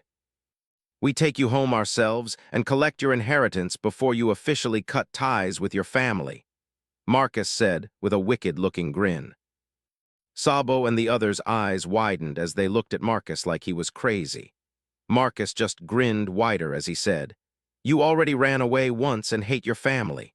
Might as well give them a reason to not want you back. Besides, we can use it as an opportunity to find out about the Gray Terminal fire. That sounds fun, let's do it, Ace said with some excitement in his voice. Luffy nodded in agreement as he said, let's go beat up those jerks who want to take Sabo away. Sabo smiled slightly as he shook his head as he said, my family home is heavily guarded because my father is third in line to be king, and I am technically fourth. Marcus shrugged as he said, it just means more people to beat up. We could be labeled as criminals if we do that, Sabo said with concern. Marcus raised an eyebrow as he said, didn't you plan to be a pirate with Ace? Sabo rubbed the back of his head as he smiled, which showed off a missing tooth before he said with a chuckle, I wasn't thinking about that. Marcus glanced at everyone else as he asked, anyone have any objections? When no one spoke up, Marcus started to list off different ways they could go about Sabo cutting ties with his family. They discussed different plans and ideas for a few hours before coming up with something that everyone agreed on. Afterwards, they traveled back home to eat and make preparations for their visit to Sabo's family. It was the afternoon a few days later as Sabo led everyone through the streets towards the noble housing district. They were dressed up compared to what they normally wore, but it still looked rather poor compared to what people in the noble district tended to wear. As they reached the inner city gate to the area, they were stopped by one of the guards who said, you kids aren't allowed in here. Turn around and go somewhere else. Sabo narrowed his eyes as he said in a threatening voice, tell me your name so I can have my father punish you when I get home. The guard wasn't completely sure what to do with how Sabo spoke and glanced at the other guards for help. One of the older guards stepped forward and said in a polite tone, please forgive him, sir. He's new and it's his first day. Sabo glanced at both men and tilted his head back a little as he said, then he better remember my face and not block my way again. Otherwise, he will be out of a job. Yes, sir, thank you, sir, the older guard said as he motioned for everyone to let the boys pass. As they were about to pass the guards, Luffy looked like he was about to say something. Marcus reacted quickly and clapped a hand over his mouth as he dragged Luffy away with the help of Ace. After the boys left, the first guard asked, do you know who his father is? The older guard smiled as he said, nope. What, did you see how they were dressed? They definitely weren't nobles. We shouldn't have let them inside. The older guard rested a hand on the younger man's shoulder as he said, "It'll be fine, it's just a couple of kids. Most likely they're friends with some noble kid and came to visit. What if they're not and came here to cause trouble?" The older guard smiled as he asked back, "And what if that kid is really the son of some noble?" The older man moved back to his position as he said, "It's best to just keep your head down when it comes to this job. If someone shows up and gives you an arrogant attitude like that, it's best to just assume they are a noble and let them in, no matter what they look like." As the man settled back into his spot in the shade, he said with a smile, "And if they're not nobles and cause problems, well, they never came through our gate. Do you understand?" The other man turned back to his post as he said, "Yes, sir." "Good." After the boys passed the gate, Marcus released his hand from Luffy's mouth as he said, "You really need to know when to stay quiet." "But Sabo was so cool." Luffy put on a serious look and said, "You better remember my face." Marcus and the others could only shake their heads at Luffy as he pretended to be Sabo as they walked. After a while, they reached a large mansion with a handful of guards at the gate. As the boys approached, the guards turned their attention to them, and it didn't take long for a couple of them to notice Sabo. Sabo focused on the guard in charge as he asked, "Is my father in?" "No, young master, he went out earlier." The guard hesitated for a moment before he asked, "Where have you been? We thought you were dead." Sabo moved to enter the gate as he said, "It doesn't matter. I only came back to talk to my father and then I am leaving." The guards said nothing as they moved out of the way and let Sabo and the others inside. Sabo led everyone into the mansion, and they were greeted by a butler who looked at Sabo in shock as he asked, "Young master." Sabo nodded at the man as he said, "It's good to see you, Robert." The man smiled slightly as he said, "Where have you been? Your father searched all over the kingdom but never found you. We thought you died." Sabo shrugged as he said, "He must not have put much effort in. It's not like I was hiding or something." Robert frowned as he said, "Then where were you?" "Gray Terminal and the jungle mostly. Even left the island a few times." Robert's eyes widened slightly at the mention of Gray Terminal before he glanced at the other boys and asked, "And these boys are?" "My brothers," Sabo said proudly. The man frowned again as he said, "Well, it's good to have you back, young master. Should I prepare a bath for you?" "I'm only here to chat with my father. Then I'm leaving again and won't be back." The man looked like he wanted to retort but stopped himself. After a few moments, Robert pointed towards a side room and said, "Your father is currently out, but you can wait in there for him to return, and I will bring you some refreshments." Sabo nodded and walked into the waiting room that contained a few fancy couches and chairs. In the middle of the room rested an elegant coffee table made out of dark walnut with the outside edges encased in gold. Marcus glanced at it as he took off his training sword and sat down on one of the chairs. Within a few minutes, Robert and a couple maids entered the room with a few trays. The trays contained drinks and snacks which were placed on the coffee table. As Luffy moved to start eating, Robert said, "I sent someone to inform your father you're here. He should return soon." Sabo nodded his head before Robert and the maids left the room. After a few moments, Marcus noticed the tense atmosphere around Sabo and said, "Relax. No matter what happens, we are with you all the way." It took a few moments, but after Sabo took a deep breath, he smiled and said, "I know. It's just that my father can be intense." Marcus rested his hand on the hilt of his training sword as he said, "Nothing a few knocks to the head can't fix." Luffy, who had his cheeks stuffed full of food, nodded in agreement as he stuffed another little sandwich into his mouth. Marcus and the others took one look at him and burst into laughter. Their rambunctious laughter carried out of the room, and after a few minutes, a boy appeared at the doorway and curiously looked inside. The boy glanced at everyone inside the room for a moment before his eyes landed on Sabo. The boy with a bowl-shaped haircut wearing a frilly shirt, bow tie and suspenders walked into the room and with an arrogant tone asked, "What are you doing back here, trash?" Everyone stopped laughing and turned to look at the boy for a few moments before Sabo asked, "Who the hell are you?" The boy tilted his head back slightly as he said in a condescending tone, "I'm Stary, your replacement." "My replacement?" The boy nodded, and with a hint of mockery he said, "Our parents decided they needed a proper heir and adopted me right after you disappeared, trash." Marcus and Ace narrowed their eyes as Luffy glanced around and asked, "Trash? I don't see any trash." Stary walked closer and pointed at Sabo as he said, "The trash is right there." "That's weird, I thought I was looking at the trash," Marcus said as he stared directly at Stary. Stary's eyes flashed with anger as he moved towards Marcus and said, "Shut up, trash." Marcus smirked as he said, "Actually, now that I think about it, you look more like a footrest instead of trash." Stary stopped in front of Marcus and snarled, "I told you to shut up, trash. You don't have permission to speak." Sabo and Ace watched in interest as Luffy bounced in his seat with excitement as he quickly stuffed more snacks in his mouth. Marcus smiled as he said, "And I said you look like a footrest, so do your job." Stary raised his hand and was about to slap Marcus when Marcus's training sword whipped out and caught Stary in the mouth. Teeth and blood flew out as Stary screamed like a stuck pig. Marcus struck Stary again in the back of the head, and he collapsed to the ground in front of Marcus like a puppet with its strings cut. Marcus placed his feet onto Stary's back as he said, "I knew I was right. He makes a perfect footrest." Sabo and the others started to laugh as Robert ran into the room. He glanced around the room and immediately noticed Stary on the ground with blood pooling by his face. His face darkened as he yelled out, "What the hell do you think you're doing?" Marcus glanced up with a playful smirk on his face as he said, "Waiting for some trash to show up."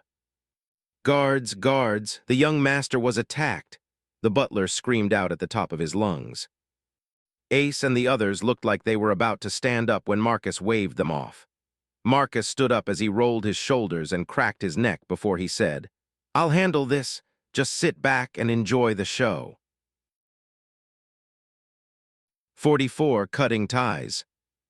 Outlook finished his business before he headed back home, after he received the message his son Sabo had finally returned. He was surprised, but also a little happy, since he could now use the boy for another political marriage.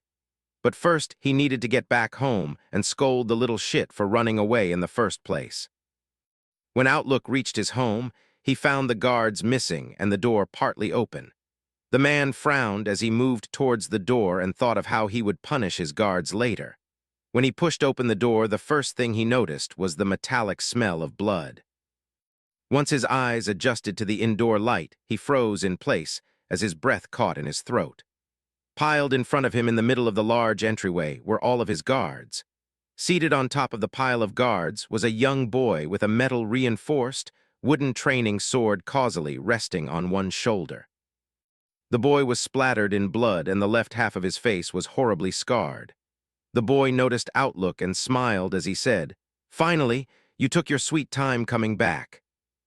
Outlook took a few moments before he recovered and asked in an arrogant tone, "Do you have any idea who you are messing with, you little shit?" "A trash parent and a worse human being," Marcus asked with a smirk.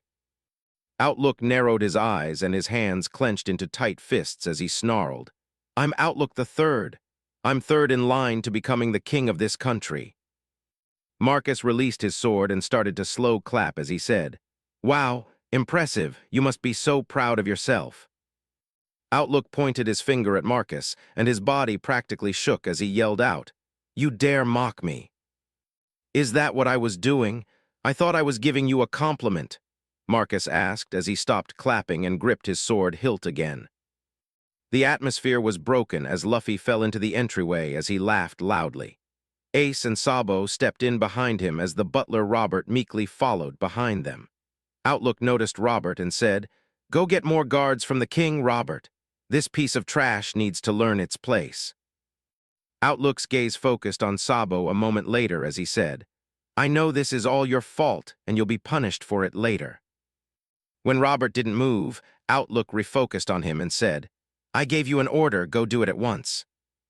Robert kept his head down as he said in a defeated tone, "That monster won't let me leave, sir." Outlook's voice took on a darker, cold tone as he asked, Do you really fear that brat more than me? Robert's whole body tensed before he moved towards the door without a word. Just as he was about to pass by Outlook, Marcus disappeared from his spot, and a moment later he was in front of Robert with his back facing the man. Robert coughed up blood and collapsed on the ground unconscious a second later. Outlook quickly turned to see what happened, and when he saw Marcus standing behind him blocking the front door, he unconsciously stepped back. Sabo and the others moved towards Marcus, and once they were close, Sabo asked, "Why are you planning to set fire to the gray terminal?" "How do you know about that?" Sabo frowned as he studied his father for a few moments before he said, "It doesn't matter how I know. I just want to know why." Outlook glanced between the boys for a moment before he glanced fearfully at Marcus and said, "A celestial dragon is coming in a week, and we plan to cleanse Gray Terminal of all the trash before they arrive." "When?" Marcus asked with a cold glint in his eyes. "Tomorrow night, after everything is in place." Marcus glanced at Sabo as he asked, "Do you want to collect your inheritance?" Sabo glanced at Outlook for a few moments before he said, "No, I don't want anything from him or the rest of this family." Marcus turned back to Outlook and locked eyes with him as he said, "From this moment onward, Sabo is no longer related to you. Don't come looking for him, or I'll come looking for you and I won't be so nice next time." Outlook looked like he was about to say something when Marcus's sword jutted out and caught him in the solar plexus. Outlook collapsed to his knees as he gasped for breath but froze when Marcus rested his sword on his shoulder. Marcus leaned closer to the man as said, "Be smart for once in your life and just forget all about Sabo and us. Understand?" Outlook had anger-filled eyes as he spat out, "Yes." "Good," Marcus said as he tapped Outlook's cheek with his sword before he turned around and headed towards the door. Luffy and the others joined him, and as they reached the door, Outlook yelled out, "You little shit! You think you can leave after what you've done?" Marcus turned around to see Outlook with a gun raised and pointed at him. Luffy and the others froze as Marcus gripped his sword hilt tighter. Outlook smiled as he said, "No one threatens me, now die." Before Outlook pulled the trigger, Marcus grabbed Luffy by the shoulder with his free hand and pulled him in front of himself as he said, "Gum gum, human shield." The sound of a small explosion went off as Outlook pulled the trigger of his gun. Luffy's eyes comically popped out of his head as the bullet slammed into his chest. As his body stretched from the bullet, Ace and Sabo yelled out, "Luffy!" A moment later, the bullet was shot back out of Luffy's body and just missed Outlook's head. Outlook and everyone else stared at Luffy in shock as Marcus let Luffy go and said, "Good job, Luff. I always knew you were reliable." "What the hell, Marcus? Luffy could have died," Ace yelled as he grabbed Marcus by his shirt and shook him. Luffy poked himself where the bullet hit himself as he said, "I was shot, but it didn't even hurt." Marcus nodded as he said, "Of course, you're made of rubber, normal bullets can't hurt you and probably cannonballs too." "We didn't know that," Ace, Sabo, and Luffy said at the same time. Marcus glanced at Ace and the others as he asked, "Really? I thought it was obvious." "It's not," all of them yelled at Marcus. "Then we should test Luffy's limits later so we all know what he can do, but first we have someone we need to deal with," Marcus said as he pointed his sword at Outlook, who was recovering from his initial shock. Marcus glanced at Sabo and asked, "What do you want to do?" Sabo grabbed his training halberd from his back as he said, "I'll take care of it this time." Sabo moved towards his father, who finally recovered, and pointed his gun at Sabo as he said, "Don't think I won't shoot you just because you're my son." Sabo's halberd flashed towards his father's hand, and with a crack knocked the gun from his hand as he started to scream. Sabo paid no mind to the man as he stuck out again and caught him in the shoulder, which produced a sickening crack. As Outlook crumpled to the ground and screamed out in agony, Sabo continued to beat the man bloody. After about a minute, Outlook could only whimper as he laid on the ground a broken and bloody mess. Sabo, finally finished, rested his halberd on the man's face to get his attention as he said, "You tried to kill my little brother today, so consider this your punishment." Sabo pressed his weapon onto the man's head as he said, The only reason you aren't dead is because of my mercy as your former son. There won't be a next time. Sabo turned around and walked towards the door as he said, "Let's go." The others silently followed behind him, and after they were outside and down the street a little ways, Marcus said, "That was a little much, don't you think?" Sabo glanced at Marcus as he said, "You're one to talk. You beat those guards senseless." "Yeah, but they will heal in a few days to a week at most. Your Fath, Outlook will be lucky if he can walk again, let alone use his hands." "Yeah, that was pretty brutal," Ace said as Luffy nodded. Sabo glanced at Marcus before he said, "He tried to kill you. If it wasn't for Luffy eating his fruit, you might be dead." "Maybe I think I could have disabled him before he shot," Marcus said with a shrug. "Then why did you use me to block the shot?" Marcus placed his arm over Luffy's shoulder as he said, "Because I knew my precious brother would protect me." Luffy's eyes lit up as he asked, "I'm your precious brother?" "Of course, who else is my brother and also doubles as the perfect human shield? It can only be you," Marcus said as he patted Luffy on the shoulder. Ace and Sabo shared a glance before they burst into laughter. Luffy turned to look at them as he asked, "What's so funny?" Ace shook his head as he said, "Nothing important." As they left the Goa Kingdom and headed back towards the village, Marcus paid more attention to Sabo. Marcus felt bad about what happened, since Sabo beat his father almost half to death, and the man would probably be crippled for the rest of his life. Sure, the guy was human trash and definitely deserved it. But Marcus didn't think Sabo should have been the one to unleash some justice on his biological father. He was pretty sure Sabo was fine, but it didn't hurt to double-check after what happened. Then again, it could just be Marcus and his old morals being overly concerned for no reason. Once they reached Makino's and started to eat lunch, Marcus asked, "What should we do about the fire in Gray Terminal?" "It's supposed to happen tomorrow night, so we don't have much time to plan," Ace said with some concern. "It's just a fire. Why do we need to do anything about it?" asked Luffy before he stuffed a piece of meat into his mouth. "Because they plan to kill everyone in Gray Terminal with the fire," Sabo said. Luffy looked up with his eyes widened as he stopped eating and asked, "I thought it was to get rid of the trash." "I don't know whether I should be impressed that he remembered what was said or that he actually stopped eating to talk," Marcus said with a chuckle. Ace and Sabo nodded in agreement before Sabo said, "You heard them call us trash. That's what they consider everyone who isn't a noble." Luffy sniffed his armpit as he asked, "Is it because we smell?" Marcus turned away from Luffy as he said, "It's better if we just ignore him, so any ideas on what we should do?" "How about we go around and warn everyone so they can leave the place before the fire?" Ace said after a few moments. Sabo shook his head as he said, "We might be able to get a few to leave early, but I doubt most people would care until the fire started and went out of control." For a while, the brothers discussed different ideas and ways they could either stop the fire or prevent it. After lunch was finished and Luffy was paying a little more attention, he said, "Why don't we just start the fire ourselves?"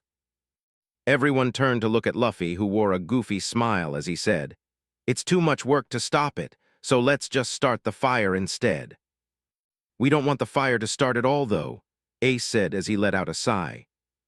Marcus pinched the bridge of his nose as he said, "I don't want to admit it, but he might be onto something."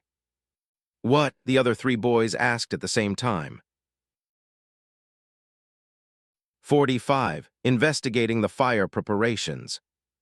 After they hashed out a basic plan, the boys rushed back to Gray Terminal to figure out how to accomplish it. The first thing they needed to do was figure out how the fire was going to be started and how it would be spread throughout all of Gray Terminal. Once they had that information, they could figure out a way to modify it for their own needs. Since Marcus knew that Blue Gem was in charge of setting everything up for the nobles, he suggested they start near the coast and work inland from there. When the boys arrived at the port area for Gray Terminal, it was a couple hours past noon. While it wasn't like a traditional port like in Fuchsia Village, it acted like one for the people of Gray Terminal. It was where a good part of the citizens procured food by fishing in pieced-together rafts and boats. The boys started their search in this area and turned up nothing after an hour. As far as they could tell, nothing seemed weird and they couldn't find anything after digging through some of the trash piles. With only a few hours of daylight left to work with, Marcus said, "How about we split up and check around the area for a bit? We can meet back here in an hour or so." When no one had a better suggestion, the boys split up and started to search on their own. While the others headed deeper into Gray Terminal, Marcus headed down the coast some more. He had a pretty good idea that Blue Gem's base was hidden somewhere on the coast along with his ship. He just had no idea where it was exactly, so he was forced to search for it. Marcus quickly made his way along the coast as he glanced around the area. As Marcus moved farther up the coast, the less people appeared, and after 15 minutes he was basically alone. The coast area itself became more rocky, and some seaside cliffs rose up from the ground a few hundred yards in front of him. The cliffs were Marcus's main destination, as it was the best place for Blue Gem to hide his ship. Once he reached the cliffs, Marcus quickly scaled the first one and used the added height to scan the area. For almost half an hour, Marcus searched the area until he gave up and headed back to join the others. Marcus ended up being the last to arrive, and when he did, Ace said, "I think I found who is setting everything up for the fire."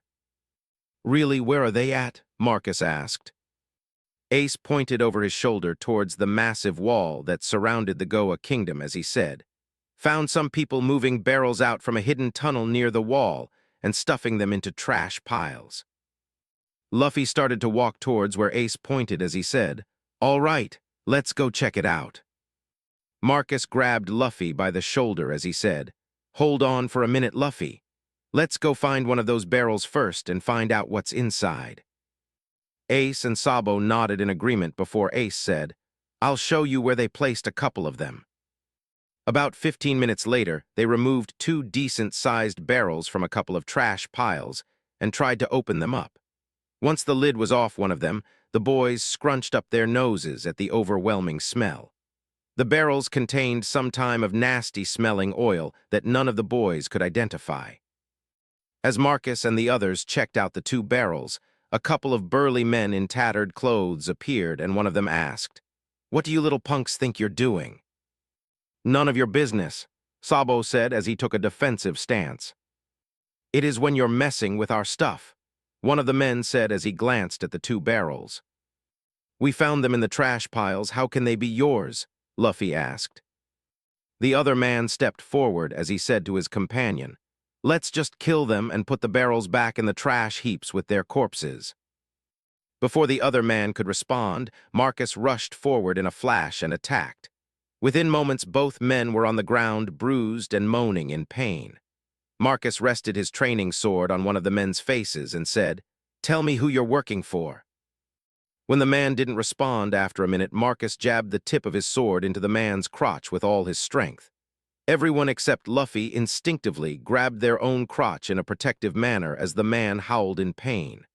Marcus turned to the other man and asked, "Do you want to be next?" The man quickly shook his head as he said, "We work for Blue Gem. We were hired by some nobles to place the barrels." "How many people are helping place barrels?" Marcus asked as he stepped closer to the man and tapped the man's hands that were still protecting his crotch with his sword. The man started sweating as he said, "The whole crew, almost 100 people." "Is everyone working in groups?" The man nodded as he said, 2 or 3 man teams." "How many barrels have already been placed?"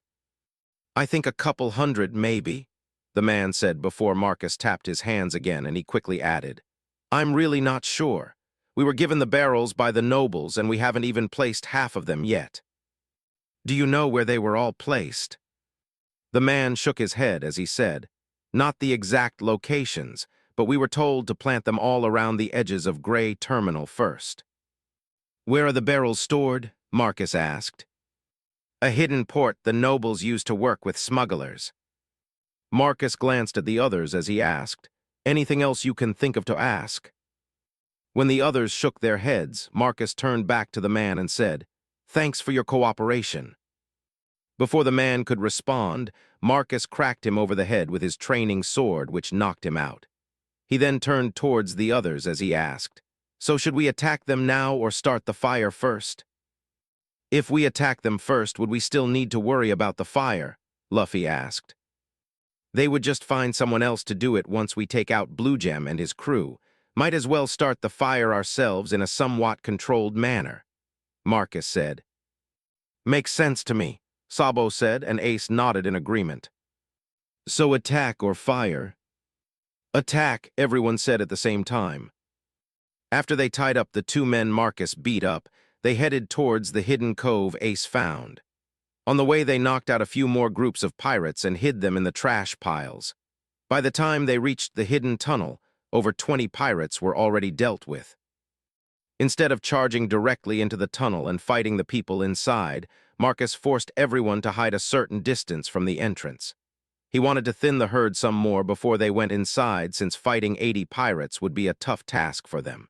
As they wanted for a group to appear, Luffy asked, "Why can't we just charge in? These guys are weak." Marcus glanced at Luffy for a moment before he turned his attention back to the area around the tunnel entrance as he said, "Because not all of them will be that weak. I am pretty sure Blue Gem will be a challenge for all of us even if we work together." Ace and the others looked excited at the challenge of fighting a tough opponent, but agreed not to make things harder than they needed to be. With that in mind, all the boys settled into a couple spots around their ambush point and waited for pirates to show up. They didn't need to wait long before 3 people appeared from the tunnel, each carrying a barrel.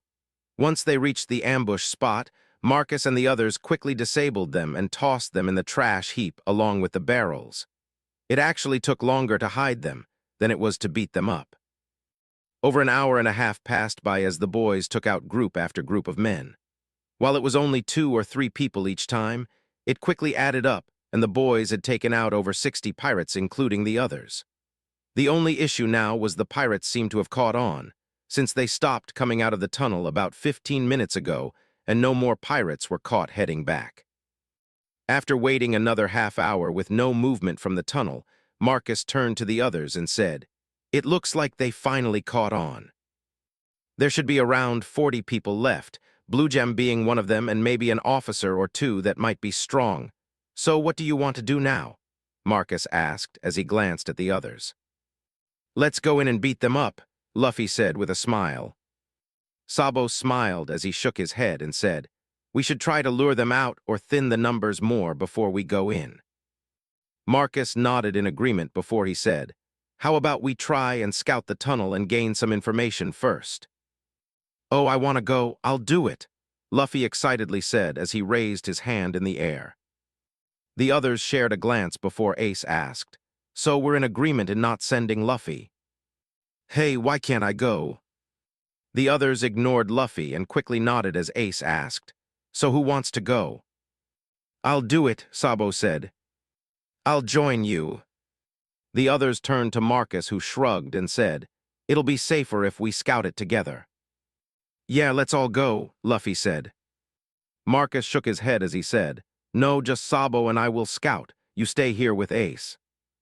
Luffy pouted as he said, "But I want to go too." Marcus placed his hand on Luffy's shoulder as he said, "You can't come because you and Ace have an important job to do." "We do?" Luffy asked as Ace smirked slightly. Marcus nodded his head as he said, "You both have to wait here and make sure no more groups leave or come back. It's very important, and I can only trust this to you." Ace rolled his eyes as Luffy nodded seriously and said, "Okay." Marcus turned to Sabo as he said, "Good, let's head out, Sabo." Instead of going through the hidden tunnel the pirates used, Marcus and Sabo took a longer path and headed towards the coast. As they reached the water, Sabo asked, "Why are we headed this way?" "Because there should be an entrance over here for their ship." "Oh, you want to swim in through the water?" Sabo asked. Marcus shook his head and started to climb onto the wall as he said, "Not if I can help it." Sabo's eyes lit up in understanding as he quickly joined Marcus on the wall and followed along behind him. It took them about half an hour to scale the wall around to the hidden water entrance of the cove. But their cliff training with Garp proved useful, as neither boy fell off the almost vertical surface. Once inside, it took another 20 minutes or so to reach the hidden cove itself. It was a large hidden port with only 2 ships currently anchored at the dock. One was a massive 3-mast ship with a pirate flag proudly on display. The other was an elegant single-main mast ship with a smaller mast on the rear deck. It looked like something a noble would use for a pleasure cruise. The port was the only thing in the hidden cove itself, and there were only 2 exits beside the water. One of them was clearly the exit the boys were watching the past few hours, while the other exit was sealed with an iron door that led into the Goa Kingdom. The port itself was pretty empty, with only a handful of people gathered near the exit tunnel leading towards Gray Terminal. Marcus took note of the amount of people, and after a few minutes realized it should be everyone they missed. The distance was pretty far, so he couldn't tell if Bluegem was there or not. But it didn't matter too much since they mainly wanted to scout the area.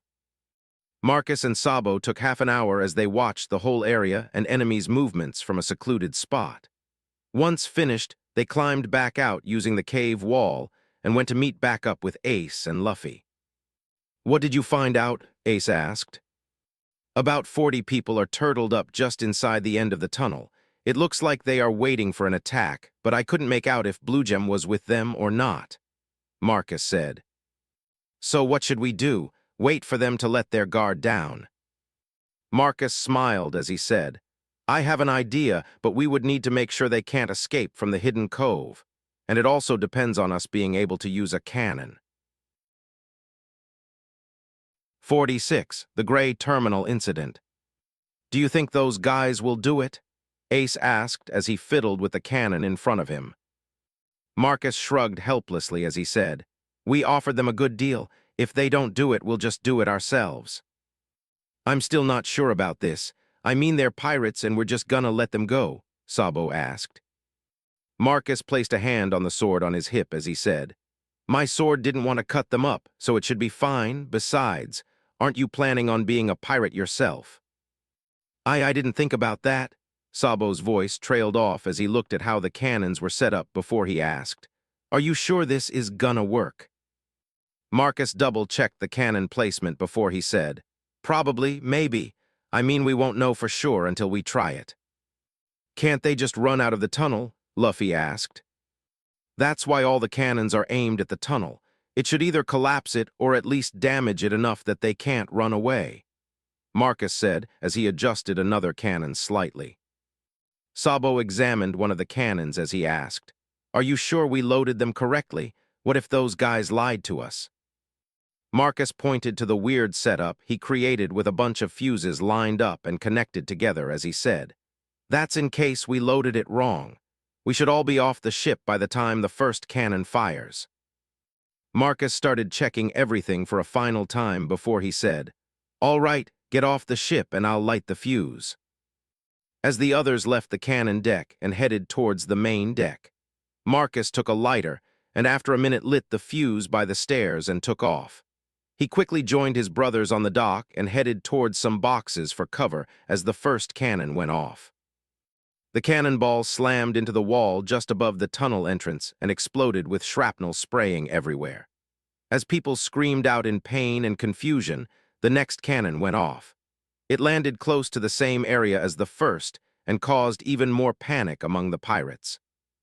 Just before the third cannon went off, a loud voice rose above everything else and said, "Stop panicking, you idiots, and head towards the ship.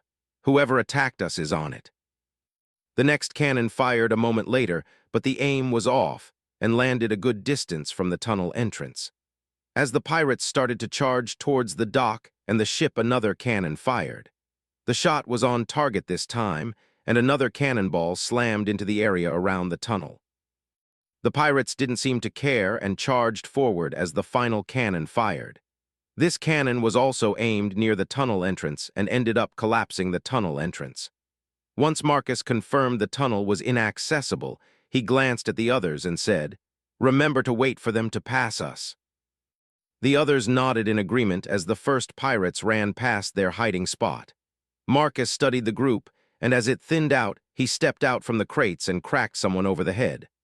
A couple people were close by, but each of them were dropped by the others. Once the first few were down, Marcus and the others chased after the group to take down the rest. As they started taking them out, a few people who just made it onto the ship noticed and called out, "Enemies behind us on the dock." Half of the pirates were already inside the ship, so only about 15 of them stopped and went to fight Marcus and the others. When the battle started, the boys did their best to end each fight as quickly as possible to not be overwhelmed. It worked well enough at first, and 10 people were quickly incapacitated. As the boys engaged the last of the first group, the other pirates emerged from the ship and ran towards the gangplank.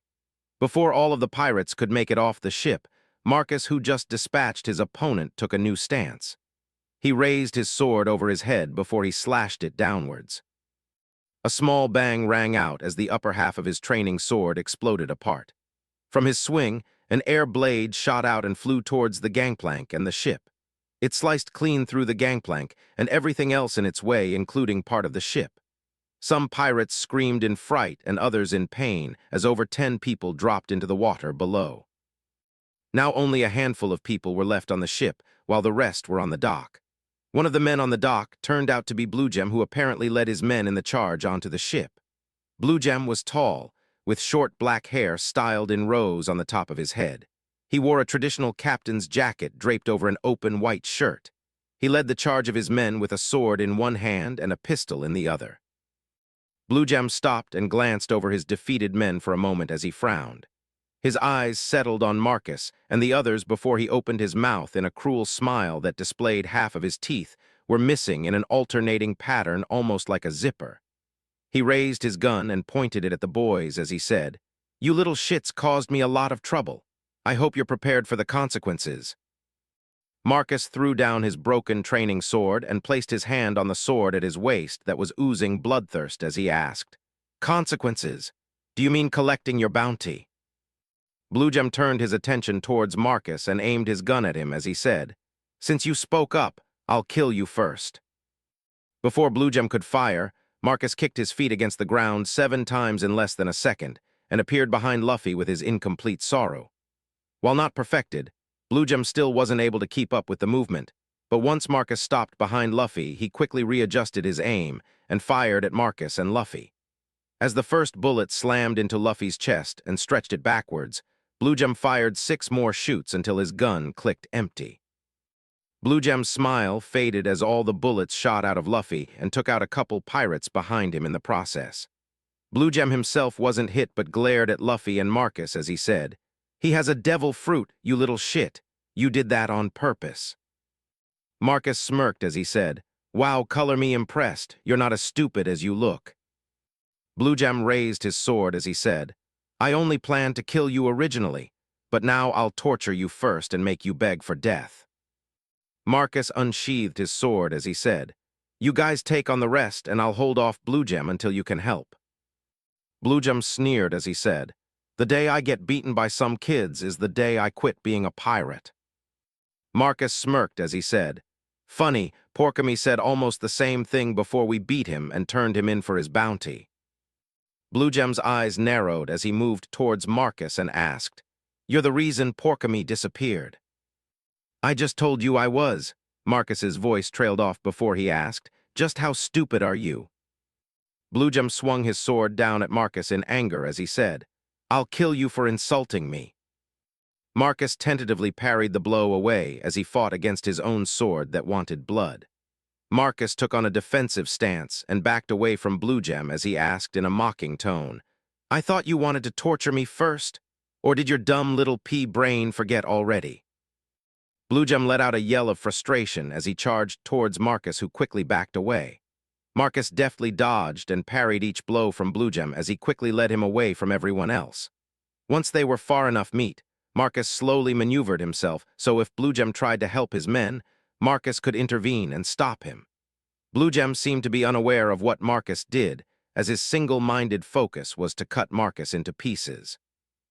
Bluegem was relentless as he attacked Marcus over and over.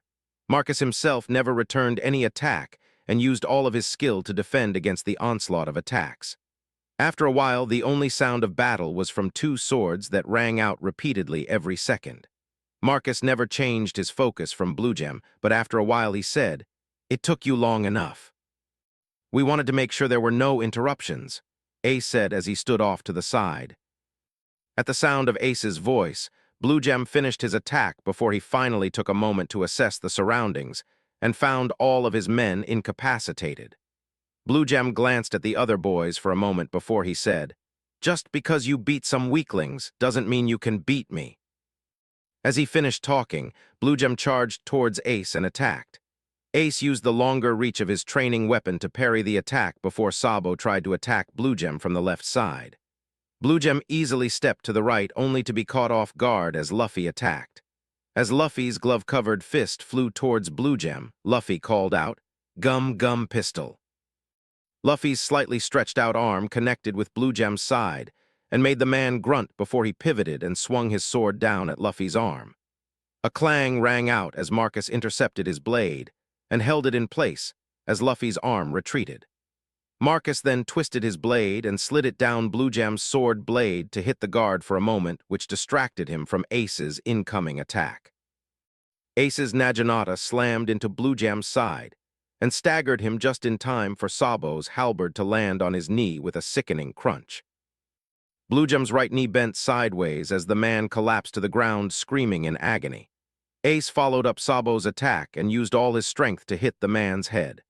Blue Gem's scream instantly stopped as he collapsed unconscious from the blow that caved in part of his face. As Ace lifted his weapon up, he said, "I thought he would be tougher." Marcus sheathed his sword that was still vibrating with bloodthirst as he said, "He would be a challenge if one of you fought him alone." "Are you saying you could have beaten him without issue?" Ace asked in a challenging tone. Marcus patted his sword's hilt as he said, "If I wasn't afraid of my sword killing him, I could have taken him alone. His skill with a blade was subpar at best." Ace frowned slightly as Luffy asked, "What do we do now?" "We make sure we tie up all our prisoners first." Marcus then pointed at the main pirate ship as he said, "Then we loot that ship first and load up all the treasure we find onto that smaller ship." "Why are we putting it on the smaller ship?" Luffy asked as he picked his nose.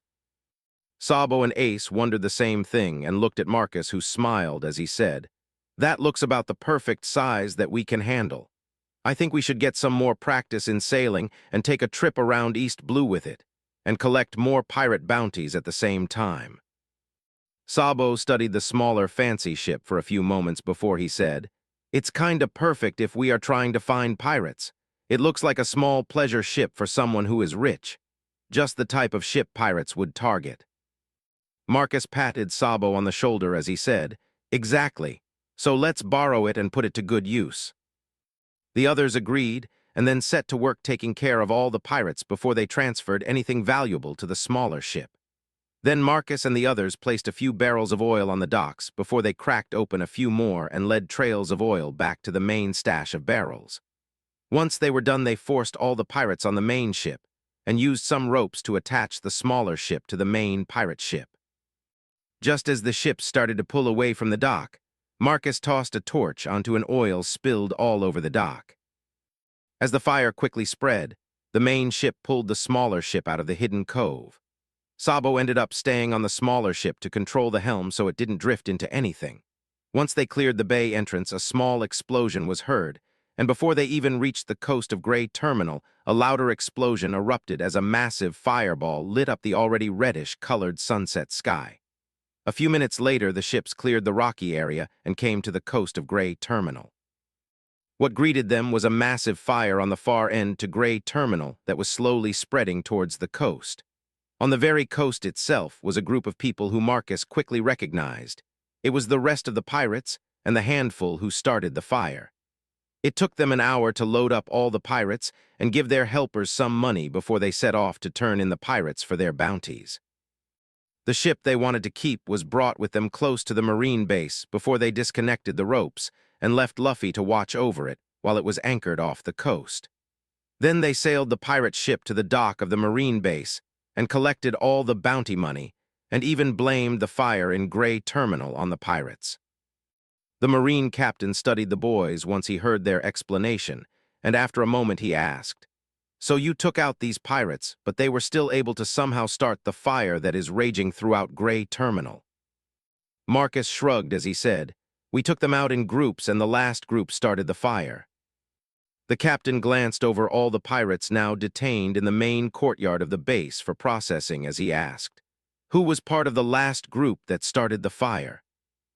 Sabo let out a helpless sigh as he said, "They were careless and ended up caught in the fire. We couldn't save them."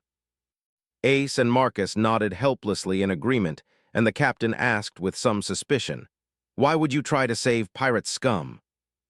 "The bounty, of course," Marcus said with a smile. 47. The only important question. With the pirates dropped off and the bounties secured, Marcus and the others went down the coast to meet Luffy and take the ship back to Fuchsia Village. It was already dark when they arrived, but the glow from the out-of-control fire lit up the evening sky. As they docked the ship, Marcus noticed a lot of villagers outside watching the fire-lit sky. The mayor was one of the only people not concerned with the sky and walked towards the dock to greet the boys. Once he was close enough, he asked, "Where did you boys get this ship?" Marcus finished tying off one of the ship's mooring lines to one of the dock's cleats as he said, "Confiscated it from some pirates before we turned them in for their bounties." The older man nodded before he asked, "Shouldn't stolen property be turned over to the Marines so it can be returned to its rightful owner?" "Gramps said we don't have to turn in anything we find when we take it from pirates," Ace said as he walked up to the mayor. "Garp and never mind," the mayor said as he shook his head. Marcus smiled and patted the old man on the back as he asked, "Have you had dinner yet?" The mayor glanced at the sky for a moment as he said, "No, not yet. Everyone is concerned about whatever is happening in the Goa Kingdom and kept asking me if I knew anything. All of Gray Terminal caught fire and it's in the process of burning down," Marcus said as he glanced at the sky. "Gray Terminal's on fire?" the man asked with concern in his voice as he studied the sky. Marcus nodded as he said, "Yeah, the pirates who we caught were the ones who caused it. You should let everyone know and then join us for dinner. The fire is pretty much contained, so it won't spread outside of Gray Terminal," Marcus said as he started to walk towards Makino's. The boys spent the rest of the night at Makino's as they ate dinner and rested for the night. While the fire was started earlier than expected, Marcus was positive his father would still show up in a few days and planned to meet him. While Luffy and his own lineage is supposed to be a secret, Marcus was sure it wouldn't matter too much if they met and chatted for a bit. Early the next morning, the boys loaded up the treasure and money they collected and took it to their hidden base in the forest. After everything was hidden away, the boys headed towards Gray Terminal to see what happened with the fire they created. Before they even reached the halfway point where the top of the mountains separated Fuchsia Village from the rest of the island, they were hit with the unpleasant smell from the remnants of the fire. Once they reached the midway point, they could see the destruction caused by the fire. Gray Terminal was now basically gone, and in its place was a massive pile of ash which covered the place. In a few areas, a few sporadic fires still burned low, but overall the fire had mostly finished. The high walls of the Goa Kingdom were scorched black about a fifth of the way up, but otherwise looked fine. As the boys made their way down the mountains, the temperature slowly started to rise until they reached what was left of Gray Terminal. The ground throughout the place radiated residual heat from the fire and made the boys sweat just from being close. The air was still a little smoky, but the fresh breeze from the sea helped clear most of the smoke away. Once they arrived, they skirted the area and headed towards the coast, which is where they saw people gathered. It looked like the plan worked properly, and people were able to flee from the fire. How many was another story, but Marcus was sure most, if not all of the people made it out just fine. The people along the coast were in a sorry state when the boys arrived. All of them were covered in soot and ash from the fire, while they all looked dejected. Sure, they were alive, but they all lost their homes and most of their stuff. Marcus and his brothers checked out the area for half an hour and even talked to a couple people before they left to explore the rest of Gray Terminal. While it was overly hot and not very comfortable, the boys still took their time to comb through the destruction they caused. Marcus was relieved to find no skeletons anywhere, but there was a possibility that the fire destroyed even a person's bones. Once they finished scouting Gray Terminal, Marcus and the others headed towards the forest where they hunted a few of the larger beasts. Then they brought them to the people of Gray Terminal so they wouldn't have to worry about food for the day. Afterwards, the boys headed to Fuchsia Village to clean up and relax for the rest of the day. Over the next few days, Marcus decided to abstain from normal training and practiced swordsmanship on one of the cliffs that overlooked Gray Terminal. He knew Dragon and others from the Revolution Army would show up soon and didn't plan to miss them. It was on the 4th day of training that Marcus finally noticed a ship in the distance approaching the area. While he wasn't sure if it was Dragon at first, he still went to find Luffy and the others. A couple hours later, Marcus arrived back at the cliff with his brothers and found the ship anchored off the coast. It was slightly hidden from Gray Terminal and the Goa Kingdom, but was close enough that they could reach it with a rowboat in 15 minutes. Marcus and the others observed the ship for a little while. It was a massive ship with 3 large masts and a dragon as its figurehead. Marcus was now positive this was Dragon's ship, and quickly led everyone else down to the coast. The first thing they did was ask around in case anyone came ashore recently. While there was the possibility people landed somewhere else and secretly came ashore, Marcus still wanted to check anyway. When they found no important information, the boys borrowed one of the small fishing boats and headed out towards the ship themselves. It didn't take long before they neared the ship and someone on board yelled out, "Don't come any closer to our ship. Just sink their boat." A few people exclaimed, "EHHH, you want us to sink their boat, Iva?" Of course not, they are just kids," the person said as they broke into a laugh. Phew. Thank God you were joking. OHHH, you fooled us again, Iva." Marcus glanced towards the ship and saw people wrapped in cloaks looking down at them as they joked around. He waved at the ship as he said, "We came to talk with Dragon." Luffy glanced at the ship with a finger in his nose as he asked, "We came to talk? I thought we were gonna fight pirates." Who are you and why are you asking for someone named Dragon?" someone on the ship called out. "Tell Dragon the future Pirate King wants to see him." "Future Pirate King? Stop joking around, kid," someone asked before people started to laugh again. Luffy stood up on the boat as he yelled out, "It's not a joke. I'm Monkey D. Luffy, the man who will be the Pirate King." Everyone went silent as a man with a deep voice said, "Let them board the ship." "Hey, are you sure, Dragon Boy?" "Yes." Someone pointed to the side of the ship as they said, "Come to the port side and we'll lower a rope down." Within a few minutes, Marcus and the others climbed onto the deck of the ship. Once on the deck of the ship, they were greeted by a bunch of people, but 3 of them stood out. The first one was the leader. He was tall with a decent build, and when he removed the hood of his cloak, the red pattern on the left side of his face stood out. The person on Dragon's left was massive, and was currently the tallest person Marcus had ever met. Marcus's first thought after he saw the man was, "It's crazy a person could be that large and still skip leg day." The person to the right of Dragon stood out for a totally different reason, though. While they were also tall and easily towered over normal people, that didn't make them stand out. It was the size of their head that made people notice them, since it was almost half the size of their body currently. Marcus glanced over them all for a moment before he asked, "Do you have a place we can talk in private?" Dragon nodded as he said, "Follow me."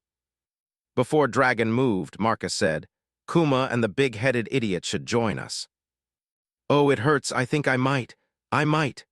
The man with the big head said as he grabbed his chest and spun around in place like he was about to fall. "Iva, are you okay?" A couple people asked in concern as the man fell to the deck and laid there for a few moments. He popped up a moment later as he said, "I'm fine." "Oh, so you're fine after all," the same people said as they sighed in relief. Luffy was the only standout from Marcus's group who thought the man was funny and actually laughed at the scene. Marcus himself shook his head as he said, "Maybe we should leave him here on second thought." As the big-headed man started to make another scene, Marcus and the others followed Dragon into the ship through a hallway before they ended up in what was most likely the captain's quarters. The big-headed man ended up following them once they realized Marcus, and the others followed Dragon into the ship. Once inside the room, Marcus glanced around it for a moment before he asked, "Finally finish your trip to the store to get some milk." 48. Trying to change a person's fate. Milk, everyone seemed to ask at the same time. Marcus just shrugged as he said, "What else am I supposed to say to my absentee father the first time we meet?" "We have a father?" Luffy asked as he looked between the three people in the room. Marcus dropped his head down and pinched the bridge of his nose as he mumbled to himself, "It's Luffy, he can't help himself." Kuma didn't react to the news at all and stood stoically as he looked down at everyone. The person with a large face glanced between the boys and Dragon as he said, Duh, Dragon has kids." "Tone it down with the antics, Ivankov," Dragon said as his deep voice rumbled throughout the room. Ivankov pouted as he said, "You're no fun, Dragon boy." Marcus finally let out a sigh before he grabbed Luffy by the shoulder and pulled him forward as he said, "Luffy, meet our father, Dragon." Luffy raised one hand as he said, "Yo. It's good to see both of you boys again, and I'm sorry I had to send you away. But it was for your own safety, even though visiting me isn't the best idea." Marcus waved his father off as he said, "It's fine. I know why you did it, and Luffy is an idiot who forgets anything that isn't food-related." "Hey, that's not true," Luffy said as he crossed his arms over his chest. "Here, Luffy, have some meat," Marcus said as he pulled a big piece of jerky out of his pocket. "Oh, thanks," Luffy said as he happily took the jerky and started to eat it. "Why do you carry meat in your pocket?" Ivankov asked as he got close to Marcus and looked down at him with interest. You don't carry pocket meat," Marcus asked. "Pocket meat? Why would someone carry around meat in their pockets?" "It makes a great snack when you're hungry," Marcus said as Ace, Sabo, and Luffy all nodded in agreement and showed they also had jerky in their pockets. Marcus then turned back to Dragon and the others as he said, "Anyways, I know visiting you isn't the best idea, but I needed to tell you a few things." Dragon nodded as he said, "Sure, but first tell me who your friends are." Marcus glanced at Ace and Sabo as he said, "These are our sworn brothers, Ace and Sabo." Dragon had a hint of a smile as he said, "I see. So what did you want to talk about?" Marcus glanced at Kuma as he said, "I mostly came to tell Kuma that Ginny is coming back." The only reaction from the man was that his hand tightened around the book he carried. Dragon glanced at Kuma as he asked, "How do you know about Ginny?" "Did Grandpa tell you about my dreams?" Dragon shook his head, so Marcus said, "I have dreams about the future sometimes. I didn't realize what they were at first, but after a while I figured it out. Since then I've been trying to prevent those dreams from becoming reality." "Why?" "Because almost all of them involve people getting hurt or worse," Marcus said as he turned his focus to Kuma. "Ginny is dying from an experiment one of the world government elders performed on her."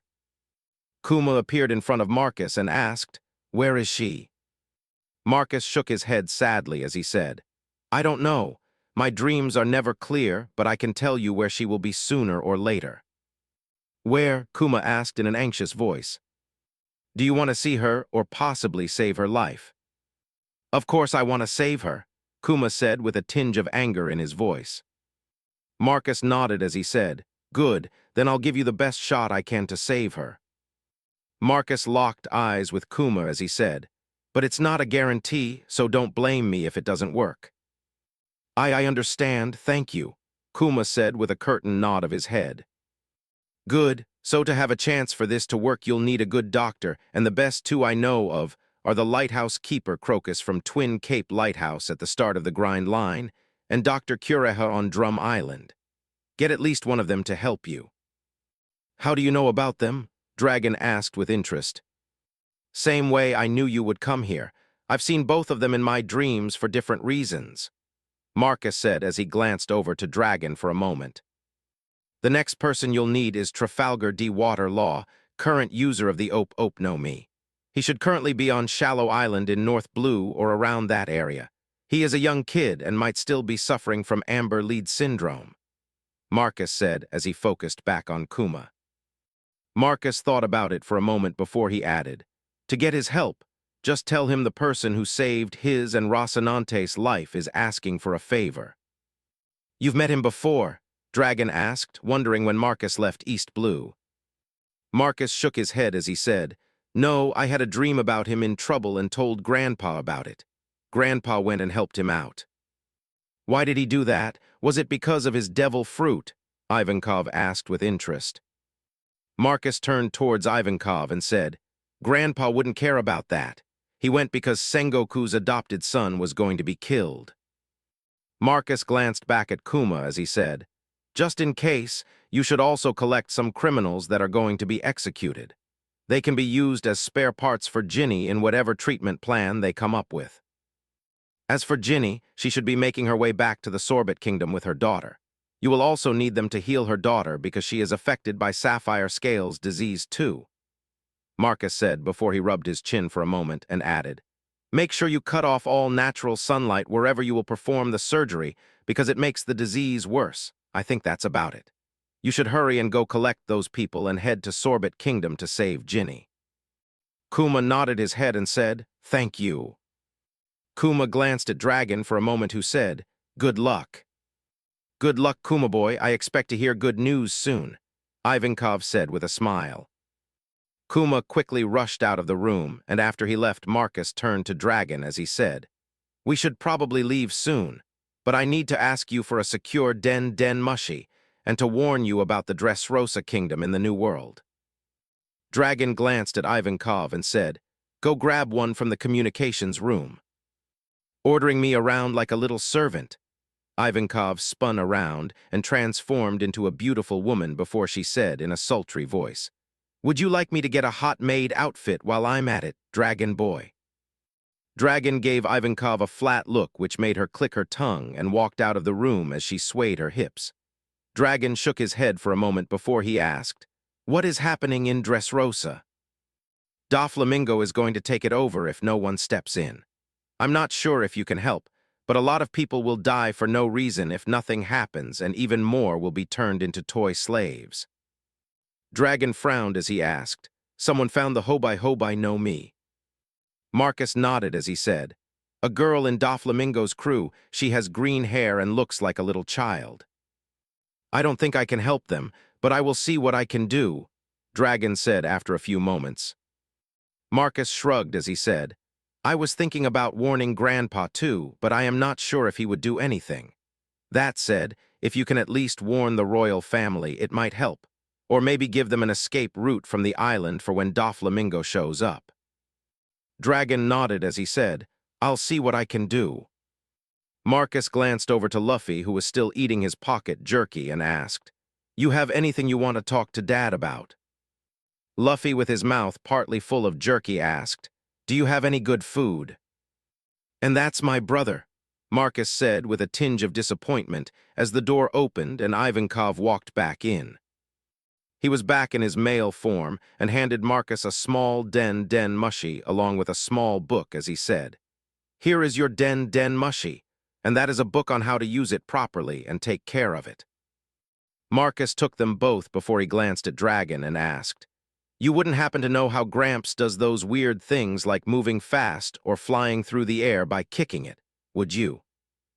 "He showed you Rokashiki." Marcus nodded as he said, "He showed them off and said if we wanted to learn them, we needed to join the Marines." Dragon had a hint of a smile before he said, "That sounds like him. I know a couple of them myself, but I don't really know how to train them if that's what you're looking for because I was never properly trained on how to use them." Marcus shrugged as he said, "It's not a big deal, I was just wondering." Marcus and the others spent a few more minutes talking before they left the ship and headed back to Makino. It was a little early, but they planned to take it easy for the rest of the day. Since Marcus met Dragon, all the boys knew that over the next couple days they needed to stock their ship before they set sail around East Blue and collect bounties. It was something Marcus came up with, but he also wanted to use it as a way to hopefully meet some people at the same time. Over the next 2 days, Marcus and the others went around and collected supplies, double-checked the ship and loaded up everything they might need. They didn't tell anyone they planned to leave, and it was hard to hide what they were doing. So instead of leaving during the day, the boys awoke in the middle of the night, left a note for Makino, and set out to sea. Once they were out on the open sea, Sabo asked, "Do we have a plan, or are we just gonna sail around looking for pirates?" "I was thinking we can visit all of the islands in East Blue, or at least most of them," Marcus said as he looked out over the dark sea waters. 49. Trading at sea. A ship glided across the water at top speed as the midday sun beat down from overhead. 3 young boys were on the deck making sure the sails stayed trimmed as a 4th stood at the helm. After they finished checking the rigging, one of the boys moved closer to the helm before he asked, "Are you sure we're heading in the right direction?" Marcus lifted the compass he was carrying and checked it again before he said, "Yup. There's an island in this direction. It's just far away from Fuchsia Village and the Goa Kingdom." Ace glanced at Luffy, who was busy climbing to the crow's nest, as he asked, "Are we gonna have enough food to last the trip?" Marcus also glanced at Luffy before he said, "Probably, but we should set some fishing lines just in case, and maybe pick up a drag net when we reach the next village to catch fish as we sail. We should also find someone who knows how to cook," Sabo said as he walked over. Ace nodded in agreement as he said, "I almost feel like we're training with Grandpa again, just eating roasted meat every day." "Speaking of Grandpa, isn't he supposed to come back soon?" Sabo asked. "Yup, and he will probably be pissed when he finds out we left the island," Marcus said with a hint of a smile. "Maybe we should have waited till after he left to set sail." Marcus shook his head as he said, "No, he would have sunk our ship if he found out about it, and it's not like we have a place to hide it from him anyways." "Hey, I think I see something over there," Luffy said as he pointed to the port side of the ship. All the boys glanced over to see a tiny black dot on the horizon. Marcus didn't ask if the others wanted to investigate before he turned the ship to port as he said, "Trim the sails." "Why do you want to check that out? What if it's nothing?" Ace asked as he moved to fix the sails. "Because we came out to explore East Blue and have fun, but there won't be any fun unless we go out and look for it." After the ship changed course and the sails were fixed to catch the wind properly again, the boys all focused on the little dot as it slowly got closer to them. It took about half an hour before the object came into view, which turned out to be a small island maybe a few hundred feet in size. The island itself was mostly sand with a handful of trees and some rocks. The boys did a loop around the island but didn't stop as they fixed their course for their original destination. In the late afternoon, Marcus handed the helm off to Ace so he could rest for the next before he took over again. Helm duty was split between Marcus, Sabo, and Ace, since Luffy couldn't be trusted with it. As for staying rested, each of them would sleep for at least 6 hours at some point during each day. Luffy, on the other hand, didn't have many responsibilities and would sleep comfortably through the night. The next morning when Marcus took over again, he double-checked their course as Sabo headed to get some rest. It was early in the morning, and the sun was just cresting the horizon when Marcus noticed a dot in the distance on the starboard side of the ship. He maintained his own course, but turned the helm to port a tiny bit. Within 10 minutes, it was obvious that the dot Marcus found was actually a ship, and it looked like it was heading straight for them. Since the distance was still so great, and he didn't have a spy glass because Luffy broke it within hours of setting sail, Marcus just stayed on his course and waited to get a better look at the incoming ship. After half an hour passed, Marcus could see what looked like a merchant ship. But looks could be deceiving, so Marcus locked the helm in place for a moment before he ran into the ship to get the others. Within a few minutes, all of the boys were on the deck of the ship as they waited for the other ship to get closer. Eventually, the other ship closed in enough for Marcus to get a decent look at it. It was definitely a civilian ship that looked like it had seen better days. It was a bigger 3-mast ship with a wider hull, designed to carry a lot of cargo and looked like it was fully loaded. The ship with its weight and low bow line was slow as it crept through the water at a steady pace. On the deck of the other ship was a full crew of sailors who wore matching uniforms as they worked. As the ship approached Marcus, had everyone raised the sails because it was clear the other ship was getting close for a reason. Once the other ship was 100 feet away, a fat man in a captain's uniform appeared near the bow and waved at Marcus and the others as he yelled out, "Ahoy there!" Marcus and the others moved near the starboard side of the ship before Ace asked, "What do you want?" The fat man smiled as he lifted his hat and did a little flourish and said, "My name is Slugo Robertson, greatest trader this side of the Grand Line. I was wondering if you could ask the owners of this fine ship if they would like to browse my wares." Ace looked towards the others and thought about refusing before Marcus said, "We could use another spyglass." Ace let out a sigh as he remembered that Luffy broke their only spyglass within hours of setting sail. He turned back to Slugo and asked, "Do you happen to have any spyglasses?" The fat man nodded, which made his 3 chins jiggle as he said, "Of course, young man, Slugo always has at least one of each item you could imagine in stock." "How much for one?" Ace asked. The man wore a greasy smile as he said, "Let me bring out my stock first, and you can pick whichever one you like." Ace frowned as he said, "That didn't answer my question." Slugo smiled as he said, "I can't give you a price because I don't know which one you will pick." "You can't even give us a price range?" Ace asked in a frustrated tone. Slugo shrugged helplessly as he said, "It would depend on how many I currently have and the overall quality of the one you pick." Ace seemed to be getting upset, so Marcus placed a hand on his shoulder as he said, "Don't worry about this guy too much. If it's overpriced, we just won't buy it." It took about 5 minutes for the ships to come close enough to tie off. Slugo was a little disappointed that the boys were the only people on the ship, but he still had his men open up the cargo to show them his wares. The inside of the cargo hold was packed with boxes placed onto what looked like large sleeving and secured in place with large straps. Slugo led Ace, Marcus, and Luffy through the hold as he pointed at the boxes around and said, "If you see something interesting, just let me know, and I will have my men get the box for you to check out." Luffy was the only one who seemed excited about the whole thing as he looked around at everything. As they passed a box marked "Secret Disguises," he pointed towards it as he said, "Oh, I want to see that one." Marcus rolled his eyes as Slugo snapped his fingers and said, "Bring that one with us." Luffy pointed out a few other random boxes before they found a box marked "Spyglass." Slugo had his men grab that one before he led everyone back up to the deck of the ship. On the deck, each of the boxes were lined up before Slugo's men undid some latches and touched a small button on the side of the box.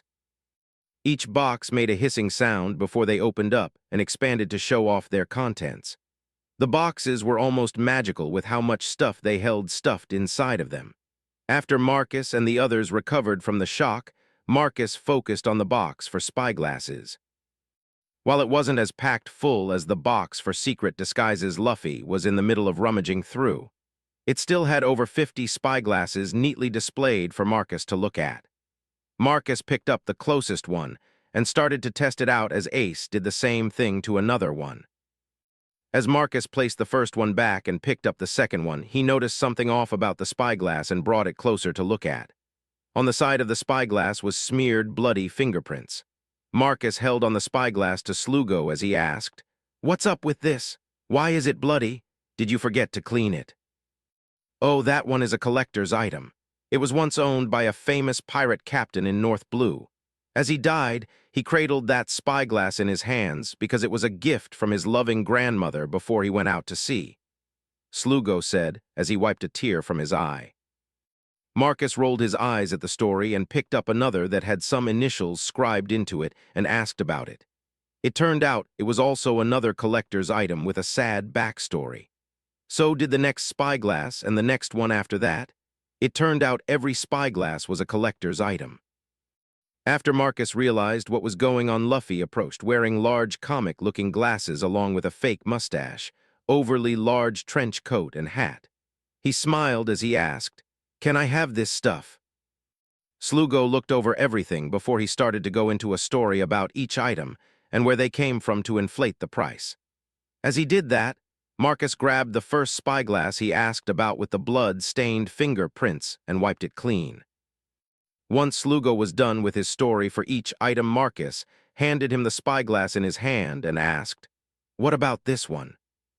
Slugo glanced at it before he said, "Oh, this spyglass was once owned by a famous Navy captain who—" Marcus cut the man off as he said, "You said it was owned by a pirate from North Blue just a little while ago."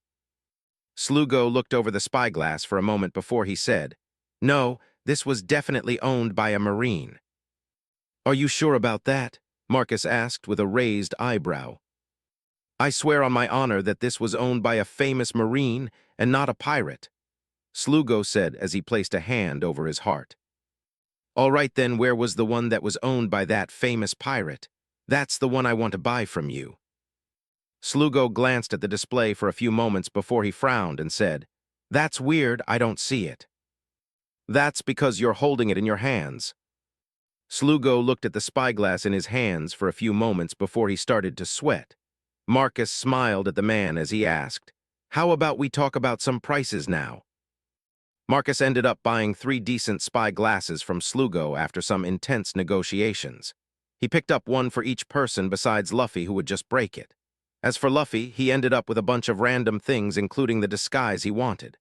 Why he wanted it, Marcus had no idea, but it made Luffy happy, so he bought it for him.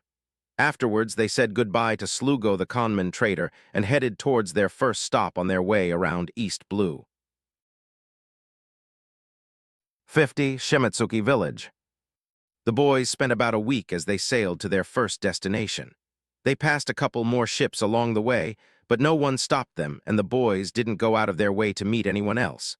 It was early in the morning when they finally arrived at the island. Unfortunately, they needed to traverse around half of it before they found a proper dock they could use. The only problem was the dock was half broken. Marcus took in the immediate area as they worked to tie down the ship and noticed that it wasn't just the dock that was damaged. Marcus wasn't the only one to notice, though, as Ace asked, "What do you think happened here?" Sabo finished with his line before he said, "Kinda looks like storm damage, but it must have been a massive storm to cause this much damage." "I had the same thoughts, but even then, this is a little ridiculous," Marcus said as he looked out over the destruction. The dock itself was still standing, but was missing a bunch of boards along the walkway. Some were broken, but most were completely missing.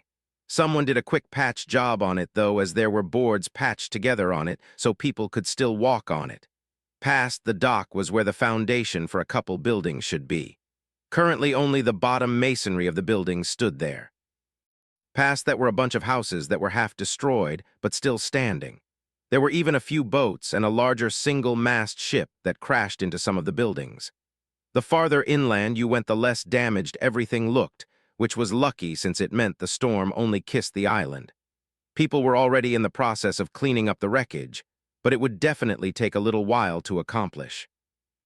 As Marcus and the others finished tying down the ship, an older man with a slightly hunched back from the village approached them. He carefully walked along the dock to avoid the missing planks, and once he was close, he asked, "Hello and welcome to Shimotsuki Village. I'm one of the village elders, Kazuyumi, but most people just call me Kazu." Kazu gestured to the state of everything around him as he said, "I'm sorry about the lackluster welcome, but as you can see, we are in the middle of cleaning up after a disaster." Marcus smiled down at the man as he said, "It's fine, we never expected someone to greet us in the first place." Kazu glanced at the boys for a moment before he asked, "Sorry for being rude, but would it be possible to talk with your ship's captain?" As Marcus turned to look at the others, Luffy leaned over the railing as he excitedly said, "I'm the captain." Ace punched Luffy in the head as he said, "Like hell you are." Luffy rubbed his head as he said, "I'm going to be the Pirate King, so I have to be the captain." Ace punched Luffy again as he said, "Shut up, idiot. You can be the captain when you go out to sea alone. Right now Marcus is the captain." Marcus turned to Ace in surprise as he asked, "Me?" You're the one who came up with this whole idea, so you're the one responsible for it, Ace said as Sabo nodded in agreement. No fair, I should be the captain, Luffy said before everyone else punched him over the head to shut him up. After a moment, Marcus glanced back over the railing of the ship before he said, Looks like I was put in charge. What can I do for you? Kazu had a skeptical look as he asked, Is there no one else on your ship? Nope, just us. Is that a problem? Marcus asked with a smile. Kazu shook his head before he asked, Would it be possible to borrow your ship for the day? What do you need our ship for? Kazu waved his hand to the empty dock as he said, The hurricane that came through here a few days ago destroyed not only our homes, but also all of our fishing boats. Kazu glanced towards the village as he said, Luckily, it only touched this side of the island, and we have food stores that should last until the harvest season, and we replace our fishing boats. But it would be best if we could secure more food just in case. Marcus glanced at his brothers, who nodded at him before he smiled and said, We would be glad to help out. Gather whoever you need, and we will take them out to help collect fish for the village. Kazu smiled as he said, Thank you. Kazu bowed as he said, Apologies, I never asked your names. I'm Marcus, and these are my brothers. This is Ace. Sabo, and the idiot picking his nose is Luffy, Marcus said as he pointed at Luffy. Kazu smiled as he said, It's a pleasure to meet you all. Within a few hours, the ship was back out in the water with Kazu and a handful of fishermen from the village. Before they set out, the villagers attached a piece to the back of the ship to help pull a drag line-type fishing net behind the ship. They also added an extension off the back of the ship to help pull up the net. It wasn't the prettiest thing in the world, but it would work for what they needed it for.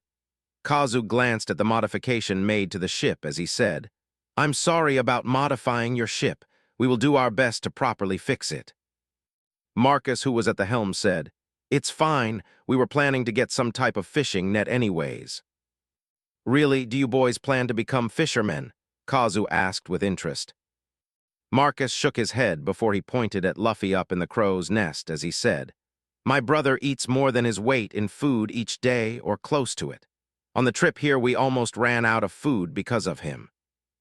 Kazu glanced up at Luffy with widened eyes before he chuckled and asked, If that's the case, how about we just leave it on the ship after you help us out? Won't you guys need it back? Kazu gave a helpless shrug as he said, We would need a ship to use it on first. All of these parts were salvaged from a fishing boat that landed on a house. Besides, when we get a new ship, it will come with everything we need to fish properly, so there is no need to keep this stuff around, Kazu said before he patted Marcus on the back and added, Plus we wouldn't want you boys to starve. Marcus smiled as he said, We appreciate it, but we'll at least pay for the equipment anyways. Whoever owns that boat can use the money towards a new one. Kazu patted Marcus on the shoulder as he said, You're a good kid, Marcus. Over the next couple hours, Marcus and the others helped Kazu and his men work the fishing net. The batches of fish they collected were a little small each time, but after doing that over 10 times, Kazu was satisfied. Afterwards, they headed back to the village to unload and prepare most of the fish for storage. Once they were back and in the process of unloading the ship, Marcus turned to Kazu and asked, How long ago did that storm roll through? Almost a week at this point. It was so large that it took over a day for it to pass by this side of the island. Over a day, that's big. I wonder where it came from, Marcus asked as he looked out over the wrecked houses. The hurricane itself came from the southwest. As for how one formed that big coming from the calm belt, I have no clue, Kazu said with a shake of his head. Ace, who was a few feet away helping to unload, turned towards Marcus as he said, What are you doing? Come help us unload. Is unloading cargo something a captain is supposed to do? Marcus asked with a smirk. Ace gave a flat look before he said, Come help before we mutiny and get a new captain. Marcus shook his head before he headed over to help unload all the fish. Once they were finished, they were treated to a meal by Kazu and some other villagers. As they were eating, Kazu said, If you plan to stay here for a few days, you boys can stay at my house if you like. It's a little crowded, but it would be better than sleeping on your ship. Marcus nodded in thanks before he said, "We actually came here to visit a sword dojo and were planning to stay there for a little while if they had room." "Oh, you came to visit Isshin Dojo. Did you come to learn swordsmanship from that boy Kushiru or challenge him to a duel?" Kazu asked with interest as he glanced at the sword that rested next to Marcus. "A little bit of both. The real goal is exploring East Blue and getting proper sailing experience. But since we're here, we might as well check out the dojo and do some training," Marcus said as he smacked Luffy's hand that was trying to steal food from his plate. Kazu chuckled at the boys as he watched Luffy try to steal food from the other boys who blocked his attempts. He then reached for his own plate, and his eyes widened as he found it empty. He glanced up to see Luffy swipe food from another man's plate as he was distracted talking to someone else. Kazu shook his head as he realized Marcus wasn't joking about Luffy eating his own body weight in food. The boy just stuffed things in his mouth and barely took the time to chew or even swallow before he shoved more inside. "Can he even taste his food eating like that?" Kazu asked while he quickly refilled his plate and made sure to guard it this time. Marcus gave a shrug as he said, "He always says it tastes delicious, but I've seen him eat week-old moldy bread and say the same thing." Ace nodded in agreement before he said, "I don't think I've ever seen him waste food. Even when we had a food fight, he was eating things off the floor when we finished." Kazu eyed Luffy with a bit of disgust and respect as he said, "After we're done with lunch, I'll have someone guide you to the dojo. I would do it myself, but the dojo is about 6 miles inland just past all the farms." After lunch, the boys headed back to the ship to collect their stuff. While they didn't bring a ton of stuff with them, they didn't want to leave it on the ship while they were gone. It was mostly their training weapons, training harnesses, and the money they brought with them. Marcus also brought extra training harnesses and the weights to give to people. They had extra, so Marcus figured he could help out Luffy's future crew and make them stronger. With everything packed up, the boys met their guide to the dojo and bid farewell to Kazu and the others. While it wasn't that far away, most people near the port didn't normally head towards the dojo that often, since they had no reason to. A few of the village kids went there each day to train, though. As they walked towards the dojo, they passed by a rich farmland full of different types of crops. The fields were currently empty of people since most of the work was done, and they were helping out in the village with reconstruction efforts. After a little over an hour or so, a compound appeared in the distance. It was large, with a wall that surrounded the whole thing. The architecture was Japanese-inspired, with the buildings having elongated curved roofs covered in a blue tile. Large pieces of exposed timber supported the bigger buildings, while rice paper windows could be seen throughout the place. It was the afternoon when the boys arrived at the entrance gate, and the sounds of people practicing swordsmanship could be heard from outside the wall. Marcus glanced at Luffy for just a moment, thinking about how he was going to meet his future first mate soon before he knocked on the gate. 51. A fated first meeting. The gate opened to reveal a man with thick, circular glasses who wore a kind smile on his face. His long black hair was tied into a ponytail and he had on a gray-colored yukata. He glanced at the boys for a moment before he asked, "What can I help you boys with?" Marcus smiled at the man as he said, "I'm Marcus and these are my brothers Ace, Sabo, and Luffy. We came to train here while we stay on the island if that's possible." The man looked at the boys for a moment before he looked around for other people and asked, "You're visiting the island? Where are your parents? Are they in the village?" "My mom died when I was a baby and my dad took the scenic route to get some milk," Marcus said with a shrug before he asked, "Will that be an issue?" "Your dad is getting milk?" the man asked as his eyebrows raised slightly. "Pretty much. Does he need to be here for some reason?" "No, not really. So you boys wish to train in swordsmanship?" the man asked as he studied each of them. "I'm the only one who uses a sword, but if possible, we would all like to spar with you and your students while we're here, though." He glanced at the training weapons Ace and Sabo carried as he said, "I have no reason to refuse, but I won't let you stay here for free. Do you boys have any money? I am not running a charity after all. How much, and does it include food? Marcus asked.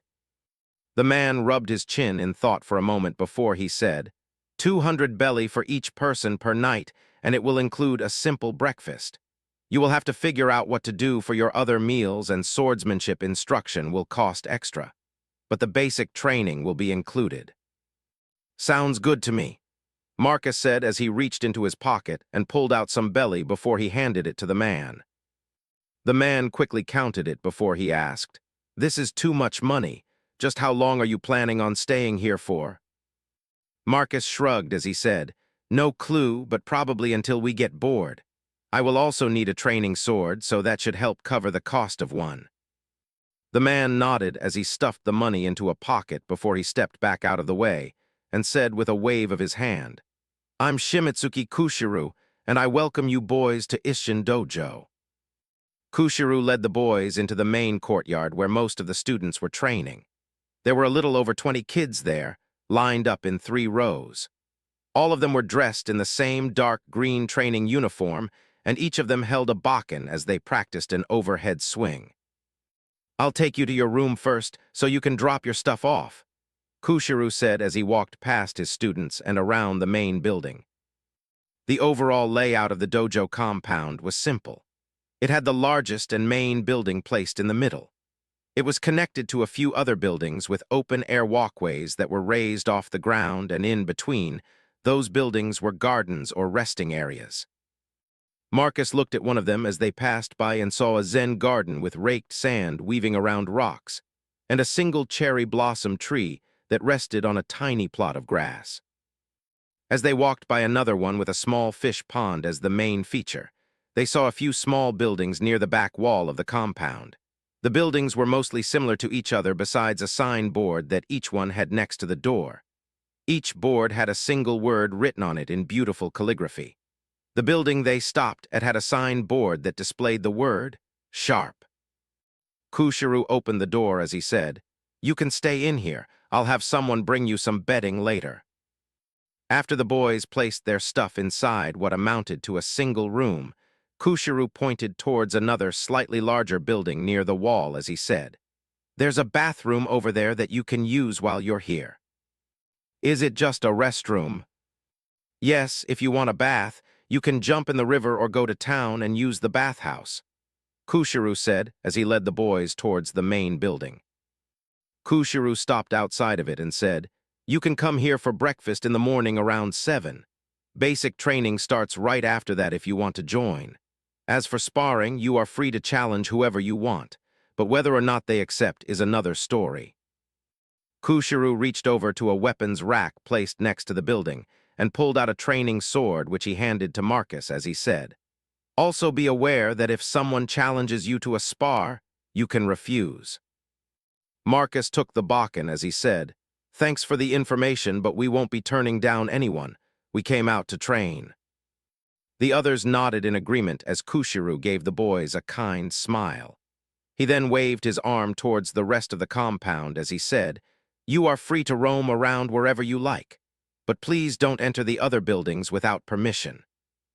As Kushiru went back to his students, Marcus slid the training sword into his belt next to Eternal Rest before he turned to the others and asked, Should we explore a bit or do something else? Food, Luffy said excitedly. We just ate a little over an hour ago, Marcus said as he glanced around looking for Zoro or Kuina. But we ate fish, I want meat. Marcus turned back to Luffy as he said, What are you talking about, fish is meat? No, fish is fish, not meat, Luffy said as he shook his head. Fish is meat, that's literally what we eat from fish most of the time, Marcus said in a slightly raised tone. Luffy leaned right into Marcus's face as he said, Fish isn't meat. Yes, it is. No, it's not. Marcus grabbed Luffy by the collar of his shirt as he said, Yes, it is. No, it's not, Luffy said as he grabbed Marcus by the collar of his shirt and shook him. Yes, it is, Marcus said as he shook Luffy back. No, it's not, as he continued to shake Marcus. Ace nodded in agreement before he said, Fish isn't really meat. Marcus stopped shaking Luffy as he glanced at Ace before he turned to Sabo for help, but found him nodding in agreement with the others. Marcus let out a frustrated sigh as he let go of Luffy and threw his hands in the air and said, "I give up, you're all idiots." "Good, I'm not an idiot," Luffy said while he shook Marcus some more as Ace and Sabo said, "We're not Luffy." "Hey, what is that supposed to mean?" Luffy asked as he let go of Marcus and turned towards the other two. "It means you're an idiot," Ace said as Sabo nodded along. Luffy looked like he was about to jump onto Ace when Marcus pulled out some jerky and held it in front of Luffy as he said, "Have some pocket meat." "Oh, thanks a lot," Luffy said as he instantly forgot what was going on and happily took it. As Luffy stuffed jerky in his mouth, Marcus let out another sigh before he turned to Ace and Sabo as he said, "Let's go ask Kushiru where some wild animals are, I guess." Marcus and the others headed towards the training yard where they quickly found Kushiru as he watched over his students. Marcus approached the man as he asked, "Are there any wild animals around here we can hunt?" Kushiru turned towards Marcus before he pointed towards the rear of the dojo and said, "If you head that way a few miles following the river, you will find a forest. It has a good amount of game inside it, but it also has some dangerous creatures in the deeper parts. So make sure you don't go too deep." "Yash, thanks a lot, old man," Luffy said as he took off towards the back wall to climb over it. "Thanks for the help, Kushiru," Marcus said with a helpless smile before he took off after Luffy and the others. Kushiru frowned as he watched Luffy and the others disappear around the corner and mumbled to himself, "Do I look old?" Luffy was the first one to the wall, but Ace and Sabo beat him as they easily climbed over it. Marcus was a little bit behind the rest, but caught up to them within a minute before they all ran along the river bank in the direction of the forest. They traveled for about 20 minutes at a jog before they could see the forest off in the distance. From where Marcus stood, the river flowed down into the forest about a mile ahead and disappeared into its depths. Marcus studied the area for a few moments before he rushed to catch back up to his brothers who never stopped running. It was a few minutes later when the boys reached the edge of the forest and Luffy charged in as he yelled out, "Meat!" Ace and Sabo were right behind him, but Marcus paused for a moment to note the area before he marked a tree with a small pocket knife he carried. He then followed along behind Luffy and the others, and would mark a new tree every once in a while. As for keeping the others in sight, Marcus didn't worry about it because Luffy would randomly yell out from time to time. It didn't take long for Luffy and the others to find some animals even with Luffy being an idiot. Most of them were too small to even matter, but they found an extra large boar after half an hour or so and ended up capturing it. They also found a handful of birds that looked like overgrown turkeys, which they also caught. The boys ended up spending a few hours in the forest hunting before they decided to head back. While they didn't collect too much more, they mostly wanted to see what else lived in the forest. Unfortunately, they didn't even make it to the deeper parts of the forest before it started to get dark. So the boys collected their food and then followed the trail Marcus made as he entered the forest. After they were out of the forest and headed back towards the dojo, Marcus and the others encountered someone. It was a boy with 2 training swords and a head of green hair. He stood on the river bank next to some decent-sized boulders as he practiced his strikes against one of them. Marcus was positive it was Zoro since he looked the exact same as in the anime.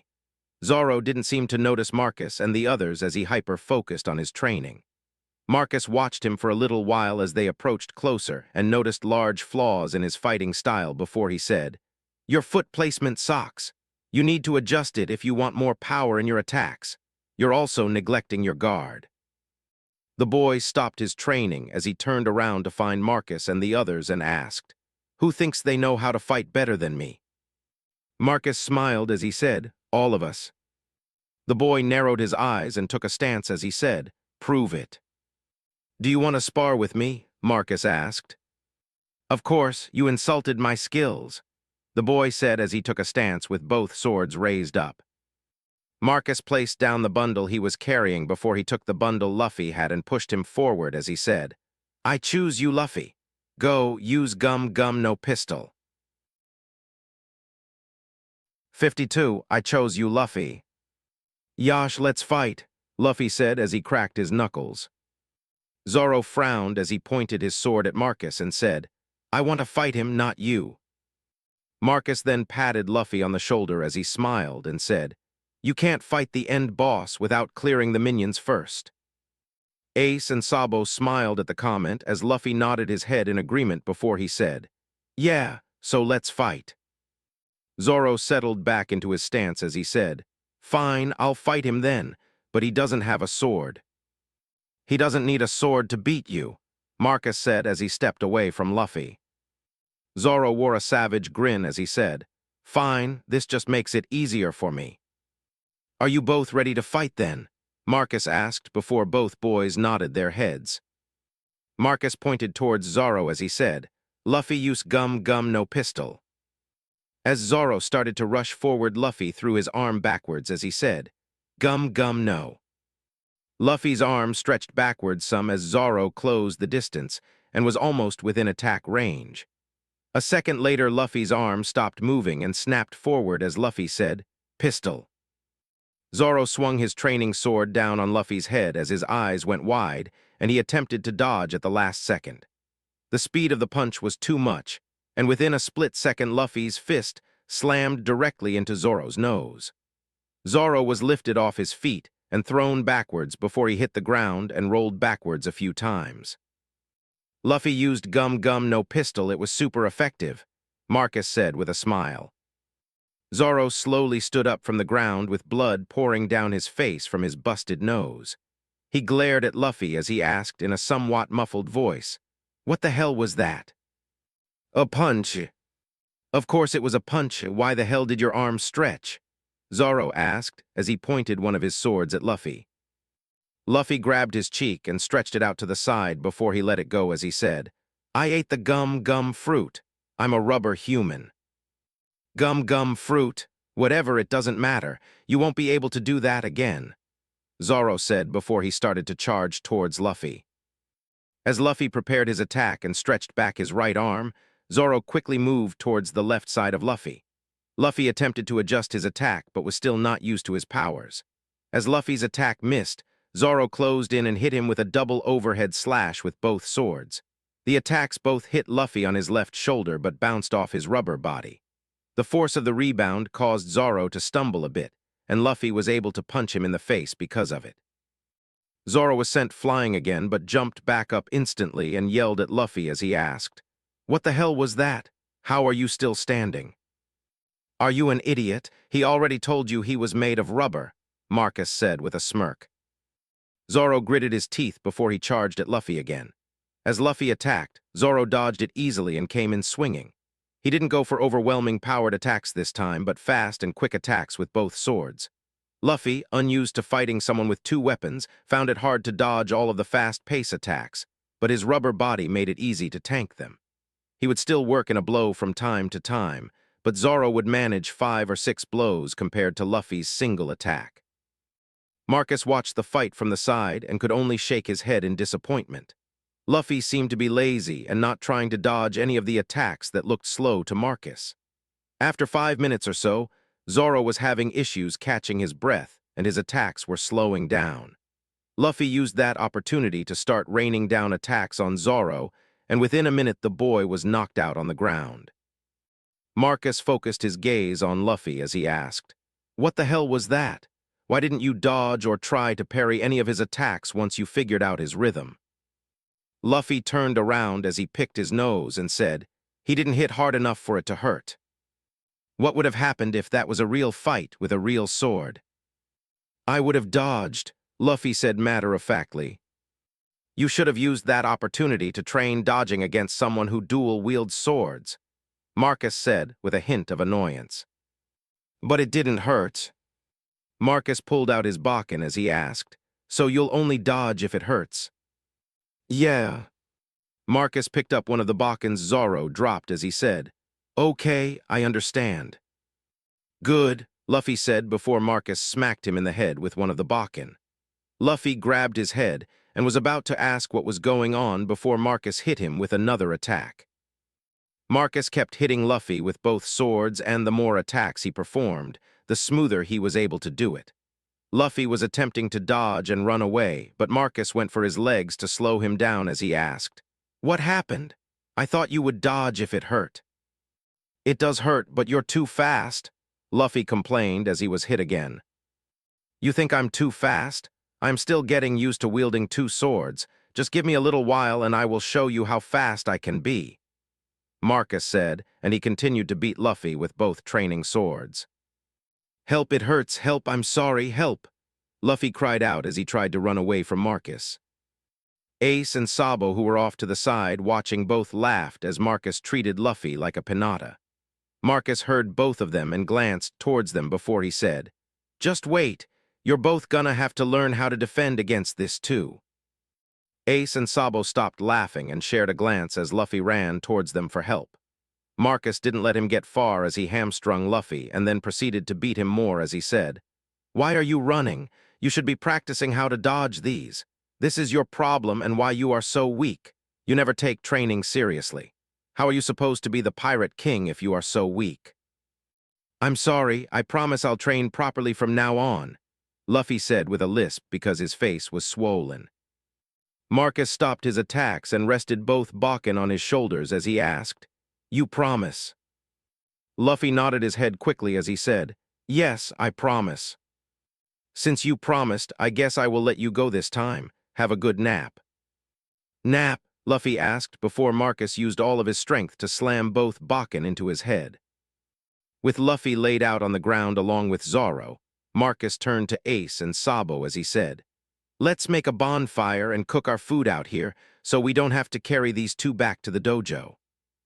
Ace shrugged as he said, "Fine with me, I'll go collect some firewood." Sabo nodded in agreement as he pulled out a knife and said, "I'll start preparing the meat then." "I guess I'll set up the fire pit and get a fire started," Marcus said as he dropped the extra Bakken on the ground. Marcus quickly found an okay spot for a fire near the riverbank and set up some stones around it before he went to search for some kindling. Within 10 minutes he had a small fire going before he turned towards Zoro and Luffy and decided to move them close to where the fire was. A few minutes after he placed them near the fire, Ace returned with a large pile of wood and started to build up the fire. Once the fire was going, Sabo set up their food on spits around the fire to cook. Zoro awoke to the delicious smell of meat being cooked. He sat up from the ground a little groggy as he tried to remember what happened.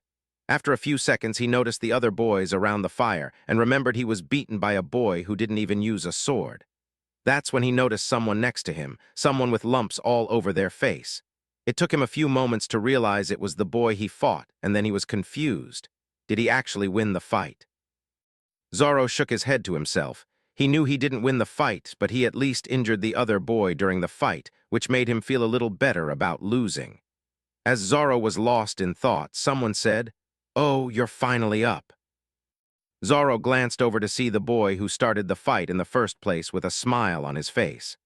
The boy waved him closer as he said, "Come join us, the food is just about ready to eat." As Zoro stood up and moved around the bonfire, the boy said, "I'm Marcus, by the way. That Ace over there, Sabo is the one who is cooking and you fought with Luffy." Zoro sat down as he said, "I'm Zoro." Marcus nodded as he asked, "Do you train at the dojo?" "Yes," Zoro said as he glanced at the other boys before he asked, "Did you come here to train at the dojo as well?" Marcus shrugged slightly as he said, "Kinda. We will be training a little bit, but we mostly came here to spar with people." Zoro frowned before he asked, "If you came to spar, then how come you didn't want to fight with me?" "Because my brother needs to train more than I do," Marcus said as Sabo handed him a piece of meat. As Sabo was handing out food, a hand snaked out and grabbed one of the pieces of meat on the fire and pulled it away before Luffy cried out, "Ah, it's hot." "Don't just grab the meat, you idiot. Hold it by the stick," Marcus said as he glanced over to Luffy, who was juggling the hot meat in his hands.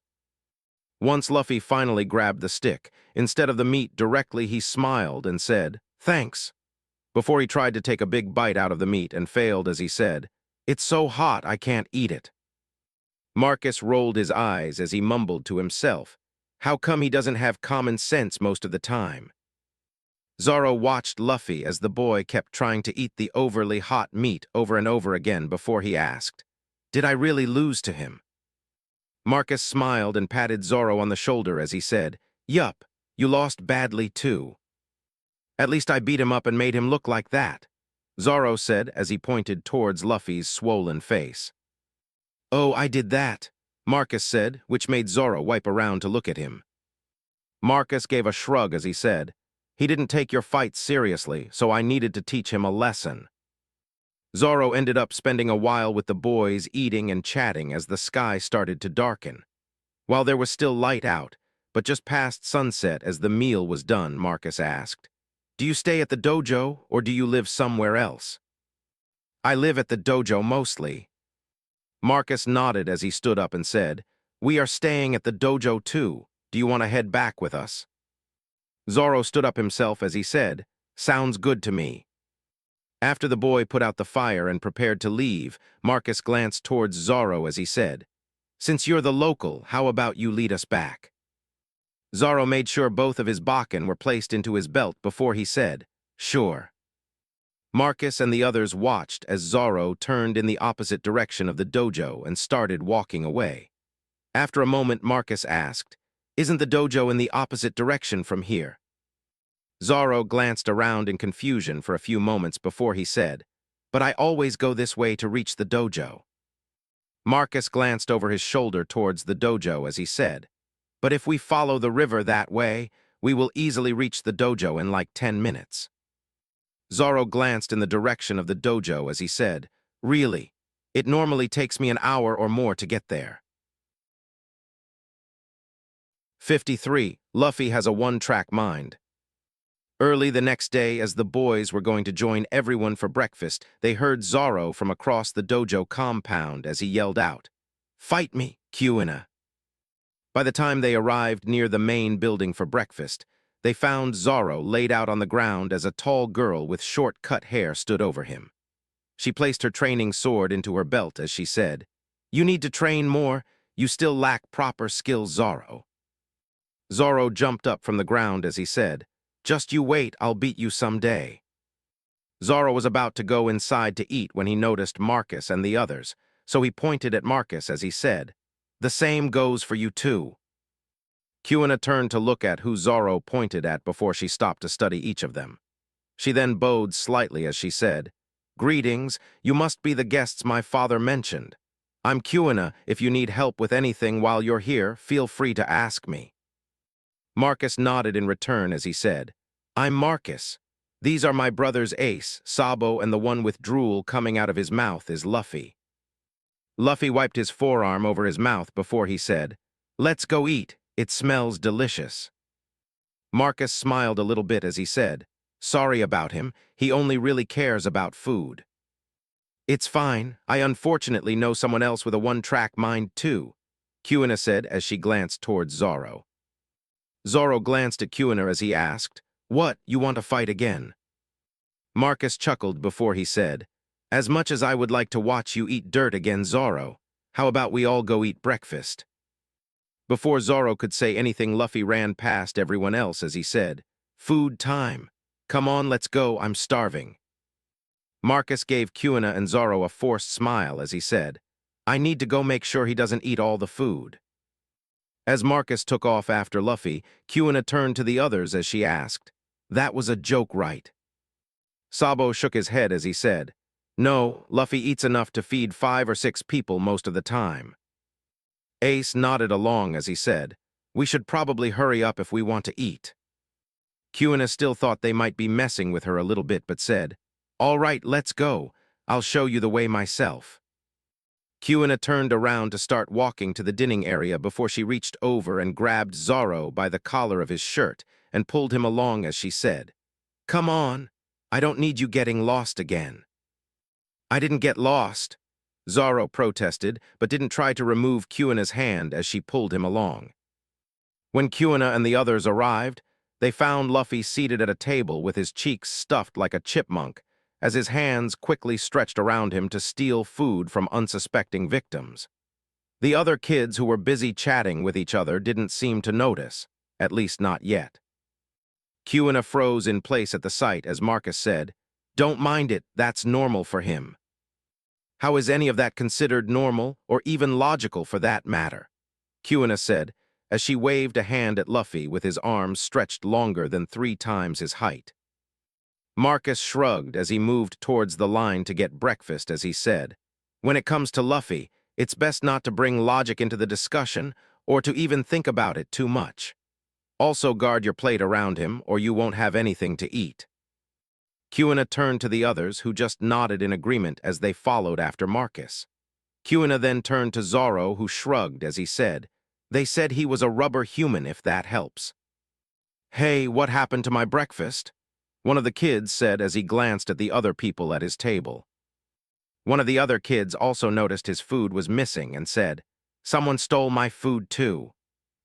A chorus of other kids started to complain about missing food before one of them said, "It's him. He's stealing everyone's food."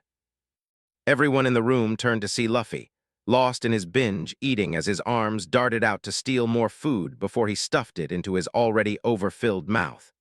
One of the kids attempted to stop Luffy from stealing his food by grabbing onto his arm when it came towards them. Unfortunately, Luffy was stronger than them, and the boy also didn't factor in the tension of Luffy's outstretched arm. When Luffy's arm came back towards him, the young boy with his tight grip on said arm was rocketed out of his seat as he flew towards Luffy.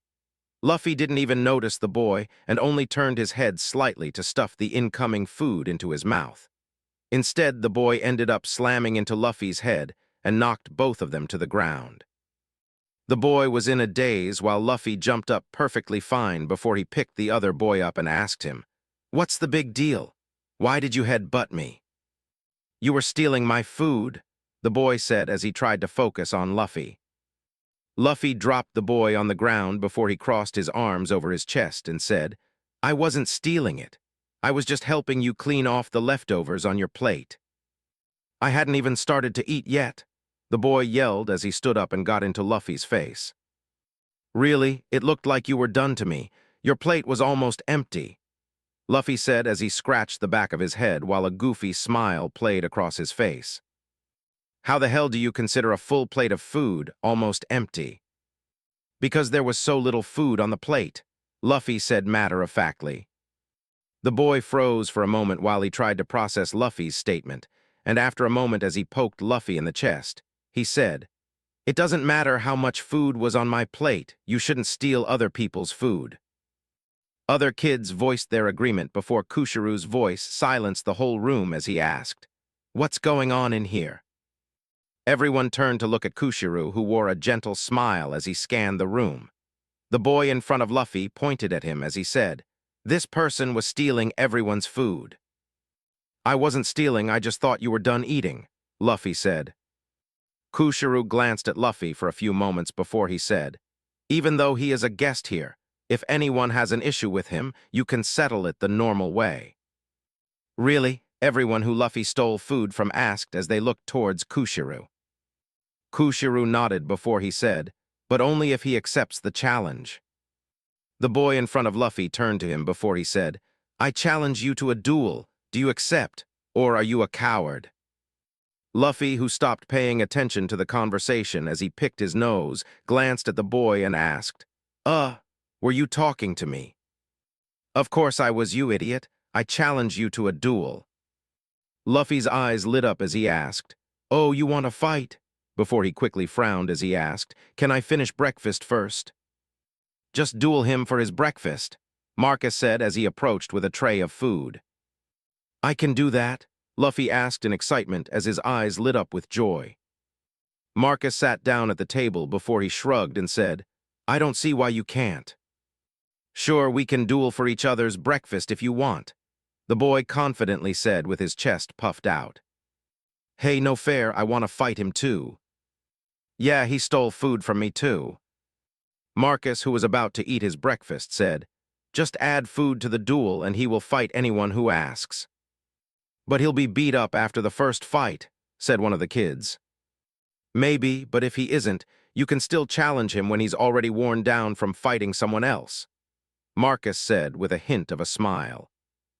Oh, that's a good idea, a boy said before he pointed at Luffy and said, Hey, food thief, let's fight for my breakfast if you're still standing after Katsu duels with you. Luffy nodded in agreement as he said, All right, let's go right now. Hey, fight me too. If you win, you can have my breakfast. Other kids started to say before the boy named Katsu stepped in front of Luffy as he said, No, he needs to duel me first. Let's go outside and settle this. Yash, Luffy said as he threw his arms in the air before he ran outside. Pretty much the whole hall emptied out besides Marcus, Ace, Sabo, Kuina, and surprisingly enough Zoro. Kuina raised an eyebrow at Marcus and the others' actions as she asked, Aren't you going to go support him? Luffy won't need support against those cannon fodder, Marcus said as he glanced towards the door. Kuina frowned and was about to say something when they heard Katsu's voice carrying in from outside as he said, Hurry up and get a sword so we can fight. I don't know how to use a sword. Then how do you expect to duel me? Katsu asked in a frustrated tone of voice. With my fists. Whatever, you asked for this, Katsu said before it quieted down outside. Ace glanced towards the door as he asked, How long do you think that kid will last? One punch should do it, Marcus said before he turned to Zoro and asked, I'm surprised you didn't go challenge him too. Zoro was almost finished with his breakfast when he paused as he said, I want to finish my breakfast first so he can't take it if he wins. You think he might beat you in a fight? Kuina asked with a bit of interest. Marcus smirked as he patted Zoro on the back and said, It's not might win. Luffy already beat Zoro, and I don't see Zoro winning a fight with Luffy anytime soon. I just need to get used to fighting someone who doesn't use a sword, Zoro said before he went back to eating. Kuina narrowed her eyes a tiny bit as she asked, He beat Zoro without using a sword. Ace nodded as he said, Luffy might not use a weapon, but he's a decent brawler. Besides, you saw how his body moves. He uses that as his weapon. Before the conversation could continue, Katsu flew through one of the paper-screened doors and crashed into one of the tables completely knocked out. Luffy appeared near the broken door a moment later and looked in before he turned around and asked, All right, who's next? Kushiru, who was in a different room, heard the commotion and peeked into the room before one of his eyes started to twitch slightly as he turned to Marcus and said, That door and table are coming out of the money you gave me. Marcus smiled as he said, Why do you think I gave you so much? 54. Spreading Garp's fitness program. After the boys finished breakfast, they headed back to their room and put on their training harnesses. When they came back out to the main training area, Kuina noticed them in their harnesses first and asked, What are you wearing? A special training harness that makes everything harder to do, Marcus said as he started to stretch his body as part of his pre-workout routine. Kuina looked at the harnesses with a bit of skepticism as she asked, How would those things make anything harder to do? Marcus shrugged as he said, No idea, and I never bothered to ask. Then again, my grandpa is a big dumb gorilla and wouldn't have any idea how they work if I asked him in the first place. Zoro, who was in the middle of practicing his sword swings, stopped before he asked, Do those things really make everything harder to do? We have some extra if you want to give them a try, Marcus said. If it will help me get stronger, then of course I want to try it, Zoro said with an excited glint in his eyes.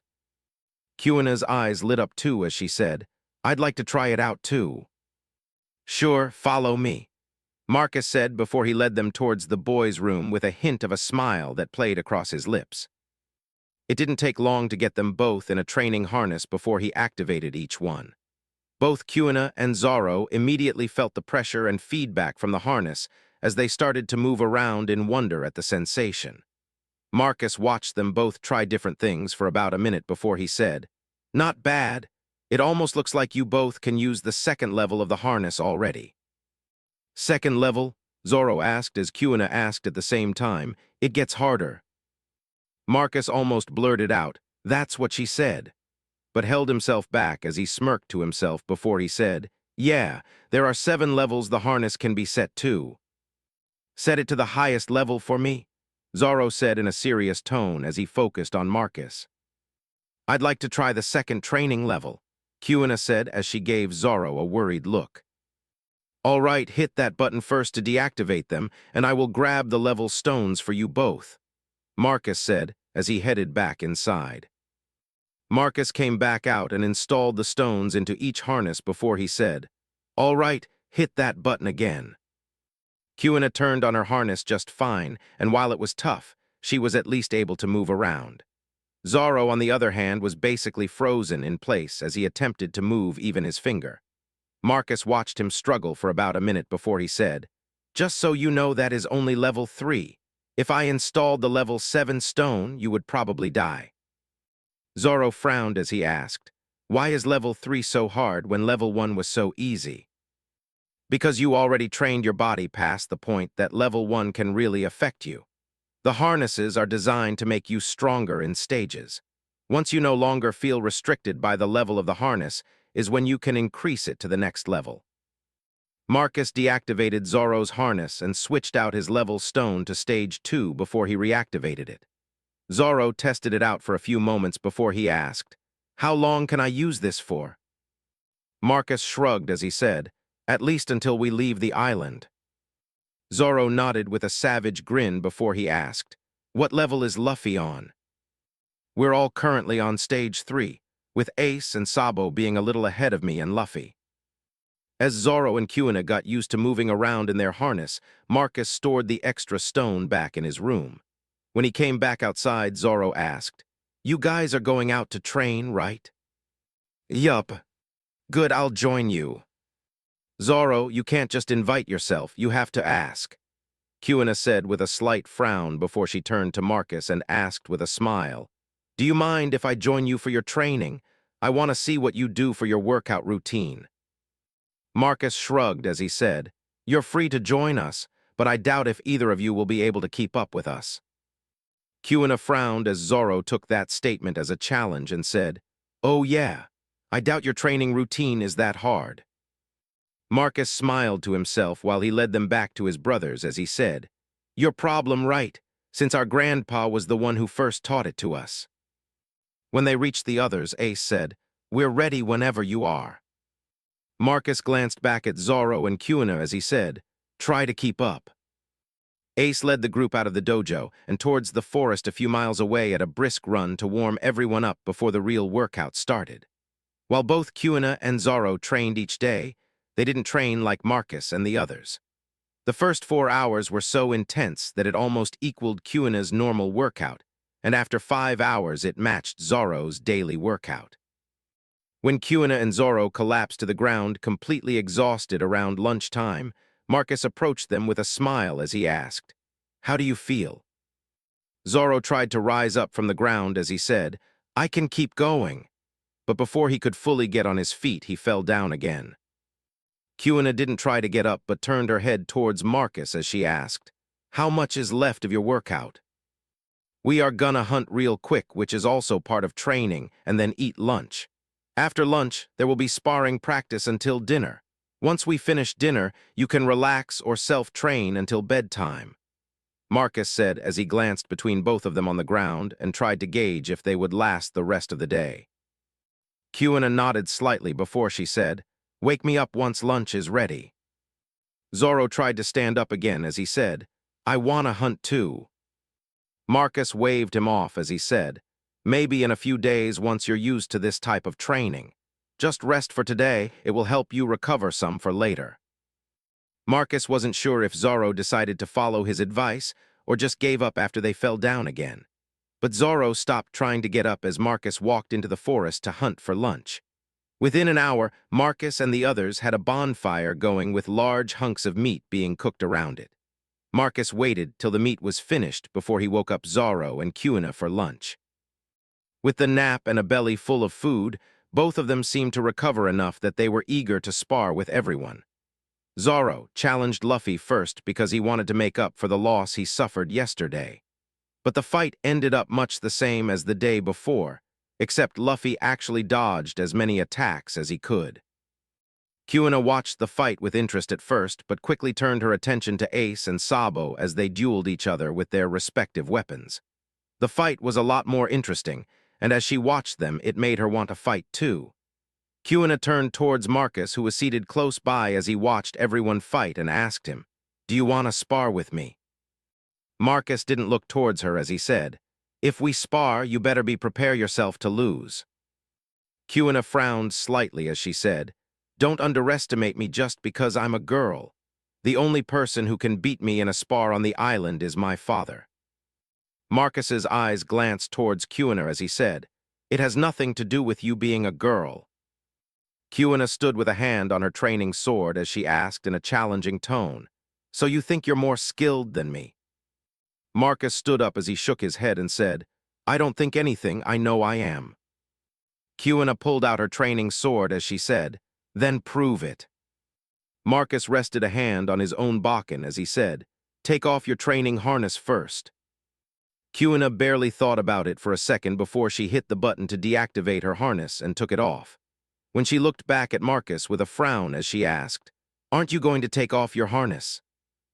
Marcus pulled out his bakken as he said, "It wouldn't be fair if I didn't have a handicap."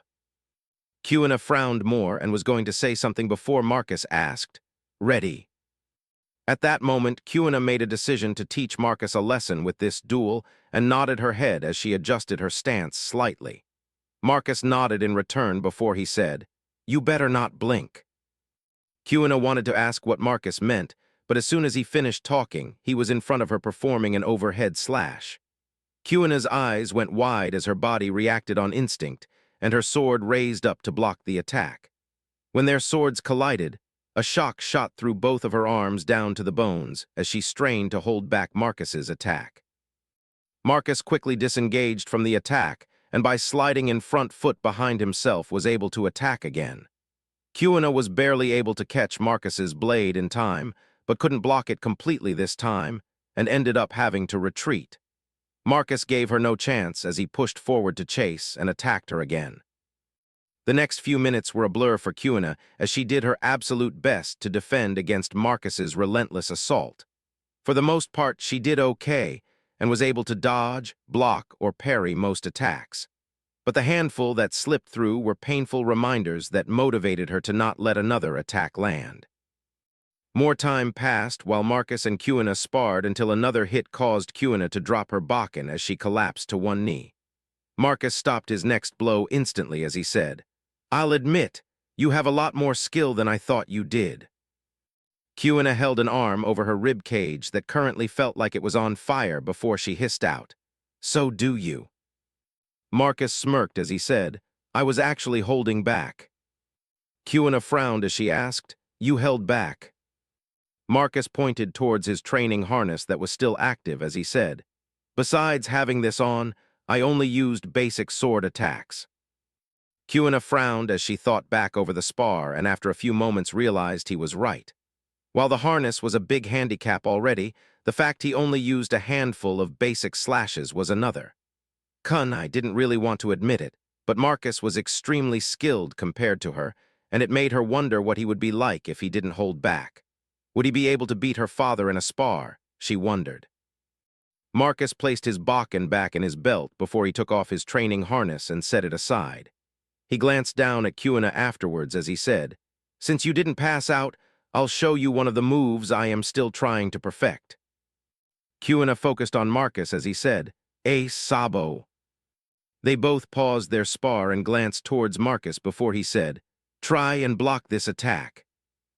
Ace and Sabo shared a glance before they both settled into a defensive stance and nodded towards Marcus when they were ready. Marcus placed a hand on his bakken and relaxed his lower body before he changed his breathing slightly. With his left hand already on his bakken where the sheath would normally be, Marcus gripped the handle with his right hand. Kuina, who was paying close attention to Marcus, heard him whisper, "Thunderclap." Marcus disappeared from her view before she heard Ace and Sabo yelp in pain. Kuina's mouth dropped open in shock as she found Marcus, who now stood behind both of them with his sword still in his belt, while Ace and Sabo were now on the ground as they cradled their heads. Marcus, for his part, turned around with a smirk on his face before he asked, "What do you think?" When Kuina finally recovered from the shock of Marcus, basically teleporting 50 feet in a second, she asked, "How do you consider whatever that just was not perfect?" "It should be faster if I'm being honest," Marcus said with a shrug.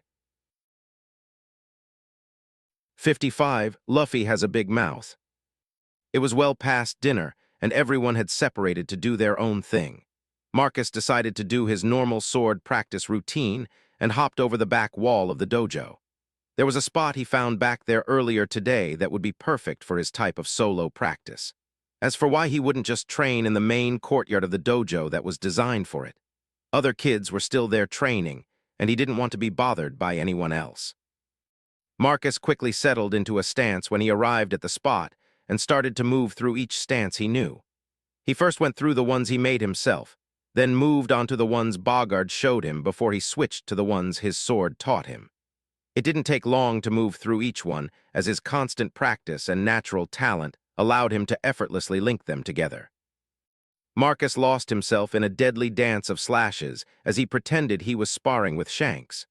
Sure, it wasn't as good as a real spar, but Shanks' movements were burned into Marcus's mind from how many times they fought, and it helped him improve his form. As Marcus raised his sword to block an imaginary slash, he heard Kuina's raised voice as she said, "I will not." Marcus paused his practice as he moved closer to the dojo's back wall as Kushiro said, "Kuina, you have to be realistic. A woman just isn't meant to fight. You should give up your pursuit of the sword." "But I can beat everyone who trains at the dojo, and even the adults who come to challenge you," Kuina said with a raised voice. "You only beat those men because they were amateurs at best. Any man with proper skill could easily overpower you." "That just means I'm inexperienced and need to practice more," Kuina said. Kushiro let out a sigh before he said, "Kuina, experience will only take you so far. When you get older, most men will be able to overpower you in a fight." "You don't know that," Kuina said before it sounded like she stormed off. "Kuina," Kushiro let out another sigh before he said to himself, "I should have never taught her how to use a sword."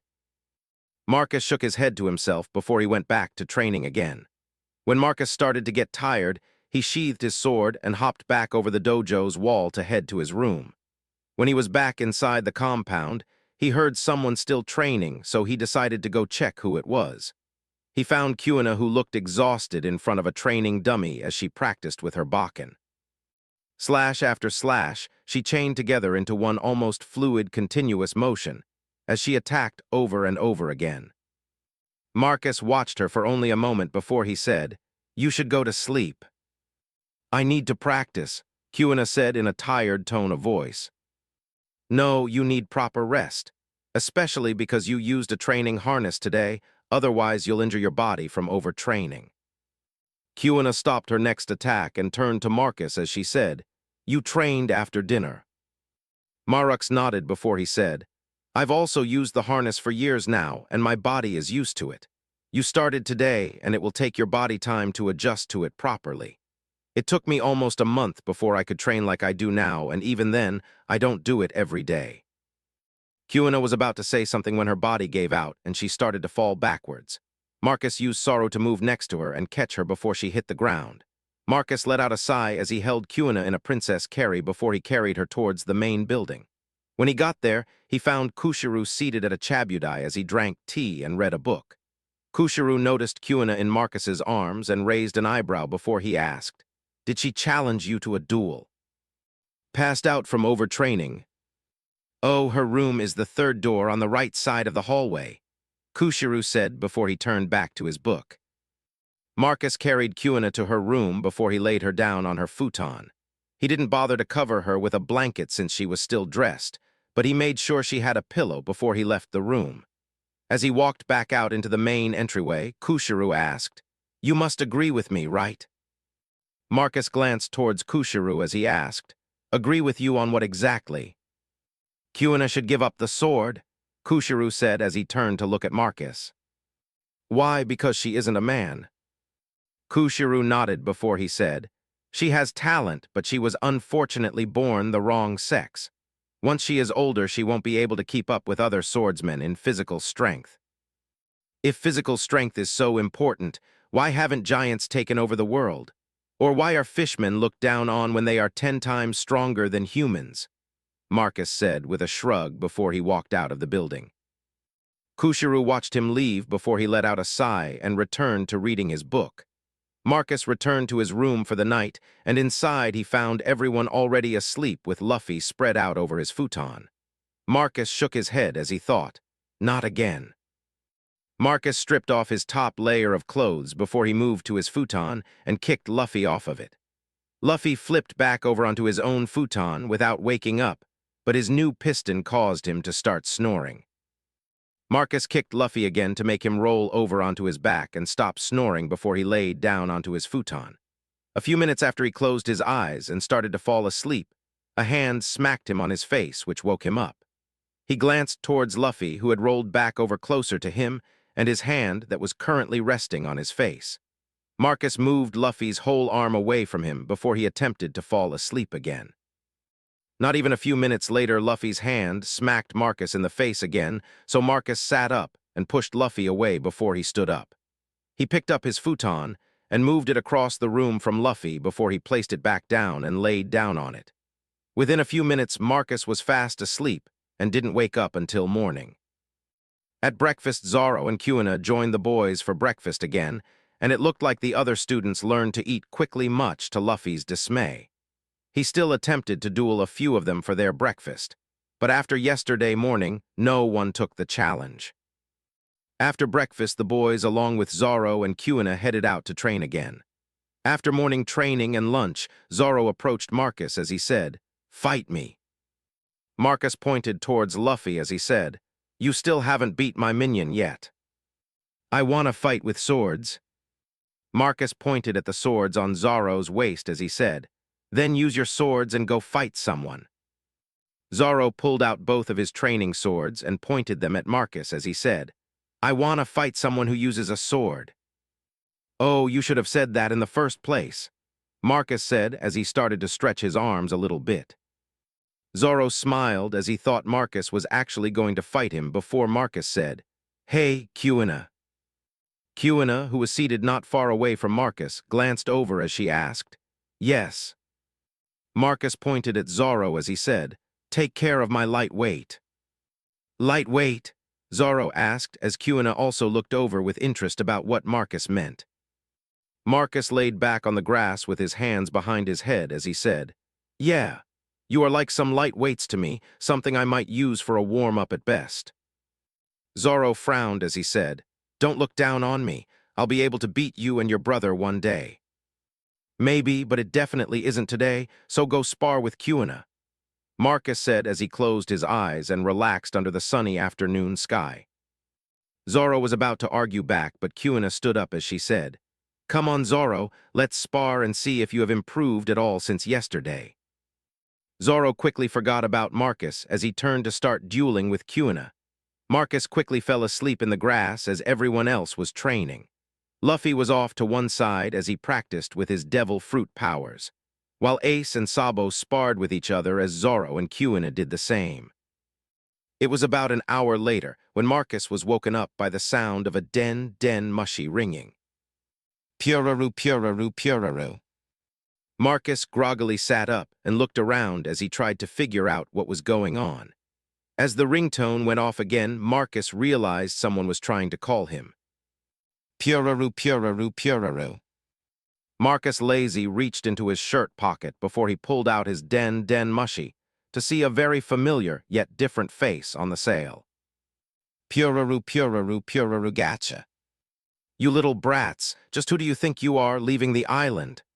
A very angry Garp practically yelled from the other side of the den mushy. "Thanks for calling Roscoe's Chicken and Waffles. Is this for pickup or delivery?" Marcus asked with the deepest voice he could muster. Did I dial the wrong number?" "Did you want to place an order, sir?" Marcus asked as everyone else who was close by turned to look at him. "No, I was trying to reach my ungrateful grandkids." "All right, sir, I wish you the best of luck in reaching them," Marcus said before he hung up the den mushy. He's gonna be pissed when he calls back, Ace said with a slight smirk. Marcus stood up and stretched as he said, "Did you hear him? He's already pissed off." Luffy, who was the farthest away, walked closer as he asked, "Was that Grandpa?" "Yeah, he's probably looking for us." "Should we run? He's probably gonna beat us up when he finds us," Luffy said as he unconsciously rubbed the spot on his head where Garp liked to punch him. Marcus shrugged as he said, "I didn't tell him where we are, so we'll be fine." "Why are you hiding from your grandpa?" Kuina asked. "We aren't really hiding, but our goal was to explore East Blue and fight pirates while he was away. But now that he is back, we will have to be careful for a little while until he goes back to the Grand Line," Marcus said. "Puraru, puraru, puraru, puraru, gacha. City morgue, you stab 'em, we slab 'em. How may I assist you today?" Did I dial the number wrong again? 163821. Yeah, that's what I dialed from the paper." The Den Mushy's face contorted as Garp snarled, "Marcus, you little brat, I know this is your Den Mushy number, I just double-checked with your dad." "Oh no, what do we do? He knows it's us," Luffy said in a panic. Marcus face palmed himself as Garp said, "Of course I know it's you brats. Why else would I call this number? Where the hell did you go? You're supposed to stay on Dawn Island, not roam around East Blue." "Marcus took us out on an adventure. We are training in Shimots." Ace forcefully covered Luffy's mouth, but it was already too late as Garp said, "Shimots? Hey, is there a place in East Blue called Shimots?" Marcus hung up the Den Mushy and pinched the bridge of his nose as he said, "All right, we need to leave. The sooner the better." Zoro frowned as he asked, "You're gonna leave? Why are you running from your grandpa? Besides the fact he is gonna beat us black and blue whenever he catches us," Marcus asked. Kuina nodded before Marcus smiled as he said, "Because it will make sailing around East Blue more fun." Ace smirked as he said, "He's right. Trying to run from Grandpa will make this whole thing a lot more fun." "But we haven't even dueled yet," Zoro said as he pointed one of his swords at Marcus. Marcus pulled out his training sword before he said, "Fine. I'll duel you once right now, but afterwards we need to get to our ship and get out of here." 56. To be strong you need. A feral grin spread across Zoro's face before he said, "Good." Zoro pulled out his other training sword and took a stance as Marcus did the same. Marcus narrowed his eyes slightly as he asked, "You ready?" As Zoro nodded his head, Marcus blasted forward as he slashed downwards with his training sword. Zoro attempted to parry the blow, but his first sword wasn't enough to hold back Marcus's swing, and he was forced to use his other sword to help. Once Marcus's attack was properly blocked by both swords, Marcus disengaged from the attack at the same time he used a sweep kick with his back foot. As Zoro's legs were kicked out from under him and fell onto his back, Marcus brought his sword down and stopped it over Zoro's neck. Zoro was stunned as he looked up at Marcus in shock before he said, "No fair, you kicked my legs out." Marcus raised an eyebrow at that as he asked, "And? It was a spar, did you expect me to only use my sword?" Zoro jumped up from the ground as he said, "Of course, it was a duel between swordsmen." Marcus shook his head as he said, "Maybe for you, but just because I use a sword doesn't mean I'm purely a swordsman. When I spar, I treat it like it's a real fight and use every tool I have at my disposal unless I am trying to teach someone." "But that's not honorable," Kuina said as Zoro nodded in agreement. "What good is honor if you're dead?" Marcus asked as he glanced between Zoro and Kuina for a moment. When neither of them responded after a few moments, Marcus asked, "You know who I fight the most besides my brothers? I fight pirates and bandits. Do you have any idea how much honor those types of people have?" Both of them shook their heads in response before Marcus said, "None. They will stab their own friends in the back if it will keep them alive or give them a better cut of loot." Marcus slid his training sword back into his belt as he said, "I have no idea what is motivating either of you to train with a sword." "I want to be the world's best swordsman," Zoro said confidently as he cut off Marcus. Marcus nodded at that before he glanced at Kuina, who looked a little lost before Zoro asked, "Isn't that your goal too?" I don't know," Kuina said as she glanced down at the training sword on her hip. "What do you mean you don't know? Isn't your goal to be the best?" "If I was born a boy it would be, but I was born a girl." Zoro frowned as he asked, "What the hell are you talking about? What does being a boy or girl have to do with being the world's best swordsman?" "Being a girl, I'm already weaker than most of the boys my age, and it's only gonna get worse as I get older," Kuina said as she unconsciously rubbed the hilt of her training sword. "Bullshit, is that what you plan to say whenever I finally beat you in a fight? Are you just going to dismiss all of my training and effort with some pathetic words about being weaker?" Zoro asked with anger in his voice. Kuina shook her head with mist gathering in the corners of her eyes as she said, "I didn't mean it like that. It's just—" "Are you trying to look down on me and everyone else who's ever lost in a fight with you?" Zoro asked as he cut Kuina off and locked eyes with her. "No." "Then shut up about girls being weaker than boys, because that's just stupid," Zoro said with a bit of heat still in his voice. Marcus nodded in agreement as he said, "Zoro's right. If physical strength mattered so much, why aren't fishmen and other physically stronger races more dominant around the world?" "Fishmen?" Zoro and Kuina both asked at the same time. "They come from the Grand Line and are 10 times stronger than a human, and yet the ones that practice swordsmanship aren't considered some of the best swordsmen in the world. Do you know why that is?" Marcus asked as he reached for Eternal Rest and slowly pulled it from its scabbard. When both of them shook their heads, Marcus stepped away from them and turned to the tree line a few feet away from everyone as he said, "Because they only have strength but no real skill to back it up." Marcus turned off his training harness and took a stance with his sword as he said, "Watch carefully, and I'll show both of you something one of the world's best swordsmen once showed me during training." Marcus changed his breathing as he hyper-focused on the tree line in front of him before his body tensed up, and he gripped the hilt of his sword tighter. His body became taut like a bow as he flexed all the muscles in his body before he said, "Divine Departure." Marcus's sword whipped out at a speed that wasn't visible to the eye, and a moment later Marcus was down on the ground as he gasped for breath. Everyone glanced at Marcus and the tree line before him, and after a few moments Zoro asked, "Was something supposed to happen?"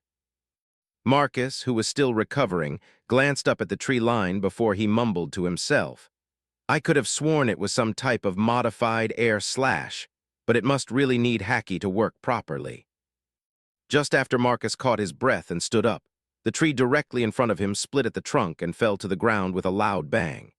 It was a chain reaction as more trees started to collapse after that, and once everything finished, more than 10 trees were cut in half along with a handful of other trees, partly damaged from the attack. Marcus turned around to see everyone looking at him with their mouths hanging open and their eyes as wide as saucers.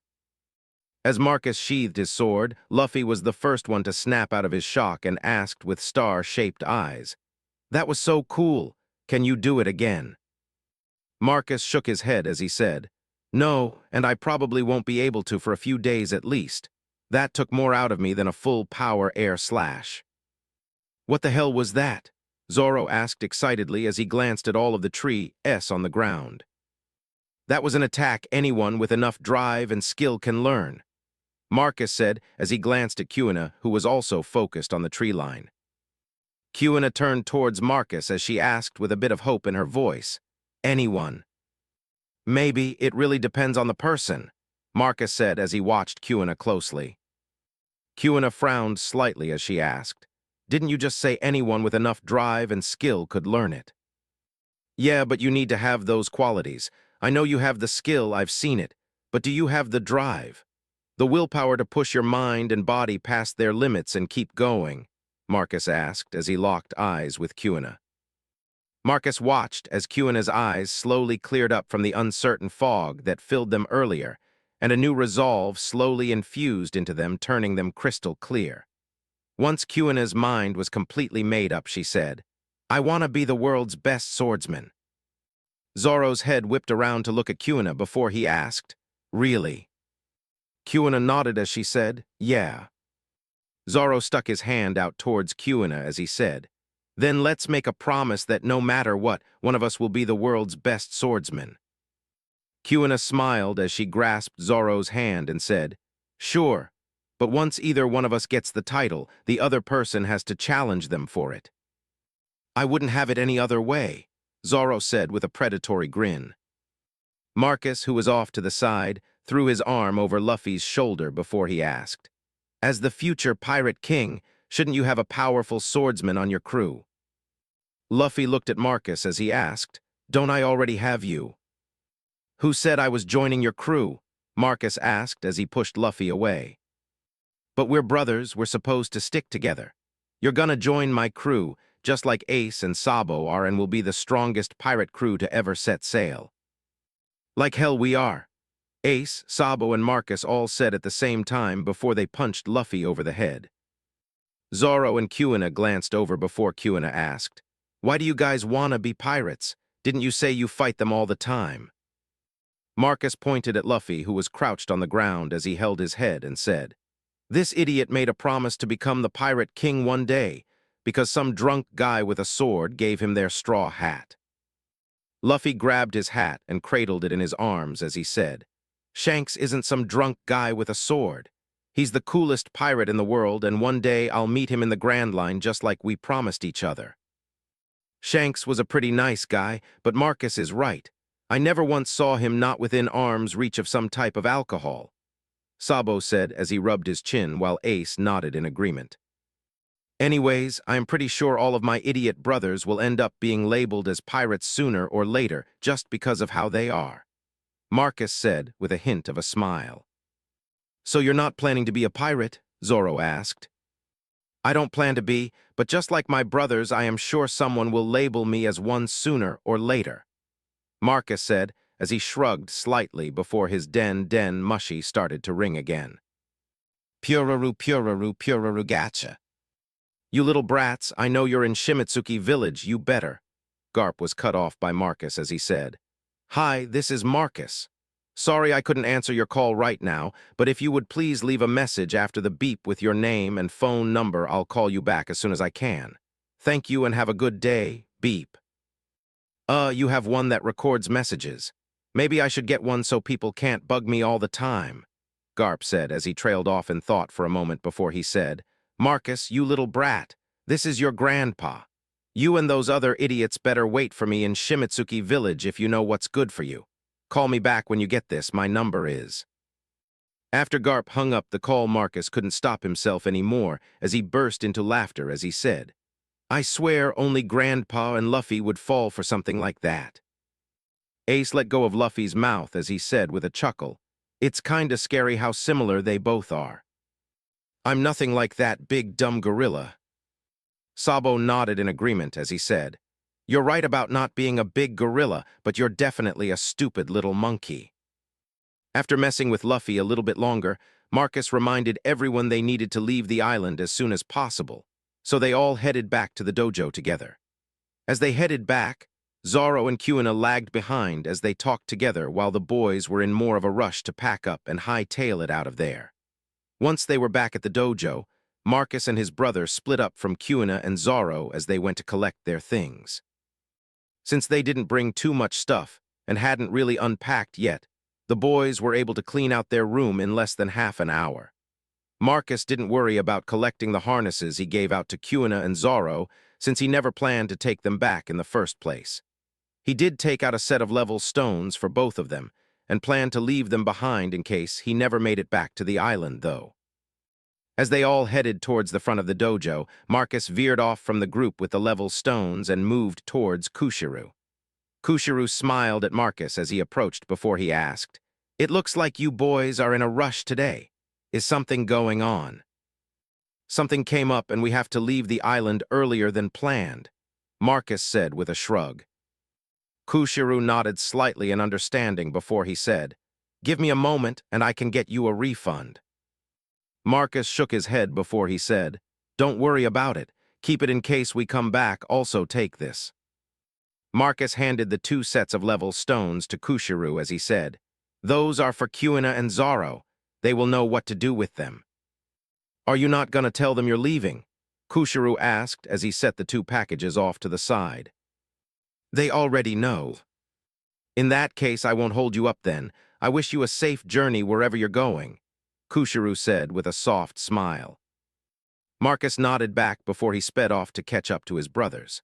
A few minutes after the boys left, Kuina and Zoro appeared in the main courtyard with small bundles on their backs. Kuina glanced around for a moment, and when she didn't see Marcus and the others, she grabbed Zoro by the collar and pulled him towards the main gate as she said, "Look, we already missed them because I had to go find you. I told you we shouldn't have split up." Kushiru smiled slightly at the sight. It looked like Marcus was wrong about Kuina and Zoro, who both looked like they wanted to give the boys a gift before they left. After Kuina and Zoro disappeared from sight, Kushiru turned back to his students as he watched them practice some more. 57, finally a chef. I can't believe you. I turn around for just a moment and you disappear, Kuina said as she pulled Zoro along by the ear. I didn't disappear. I was trying to catch up to everyone. I found you walking back towards the dojo, Kuina said as she tugged on his ear a little harder. Kuina let out a little huff before she said, Hopefully we didn't miss them because I had to find you a couple of times. I'm sure everything will be fine, Zoro said before he winced a little when Kuina pulled his ear again. I hope so, but we should still hurry. If you let go of my ear, I would be able to run properly, Zoro said with a hint of indignation. And let you get lost again? I don't think so. It was about half an hour later when Zoro and Kuina arrived in the village and headed directly for the dock. At the dock, they found Marcus and the others loading some supplies they bought from the villagers, while the village was still recovering and normally wouldn't sell anything at this time. The boys had helped them out and even let them use the boat while they were visiting the island. Sure, it was only for a couple of days, but the village was grateful and sold the boys some supplies. Kuina and Zoro reached the dock right as they finished loading the last batch of goods and were in the process of saying goodbye to the elder they met when they first arrived. The elder Kazu shook hands with Marcus as he said, I wish you boys a safe journey and hope you visit again sometime. Thank you, and if we get the chance, we'll definitely be back. Kazu noticed Kuina and Zoro as they approached and said, Kuina, Zoro, what are you two doing here? We're going. Kuina covered Zoro's mouth before she said, We came to wish Marcus and his brothers a safe trip and give them a small gift before they leave the island. Kazu smiled at that before he said, Oh, well, I'll let you kids say goodbye then. Make sure you stop by my house before you go back to the dojo. I have something for your father. Kuina nodded as she said, Yes, Elder Kazu. As Kazu left the dock, Kuina released Zoro from her grip before she said, You idiot, you almost told him our plan. What plan? Marcus asked, even though he already had an idea of what it might be. Kuina and Zoro shared a quick glance before they asked together, Can we join you in sailing around East Blue? Marcus raised an eyebrow as he asked, And why exactly do you want to do that? Because I still want to spar with you, and I need to beat up Luffy, Zoro said before Kuina added, I want to get stronger, and the only person on the island currently stronger than me is my father, and he never trains me seriously. All of you are stronger than me, and I want your help in getting stronger. Marcus glanced at both of them for a moment and noticed they both brought a pack, their training swords along with their real swords. Kuina had her sword, Wado Ikamanji, strapped to her waist, while Zoro only had 2 plain-looking black sheathed swords. Marcus thought about it for a few moments before he asked, Have either of you ever sailed before? Both of them shook their heads, so Marcus asked, What skills do you have besides knowing how to use a sword? I can fish, but I rarely catch anything, Zoro said before Kuina smacked the back of his head and said, That's because you always fall asleep and lose your fishing rod. As Zoro rubbed the back of his head, Kuina said, I can cook. I'm not the best at it, but I've helped out in the kitchen a bunch and picked up a few things. Marcus nodded as he said, That's fine. We will teach you both how to sail, and Kuina will be in charge of the kitchen. Just try to keep Luffy out of it when it's not mealtime, otherwise he will eat everything he can get his hands on. I'll try my best, but I'm pretty sure he can beat me in a fight. Marcus smirked as he said, just yell for help and someone will come beat up Luffy for you. Marcus led Kuina and Zoro onto the ship where the others were before he said, listen up, Kuina and Zoro asked to join us on our journey around East Blue. Zoro said he can help fish and Kuina said she can cook. Marcus glanced at his brothers before he asked, do any of you have any objections to them joining us? No, not really. Having someone who can cook will be helpful, Sabo said. Yash, more members for my pirate crew, Luffy said as he threw both arms into the air. Marcus slammed his fist into Luffy's head, which knocked him into the deck before he said, you're not the captain and we aren't a pirate crew. You have a captain? Kuina asked before Ace and Sabo pointed to Marcus. Marcus shrugged as he said, I'm just the leader for now, since it was my idea to sail around East Blue. Marcus showed Kuina to the kitchen and a bedroom that connected to it she could use before he led Zoro to another bedroom. Once they dropped their stuff off, Marcus and the others gave them a crash course about how the ship worked before Marcus said, all right, let's cast off. Zoro helped Luffy with the anchor. Kuina helped Ace and Sabo with the mooring lines, Marcus said as he headed to the helm. After the anchor was pulled and the mooring lines released, Marcus said, lower the aft sail until we clear the docks, then drop and set the mainsail. As they started to clear the dock, Marcus turned to port slightly before the main sail was lowered down. From there, they set course towards the calm belt and adjusted the sails to get top speed. Once everything was set and the sails were properly trimmed, everyone approached Marcus before Ace asked, where are we headed this time? The calm belt for about a day or so, and then we will change course and head to another island. Luffy picked his nose as he asked, why don't we just go to the island instead? Ace put Luffy in a headlock and started to give him a noogie as he said, because we don't want Grandpa to find us, you idiot. Luffy squirmed as he tried to break free, and with a pop, his rubber head slipped out of Ace's grip. A moment later, Luffy threw back his arm and said, I'm not an idiot, you stupid jerk face. Luffy's arm whipped forward and caught Ace off guard, which knocked him to the ground before he jumped up and said, that's it, you little cry baby. I am gonna beat you black and blue. Luffy pulled down one eyelid and stuck out his tongue before he took off running. As Ace chased after him, Kuina glanced at them before she asked, shouldn't we stop them? Marcus shrugged as he said, no, that's pretty normal for them. Sabo nodded in agreement before he said, yeah, that happens at least once a week. As they watched Ace chase Luffy around the ship, Zoro asked, how do you guys train while on the ship? Marcus handed the helm over to Sabo as he said, go grab your training harness and I'll show you. The rest of the day was pretty uneventful as the ship sailed towards the calm belt, and Marcus helped Zoro and Kuina train till it was dinner time.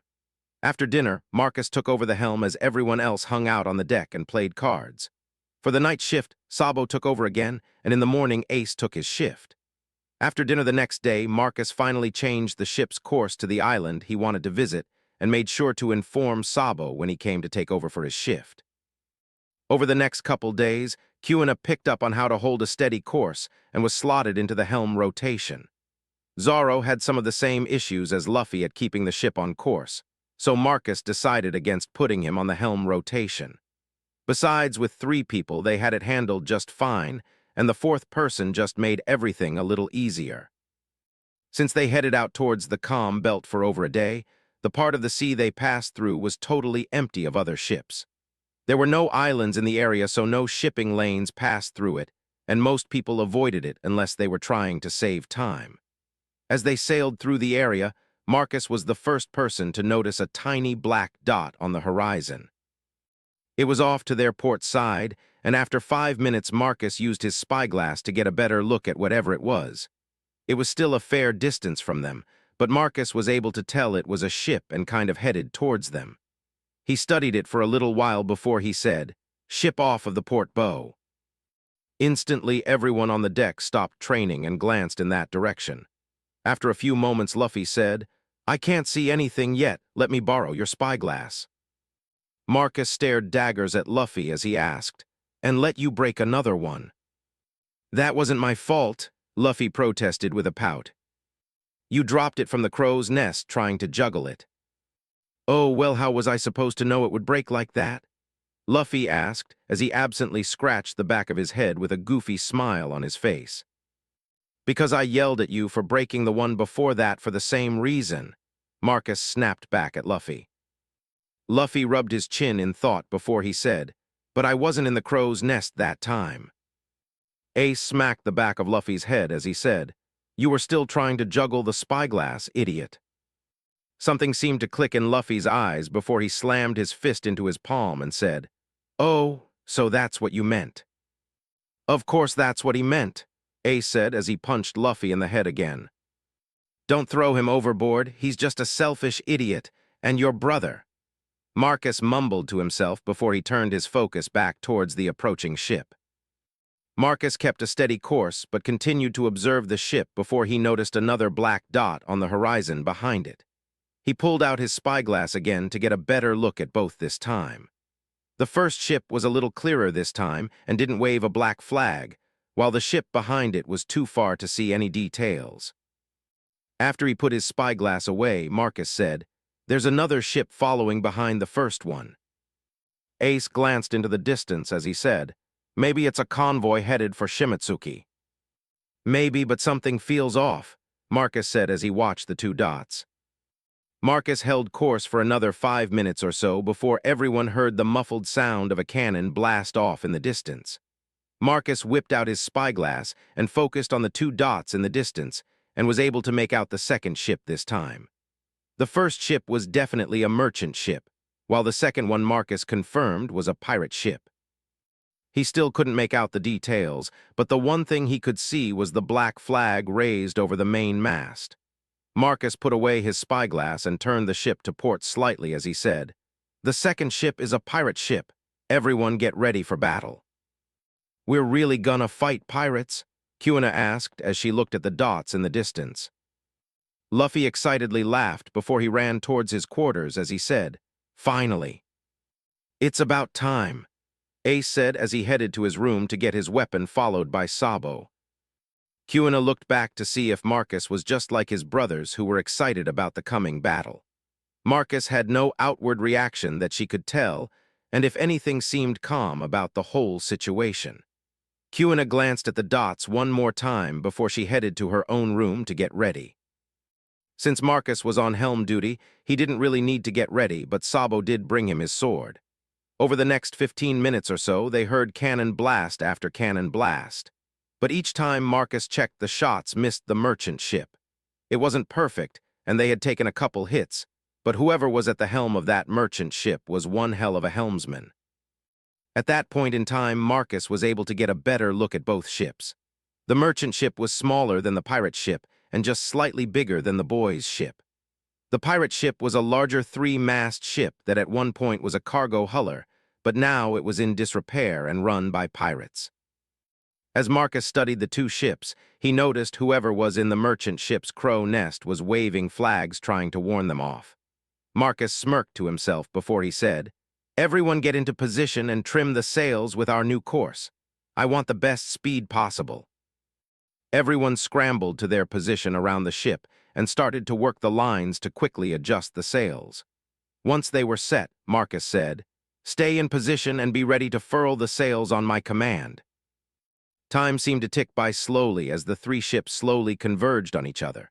Marcus and the others watched as the merchant ship gracefully dodged cannon blasts from the larger vessel, and Marcus was honestly surprised they kept trying to hit the other vessel.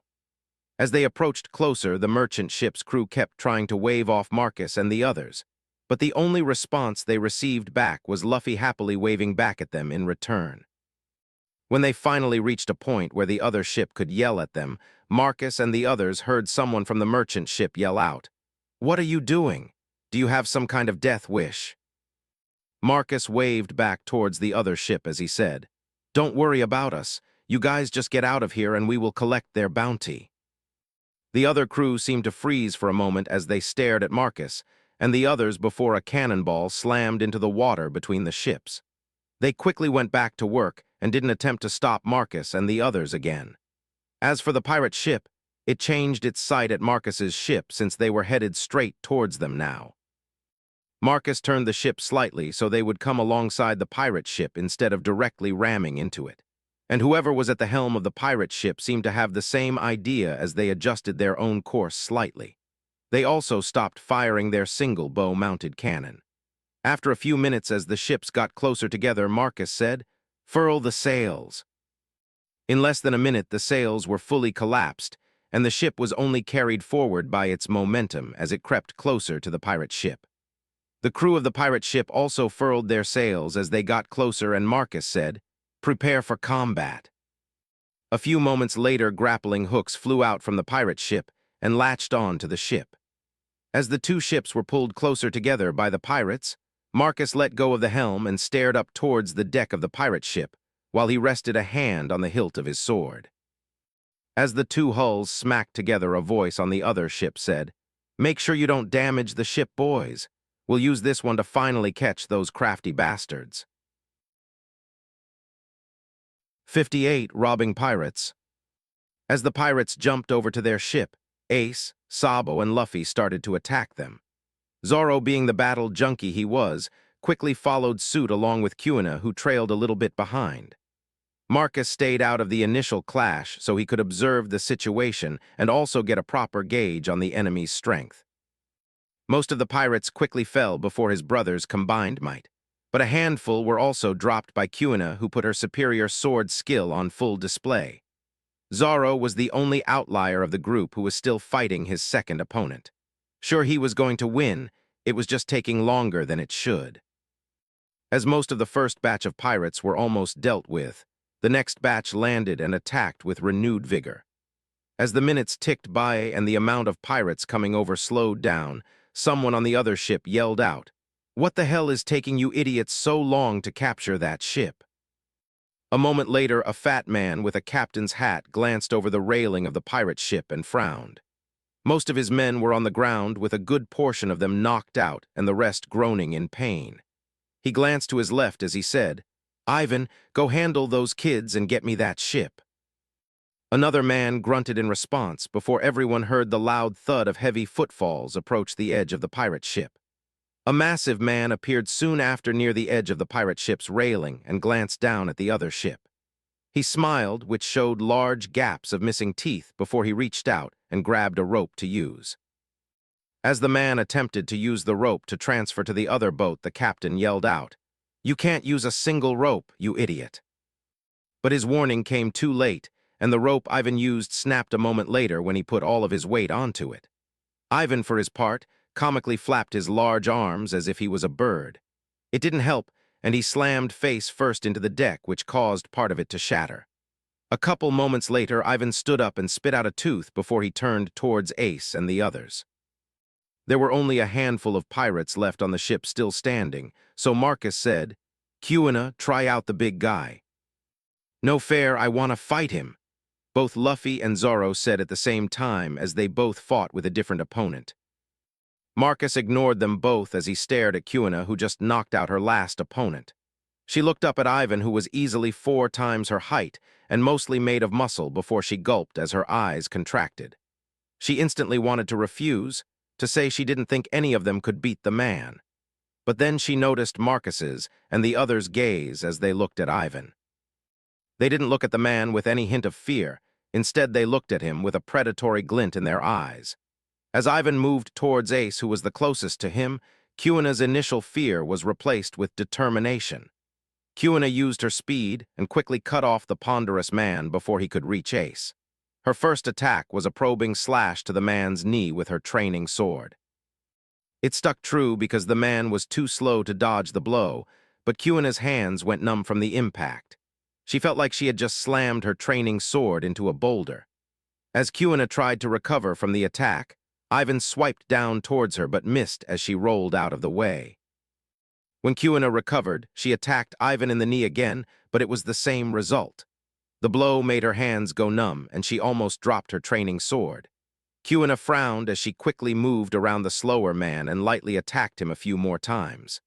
While the man was too slow to hit her, Kuina also felt that she had no way to damage the man in return. After a couple minutes of attacking Ivan, Kuna was exhausted and could barely lift her sword. Ivan, on the other hand, was completely fine, but seemed rather annoyed as he attempted to swat Kuna again. Kuna barely dodged the blow, but didn't have the energy to retaliate anymore as she backed away from the man. Ace and the others were finished fighting at this time, and the pirate captain was glaring down at everyone before he said, "Hurry up, Ivan, you're wasting time." "She's too fast to catch, Cap'n," Ivan said as he barely missed Kuna again. "Fine, I'll help," the captain said as he pulled out a gun and pointed it towards Kuna. Luffy reacted before anyone else as he jumped in front of Kuna and said, "Gum gum no human shield." The pirate captain sneered as he pulled the trigger of his gun. As the bullet slammed into Luffy's chest, both Kuna and Zoro yelled out, "What are you doing?" A moment later, as Luffy's body stretched around the bullet, Zoro, Kuna, Ivan, and the pirate captain's mouth dropped open and their eyes popped out of their heads. Luffy's carefree laugh as his body returned to normal and the bullet flew off in a random direction brought everyone back from their shock. Kuna, who was closest, grabbed Luffy by the neck before she shook him as she asked, "Are you crazy?" Luffy laughed even harder before Marcus said, "Don't lose focus, you're still in the middle of a fight." A heavy thud stole everyone's attention as the pirate captain landed on the deck. He glanced at everyone else before he drew his sword and said, "I'm not sure what just happened, but that little brat is right." He swung out at Ace, who was closest to him, as he said, "Never let your guard down in a fight." A new battle erupted on the ship as Ace and the captain started to fight each other. Zoro also took the opportunity while Kuna was still holding Luffy to rush in and attack Ivan. Marcus kept a hand on his sword as he watched carefully from the side as the two fights began in earnest. Kuna didn't complain about having her opponent stolen, but Luffy said, "Hey, no fair. I wanted to fight him." "Just switch with Zoro once he is too tired to fight," Marcus said as he observed both fights. "That won't happen," Zoro said through gritted teeth after he realized how tough Ivan's body was. While Zoro was running into the same issue as Kuna had while fighting Ivan. Ace didn't have any problem fighting against the captain, and Marcus estimated it wouldn't be long before he won. He was quickly proven right as Ace landed a brutal blow against the man's right knee, and with a sickening crunch, the man dropped to the deck. As he screamed out in pain, Ace landed another heavy blow on the man's head, which knocked him out. With only the man named Ivan left standing, Marcus said, "Luffy, jump in and help Zoro finish him off. Everyone else tie up our loot." "I don't need any help," Zoro said as he barely dodged another blow. "Yash gum gum no pistol," Luffy said excitedly as he attacked Ivan with his powers. Marcus glanced towards the now two-on-one fight for a moment before he started to help tie up the other members of the pirate crew. They made quick work of it all, and by the time they were finished, Ivan was passed out on the deck. While his body seemed to be incredibly tough, Luffy took him down with a solid punch to the temple that knocked the man out. With the 30-plus pirates now tied up on the deck, Marcus turned to the others and said, "You know what to do." Ace and Sabo shared a smile as Luffy threw both fists in the air and said, "Time for the best part." Zoro and Kuna shared a confused look before Kuna asked, What are we supposed to do?" "Loot the ship, of course," Marcus said with a grin. Marcus waved them off towards the pirate ship as he said, "Go on, I'll wait here and make sure anyone who wakes up doesn't try anything." As Zoro and Kuna went to follow after the others, Marcus said, "Be careful though, there still might be some pirates on that ship." Marcus's warning made Kuna cautious and Zoro eager as they climbed up to the pirate ship's deck. It was about half an hour later when Ace appeared back on the deck and leaned over the railing as he said, "These guys suck. There is almost no loot." Marcus glanced towards the group of pirates tied up on the deck before he said, "It might be hidden, give me a minute." Marcus went to each pirate and started to smack people awake, all of which started to curse and threatened to hurt him if he didn't release them. Once he had everyone, including the captain, awake, he yelled out, "I am only going to ask this once. The first person to tell me where the loot is stashed on your ship will be set free." The pirate captain's laugh bellowed loudly for a moment, which drowned out everyone else's voice before the captain yelled, I'll kill the first rat bastard that talks." As the Captain Death glared at the rest of his crew, Marcus watched them all for a few minutes before he let out a sigh and slowly drew his sword. Marcus slowly stalked towards the captain, who noticed him but only sneered as he said, "Are you trying to intimidate me, boy? It will take a lot more than a little kid with a sword to do that." Marcus said nothing as he casually swung his sword towards the main mast of the pirate ship before he started to sheath it. All the pirates, including the captain, burst into laughter before the captain asked, "What was that supposed to do?" The sword made a soft click as it was fully seated in its sheath, and a moment later the main mast of the pirate ship collapsed. It crashed onto the deck of the pirate ship before it fell into the water a few moments later. All of the pirates were quiet with their eyes popped out as they stared open-mouthed at what just happened. The deathly silence was broken by Ace, who appeared on the deck again and yelled out, "What the hell, Marcus? Warn me next time you do that. The mast almost hit me." All of the pirates mechanically turned to look back at Marcus before they erupted all at once as they each tried to tell him where they hid stuff on the ship. It took about an hour, but Marcus was able to find out about every single hidden compartment on the ship. Luffy and the others made short work after that, and within a couple hours, the ship was stripped of everything valuable. With the ship already in bad shape, along with the mast now ruined, Marcus used a barrel of oil and dosed part of the ship in it. Afterwards, they lit the ship on fire and watched it burn for a few minutes before Marcus checked his map for the nearest marine base.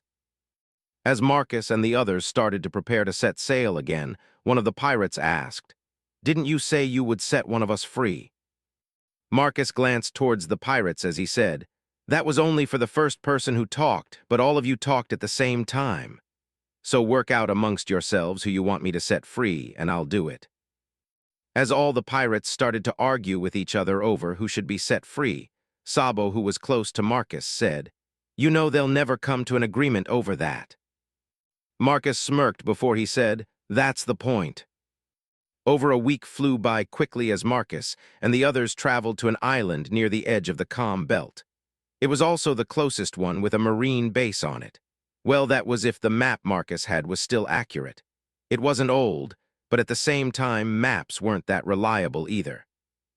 While the pirates were a slight hassle to deal with, Marcus made sure to feed them each a bowl of stew once a day. It was just enough to help their hunger cravings, but never enough to give them strength. Marcus also made sure they stayed lashed together and on the deck of the ship, which baked them under the harsh sun and made it almost impossible to sleep. Was it cruel? Maybe a little, but Marcus wasn't going to give them any help in trying to escape. Sure, they wouldn't be able to get very far, but Marcus didn't want to deal with the hassle of it all. So he made sure the pirates wouldn't die, and that was about it. On their way to the island and the marine base it possibly held, Marcus and the others didn't run into another ship the whole way. It was a little strange, but then again they were going through a stretch of sea most people didn't normally travel through. It was on the 10th day after they captured the pirates that they spotted land in the distance. Marcus and the others quickly adjusted the ship's course towards the island. It was a little over an hour later when they luckily found the marine base and slowly approached their dock. The Marines at the base were already on alert while a small contingent were on the dock and waiting as they watched the ship warily. 59. Zombies in East Blue. A very short, middle-aged man in a captain's coat greeted the ship as he said, "I'm Captain Madison, commander of B3. Please state your business for being here." Marcus glanced over the side of the ship to look at Madison before he said, "We came to turn in some pirates and collect their bounties." Madison nodded as he asked, "How many?" 36. Madison turned to one of his men and said something which made the man run off before he turned back and asked, "Do you want us to come aboard and collect them?" "No, we'll bring them down to you." Madison and his men stayed on the dock and watched as Marcus and the others slowly marched their prisoners down the gangplank. Once they were finished, more of Madison's men came to collect and process the pirates. Madison oversaw everything at the start, but as they were finishing up, he approached Marcus. Marcus's first impression of the man was spot on, as the man stood about 4.5 feet tall. While he was a good foot taller than Marcus, Marcus was a kid and had a lot of room left to grow. Madison glanced over Marcus and the others before he said, "I'll need to see your captain before I can turn over the bounties." "That would be me," Marcus said, which made Madison frown. After a few moments he asked, "Is there an adult on your ship?" "No, just us." Madison's frown deepened before he asked, "Why are you kids sailing around on a ship with a group of captured pirates, and where are your parents? Actually, how did you even find these pirates in the first place, and who captured them for you?" While Marcus expected something like this might happen, he really didn't want to deal with it. They would definitely need to find someone older that could be used as a front man next time. But since they were already here, Marcus focused on Madison as he said, "We captured them ourselves. As for where our parents are, do you have a den mushy I can use to call them?" "Here, you can use my personal one," Madison said, still frowning as he handed Marcus a small den mushy. As Marcus dialed a number, he asked, "By the way, do you know who Monkey D. Garp is?" "Of course I know who the Marine hero is. He is the pride of East Blue. I even met him once," Madison said as his chest puffed out a little. "I see, that will make this easier," Marcus said as he nodded his head. "What are you talking about?" Madison asked as he cocked an eyebrow right as the den mushy connected, and a man said, "Vice Admiral Garp speaking." "Hey, Grandpa, it's Marcus." "Marcus, where the hell are you, and why aren't you returning my calls?" "My den mushy is seasick and hasn't been working. As for where I'm at, that's why I called you. I'm at a Marine base and currently trying to collect some pirate bounties, but the base commander is giving me a hard time," Marcus said as he glanced at the base commander, whose mouth dropped open. Didn't I tell those idiots to let you and your brothers collect bounties?" "That was the Goa Kingdom Marine base. This base is near the Calm Belt." "Oh, well, let me talk to whoever's in charge." Marcus glanced at Madison again as he said, "He can hear you, Grandpa." Madison stood up a little straighter as he said, "This is Captain Madison speaking." Madison. Oh, you're that little runt who runs B3, right?" Madison was almost glowing when Garp called him a runt and said, "That's correct, sir. Don't give my grandsons a hard time, and give them the bounties they collected." "Yes, sir, you can count on me," Madison said as he saluted the den mushy before he moved away to talk to his subordinates. "Good, wait a second," Garp said before he stopped talking for a few moments, and as Marcus saw the den mushy start to snarl in anger, he hung it up. Madison was busy as he grabbed the bounties for the boys and didn't notice what happened, but Ace and Sabo did. As they started to snicker, Marcus shot them a look and whispered, "Grandpa might call back and ask them to detain us. Go get the ship ready to leave." As Ace and the others went to get the ship ready, Madison turned back around with a sack of money. A subordinate gave him and said, "Here you go. This is a little over 11 million belly for all the pirates you captured." Marcus accepted the bag with a smile and handed back the den mushy before he said, "Captain Madison, it's been a pleasure." Madison noticed the others starting to untie some of the lines and asked, "Oh, are you kids planning to leave already? Don't you need to resupply?" Marcus shook his head as he said, "We are fully stocked still and should make it to our destination with ease." "If that's the case, I hope you kids have a safe journey." Marcus smirked as he said, "Thanks." Marcus hurried to help everyone get the ship ready to leave, and within a few minutes or so they were already pulling away from the dock. As that happened, Madison's den mushy rang, and he quickly picked it up as he said, Moshi, Captain Madison here." "Madison, are my grandsons still there?" "They just pulled away from the dock, sir," Madison said as he glanced towards the ship a few 100 feet away. "Those damn brats, where are they going, did they say?" "I overheard them talking about Logtown, and the ship is currently heading in that direction," Madison said as he watched the ship get further away. "Logtown, those stupid brats, just you wait till I get my hands on you," Garp said to himself before he hung up and left Madison slightly confused. Back on the ship, Luffy excitedly said, "I can't wait to get to Logtown. I want to see where the Pirate King was executed." We aren't going to Logtown. I have a different destination in mind, Marcus said as he glanced back towards the island that was slowly getting smaller. Luffy grabbed Marcus by the shoulder and shook him as he said, "But you just said we were going to Logtown. I want to go see where the Pirate King was executed." "I said that so if Grandpa called back, they would tell him what they heard. We can go there later, but not yet," Marcus said as he turned back to check their current course. "But I wanna." Luffy was cut off as Marcus punched him over the head and knocked him to the deck. Marcus glanced down at Luffy as he asked, "Do you want to get caught by Grandpa and go back home, or do you want to keep sailing around and having fun?" Luffy sat up and rubbed the bump on his head as he said, "I want to keep having fun." "That's what I thought. Now go up to the crow's nest and keep watch." Luffy grumbled to himself, but followed Marcus's order as everyone else focused on trimming the sails. After an hour or so, and about half an hour after Marcus could no longer see the island with his spyglass, he started to turn the ship in a new direction as he called out, "Trim the sails." Over the next 5 hours or so, Marcus changed the course of the ship to their next destination. While he could have made a direct line for it at first, he wanted to make sure he didn't accidentally go back towards the marine base. He wasn't sure if they had a ship or not, but by changing course a few times, he was hoping they wouldn't run into it if they did. Once he was satisfied, he traded with Ace and headed below deck to eat a late lunch. The next couple days passed in relative peace as they sailed to the next island Marcus wanted to visit. Since the area they were in was near the calm belt and no islands were around, they didn't see any other ships as they traveled. Marcus and the others kept themselves busy with training each day, but they never pushed it too far. It was just in case they ran into pirates and needed to fight. While the training wasn't intense, the sparring was another matter, at least for Kuina and Zoro.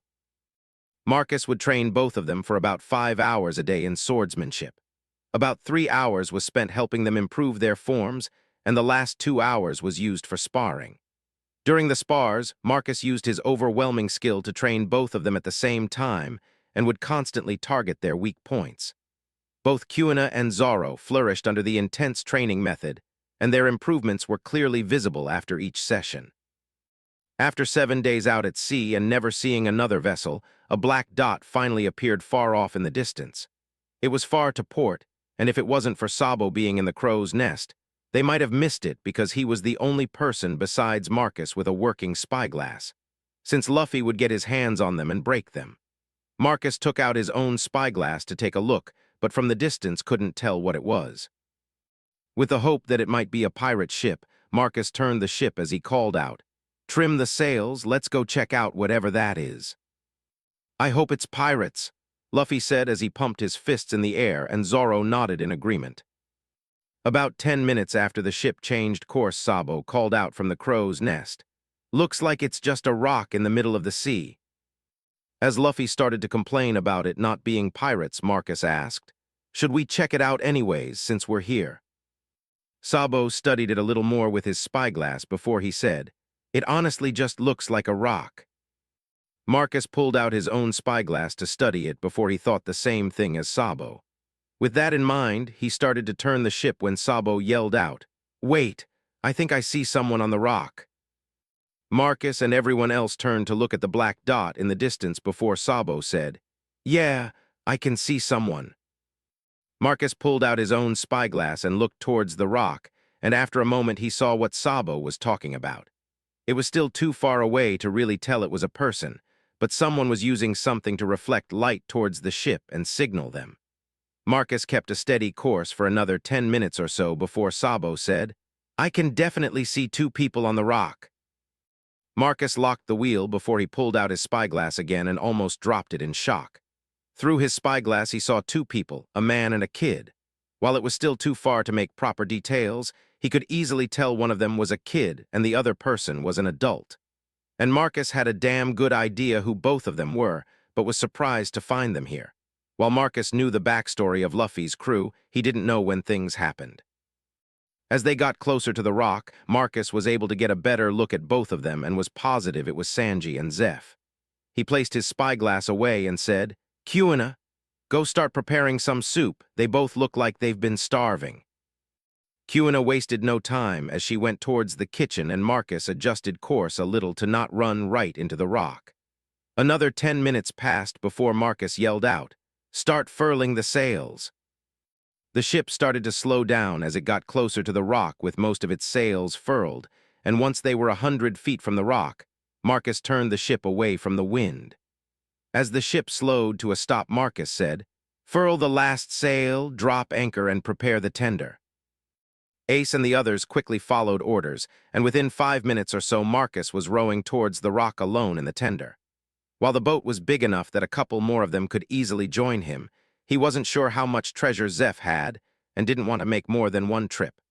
With him, he carried a water skin and 2 loaves of bread. While it wasn't much, it would help, and he didn't want them to eat too much at first since it wasn't good for people in their situation. Marcus arrived at the rock and found a spot he could tie his boat off to before he climbed up to the top of it where he found Zeph and Sanji waiting. Seeing them in person compared to what he remembered from the manga was startling, to say the least. Both of them were mostly skin and bones, and to see it in person made his stomach churn, so he said the only thing that came to his mind, "You guys both look like zombies." 60 more pirates. Marcus and everyone were in the galley eating with their new guests. Zeph and Sanji were slowly eating soup while everyone else was eating mostly meat, bread, cheese, and some rice. While Kuna could cook, her skill set was pretty small overall. So while their meals were better than they used to be, they were still pretty basic. Once Zeph finished his food, he relaxed in his seat and watched everyone else eating before he finally asked, "Where's the captain and the rest of the adults?" Luffy lifted a big piece of meat above his head as he said, "I'm the captain." "Don't mind him. Our grandpa might have given him brain damage and he thinks he's gonna be the pirate king," Marcus said with a sad smile as Sabo and Ace nodded in agreement. Luffy jumped up from his seat as he said, "I will be the pirate king." "See what I mean?" said Marcus as he shook his head slowly before he added, "Grandpa hit him over the head one too many times." Zeph glanced between the boys before he asked, "So then where's your captain?" When Luffy opened his mouth to talk again, Marcus shoved a piece of meat inside it as he said, "I'm technically the captain and there are no adults on our ship besides you." "Why are you kids sailing around alone, and where are your parents?" Zeph asked as he glanced over all the kids while Sanji looked up in interest. "We wanted to explore East Blue and get stronger fighting pirates before we turn them in for their bounties," Marcus said with a shrug before he said, "As far as our parents go, my mom's dead and my dad got lost when he went to get some milk." Zeph didn't have much of a reaction to Marcus's statement, but Sanji's eyes widened as he looked towards Zeph with concern. Marcus caught the look and smiled before he said, "Don't worry, little zombie. We aren't gonna turn in the cripple for his bounty." "We are?" Sabo asked as everyone else looked towards Marcus. Marcus patted his sword as he said, "He might be a pirate, but he isn't really a bad one. Besides, Red-Leg Zeph was the captain of the Cook Pirates and a well-known chef." "And?" Ace asked after a few moments when Marcus stopped talking. "He is gonna be our cook from now on." Zeph frowned as he said, "Just because I am missing a leg doesn't mean I can't handle a couple of brats. What makes you think I'll even entertain the thought of being your cook?" "Well, for starters, we saved your life," Marcus said as he held up an index finger. "I was gonna give you half the treasure I have as thanks for that." Marcus held up a second finger as he said, "We might be young, but we could easily wipe the floor with you in your current state. Maybe if you were in your prime we might have issues, but missing a leg and how weak you currently are, even Zoro could beat you solo, and he is the weakest person on the ship. Well, little zombie boy takes that place now, but you get the point." "I'm not the weakest," Zoro said as he shot a glare at Marcus. "I'm not little zombie boy, my name is Sanji," Sanji said as he also glared at Marcus. "Oh wow, the little zombie boy finally talked. I was starting to think you didn't know how," Marcus said with a mocking tone. Sanji frowned slightly before Zeph put a hand on his shoulder and said, "Settle down, little eggplant." Marcus smirked as he held up a third finger as he said, "If you don't want to be our cook, then we have no use for you and we'll turn you in for your bounty." You can't do that. He saved my life, Sanji yelled as he stood up with both hands placed on the table. Doesn't matter if he saved your life, he's a pirate with a bounty. So he either makes himself useful and we don't turn him in, or he becomes extra cash for us, Marcus said with a shrug. As Ace and Sabo nodded in agreement, Zeph asked, For how long? Till we finish sailing around East Blue or Grandpa finds us, whichever happens first. Won't Grandpa capture Zeph if he catches him with us? Sabo asked. Marcus shook his head as he said, I'm pretty sure Grandpa wouldn't do that if I asked him, maybe. Marcus stared at Zeph for a few moments as he rubbed his chin before he said, Actually, we could always have him change up his look and pretend he is someone else. If he was clean-shaven and his hair was dyed black, combined with how much weight he's lost, he would look like a completely different person. Is your grandpa a bounty hunter or something? Zeph finally asked. No, our grandpa is a big dumb gorilla who likes to beat us up, Luffy said as he unconsciously rubbed the top of his head. And that's exactly why he hits you, Marcus said as he let out a sigh before he looked back at Zeph and said, Don't worry about who our grandpa is, just tell me if you want to be our cook or not. Zeph chuckled slightly before he asked, I don't really have much choice now, do I? You do, but one is clearly better than the other. Zeph let out a sigh before he said, Fine you brat, I'll be your cook. Marcus smiled as he said, Pleasure doing business with. Marcus was cut off by the sound of a cannon blast going off.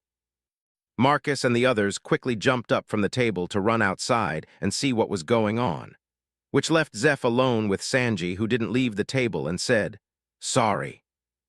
What are you sorry for, little eggplant? Zeph asked as he looked toward Sanji. If it wasn't for me, you would still have your leg and wouldn't have to agree to work for them. Zeph patted Sanji on the shoulder as he said, That brat is right. Even with my leg, I wouldn't be able to refuse them in my current state. Besides, these brats seem interesting, and I can put off building my restaurant for a little while. The ship shuddered slightly before they heard some muffled yelling as fighting could be heard coming from above them. Zeph glanced down at Sanji and said, Help me to the deck. I want to see what's going on. It took a couple minutes for Zeph and Sanji to finally reach the deck, and they were greeted with chaos. Everyone except Marcus was in a vicious melee with a bunch of pirates, and it looked like they were going to win. Zeph watched quietly as Sanji glanced around with his mouth hanging open and his eyes almost popping out of his head. Marcus pushed Sanji's mouth closed as he said, Close your mouth, little zombie, or you might just swallow a fly. Sanji shot a glare at Marcus, who smiled as he said to Zeph, I told you we could wipe the floor with you. They're okay for a bunch of brats, but why aren't you fighting? Zeph asked as he glanced towards Marcus. It would end too quickly if I stepped in. Besides, this is training for others, Marcus said as he watched over everyone else. The strongest brat is still just a brat. Marcus shrugged as he said, Think whatever you want, old man. After another couple of minutes passed by, most of the pirates were defeated. As Marcus was about to tell everyone to tie up the pirates and loot the ship, a scream rang out, and everyone looked over to see an older woman in pretty bad shape being held hostage. The captain of the ship apparently saw what was going on and decided to use her to help turn the situation around. The pirate captain was tall with a thin build, and when he smiled, you could see some of his teeth were black with decay. He placed a knife close to the woman's throat before he said, Now that I have your attention, I want you to surrender or she dies. Are you trying to add a murder charge to your record just before you're caught? Marcus asked as he stepped forward with his hand on his sword. The captain pulled the woman closer and said, I said surrender or she dies. I fail to see how that's my problem, Marcus said as he gripped the hilt of his sword tighter. Because I said I would kill her if you don't surrender. Are you stupid, boy? The pirate captain asked as he focused on Marcus. I'm not stupid. I just think you're misunderstanding something very important here. The captain narrowed his eyes as he asked, And what's that? When you take a hostage, it should be someone important that the other party cares about. The man pulled the knife a little tighter and drew blood as he said, What the fuck are you talking about? A hostage is a hostage, you stupid brat. You either do what I say or she dies. And I just told you she doesn't matter to me or anyone else on this ship, which means she holds no real value as a hostage to you or us. Marcus said as his body tensed up, and he added, "Do we look like Marines or some kind of hero to you? Do you really think we would surrender just because you asked us to? Just how stupid are you?" The pirate captain pulled the knife away and pointed it at Marcus as he yelled, "What the fuck is?" The man was interrupted as Marcus disappeared from his spot, and a second later the pirate captain's arm flew through the air as blood shot out of where it was just attached. The pirate captain screamed like a stuck pig as he tried to clutch his shoulder to stop the bleeding while everyone else froze in place. Marcus appeared behind the man a second later and punched him in the back of the head to knock him out before he said, "Someone grab some gunpowder and a match before he bleeds out." It was like a dam broke as the woman screamed in shock and everyone else finally reacted. Sabo ran to get what he asked for as ace, and the others started to tie up the other pirates. Sanji stared with his mouth open and his eyes wide, while Zeph's reaction was different as he watched everything that just happened with an indifferent expression. The woman stopped screaming well before Sabo reappeared, but she was now sitting on the deck staring down at the man who threatened to kill her. Sabo attempted to help her as Marcus poured gunpowder all over the captain's wound before he lit a match and tossed it on it. The gunpowder ignited, which woke up the man in the process, and as he was screaming in pain, it cauterized his wound. Marcus then kicked the man in the temple to knock him out again before he carried him over to be tied up with the others. After the pirates were taken care of, Marcus said, "All right, let's go search their ship for more prisoners." As the others jumped over to the other ship, Marcus turned to Zeph and Sanji before he said, "If something happens, just yell for help, old man." Zeph snorted but nodded his head slightly before Marcus jumped back over to the other ship. Once everyone was gone, Sanji quietly asked, "How was he so fast? Isn't he just a human?" Zeph, who was seated on a bench that was built into the cabin wall beneath the helm's deck, raised an eyebrow before he asked, "You haven't seen much of the world, have you, little eggplant?" After Sanji nodded in agreement, Zeph said, "When you go out and sail the seas, you'll run into all kinds of people. Some are so powerful you won't believe your eyes and question whether what you saw was real or not." Zeph glanced off towards the endless blue horizon in the distance before he said, "When me and my crew traveled the Grand Line, we ran into many people just like that brat, and they weren't even considered that strong compared to everyone else there. If anything, he could be considered still a beginner for that place. But I couldn't even see him move. Everything was over in a second," Sanji said as he glanced towards the pirate captain who was now tied up. "That just means you need to get stronger." Sanji looked up with mixed emotions as he said, "But I just want to cook and find the all blue someday." Zeph placed a hand on Sanji's head and rubbed it slightly as he said, "You'll never find the all blue if you don't have proper strength. The physical strength to not only protect yourself and your companions, but also the mental strength to set out on the journey in the first place." As Zeph and Sanji talked with each other, Marcus and the others cleared the other ship. They found a few more women in bad shape chained up below deck along with a bunch of treasure. After Kuina released the woman, she helped them onto their ship as the boys moved the loot over. After they found what they could, Marcus moved back over to their ship and glanced over the women who were all in terrible shape. While not too badly malnourished, all of them were basically in rags with cuts and bruises all over their bodies. Kuina looked horrified as she tried to help the women, but didn't have much luck as they were all pretty much unresponsive to her efforts. Marcus pulled Kuina to the side before he said, "Go to the other ship and find them some better clothes for them to wear. I'll see what I can do." After Kuina left, Marcus looked over the women for a few moments before he glanced over to the 20 or so pirates tied up on the deck. After a few moments, Marcus decided to try something and moved over towards the pirates before he grabbed the captain. He dragged the captain's unconscious body over towards the women and dropped it in front of them. The women all flinched back in response, and some started to shake being so close to the man. Marcus glanced over the 6 women and found one who had a burning hate in her eyes as she stared at the man. She was actually the one he held hostage earlier. She was the oldest among the women found and was in the worst shape compared to the others. Marcus watched her for a few moments before he walked over to the pile of weapons they collected and grabbed a dagger. He walked back over to the women and tossed the dagger in front of the older woman before he said, "You can do whatever you want to him and the rest of them if you want." All the women collectively looked up with widened eyes at Marcus, who said, "I have no clue what any of you went through, and I know giving you the chance for revenge isn't the best idea. But if it helps out any one of you in some way, then I guess it's worth it." 61. Math Savant or Marcus moved away from the woman and ended up next to Zeph as the pirate captain started to scream before he quickly went deathly silent. As the older woman, now covered in blood, started to talk to the other women, Zeph asked, "You know they're going to kill all of them, don't you?" "Probably," Marcus said as he waved over Ace and Sabo, who were looking towards the women in concern. "Shouldn't we stop them?" Ace asked as he watched the older woman as she urged the other women towards the tied-up pirates.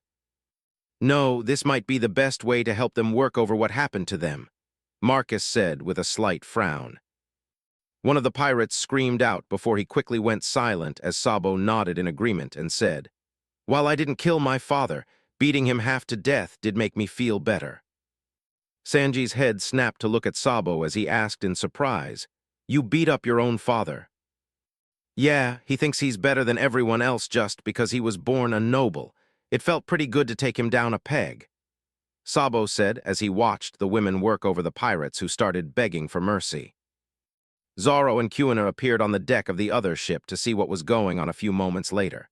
They each had mixed reactions to what they saw, but none of them moved to interfere and quickly disappeared back into the ship. After a minute or so, Marcus turned towards Zeph and said, "They might need a good meal after this. Do you feel up to cooking? If not, I'll have Kuina make more soup." Zeph grabbed his makeshift crutches and struggled to stand up before he said, "Come help me in the kitchen, little eggplant."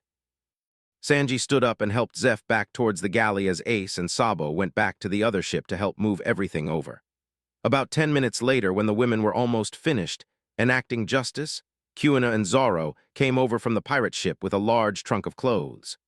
They placed it down next to Marcus, who nodded in thanks before he said, "Toss that in the bathroom and then go to the other ship and collect some buckets and mops if they have any." After Zoro and Kuina left, Marcus walked over towards the women who were now sitting on the deck covered in blood. He glanced over their handiwork before he said, "If you're all finished, clean up your mess." The women all looked at Marcus with a hint of confusion before he pointed at the bodies of the pirates and said, "You made a mess of my ship, and I expect you to clean it up. Toss those bodies overboard, and then I want you to mop up all of this blood." All the women had slightly different reactions, but the older woman stood up and said, "Okay." As she started to drag a body to the side of the ship, the other women started to get up to help. By the time they had half the bodies cleared away, Zoro and Kuina arrived with a few mops and buckets filled with seawater.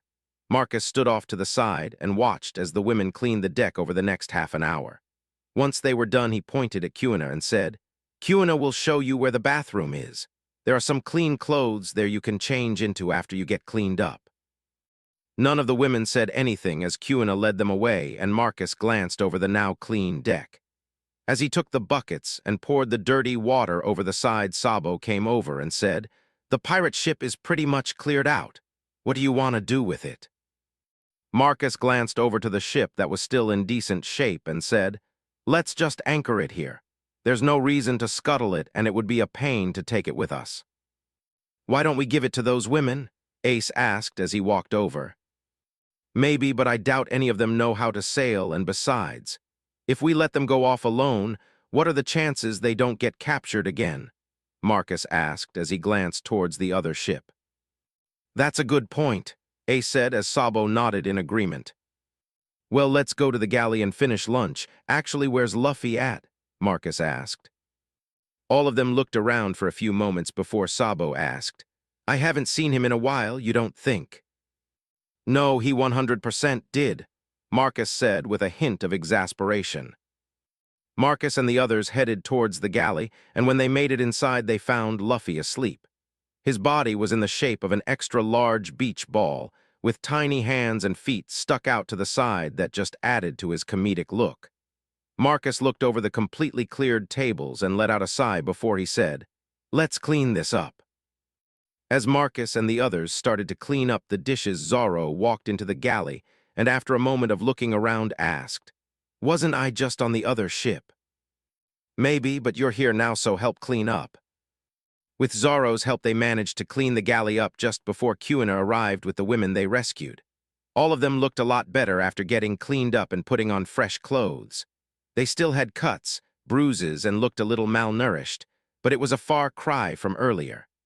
All of the women came to a complete stop when they noticed Luffy in his ball form, sleeping in the middle of the room. Marcus waved them over towards a table as he said, "Don't mind the idiot. Have a seat over here, we need to talk." All of them glanced at the older woman who nodded before she approached the table and sat down. Marcus studied her for a moment before he said, "Food should be done soon." "Thank you." Marcus took a seat across from the women before he asked, "Do any of you know how to sail a ship?" It took a few moments, but eventually all of them shook their heads no, so Marcus said, "All right, I guess you'll be sticking with us until we reach the next island." Zeph hobbled out of the kitchen door on his crutches a moment later as he said, "I made enough food for everyone, so you brats come help bring the food out." Marcus glanced at Ace, Sabo, and Zorro as he said, "The old fart was talking to you guys." "I was talking to you too, you stupid brat, and don't call me old," Zeph said as he shot a glare at Marcus. Marcus stood up from his seat as he said, "Don't be upset that you're old man. It's not good for your blood pressure." Zeph decided not to reply before he headed back into the kitchen. Marcus and the others followed him, and within a few minutes the galley was filled with a bunch of food. As everyone sat down to eat, Marcus said, "It's a little late, but we should probably introduce ourselves." After Marcus introduced everyone on the ship, he asked, "What are your names?" "I'm Zoe," the older woman said before she glanced towards the other women. Each of the women said their name afterwards before everyone started eating. The meal was pretty quiet with no one really talking until Luffy woke up and asked, "I can smell food. Is it dinner time already?" Marcus glanced over his shoulder to see Luffy wiggling his arms and legs around to try and move, but it wasn't working, so he said, "Someone help, I can't move." "You can't move because you ate all of our food from lunch, you idiot," Marcus said as he turned back to eat. "But everyone stopped eating. I thought you were done and I didn't want to waste food." Marcus's eye twitched slightly as he said, "Don't lie to me. You disappeared while we were still clearing out the pirate ship." "I don't know what you're talking about," Luffy said as he tried to whistle nonchalantly and failed. Marcus attempted to ignore him, but Luffy started to complain that he wanted to eat too, even though he was already a massive ball. Marcus ended up tying a gag around his mouth since he was too big to move out of the room. With relative peace returning to the galley, everyone enjoyed the meal. Once it was finished, Marcus had Kuina lead Zoe and the others to a bunk room they could use. After the galley and kitchen were cleaned up, Marcus and the others headed up top to start sailing again. After separating from the pirate ship, Marcus gave orders to raise the sails and he checked their course. As they started to sail away from the rock, Sanji came out onto the deck to look around. Marcus noticed him and asked, "Zombie boy, do you know how to sail?" Sanji frowned at Marcus as he said, "My name is Sanji." "Well, you look like a zombie right now, so your name is Zombie Boy until that changes. And you didn't answer my question." Sanji frowned again as he said, "I only really know how to work in the kitchen." "All right, well then you'll help the old man in the kitchen from now on. But you'll also need to learn how to help run the ship." Marcus pointed at Sabo as he said, "I don't expect you to really help until you are properly healthy, but I want you to shadow Sabo and learn from him." Sanji didn't argue and headed towards Sabo to learn as he went about his duties on the ship. Marcus himself pulled out a compass and checked it before he adjusted the ship's course slightly.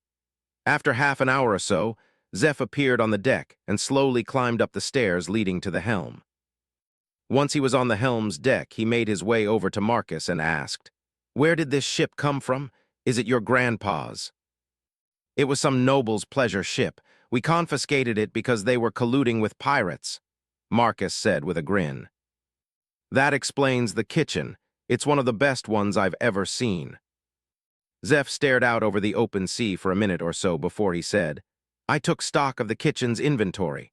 We have a good supply of meat, some rice and cheese, but not much else. Also, the last of the bread you have is starting to show signs of mold. Anything that's starting to go bad, just feed it to Luffy. Zeph raised an eyebrow as Marcus added, My brother is like a human garbage disposal. I've seen him eat food out of a trash can before because he considered it still edible. I'll keep that in mind going forward, but we still need supplies so I can cook properly. There is only so much I can make with what we have on hand. We're currently headed towards our next destination and should be able to resupply there. I think it's a week or so away, depending on the weather, Marcus said as he glanced out over the currently clear skies. Zeph ended up leaving to start on dinner after a little while and had Sanji tag along to help. A few hours later, Marcus switched with Kuina at the helm after she finished her own dinner. When Marcus went down to the galley, he found everyone still there eating, including Luffy, who was back to his normal size. Marcus took his seat and started to load up his plate as he asked, Hey, old man, how long were you and Zombie Boy stranded for anyways? Zeph frowned slightly before he said, We were trapped there for over 70 days.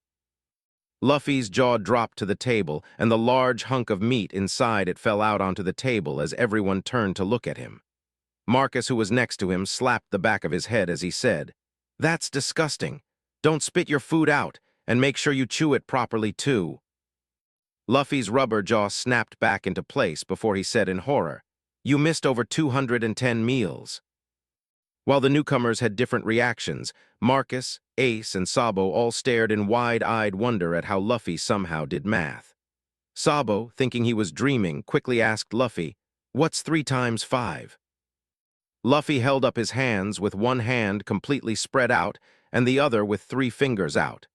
He glanced at it for a few moments as smoke started to come out of his ears before he said confidently, 8.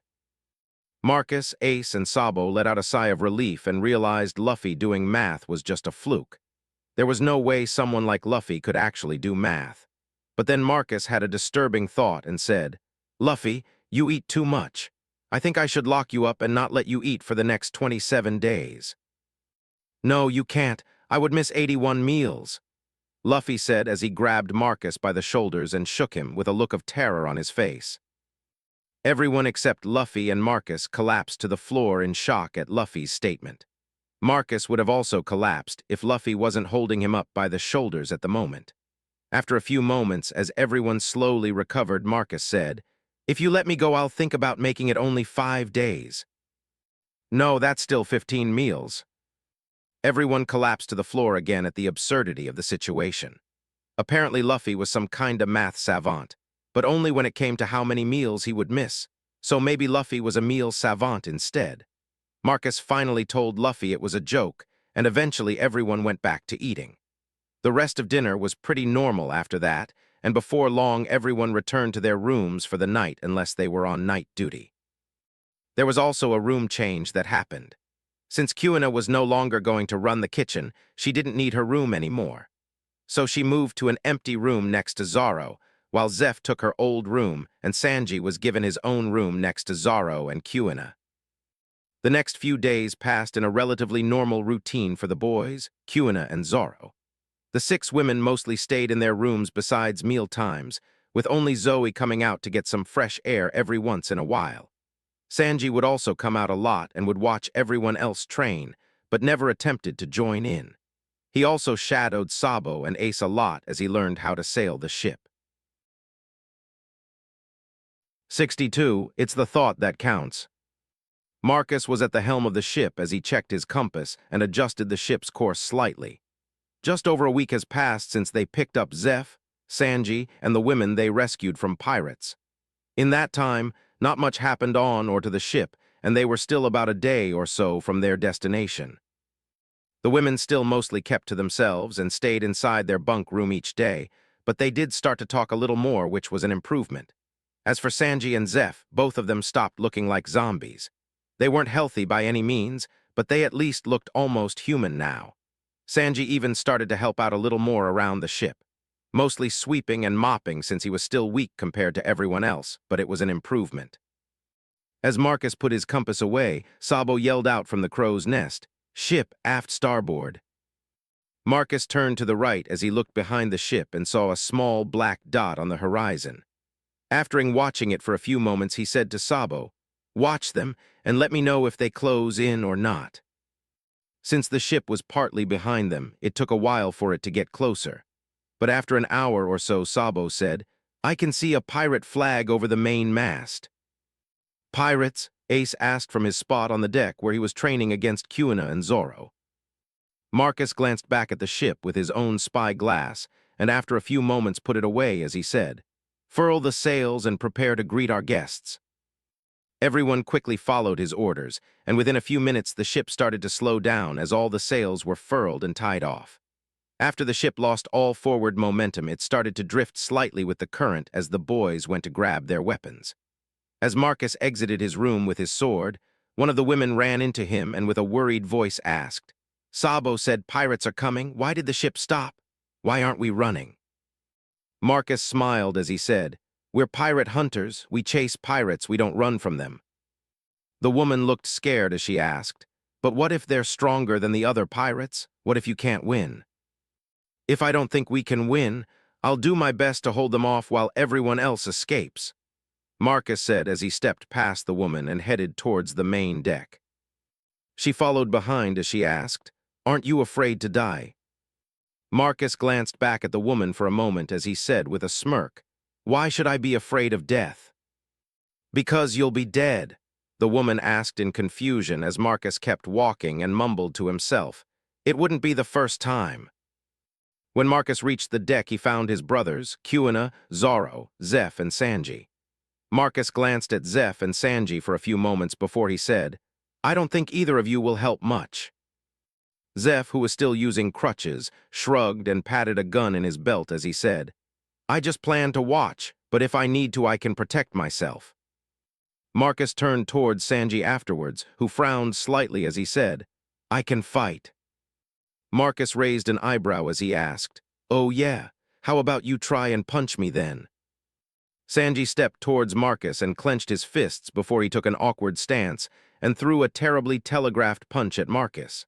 Marcus didn't dodge and took the punch to his chest before he glanced at Sanji and asked, "Is that what you call a punch, zombie boy?" Sanji frowned as he said, "I didn't really try because I didn't want to hurt you." Marcus rolled his eyes as he said, "You have no idea how to fight and you're still too weak to be useful in a fight anyways. If anything, you'll just get in the way." "I won't get in the way," Sanji tried to protest before Zeph placed a hand on Sanji's shoulder and said, "Let the others fight this time. Once you're healthy, you can help out." Marcus nodded in agreement before he said, "Once you're healthy, I'll even let you train with us." Sanji started to nod in agreement as a cannon blast rang out and everyone turned towards the direction of the pirate ship. The cannon ball itself went wide of the ship, but it was close enough that water sprayed across the deck.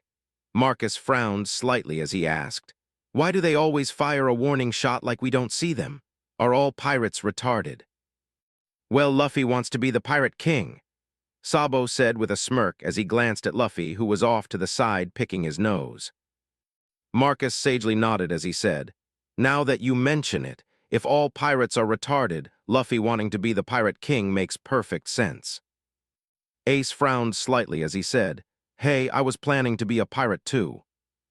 "You might not be as bad as Luffy, but you can be retarded sometimes too," Marcus said, and Sabo nodded in agreement. Ace narrowed his eyes as he asked Marcus, "Do I need to remind you who the older brother is?" "You might be older, but you act younger than me, and the last time I checked, you still lose most of your spars against me," Marcus said with a smirk. "That's because no one can beat you when you use a sword," Ace said with a huff. "Then get good, loser," Marcus said before he pointed to the pirate ship that was closing in and said, "There is your training for the day, get ready. We're gonna spar after this. Ace said with a frown before he turned his attention to the pirate ship. Marcus turned towards Zeph as Zoe appeared from the cabin door with a dagger in her hand. Marcus glanced at her for a moment before he asked, "You planning to fight?"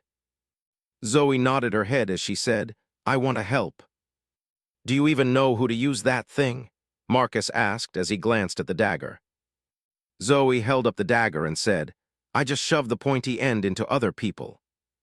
Marcus shook his head and put his hand out for the dagger as he said, "Hand it over. I don't need you to accidentally kill someone." Zoe frowned as she asked, "But they're pirates. Who cares if they die?" "I wasn't just talking about the pirates. You could accidentally stab one of us too. Besides, pirates are worth more alive than dead," Marcus said as he laid his hand flat in front of Zoe. Zoe frowned but placed the dagger into his hand as she asked, "Then why did you let us kill those other pirates and have us toss them into the water?" "Because you needed that more, then we needed the money," Marcus said as he walked over to the ship's railing and stabbed the dagger into it before he grabbed an unused belaying pin. Marcus walked back over and handed the belaying pin to Zoe as he said, "Use that for now and stay to the sides of the fight so you won't get in everyone's way." As Zoe nodded, the ship rocked to the side slightly as the other ship came alongside it and tossed ropes over. As the two ships were getting pulled together, someone on the other ship yelled out, "Captain, I see a woman on the ship." "Good, bring her to me after you capture the ship," the captain said from somewhere on the ship. Marcus glanced at Zoe, whose eyes narrowed as he glared towards the pirate ship. Marcus stepped back out of the way as some of the pirates started to swing over to their ship. Ace and the others wasted no time, and before the first wave of pirates even finished coming over, they were on them. Zeph stood off to the side with a gun resting in his hand with Sanji next to him, while Zoe moved off to the left where a single pirate landed. Marcus stayed out of the fight like normal as he watched over everyone, especially Zoe, who had no idea how to fight. She at least kept the solo pirate at bay with her wild swings, but unless she got lucky, she had no chance to win. As for everyone else, they were quickly working through the pirates that kept coming over. Ace and Sabo were the main powerhouses that could take on almost 5 people at once, while Luffy easily handled 2 to 3. Kuina and Zoro were weaker, but with the sword skills Marcus was drilling into them, they could take on 2 people now without major issues. As the deck started to get overcrowded with defeated pirates, the pirate captain finally showed himself as he asked, "What the hell is taking so long?" The captain was a larger man shaped like a barrel, with thick arms and legs to match, along with an unruly beard on his weathered face. His long, dirty blonde hair was unkempt and matted into dreads that fell to his shoulders, while on each side of his waist rested an oversized hand axe. He glanced over everyone fighting below before he asked, "How the hell are you losing to some brats, a woman and a one-legged old man?" "They're tougher than they look, Cap'n," one to the pirates said before Ace caught him in the neck and knocked him to the deck. The captain frowned before he pulled out his hand axes and jumped over from his ship. He landed on the deck between Ace and Sabo, who shared a glance before Sabo said, "You take him, I'll fight the next one." The captain lifted both axes up as he said with a sneer, "There won't be a next time, boy. I'm Eric the Bloody Butcher and I never leave my prey alive." As he attacked Ace with a fierce combo attack from his axes, Marcus's eyes lit up as he said, "I knew he looked familiar. He has a bounty of almost 16 million belly." Zoe, still fighting the same pirate, paled slightly at the same time Luffy punched a pirate in the face and happily asked, "How much meat can we buy with that?" "You won't buy anything with my bounty. You'll all be dead," Eric said as he furiously attacked Ace, who was being pushed back by the unending assault.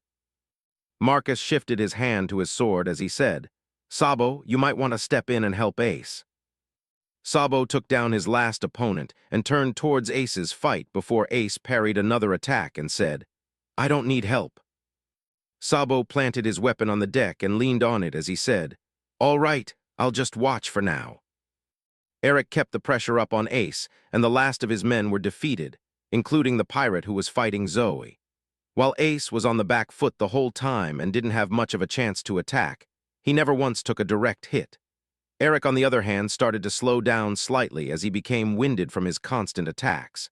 After a few minutes or so, Ace finally countered and stuck a solid blow to Eric's right elbow. It wasn't enough to disarm the man, but it caused his attacks to slow even more, and after that it just got worse. It took a little while to win, but Ace was able to completely defeat Eric without taking any damage. As they started to tie up the pirates, the other women who were hiding below deck finally charged out with weapons in their hands as they screamed.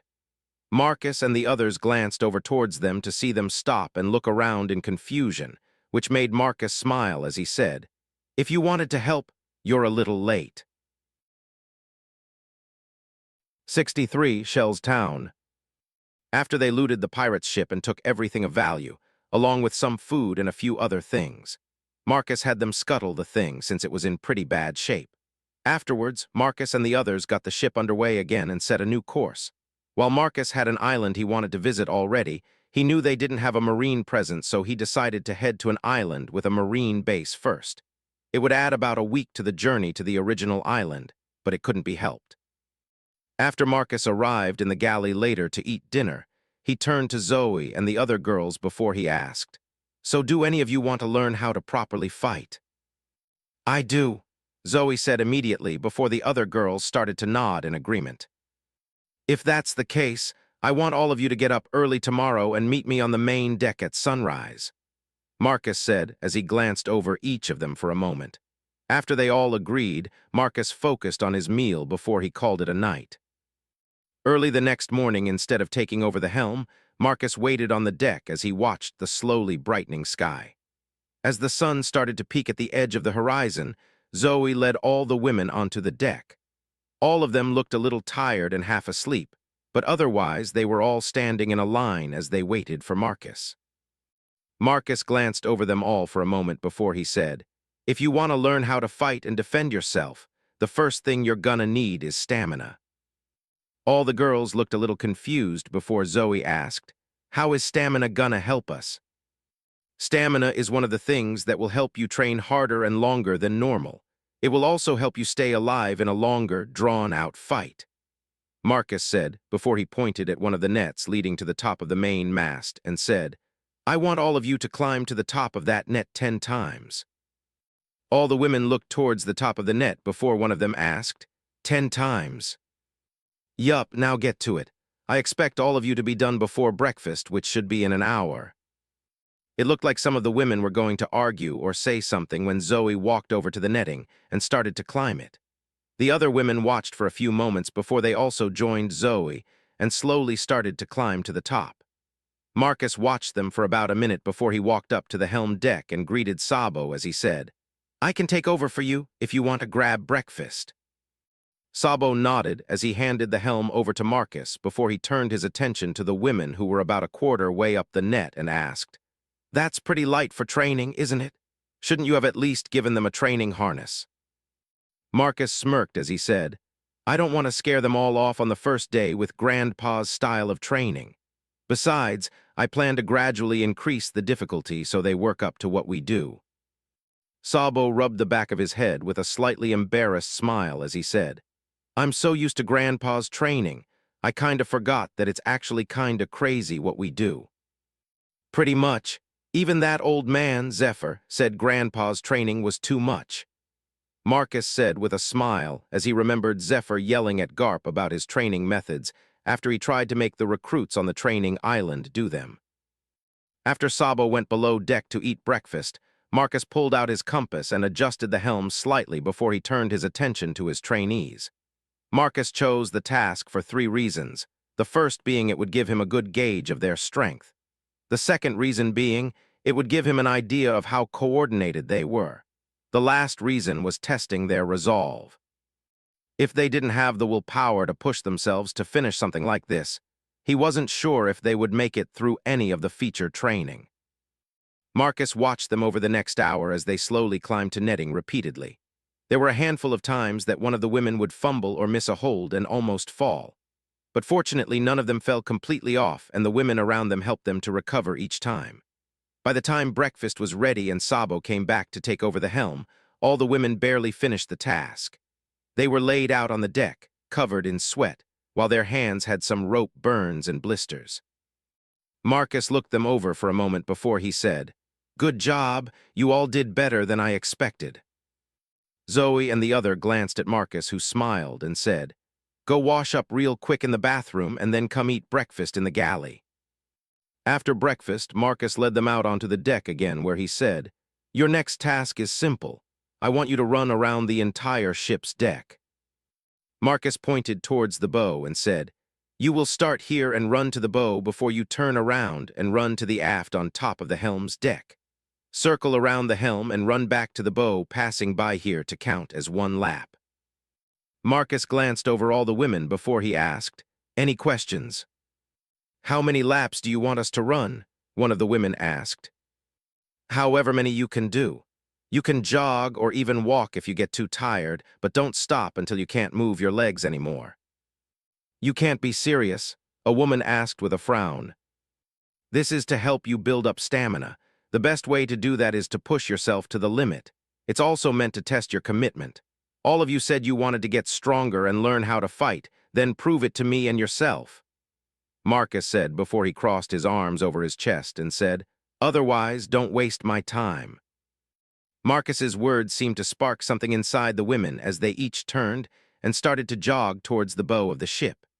Marcus smirked after they left before he headed over towards Kuna and Zorro, who were waiting for his training. Well, before the time lunch rolled around, all the women were wiped out. For the weaker ones, it took about an hour or so, and for the stronger ones like Zoe, it took 2 hours or so before they collapsed. Marcus checked on each of them and gave them some water before he took them to their cabin to rest. After a couple hours of rest, they all made it in time to eat lunch before Marcus had them climb up the netting again 5 times before he let them rest for the day. The next few days followed that same routine before they sighted land off in the distance early on the 3rd day. Marcus called off the training and told everyone to rest since they were going to be reaching the island in an hour or 2. Marcus was at the helm of the ship as he guided it towards the island, and as they got closer, everyone could make out the unique layout of the island. There were rows of builds layered on top of each other as they climbed up the island to a large plateau. On top of the plateau were massive walls along with big power plant-looking buildings colored with blue stripes dotting their otherwise gray surface. Marcus took in the sight for a little while before he said, "Furl the main sails." After the main sails were furled, the ship slowed down a lot and slowly creeped into the harbor, where not long after it reached the dock, and the boys furled the rest of the sails before they tossed out lines to some men working the dock. Once the ship was secure and the gangplank was down, Marcus turned to Ace and Sabo and asked, "Who wants to watch the ship for now?" Sabo shrugged as he said, "I'll do it." Marcus nodded, and as he turned to look at Ace and said, "I'll need your help with." Marcus was interrupted as Luffy yelled out, "I'm going to find a place to eat." Marcus turned just in time to see Luffy stretch his arms out to the railing before he blasted off like a rocket towards the city as he laughed. Marcus turned back to Ace as he said, "Finding Luffy and making sure he doesn't cause trouble." Ace smirked as he said, "That's too late. He probably crashed into someone's house already." Sabo nodded in agreement before he said, "Take some money with you so you can pay for everything." Ace nodded and hurried below deck to grab some extra money as Marcus turned towards Kuna and Zorro as he said, "Start getting the prisoners ready for transport and make sure the ropes are still tight." Marcus then turned to Zoe and the women who were resting on the deck before he said, "We finally made it to an island. If you give me a little bit, I will give all of you some money, and then you're free to do what you want. I would suggest heading towards the Marine base and telling them what happened to you. I am pretty sure they will help you get back to your home island." Zoe and the others shared a glance with each other before Zoe stepped forward and asked, "Would it be possible to stay on the ship and travel with everyone for a while longer?" "All of you want to stay on the ship?" Marcus asked as he glanced over them all as they nodded their heads. "Why do you want to stay?" "We don't really have anything to go back to. Our villages were razed to the ground when the pirates kidnapped us. Plus, you said you would train us," Zoe said as the other women nodded in agreement. Marcus glanced over all of them for a few moments before he said, "That's fine with me, But besides training, you will all be learning how to help out on the ship from now on."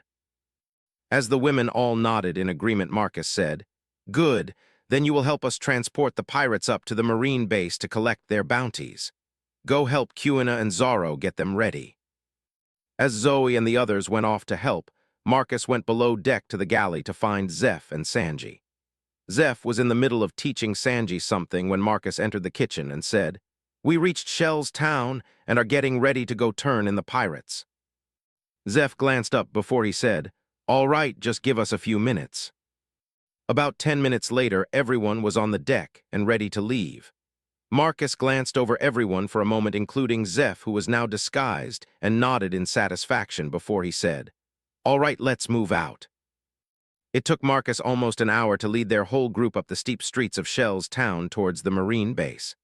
Along the way, they ran into Ace, who had successfully captured Luffy, but not before Luffy had broken 2 walls, some windows, and eaten enough food to feed 4 people. Luffy wasn't a giant ball, but he currently had a pretty decent-sized belly and waddled like a duck as he walked with a satisfied smile on his face. At the gate of the marine base, they were greeted by some guards who eyed the large group of over 50 people warily before one of them asked, "Who are you, and what do you want?" Marcus stepped forward and pointed at the tied-up pirates as he said, "We are a group of bounty hunters, and we came to turn in some bounties." The Marine glanced over the pirates for a moment before he hit a button on the wall next to a speaker. A moment later, someone on the other side of the speaker asked, "Go ahead, front gate." "This is Sergeant Aiko. I have a bounty hunter group here that wants to turn in some bounties. Give me a moment and I will inform the commander. You can let them into the courtyard for now," the speaker box said before the gate clicked and started to open up. The now-named Sergeant Aiko stepped aside as he said, "The commander will meet you shortly. You can wait inside here for now." 64, a stopover for. After collecting the bounty money, Marcus split up the group a little bit since he didn't plan to have them stay in Shell's town for long. One group was made up of Zoe, and the other women along with Kuina and Zorro. Marcus gave them money and told them to go buy more clothes since the women didn't really have any and Kuina and Zorro barely brought any. The other group was made up of Marcus, Ace, Luffy, Sanji, and Zeph. They also went to buy some clothes for Zeph and Sanji, but afterwards they went and found a doctor to check out Zeph's leg and get him some type of prosthetic. Unfortunately, the best they could find was a peg leg, which would work for now, but Marcus had a couple ideas to make something different when they had time. After they finished getting Zeph set with his new peg leg, he still couldn't walk properly and needed to use his crutches for now. But with time and practice, he would be able to walk without them. Leaving the doctors, they went to the main market of the town where Zeph dragged them around to buy a ton of ingredients. It was during that time that Zoe's group met back up with them and with their help, carried everything back to the ship. Once back at the ship, Marcus took over watching the ship and let Sabo take off with Ace and Luffy to go explore the city for a couple hours. Kuina and Zorro ended up tagging along with them also, which left Marcus, Zeph, Sanji, and Zoe's group on the ship. Once Zoe and the others helped put away all the food and organize the kitchen under Zeph's lead, they came back up to the deck and started their daily training that they paused earlier. Marcus, who was up in the crow's nest, smiled slightly as he watched them start to run laps around the ship before he adjusted the sun's screen, leaned back and got comfortable while he read the newspaper. Marcus only found one interesting point of information in the newspaper, and it was news about Garp being in Logtown and taking down some pirate group. He smiled to himself as he read the article and wondered how mad Garp was at the moment. After a few hours, everyone finally returned to the ship, and after eating a late lunch, they set off from Shell's town to their next destination. Well after Shell's town and the surrounding Yotsuba Island region disappeared from view, Marcus's Den Den Mushi started to ring. Marcus pulled it out and noticed the face on it before he decided to answer it as he said, "Good job in Logtown, Grandpa." "Same to you, brat. I heard you just turned in some pirate trash in Shell's town a few hours ago." Marcus's eyes went wide as he asked, "How?" Garp's boisterous laugh rang out for a few moments before he said, You think I am gonna let you lead me all over East Blue on some wild goose chase?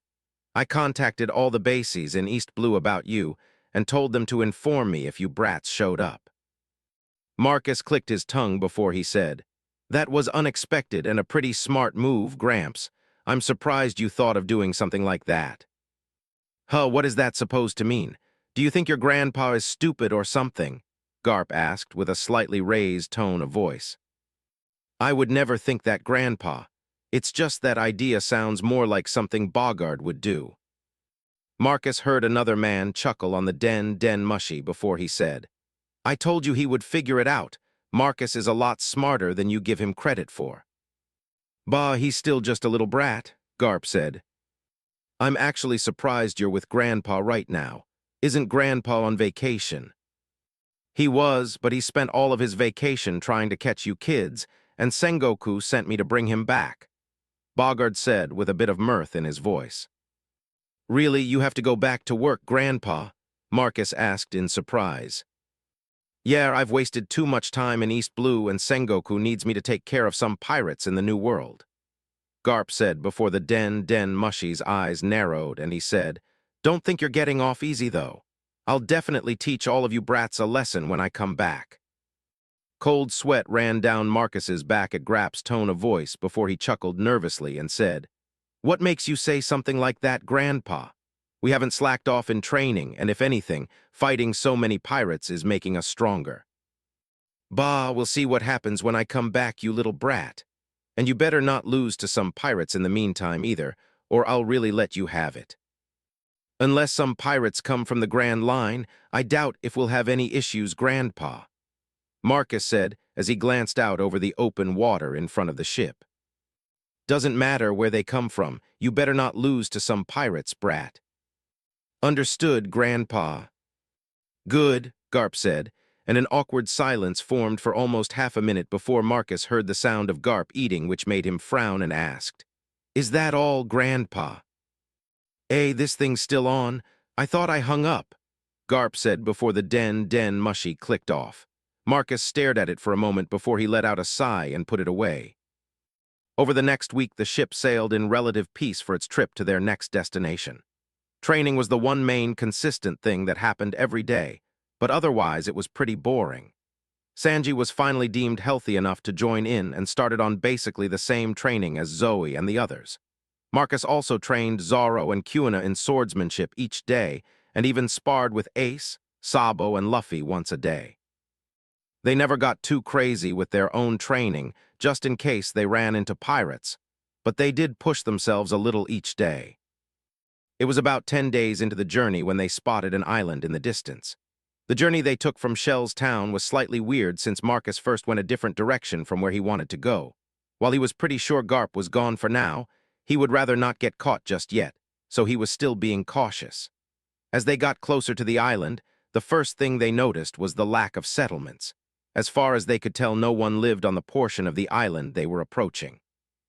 As they got closer, Marcus checked the map he had along with his compass to make sure he was in the right area before he turned the ship slightly to port. As the ship slowly made its way around the island, the dense forest finally gave way to some gently rolling hills and a city on the coast with a small dock. As they approached, Marcus gave orders to prepare the ship to dock as he steered the ship closer, and people in the town took notice of the ship. When they were finally in range of the dock, a handful of people were there to catch the lines and help tie off the ship to the dock. After the ship was secure and the gangplank was lowered, Marcus walked off the ship alone to greet the small, welcoming party. Of the people on the dock, only one stood out as recognizable to Marcus. It was an older man with small, round glasses on with white hair that was surprisingly stylized into a mullet. Marcus smiled at the man and the others with him before the man asked with a smile of his own, "Greetings, I'm Boodle, the mayor of Orange Town. This is Henry, Yugi, Natalie, and Jasper, who are part of the city council." "I'm Marcus, it's nice to meet you all." Boodle smiled again before he said, "Same to you, Marcus. If I may ask, what is the purpose of your visit and would it be possible to speak to your captain?" Marcus smirked as he said, "You're speaking to the captain." As for the purpose of our visit, we mostly wanted to explore the city, possibly trade a bit, and maybe talk to a blacksmith if you have one. Boodle raised an eyebrow as he glanced over Marcus for a few moments before he said, "You and your crew are free to explore the city. The same goes for trading. Just talk to the shop owners to work out a deal." Boodle glanced at another man in his group as he said, "As for talking to a blacksmith, this is the only one in the city." The man was large and stood at least a head taller than the others around him. He wore a brown leather apron that was now mostly black from being around fires and metal for long periods of time. His shoulders were wide, while his arms were thick braids of corded muscle. He wore a friendly smile on his face as he looked down on Marcus and said, "I'm Henry. What can I help you with, young man?" "I wanted to commission something if you were up to the task. I would need to have a drawing and dimensions of what you want created first before I'll even think about taking on a commission. But if you have that, then we can talk." Marcus nodded in understanding before he said, "I don't have that, but I could probably draw something up for you. As for the dimensions, it would take a lot of explaining to understand what I want you to make, and probably a lot of testing to get it right." Henry looked a little intrigued as he said, "If that's the case, follow me to my shop, and I can have you draw it out for me and explain it in detail." "All right, just give me a minute to get someone else first." Marcus turned to Boodle afterwards and asked, "Is there a docking fee or anything?" Boodle shook his head as he said, "We are still a relatively new village, so we don't get too many ships that pass through here currently." "All right, well, we plan to stay at least a week or more, depending on if Henry takes on my commission or not. So just let me know if you want us to pay some kind of docking fee." Boodle waved it off with a smile before he said, "Don't worry about it, and if you need anything while you're here or have any questions." Boodle pointed to one of the first houses near the dock as he said, "That's my house. Feel free to come find me." Marcus nodded before he said, "All right, will do." Marcus quickly moved back onto the ship, and everyone else left except Henry, who was gonna take Marcus to his shop. Marcus quickly organized everyone and told them what he wanted done before he headed back down the gangplank with Zeph in tow. They soon followed Henry back to his workshop, where he gave Marcus a blank sheet of paper and a pencil. It took a few minutes for Marcus to fully sketch out what he wanted made. But after he was done, both Zeph and Henry looked at the design in confusion before Zeph asked, "What the hell did you just draw, brat?" "Your new leg." Both Henry and Zeph looked at the design again before Zeph asked, "How the hell would that work for a replacement leg?" Marcus pointed at the curved design as he said, "This makes it so it is possible to move around easier compared to your peg leg. The tension in the metal would act as a spring that would help you walk or even run if you wanted." Henry nodded in agreement before he said, "It would be pretty heavy though, especially if it was fully made of metal." "That's why I said it would take a lot of testing to get right," Marcus said as he glanced over the design again. "It will cost you a good bit of money too. Just making this will take me a while to figure out and get the quenching process right," Henry said as he pointed at the curved part of the leg. Marcus smiled as he asked, "We have the money to cover it, don't worry about that. I just want to know if you'll do it." Henry looked up with a smile as he said, "I always like a good challenge, count me in." 65, like father, like son. The first week in Orange Town went by quickly and was mostly filled with training and trading. Marcus was able to offload most of the normal stuff they looted from the pirates, along with a little bit of jewelry. As for the extra weapons they collected from the 3 pirate groups they defeated, they couldn't find a buyer that wanted them. Marcus thought about selling them to Henry to be melted down, but decided against it. Most of the weapons were in good condition, and worth a lot more as weapons than as scrap metal. At the end of the week, Henry had a working prototype for Zeph to use. It was easily 4 times the weight of his peg leg and made it difficult to walk. So Henry hollowed it out in places which made it weaker but cut the total weight in half. Zeph tested it out for a few days, and they quickly found the weight savings made it bend easily. So Henry and Marcus worked on different designs to figure out how to fix the issue. During the second week of their stay, Marcus gave Zoe and her group training harnesses along with Sanji and increased their training. All of them were currently at level 1 with the harness, and surprisingly no one even complained about the increased training. Well, that was after they watched Marcus and his brothers punch boulders for over an hour straight. Marcus also kept up with Zoro and Kuna's swordsmanship, training along with sparring with everyone else. While Ace and Sabo didn't use swords, their sparring practice with Marcus helped improve their overall combat skills. Luffy was still lagging behind Ace, Sabo, and Marcus in skill, but he could beat everyone else, which made him happy. The only one who didn't train or spar was Zeph, but Marcus planned to make the old man train once he had a better prosthetic leg. The process of developing the prosthetic leg ended up taking 5 months and 4 different redesigns. Getting the weight down and keeping it structurally sound took a bulk of the time and money. Henry ended up using some weird alloy of metals that made it stronger than steel and about a quarter of the weight. After he figured out a solution for the weight, then it came to testing the leg itself. Each design was made after Zeph tested the leg for a couple weeks or more. The current leg he used was almost 2 months old and he had no issues with it at all. Marcus even got the old man to train and spar with the leg, and it worked great so far. Marcus was even surprised at how skilled the old man was when he sparred with him. For someone who pretty much used his legs, he was an impressive opponent, and Marcus ended up losing to him each spar. Marcus was sure if he used a real sword for the matches it would be closer. But even then Zeph would probably seriously injure him in the process. The worst part was that Zeph still wasn't back to his previous state before he helped rescue Sanji. Sure, he was healthy again, but the muscle mass he lost hadn't returned, and with his age probably never would. While they mostly spent their time on the island training, they ended up hanging out in the town once a week on rest days. Well, only after they went fishing early in the morning to help take care of their food needs. While they had money to spare, Marcus didn't want to waste it on food. So part of their training involved fishing with the net installed on their boat.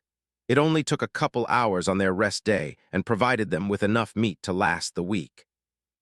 One thing that happened that Marcus expected to happen sooner or later was that Zoro and Sanji liked to argue a lot. Sure, Sanji didn't have his personality quirks towards women yet, but something about Zoro and Sanji was like oil and water. They both argued a good bit and even fought a few times over stupid stuff. Unfortunately, Sanji is just too weak and easily lost each time.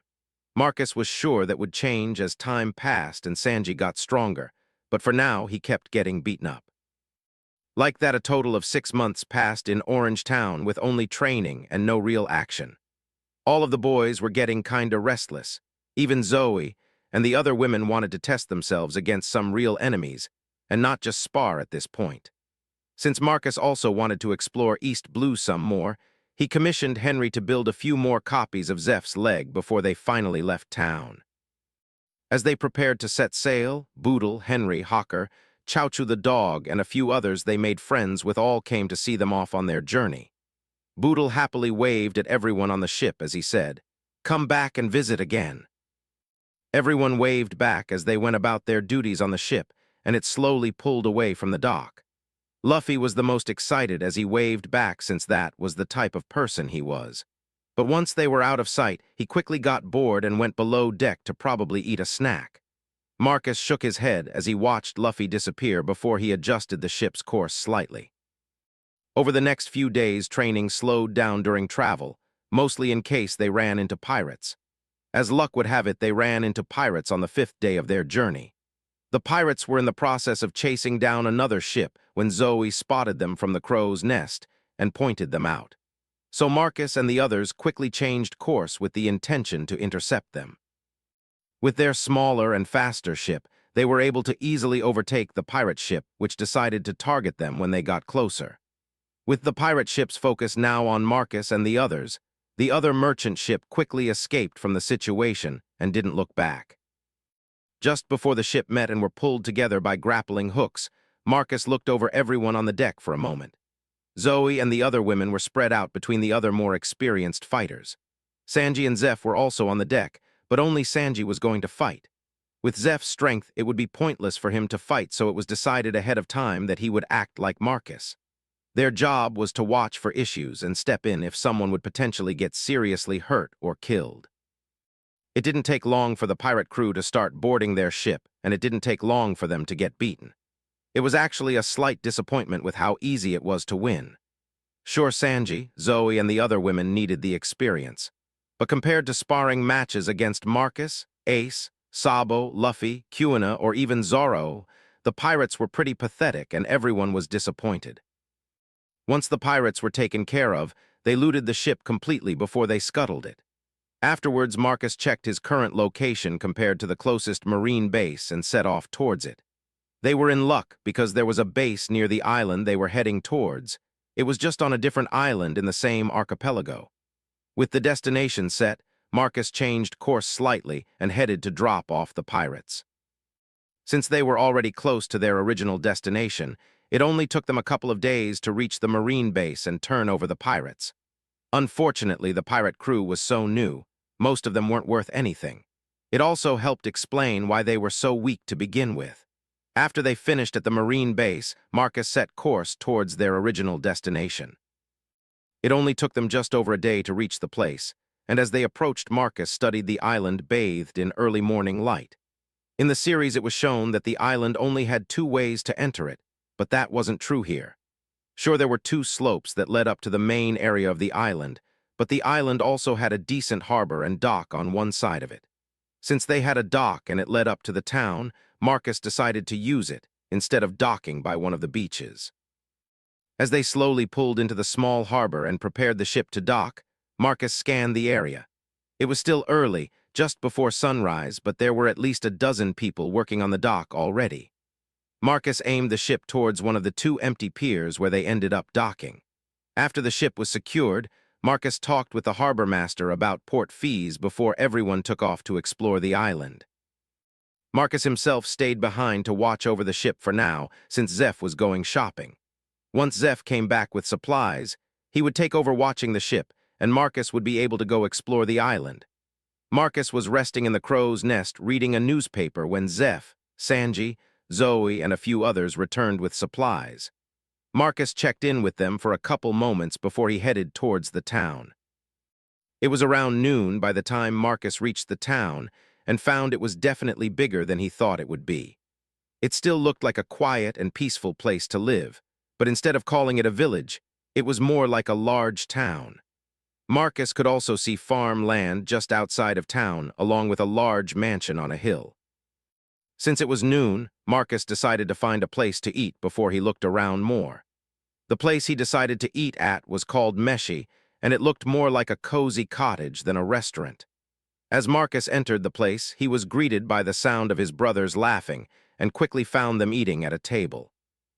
The table was packed full with his brothers, Zoro, Kuina, and another young boy with a long nose. As Marcus approached the table, he heard the boy with a long nose as he said as he raised his head up proudly.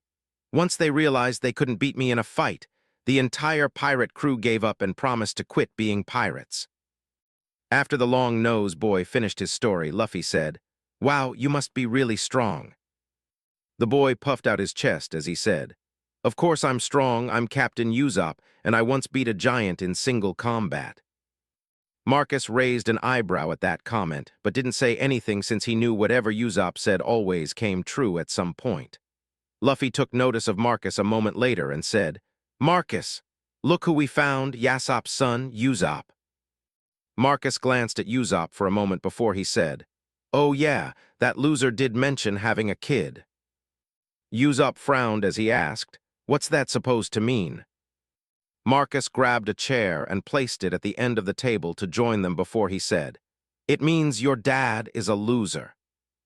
"My dad is a pirate and a brave warrior of the sea. He isn't a loser," Usopp said with a hint of pride. "Your dad might be a brave warrior of the sea, but he is a trash father and husband, which makes him a loser," Marcus said before he grabbed a large chicken leg from Zoro's plate and took a bite.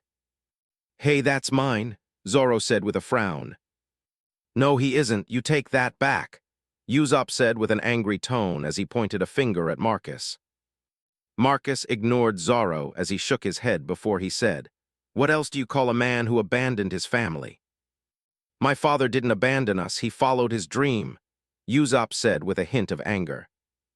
"If that's the case, Explain why he didn't come back to visit you when he was just in East Blue within the last year or so and could have easily done it, Marcus asked as he looked directly at Usopp. Usopp frowned but doubled down as he said, he followed his dream, he had no reason to come back.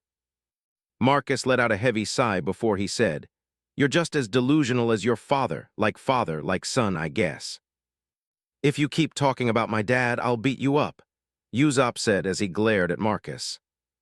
Marcus waved off the comment with the chicken leg in his hand as he said, you can't even beat the little zombie we have on the ship, much less fight me. But he fought a giant before, Luffy said with some excitement. You keep a zombie on the ship? Usopp asked with a hint of fear in his voice, while he pulled out a cross from who knows where. I doubt he's fought a giant if he's scared at the mention of a zombie, Marcus said before he finished off the chicken leg. Zombies are different than giants. Of course, normal people would be scared of zombies, right? Usopp asked as he glanced at everyone at the table. When no one agreed, Marcus smirked and said, looks like you're the only normal person here. 66. Usopp Even though Marcus and Usopp didn't start off on the right foot, as long as neither one brought up Yasopp, they seemed to get along. Marcus had no issue with Usopp and actually liked him, so after their first encounter he didn't antagonize the boy anymore. Which worked out well since over the next couple weeks Usopp basically hung around them every day and even trained with them. Well, Marcus forced the boy to train since he was there. Usopp himself was content just to practice shooting his sling shot every day. But after 2 days of that, Marcus stepped in and said, you know, in a real fight, your opponents won't let you sit back and sniper them. They will charge you and fight you up close where that slingshot won't help much. I'll just run away and keep shooting them. Okay, let's see how well that works, Marcus said with a smile. Usopp started to sweat as he asked, what do you mean? Marcus drew his training sword as he said, let's fight and see how you handle an enemy that wants to get close. I wouldn't want to hurt you because of how powerful my slingshot is, so let's not fight, Usopp said as he backed away from Marcus. Marcus shook his head as he took on a predatory grin before he said, you better defend yourself because I won't hold back. Wait, I can't fight. I need to go use the bathroom first, Usopp said as he took off running. Marcus used his almost mastered sorrow to appear in front of Usopp's path with his sword in an attacking stance as he said, I'll give you the chance to defend yourself and even attack first. But if you try to run again, I won't show you any mercy. Usopp gulped before he pulled out his slingshot and loaded a wooden pellet into it. He stepped back a bit before he said, this might not be metal, but it will still hurt if it hits you. You can use the metal ones if you want. They probably won't hurt as much as my grandpa's fist. Your grandpa sounds scary, Usopp said while his knees shook and he pulled back on his slingshot strap. He's a monster of a man, and I hope I can be even stronger than him one day. Even though Usopp was practically shaking in fear, he aimed his slingshot at Marcus and let his first shot fly. The pellet flew towards Marcus's head, and with a quick downward slash he blocked it. Usopp's mouth dropped open and his eyes almost popped out of his head as Marcus said, you shouldn't drop your guard in a fight. Usopp recovered from his shock and quickly tried to reload with shaky hands as he said, that shouldn't be possible.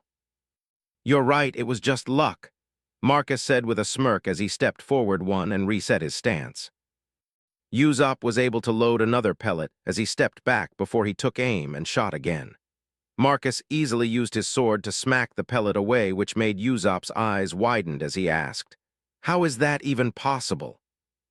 It's just luck, don't think about it too much, Marcus said as he stepped forward 2 times and reset his stance. Usopp quickly reloaded his slingshot and took aim as he said, if you have luck, so do I, take this. Another pellet flew at Marcus, which he knocked aside before he said, it looks like you have bad luck.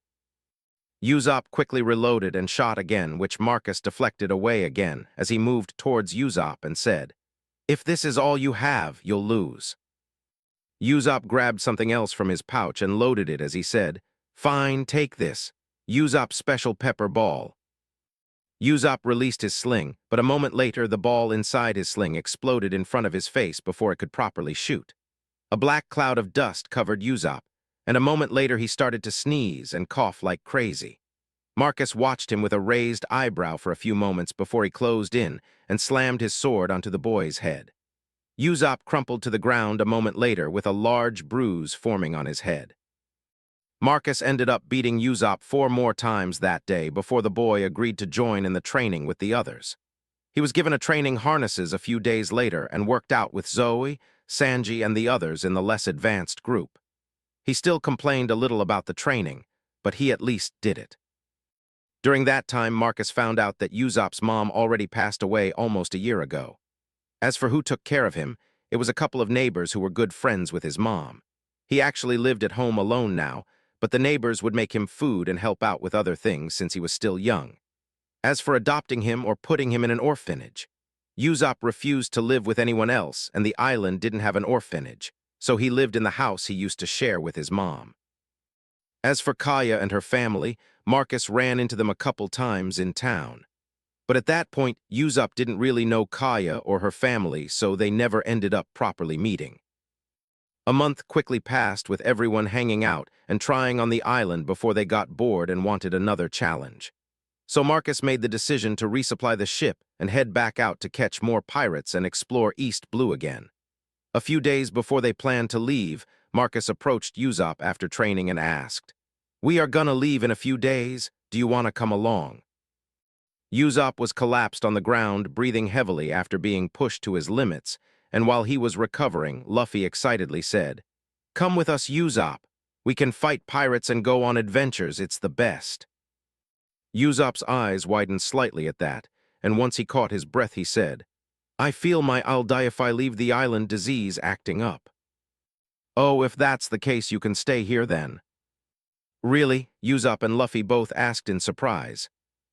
Marcus shrugged as he asked, "If Usopp doesn't want to leave, who are we to make him? Besides, it's not like he has a dream to be a brave warrior of the sea or anything, right?" Usopp's eyes widened again as he said, "Yes, I do." "You do?" Usopp nodded his head seriously as he said, "Of course, I want to be like my dad."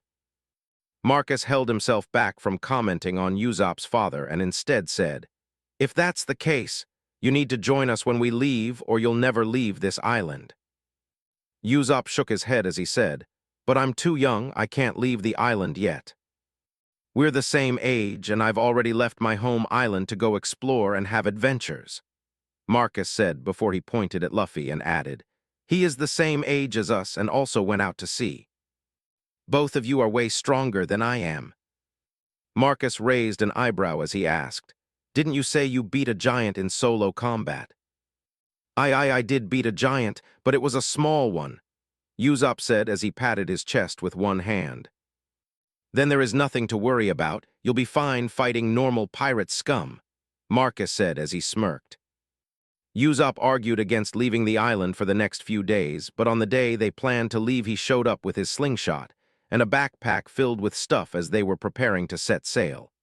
Marcus, who was on the dock as he collected a crate of supplies, noticed Usopp first and asked, "Come to see us off, or did you decide to join us?" "Of course I came to join you as the captain," Usopp said proudly. "If that's the case, you can stay here. The only open spot on the crew is a marksman," Marcus said as he turned around and headed towards the ship with the crate in his hands. Usopp hesitated for a few moments before he said, "Okay, I'll join as the marksman." Marcus kept walking as he said over his shoulder, "If that's the case, grab one of those crates and follow me." Usopp struggled to lift one of the crates but was able to do it and even carried it up onto the ship where he was forced to set it down. Marcus glanced at Usopp, who was on the deck sweating and breathing hard as he said, "Even with a month of training, you are still so weak. You definitely need to work out more." Marcus picked up Usopp and carried him down to the dock where he placed him next to the other crates and said, "Grab another one." "It's too much. I don't think I am cut out for this," Usopp said as he looked at all the crates on the dock. Sanji, who was still skinny compared to the other boys, walked down from the ship and easily lifted a crate before he headed back to the ship. Marcus glanced down at Usopp as he pointed at Sanji and said, "If little zombie boy can do it and not complain, so can you." Usopp reluctantly stood up and grabbed another box which he was barely able to carry and slowly made his way back onto the ship. Usopp managed to carry 6 boxes onto the ship before everything was loaded, and while he didn't take them to their final destination. It was still an impressive feat for the boy who was weaker than everyone else. Once everything was properly stored away, Marcus took over the helm and started directing everyone to prepare to set sail. Usopp, who was lost being on a ship for the first time, ended up next to Marcus, who glanced at him and asked, "What are you doing?" I was just making sure you were doing a proper job," Usopp said with a hint of confidence in his voice. Marcus pulled out his spare spyglass from his pocket and handed it to Usopp as he said, "Take this and go up to the crow's nest." As Usopp took the spyglass into his hands, Marcus added, "No matter what you do, do not let Luffy use it." Usopp glanced down at the spyglass for a moment before he looked towards Luffy, who was helping release the ship from the dock as he untied the lines before he asked, "What's wrong with letting Luffy use it?" "He's broken 10 of them." 10, Usopp asked with widened eyes. "He broke the ones we had on the ship after we first set sail, so when they were replaced, we banned him from even touching them. But whenever we raid a pirate ship, he always finds 1 or 2 of them and will break them within minutes to hours of getting one," Marcus said as he shook his head. Usopp glanced at the spyglass in his hands before he quickly hid it in his pockets. Marcus nodded in satisfaction before he pointed to the crow's nest and said, "Head up to your post and keep a lookout. Someone will trade out with you around dinner time." Usopp glanced up to the crow's nest at the top of the main mast and gulped. It was at least 60 feet in the air, and the only way up was the netting that hung down from the mast on each side. Usopp started to sweat, and his knees shook as he said, I'll die if I climb that. Disease is acting up. You should have someone else go up there." "I can try and throw you up there if you want, or have Luffy try and pull you up once he is in the crow's nest." Usopp's eyes widened as he said, "Throw me up there." Marcus shrugged as he said, "I might be able to do it. If not, I'll at least aim for the net so you don't land back on the deck, and worst case, you will just fly out and land in the water." Usopp quickly sprinted to the netting as he said, "It's okay, I think my disease went away. I'll just climb it myself." Marcus smirked as he watched Usopp struggle to climb up the net as the ship finally freed itself from the dock and slowly started to pull away. He turned the helm to navigate out of the harbor and into the open sea for the next adventure and to hunt some more pirates. 67. Some words of wisdom. Over a week passed on the open sea as Marcus and the others sailed towards the next island. Usopp took to sailing pretty quickly, and with guidance from everyone else, was now able to help with most things on the ship. He still complained about not being able to do certain things because of some made-up disease once in a while, but Marcus would just threaten him with extra training, which made him quickly do the task. As for running into pirates, they haven't had any luck and were still looking. They did pass by a few merchant ships and a cruise ship, but all of them stayed a certain distance from the boys' ship and never got within half a mile of them. On the 10th day out at sea just before lunch, everyone still out on the deck noticed storm clouds approaching on the horizon. Marcus, who was in the middle of training Kuina and Zoro, paused and pulled out his spyglass to better observe the dark clouds. After a few moments, Marcus put his spyglass away and said, "Normal training is done for today." Kuina glanced at Marcus as she asked, "Don't we still have at least an hour left?" Marcus pointed towards the storm clouds as he said, "We are going to train sailing in that storm." Usopp, who was up in the crow's nest, heard what Marcus said and stuck his head over the side to look at him as he asked, "You can't be serious." Marcus shook his head and moved over to the door that led into the ship. He opened the door, and just inside was a bell about a foot wide and a foot and a half tall. It was tucked into the wall and sat inside a shaft that ran down to the bottom of the ship. The shaft itself had openings on each deck and was designed to easily master the crew quickly. Marcus pulled out a stopper that kept the bell in place before he rang it a few times. Once done, he waited a moment before he placed the stopper back in place to silence the bell and headed up to the deck. It didn't take long for everyone on the ship to reach the deck before Ace asked, "Why'd you ring the bell?" Marcus pointed towards the storm clouds in the distance with a massive grin and said, "We are gonna do some storm training." Ace, Sabo, and Luffy all shared a glance before they smiled, while everyone else except for Zeph looked apprehensive. Zeph glanced at the storm clouds approaching before he said, "That storm looks to be bigger than normal." "That just means better inclement weather training," Marcus said as he watched the clouds for a few moments before he said, "I want everything secured and properly tied down in the next half an hour." Usopp, who was still in the crow's nest, asked, "What about me?" Marcus glanced up at the crow's nest before he said, "Collapse the shade and tie it down properly before you come down to help on the deck." "But the storm, shouldn't we avoid it?" Usopp said with a hint of fear. Marcus waved off Usopp's concern as he said, "A storm is nothing, we've sailed through worse." Ace nodded as he added, "Our first time on a ship, our grandpa took us sailing through a hurricane." "A hurricane, are you sure?" Zeph asked in surprise. The boys all nodded before Sabo said, "Grandpa didn't even tie off to anything and just laughed any time one of us was almost thrown off the ship." "Just what kind of family do you have? No normal grandparent would ever act that way," Zoe said in disbelief. Marcus glanced towards the approaching clouds as he said, "Our grandpa considered that just another type of training. Just like this storm will be training for all of you, now get to work." As everyone started going around the ship and securing everything, Marcus headed below deck to secure his swords. While he could probably carry them during the storm, he decided to secure them in his room. Once he was finished, he went down to the hold and started to double-check everything there. It wasn't really needed because everything in the hold was already tied down properly, but Marcus just wanted to make sure. Once satisfied, he headed back up to the deck where he found almost everyone else. Zeph and Sanji were missing, but he heard them working in the galley on his way to the deck.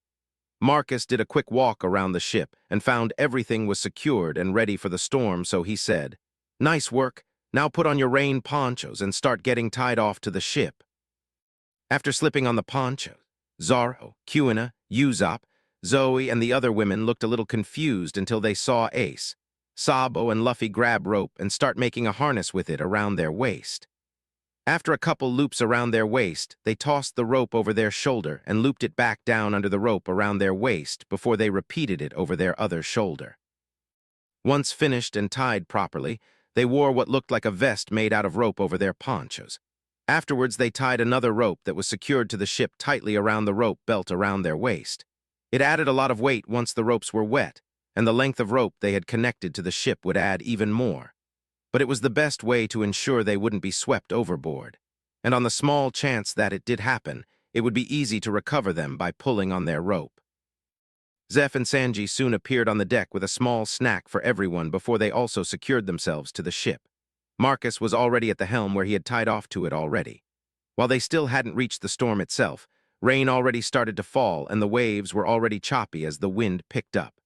Marcus studied the storm before them for a little while as they got closer before he yelled out over the increasing noise, "Furl all the sails and wrap them. Then deploy the storm jib."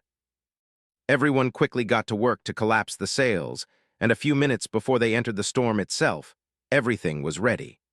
Zeph was the only other person on the helm deck with Marcus as they entered the storm fully. Even though it should only be just after noon, the clouds overhead were so thick it almost made it seem like it was night time. Only the bright sunny weather miles behind the ship said otherwise. As they entered deeper into the storm, Marcus deftly steered the ship into the large incoming waves. While most were about half the size of the ship, a handful were easily taller than the railing. Those waves would sometimes crash against the hull and soaked everyone on the deck. Within half an hour of sailing through the storm, the blue sky from earlier could no longer be seen, and rain pelted everyone relentlessly. While the ponchos helped keep everyone mostly dry, it didn't cover everything, and most of their feet and legs were soaked to the bone. As Marcus glanced over the deck and everyone below, he noticed Usopp. Even though everyone was covered in a poncho, his nose stood out. He was currently hugging on to Luffy as he said something probably about not wanting to die as Luffy laughed like an idiot. Marcus could only shake his head slightly as he turned back to watch the incoming waves and try to pick the smaller ones to ride into. Zeph, who was nearby, also watched the bow of the ship and approaching waves. Every once in a while, he would point out a better path forward through the storm when Marcus turned in a different direction, but otherwise he was just enjoying the ride. The journey through the storm lasted a long time, and by the time they cleared it, the moon was already past its midpoint.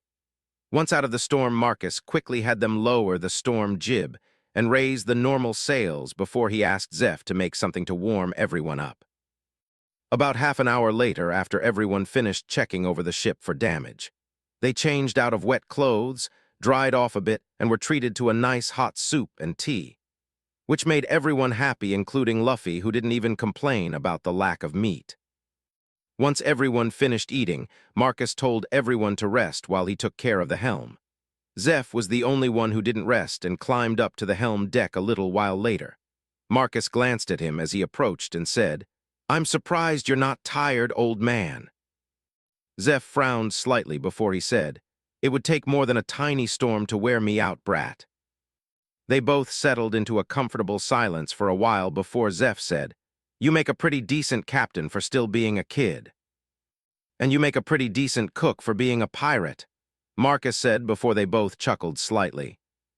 After some more silence, only filled with the creak of wood, flapping of sails, and lapping of waves, Zeph asked, "You planning to be a pirate?"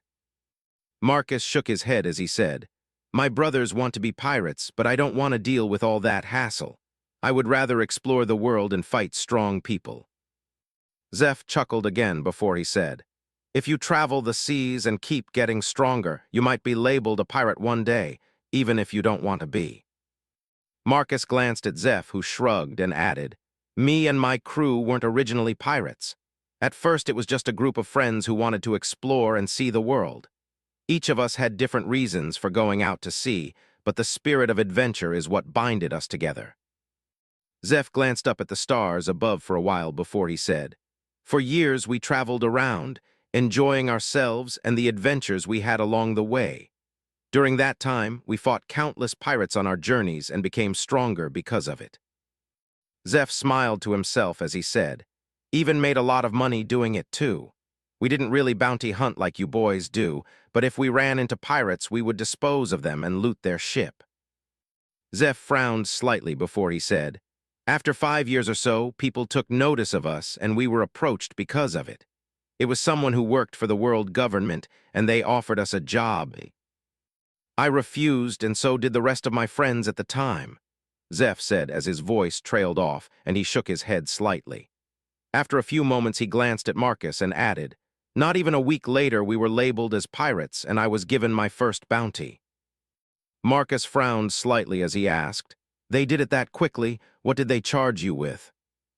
"Piracy," Zeph said with a helpless chuckle before he added, "Within a month we ended up fighting against 5 Navy ships and a handful of bounty hunters.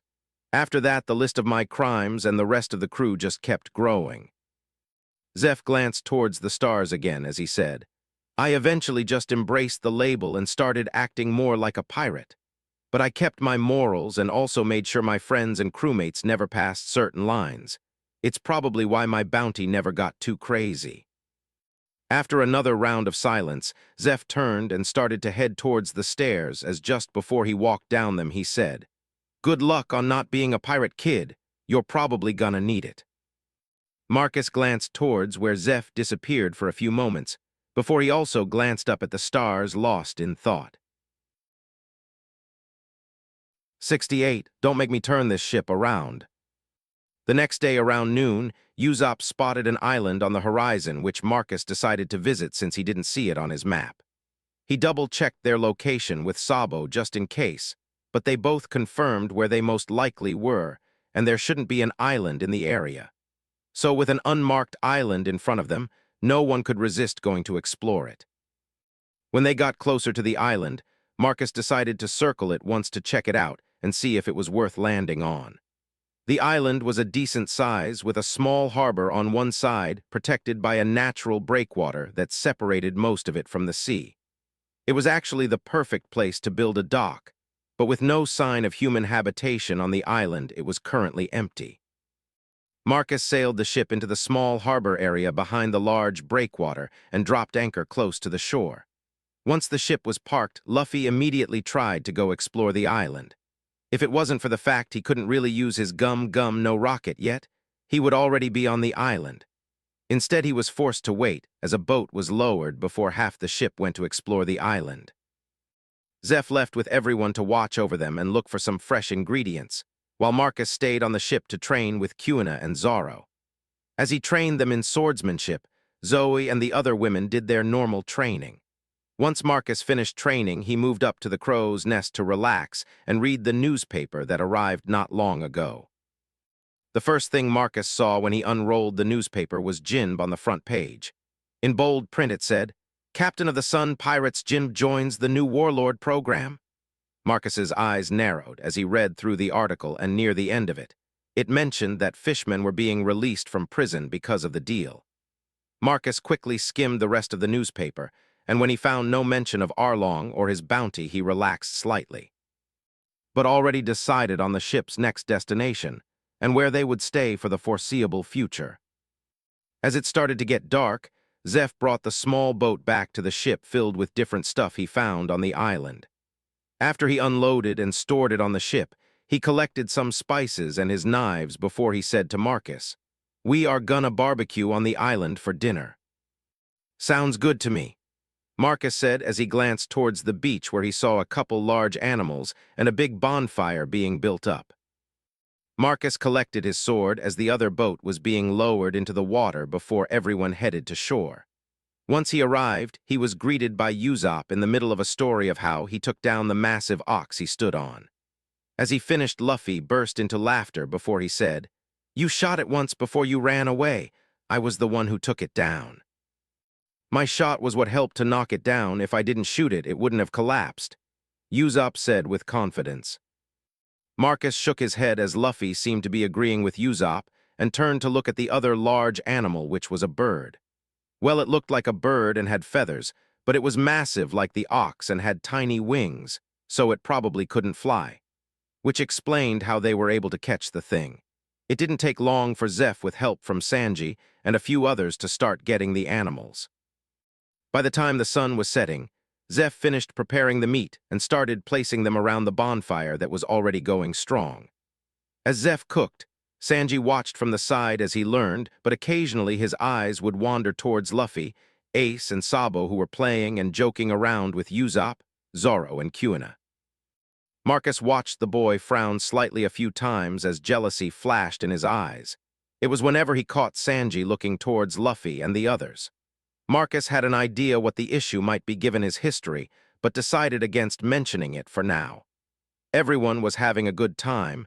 There was no reason to potentially ruin the mood. The impromptu barbecue and party lasted well into the night, and everyone ended up sleeping on the beach. The next day was the boys' normal rest day, so instead of setting sail, Marcus suggested staying on the island another day and relaxing. The next day, everyone explored the island for a while before they had another barbecue for lunch. Afterwards, they packed up and headed back to the ship as they prepared to set sail. Marcus checked his map as they sailed out of the harbor to make sure the new course was correct with his compass. The next few days passed in relative peace as the ship sailed towards its next destination until midway through the fourth day. Usopp was up in the crow's nest as he glanced around with his spyglass that was slightly damaged. He hadn't taken Marcus's advice to heart and let Luffy use his spyglass, which Luffy quickly broke. It was luckily only the middle housing unit and not the lenses, so Usopp managed to fix it. But the spyglass could no longer fully collapse like before and made it harder to focus with. Usopp studied the horizon all around the ship for a few minutes before he placed his spyglass down and went back to working on a new type of pellet for his slingshot. After 10 minutes or so, he picked back up his spyglass and scanned the horizon again, but stopped where he found a black dot off the port bow of the ship. He watched it for a few moments before he called out, "I see something off the port bow, possibly a ship." Marcus, who was in the middle of a training session with Zorro and Quina, blocked both of their attacks before he said, "Let me know when you can identify them." Marcus focused back on training for a while before a panicked Usopp said, "It's a pirate ship." Marcus quickly stepped away from Zorro and Quina while he signaled them to stop training before he pulled out his spyglass. He turned towards the port bow and quickly found the ship with its pirate flag waving in the air. He studied the ship for a few moments before he said, "No more training, go prepare for battle." "Battle? Shouldn't we be running?" Usopp asked with fear in his voice.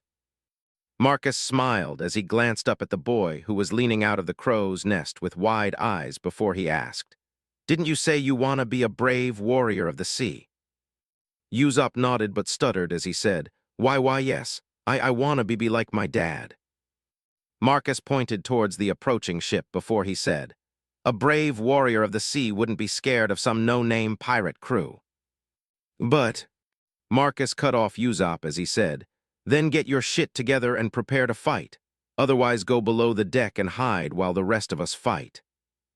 Usopp smiled in relief for a moment before he frowned as Marcus turned away and said, "If you decide to hide, you might as well go pack up your things because I'll turn this ship around and take you home after we finish this fight.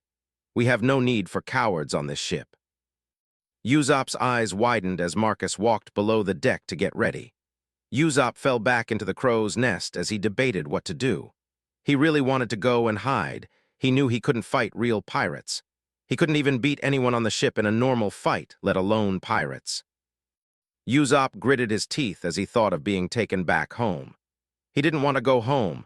He wanted to stay with his friends and keep having fun, but he knew he stood no chance in a real fight. As Usopp sat in the crow's nest, the rest of the ship prepared for battle, and within 10 minutes everyone was on the deck with their weapons. Marcus took over the helm and aimed the ship towards the incoming ship before he pulled out his spyglass to watch it. The ship was bigger with 5 masts and riding high in the water as it quickly approached them. Marcus watched them for a little while before he put his spyglass away and said, "Furl the sails and prepare to be boarded." As they started collapsing the sails, Sabo glanced towards the approaching ship before he asked, "Isn't this a little early?" "No, they are faster than us. We might as well wait for them here," Marcus said as the ship slowed down. As the ship approached closer, Marcus stood on the helm deck and observed the rest of the ship.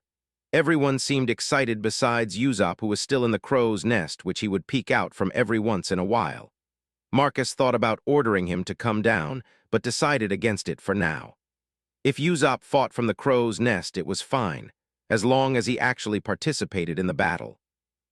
Marcus glanced up towards Usopp and smirked to himself. While Usopp might think he was safe being up in the crow's nest alone, the truth was he was separated from not only the enemy but any help if he needed it. Marcus wondered what would happen if one of the pirates managed to reach Usopp. Would the boy panic or face the situation head-on and fight?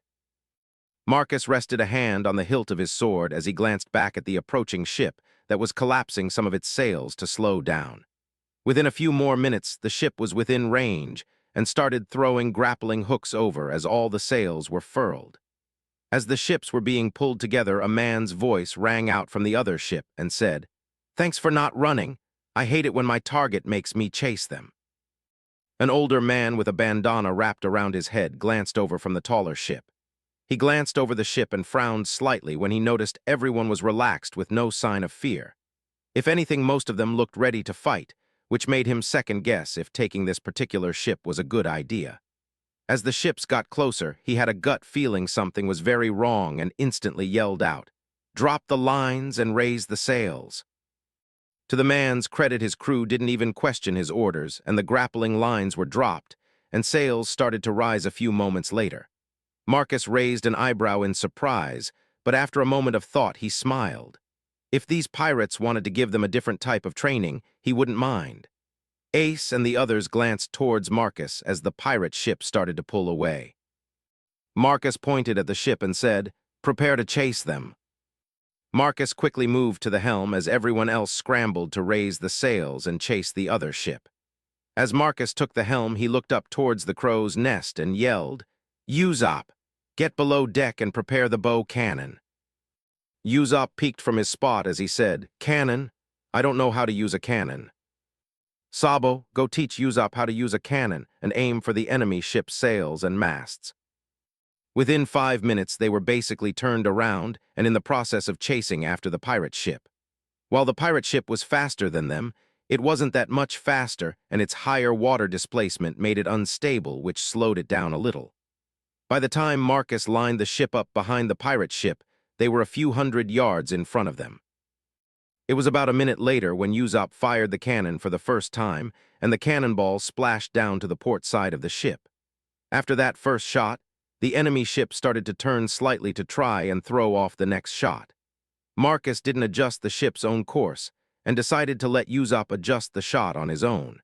It seemed to be the right decision because the next shot slammed into the ship near one of the masts. Over the next half an hour, a few more shots hit the pirate ship as it tried to evade. Marcus watched as another shot was fired and ripped through the main mast. As it collapsed, it broke some of the spars on 2 more masts and tangled up in the rigging before it dropped into the water. With it still connected to the ship by most of the rigging, it caused the ship to tilt towards the starboard side and slow down considerably within minutes. Sabo and Yuzop came up onto the deck a few moments later, and Yuzop was beaming with pride, his head held high and tilted back with his nose in the air. Marcus let the boy have his glory for a few moments as he bragged to Luffy and the others before Marcus said, "Everyone get ready, we have pirates to fight." Yuzop instantly deflated and even looked like it wanted to run away as they got closer to the pirate ship. Marcus maneuvered the ship to the port side of the ship to not hit the mast the pirates were desperately trying to cut from the ship. Once they were close enough, Marcus yelled out, "Furl the sails and prepare for boarding action." 69. Yuzop's first real fight. Yuzop couldn't hear Marcus's orders over his heartbeat that drowned out everything else as it thundered in his ears. Around him, everyone prepared themselves to raid the pirate ship they were chasing, and yet here he was scared out of his mind. His palms were coated in sweat, and as he wiped them on his pant legs, he had to hold them there to stop his knees from shaking. Someone patted his shoulder, which caused him to flinch before they placed a rope in his hand. Yuzop looked from the rope to Luffy, who smiled wide and pointed at the pirate ship as he excitedly said something. Yuzop could only nod in silence, his throat too constricted to even be able to speak. When Luffy turned away, Yuzop's eyes darted around looking for a place to run to hide as every fiber of his being screamed. As Yuzop glanced around, he missed that they already reached the other ship and grappling lines were tossed out. A few moments later, the line in his hand, which he held in a white-knuckled grip, nearly ripped from his hand. But in a funny twist of fate, his fear kept his hand firmly attached to the rope. The same rope that now launched him into the air as he let out a startled scream of terror. Time seemed to slow down as Yuzop flew through the air. Next to him was Luffy, who was also holding a rope and was laughing with joy as he sailed through the air. Yuzop glanced around to see Ace, Sabo, and others also holding on to ropes as they were pulled into the air. Only a few seconds passed before they were all over the railing height for the enemy ship. The rope stopped its ascent, but the motion swung them towards the pirate ship before they all let go of the rope. Yuzop also let go on accident and ended up on his butt as everyone else landed on their feet. As everyone else jumped into a wild melee, Yuzop scrambled backwards in a crab walk. When he finally slammed into the ship's railing, he attempted to pull himself up as he glanced around looking for a place to hide. As his eyes scanned the chaotic deck, he pulled out his slingshot with shaking hands and loaded it just in case someone got close to him. A moment later, he noticed someone about to hit Luffy from behind, and he instinctively took aim and fired without a thought. The metal pellet cracked the man in the back of the head and gave Luffy a chance to notice him. A quick uppercut finished the man off before Luffy gave Yuzop a thumbs up and turned to his next opponent. Yuzop stood there for a few moments with an open mouth at what just happened before a pirate ran towards him with a dagger. Yuzop's eyes widened as the pirate approached him and scrambled to grab another pellet. In his haste, he grabbed one of his experimental ones, which he loaded and fired in moments. The pellet hit the man's chest and exploded into a cloud of black dust that covered his head. A second later, the man started to sneeze as he attempted to rub his eyes clear. Usopp took the opportunity to grab another pellet, one he confirmed was metal this time before he loaded it, and shot the pirate again. The metal pellet hit the man right above the bridge of his nose with a sickening crack which dropped the man to the deck. Usopp had no time to think about the man as another pirate rushed towards him from the melee on the deck. Usopp loaded another shot, and this time took the man in the knee which dropped him as he screamed in pain. Another pellet hit the man's head, and he went quiet before Usopp quickly found another target.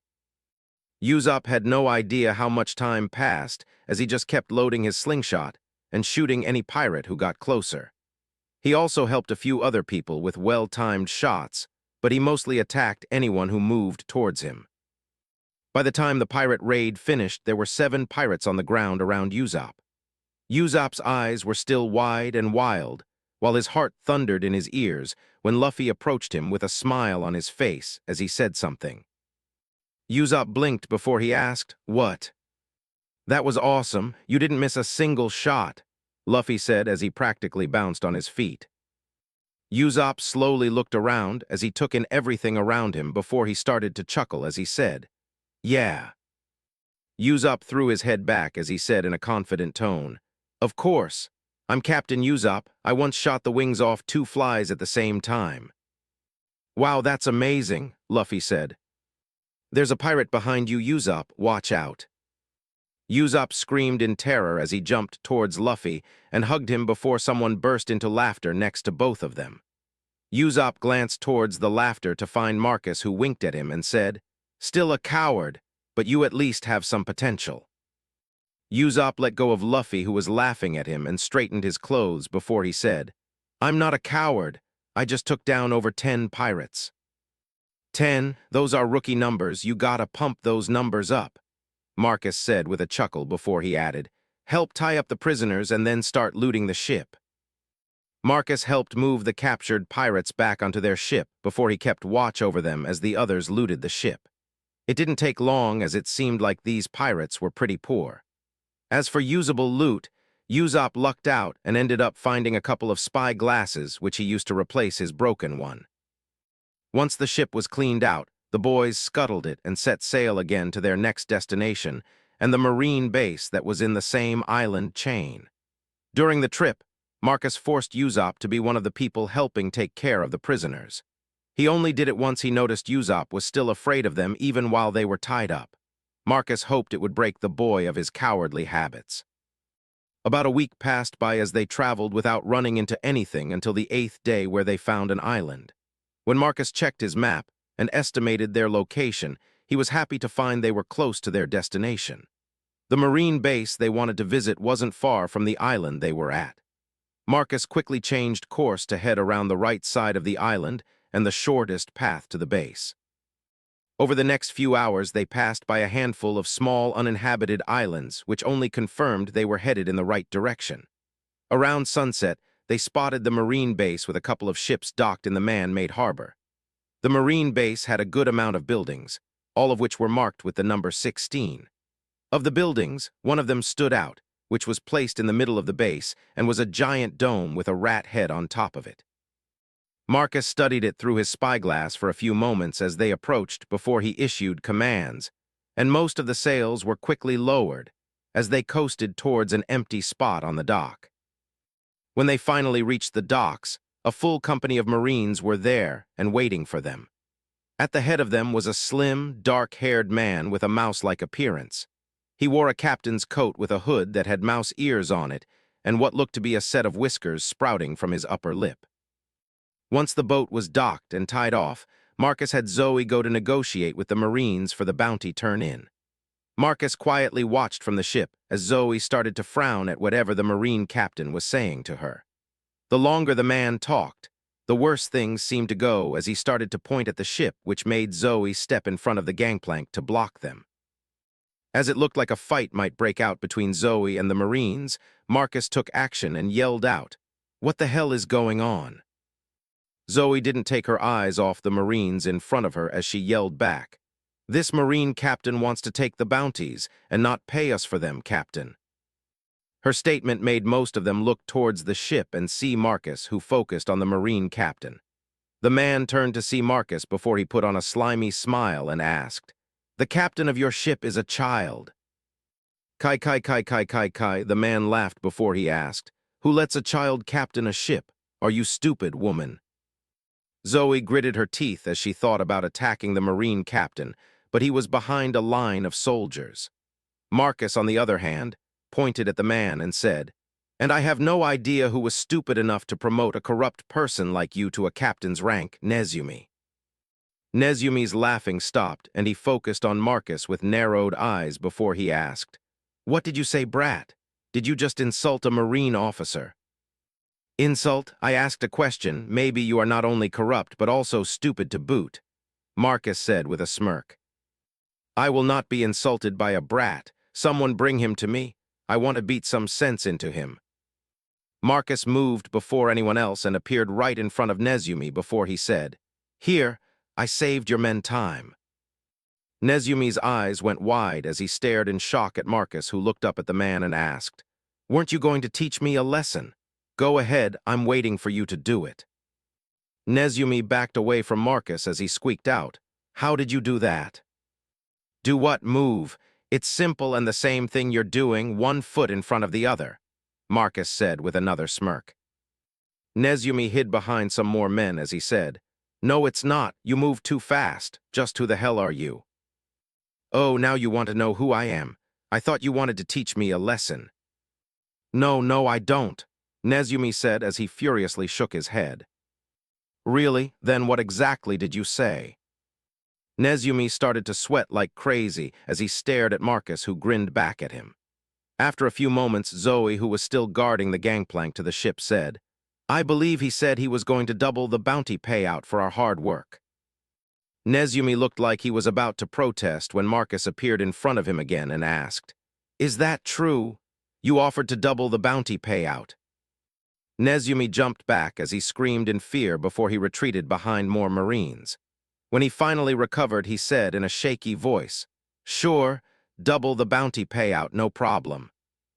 Marcus smirked at the man before he appeared back on the ship and yelled out, "Prepare the prisoners for transfer to the Marines' custody."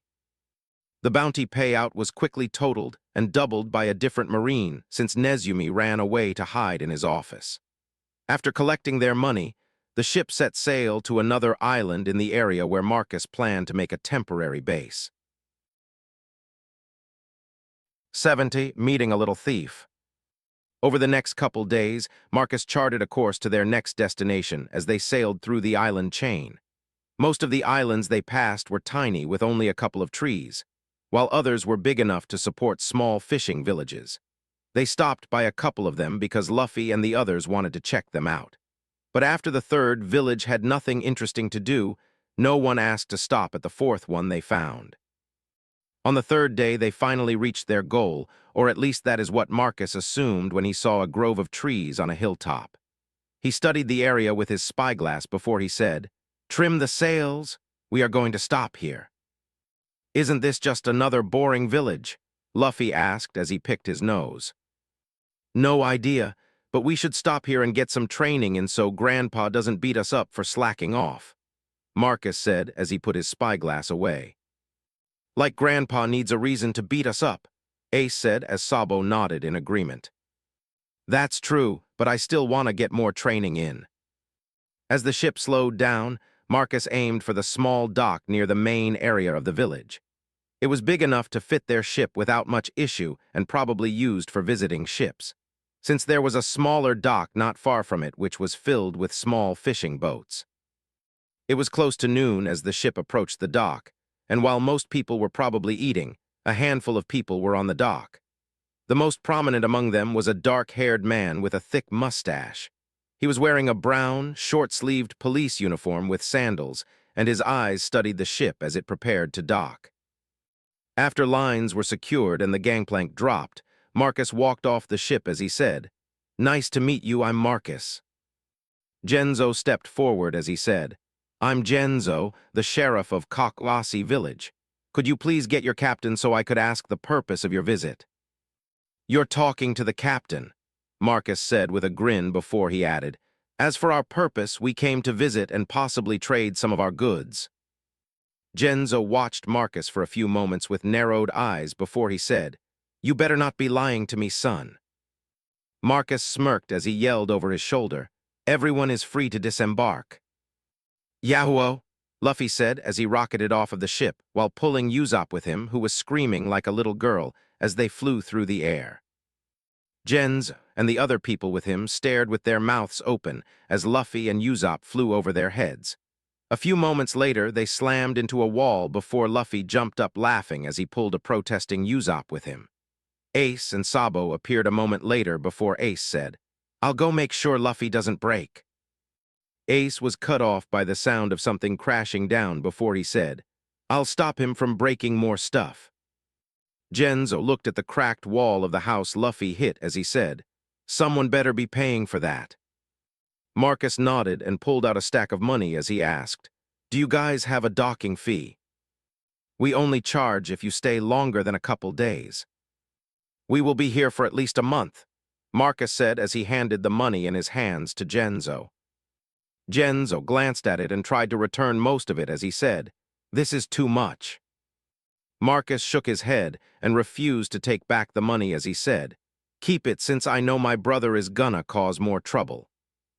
As Genzo was about to speak and refuse the money again, Zeph, Sanji, Zoe, and the others walked off the ship. Genzo eyed Zeph before he looked at Marcus with narrowed eyes as he asked, "I thought you said you were the captain." Marcus glanced over to Zeph before he said, "I am the captain." "Then who is that?" Genzo asked as he pointed at Zeph. "Him, he's the cook." "Cook, why isn't he the captain?" Genzo asked as he studied Zeph. "Because this isn't his ship," Marcus said with a shrug. "Hey brat, I'm going shopping for supplies. Do you want me to look for anything special?" Marcus glanced at Zeph as he said, "We're gonna stay here for at least a month, so don't worry about resupplying just yet." "A month? Didn't you want to hunt more pirates?" "We will, but I want to properly train for a while, and this place seems nice," Marcus said as he glanced towards the village. Within a few moments, everyone left to go explore the village before Marcus asked, "How is the security around here? Do I need to worry about anyone trying to steal from my ship?" "I might be the sheriff, but it's mostly an honorary title. Our village is so small, everyone knows each other, so we don't have any issues with crime," Genzo said with a hint of pride. "Great, since I also wanted to check out the town, too. Any places you recommend, and do you have a bathhouse?"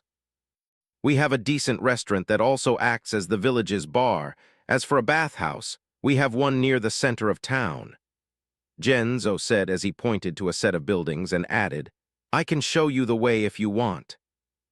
Genzo dispersed his helpers before he walked with Marcus towards the center of the village. As they walked, he asked, "So you hunt pirates? Aren't most of you too young for something like that?" "Most of us can wipe the floor with someone 4 times our age, so why should age matter?"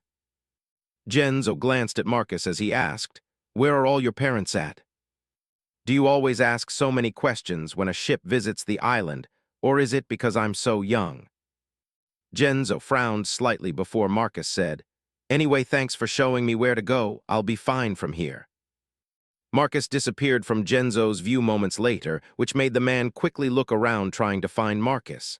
After he couldn't find him, Genzo let out a sigh and headed back to his office. Marcus stopped by the restaurant to eat lunch and then went to the bathhouse to rest for a while before he headed back to the ship.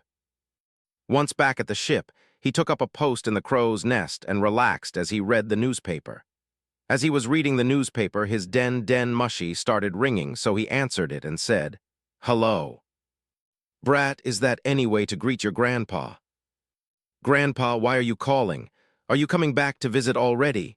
Marcus asked as he skimmed the newspaper. Garp sounded upset as he said, "No, Sengoku has me staying at HQ to help keep the warlords in line." "Warlords, is Jinb there?" Marcus asked with some interest. "The big blue one? Yeah, he's here, why?" Garp asked through a mouth full of what Marcus assumed was either crackers or donuts. "Can I talk to him?" "I don't want you talking to some pirate scum. Your brother is bad enough, I don't need you getting any ideas, Garp said in an annoyed tone. Remember my issue. I need to talk to him about that. Garp went quiet for a few moments before he let out a sigh and said, Give me a little while and I'll call you back. Garp hung up before Marcus could respond, which made him smile as he placed his den mushy away.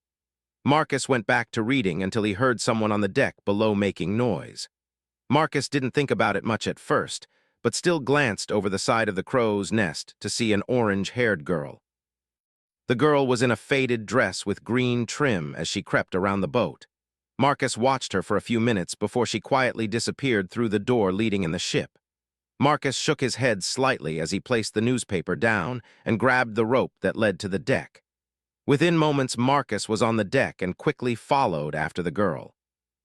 Marcus, being used to the ship, knew exactly where to step to not make any of the boards creak as he searched for the girl. It didn't take long to find her as every board made a sound when she moved. Marcus found her near in the hold going through items they collected from pirates over the past year. As she searched, she mumbled to herself, I wonder what's worth the most money that they won't miss. Marcus carefully picked up a jeweled candle holder without making noise and handed it to the girl as he said, This would probably work. Oh, thanks, this is definitely worth a lot of money, the girl said before she froze in place and her head slowly turned towards Marcus. Marcus smiled at her as he asked, You know what the punishment for thievery is on my ship? The girl's eyes widened as Marcus placed a hand on his sword and said with a predatory grin, We cut off the person's right hand. A blood-curdling scream erupted from the girl's mouth as she bolted out of the hold of the ship. Marcus smirked slightly to himself as he followed after her and couldn't help but notice she didn't let go of the candle holder in her panic. Marcus wasn't in a rush and kept a certain distance with the girl as she escaped the ship and headed towards the village. When the girl realized Marcus was still chasing her, she started to yell for help as she rushed towards the middle of the village. People on the street and in the buildings all approached to find out what was going on until Genzo appeared. The girl bolted for him like she found her savior the moment she saw him and said, Help! He said he was gonna cut off my hand. He's evil, he must be a pirate. Genzo's eyes narrowed as he scanned the area to find who the girl was talking about before he found Marcus. As Marcus approached closer, the girl pointed at him and said, He has to be a pirate, just look at him. He looks evil with that scary face and sword. Marcus stopped in front of Genzo as he said, We have a bit of a problem here. You're the problem, the girl said before Genzo placed a hand on her shoulder and said, Settle down, Nami, I need to find out what's going on here. He's an evil pirate and wants to cut my hand off, Nami said as she pointed at Marcus. Is that the hand you want me to cut off? Marcus asked with a smirk, which made Nami jump and hide behind Genzo, who let out a sigh before he looked at the gathered crowd and said, Go on, nothing to see here. I'll handle it. As the crowd dispersed, Genzo focused his gaze on Marcus and said in a stern tone, No one is cutting off anyone's hand. Now tell me what happened. Marcus motioned towards Nami as he said, That little brat trespassed onto my ship and stole from me. I told her she would have to lose a hand over it. Don't call me a brat, you stupid pirate. Genzo placed a hand on Nami's head as he said, I said to settle down. As Nami went quiet, Genzo turned back to Marcus and asked, I don't want to call you a liar, but do you have proof? The jeweled candlestick holder in her left hand was taken from my ship's hold, Marcus said as he pointed to the object still in Nami's hand. Nami and everyone else glanced at it before they focused on Nami, who nervously said, I just found it. Found it, Genzo asked with a raised eyebrow. I have 5 more exactly like it still on my ship. Nami started to sweat a little as Genzo grabbed the candlestick holder and asked, And where exactly did you find this at Nami? I forgot. Genzo narrowed his eyes as he stared down at Nami and asked, Tell me the truth, where did you find it? On that pirate ship at the dock, Nami said before she added, But it should be okay to steal from pirates because they steal from other people. Genzo chopped Nami over the head as he said, Stealing something someone else stole doesn't make it right.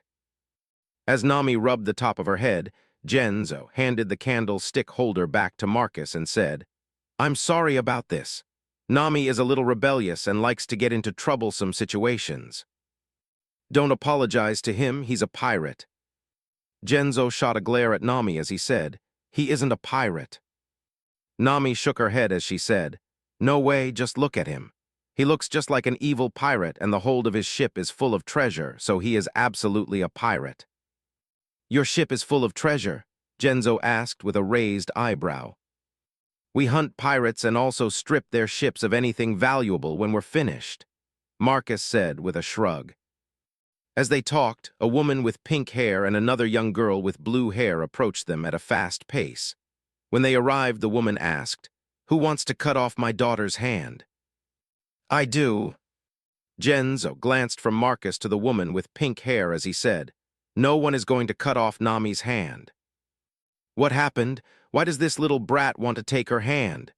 the woman said as she placed her hands on her hips and frowned at Marcus. Genzo pointed at the candlestick holder as he said, "Nami snuck onto his ship and stole that from the cargo hold. Marcus wanted to take her hand as compensation."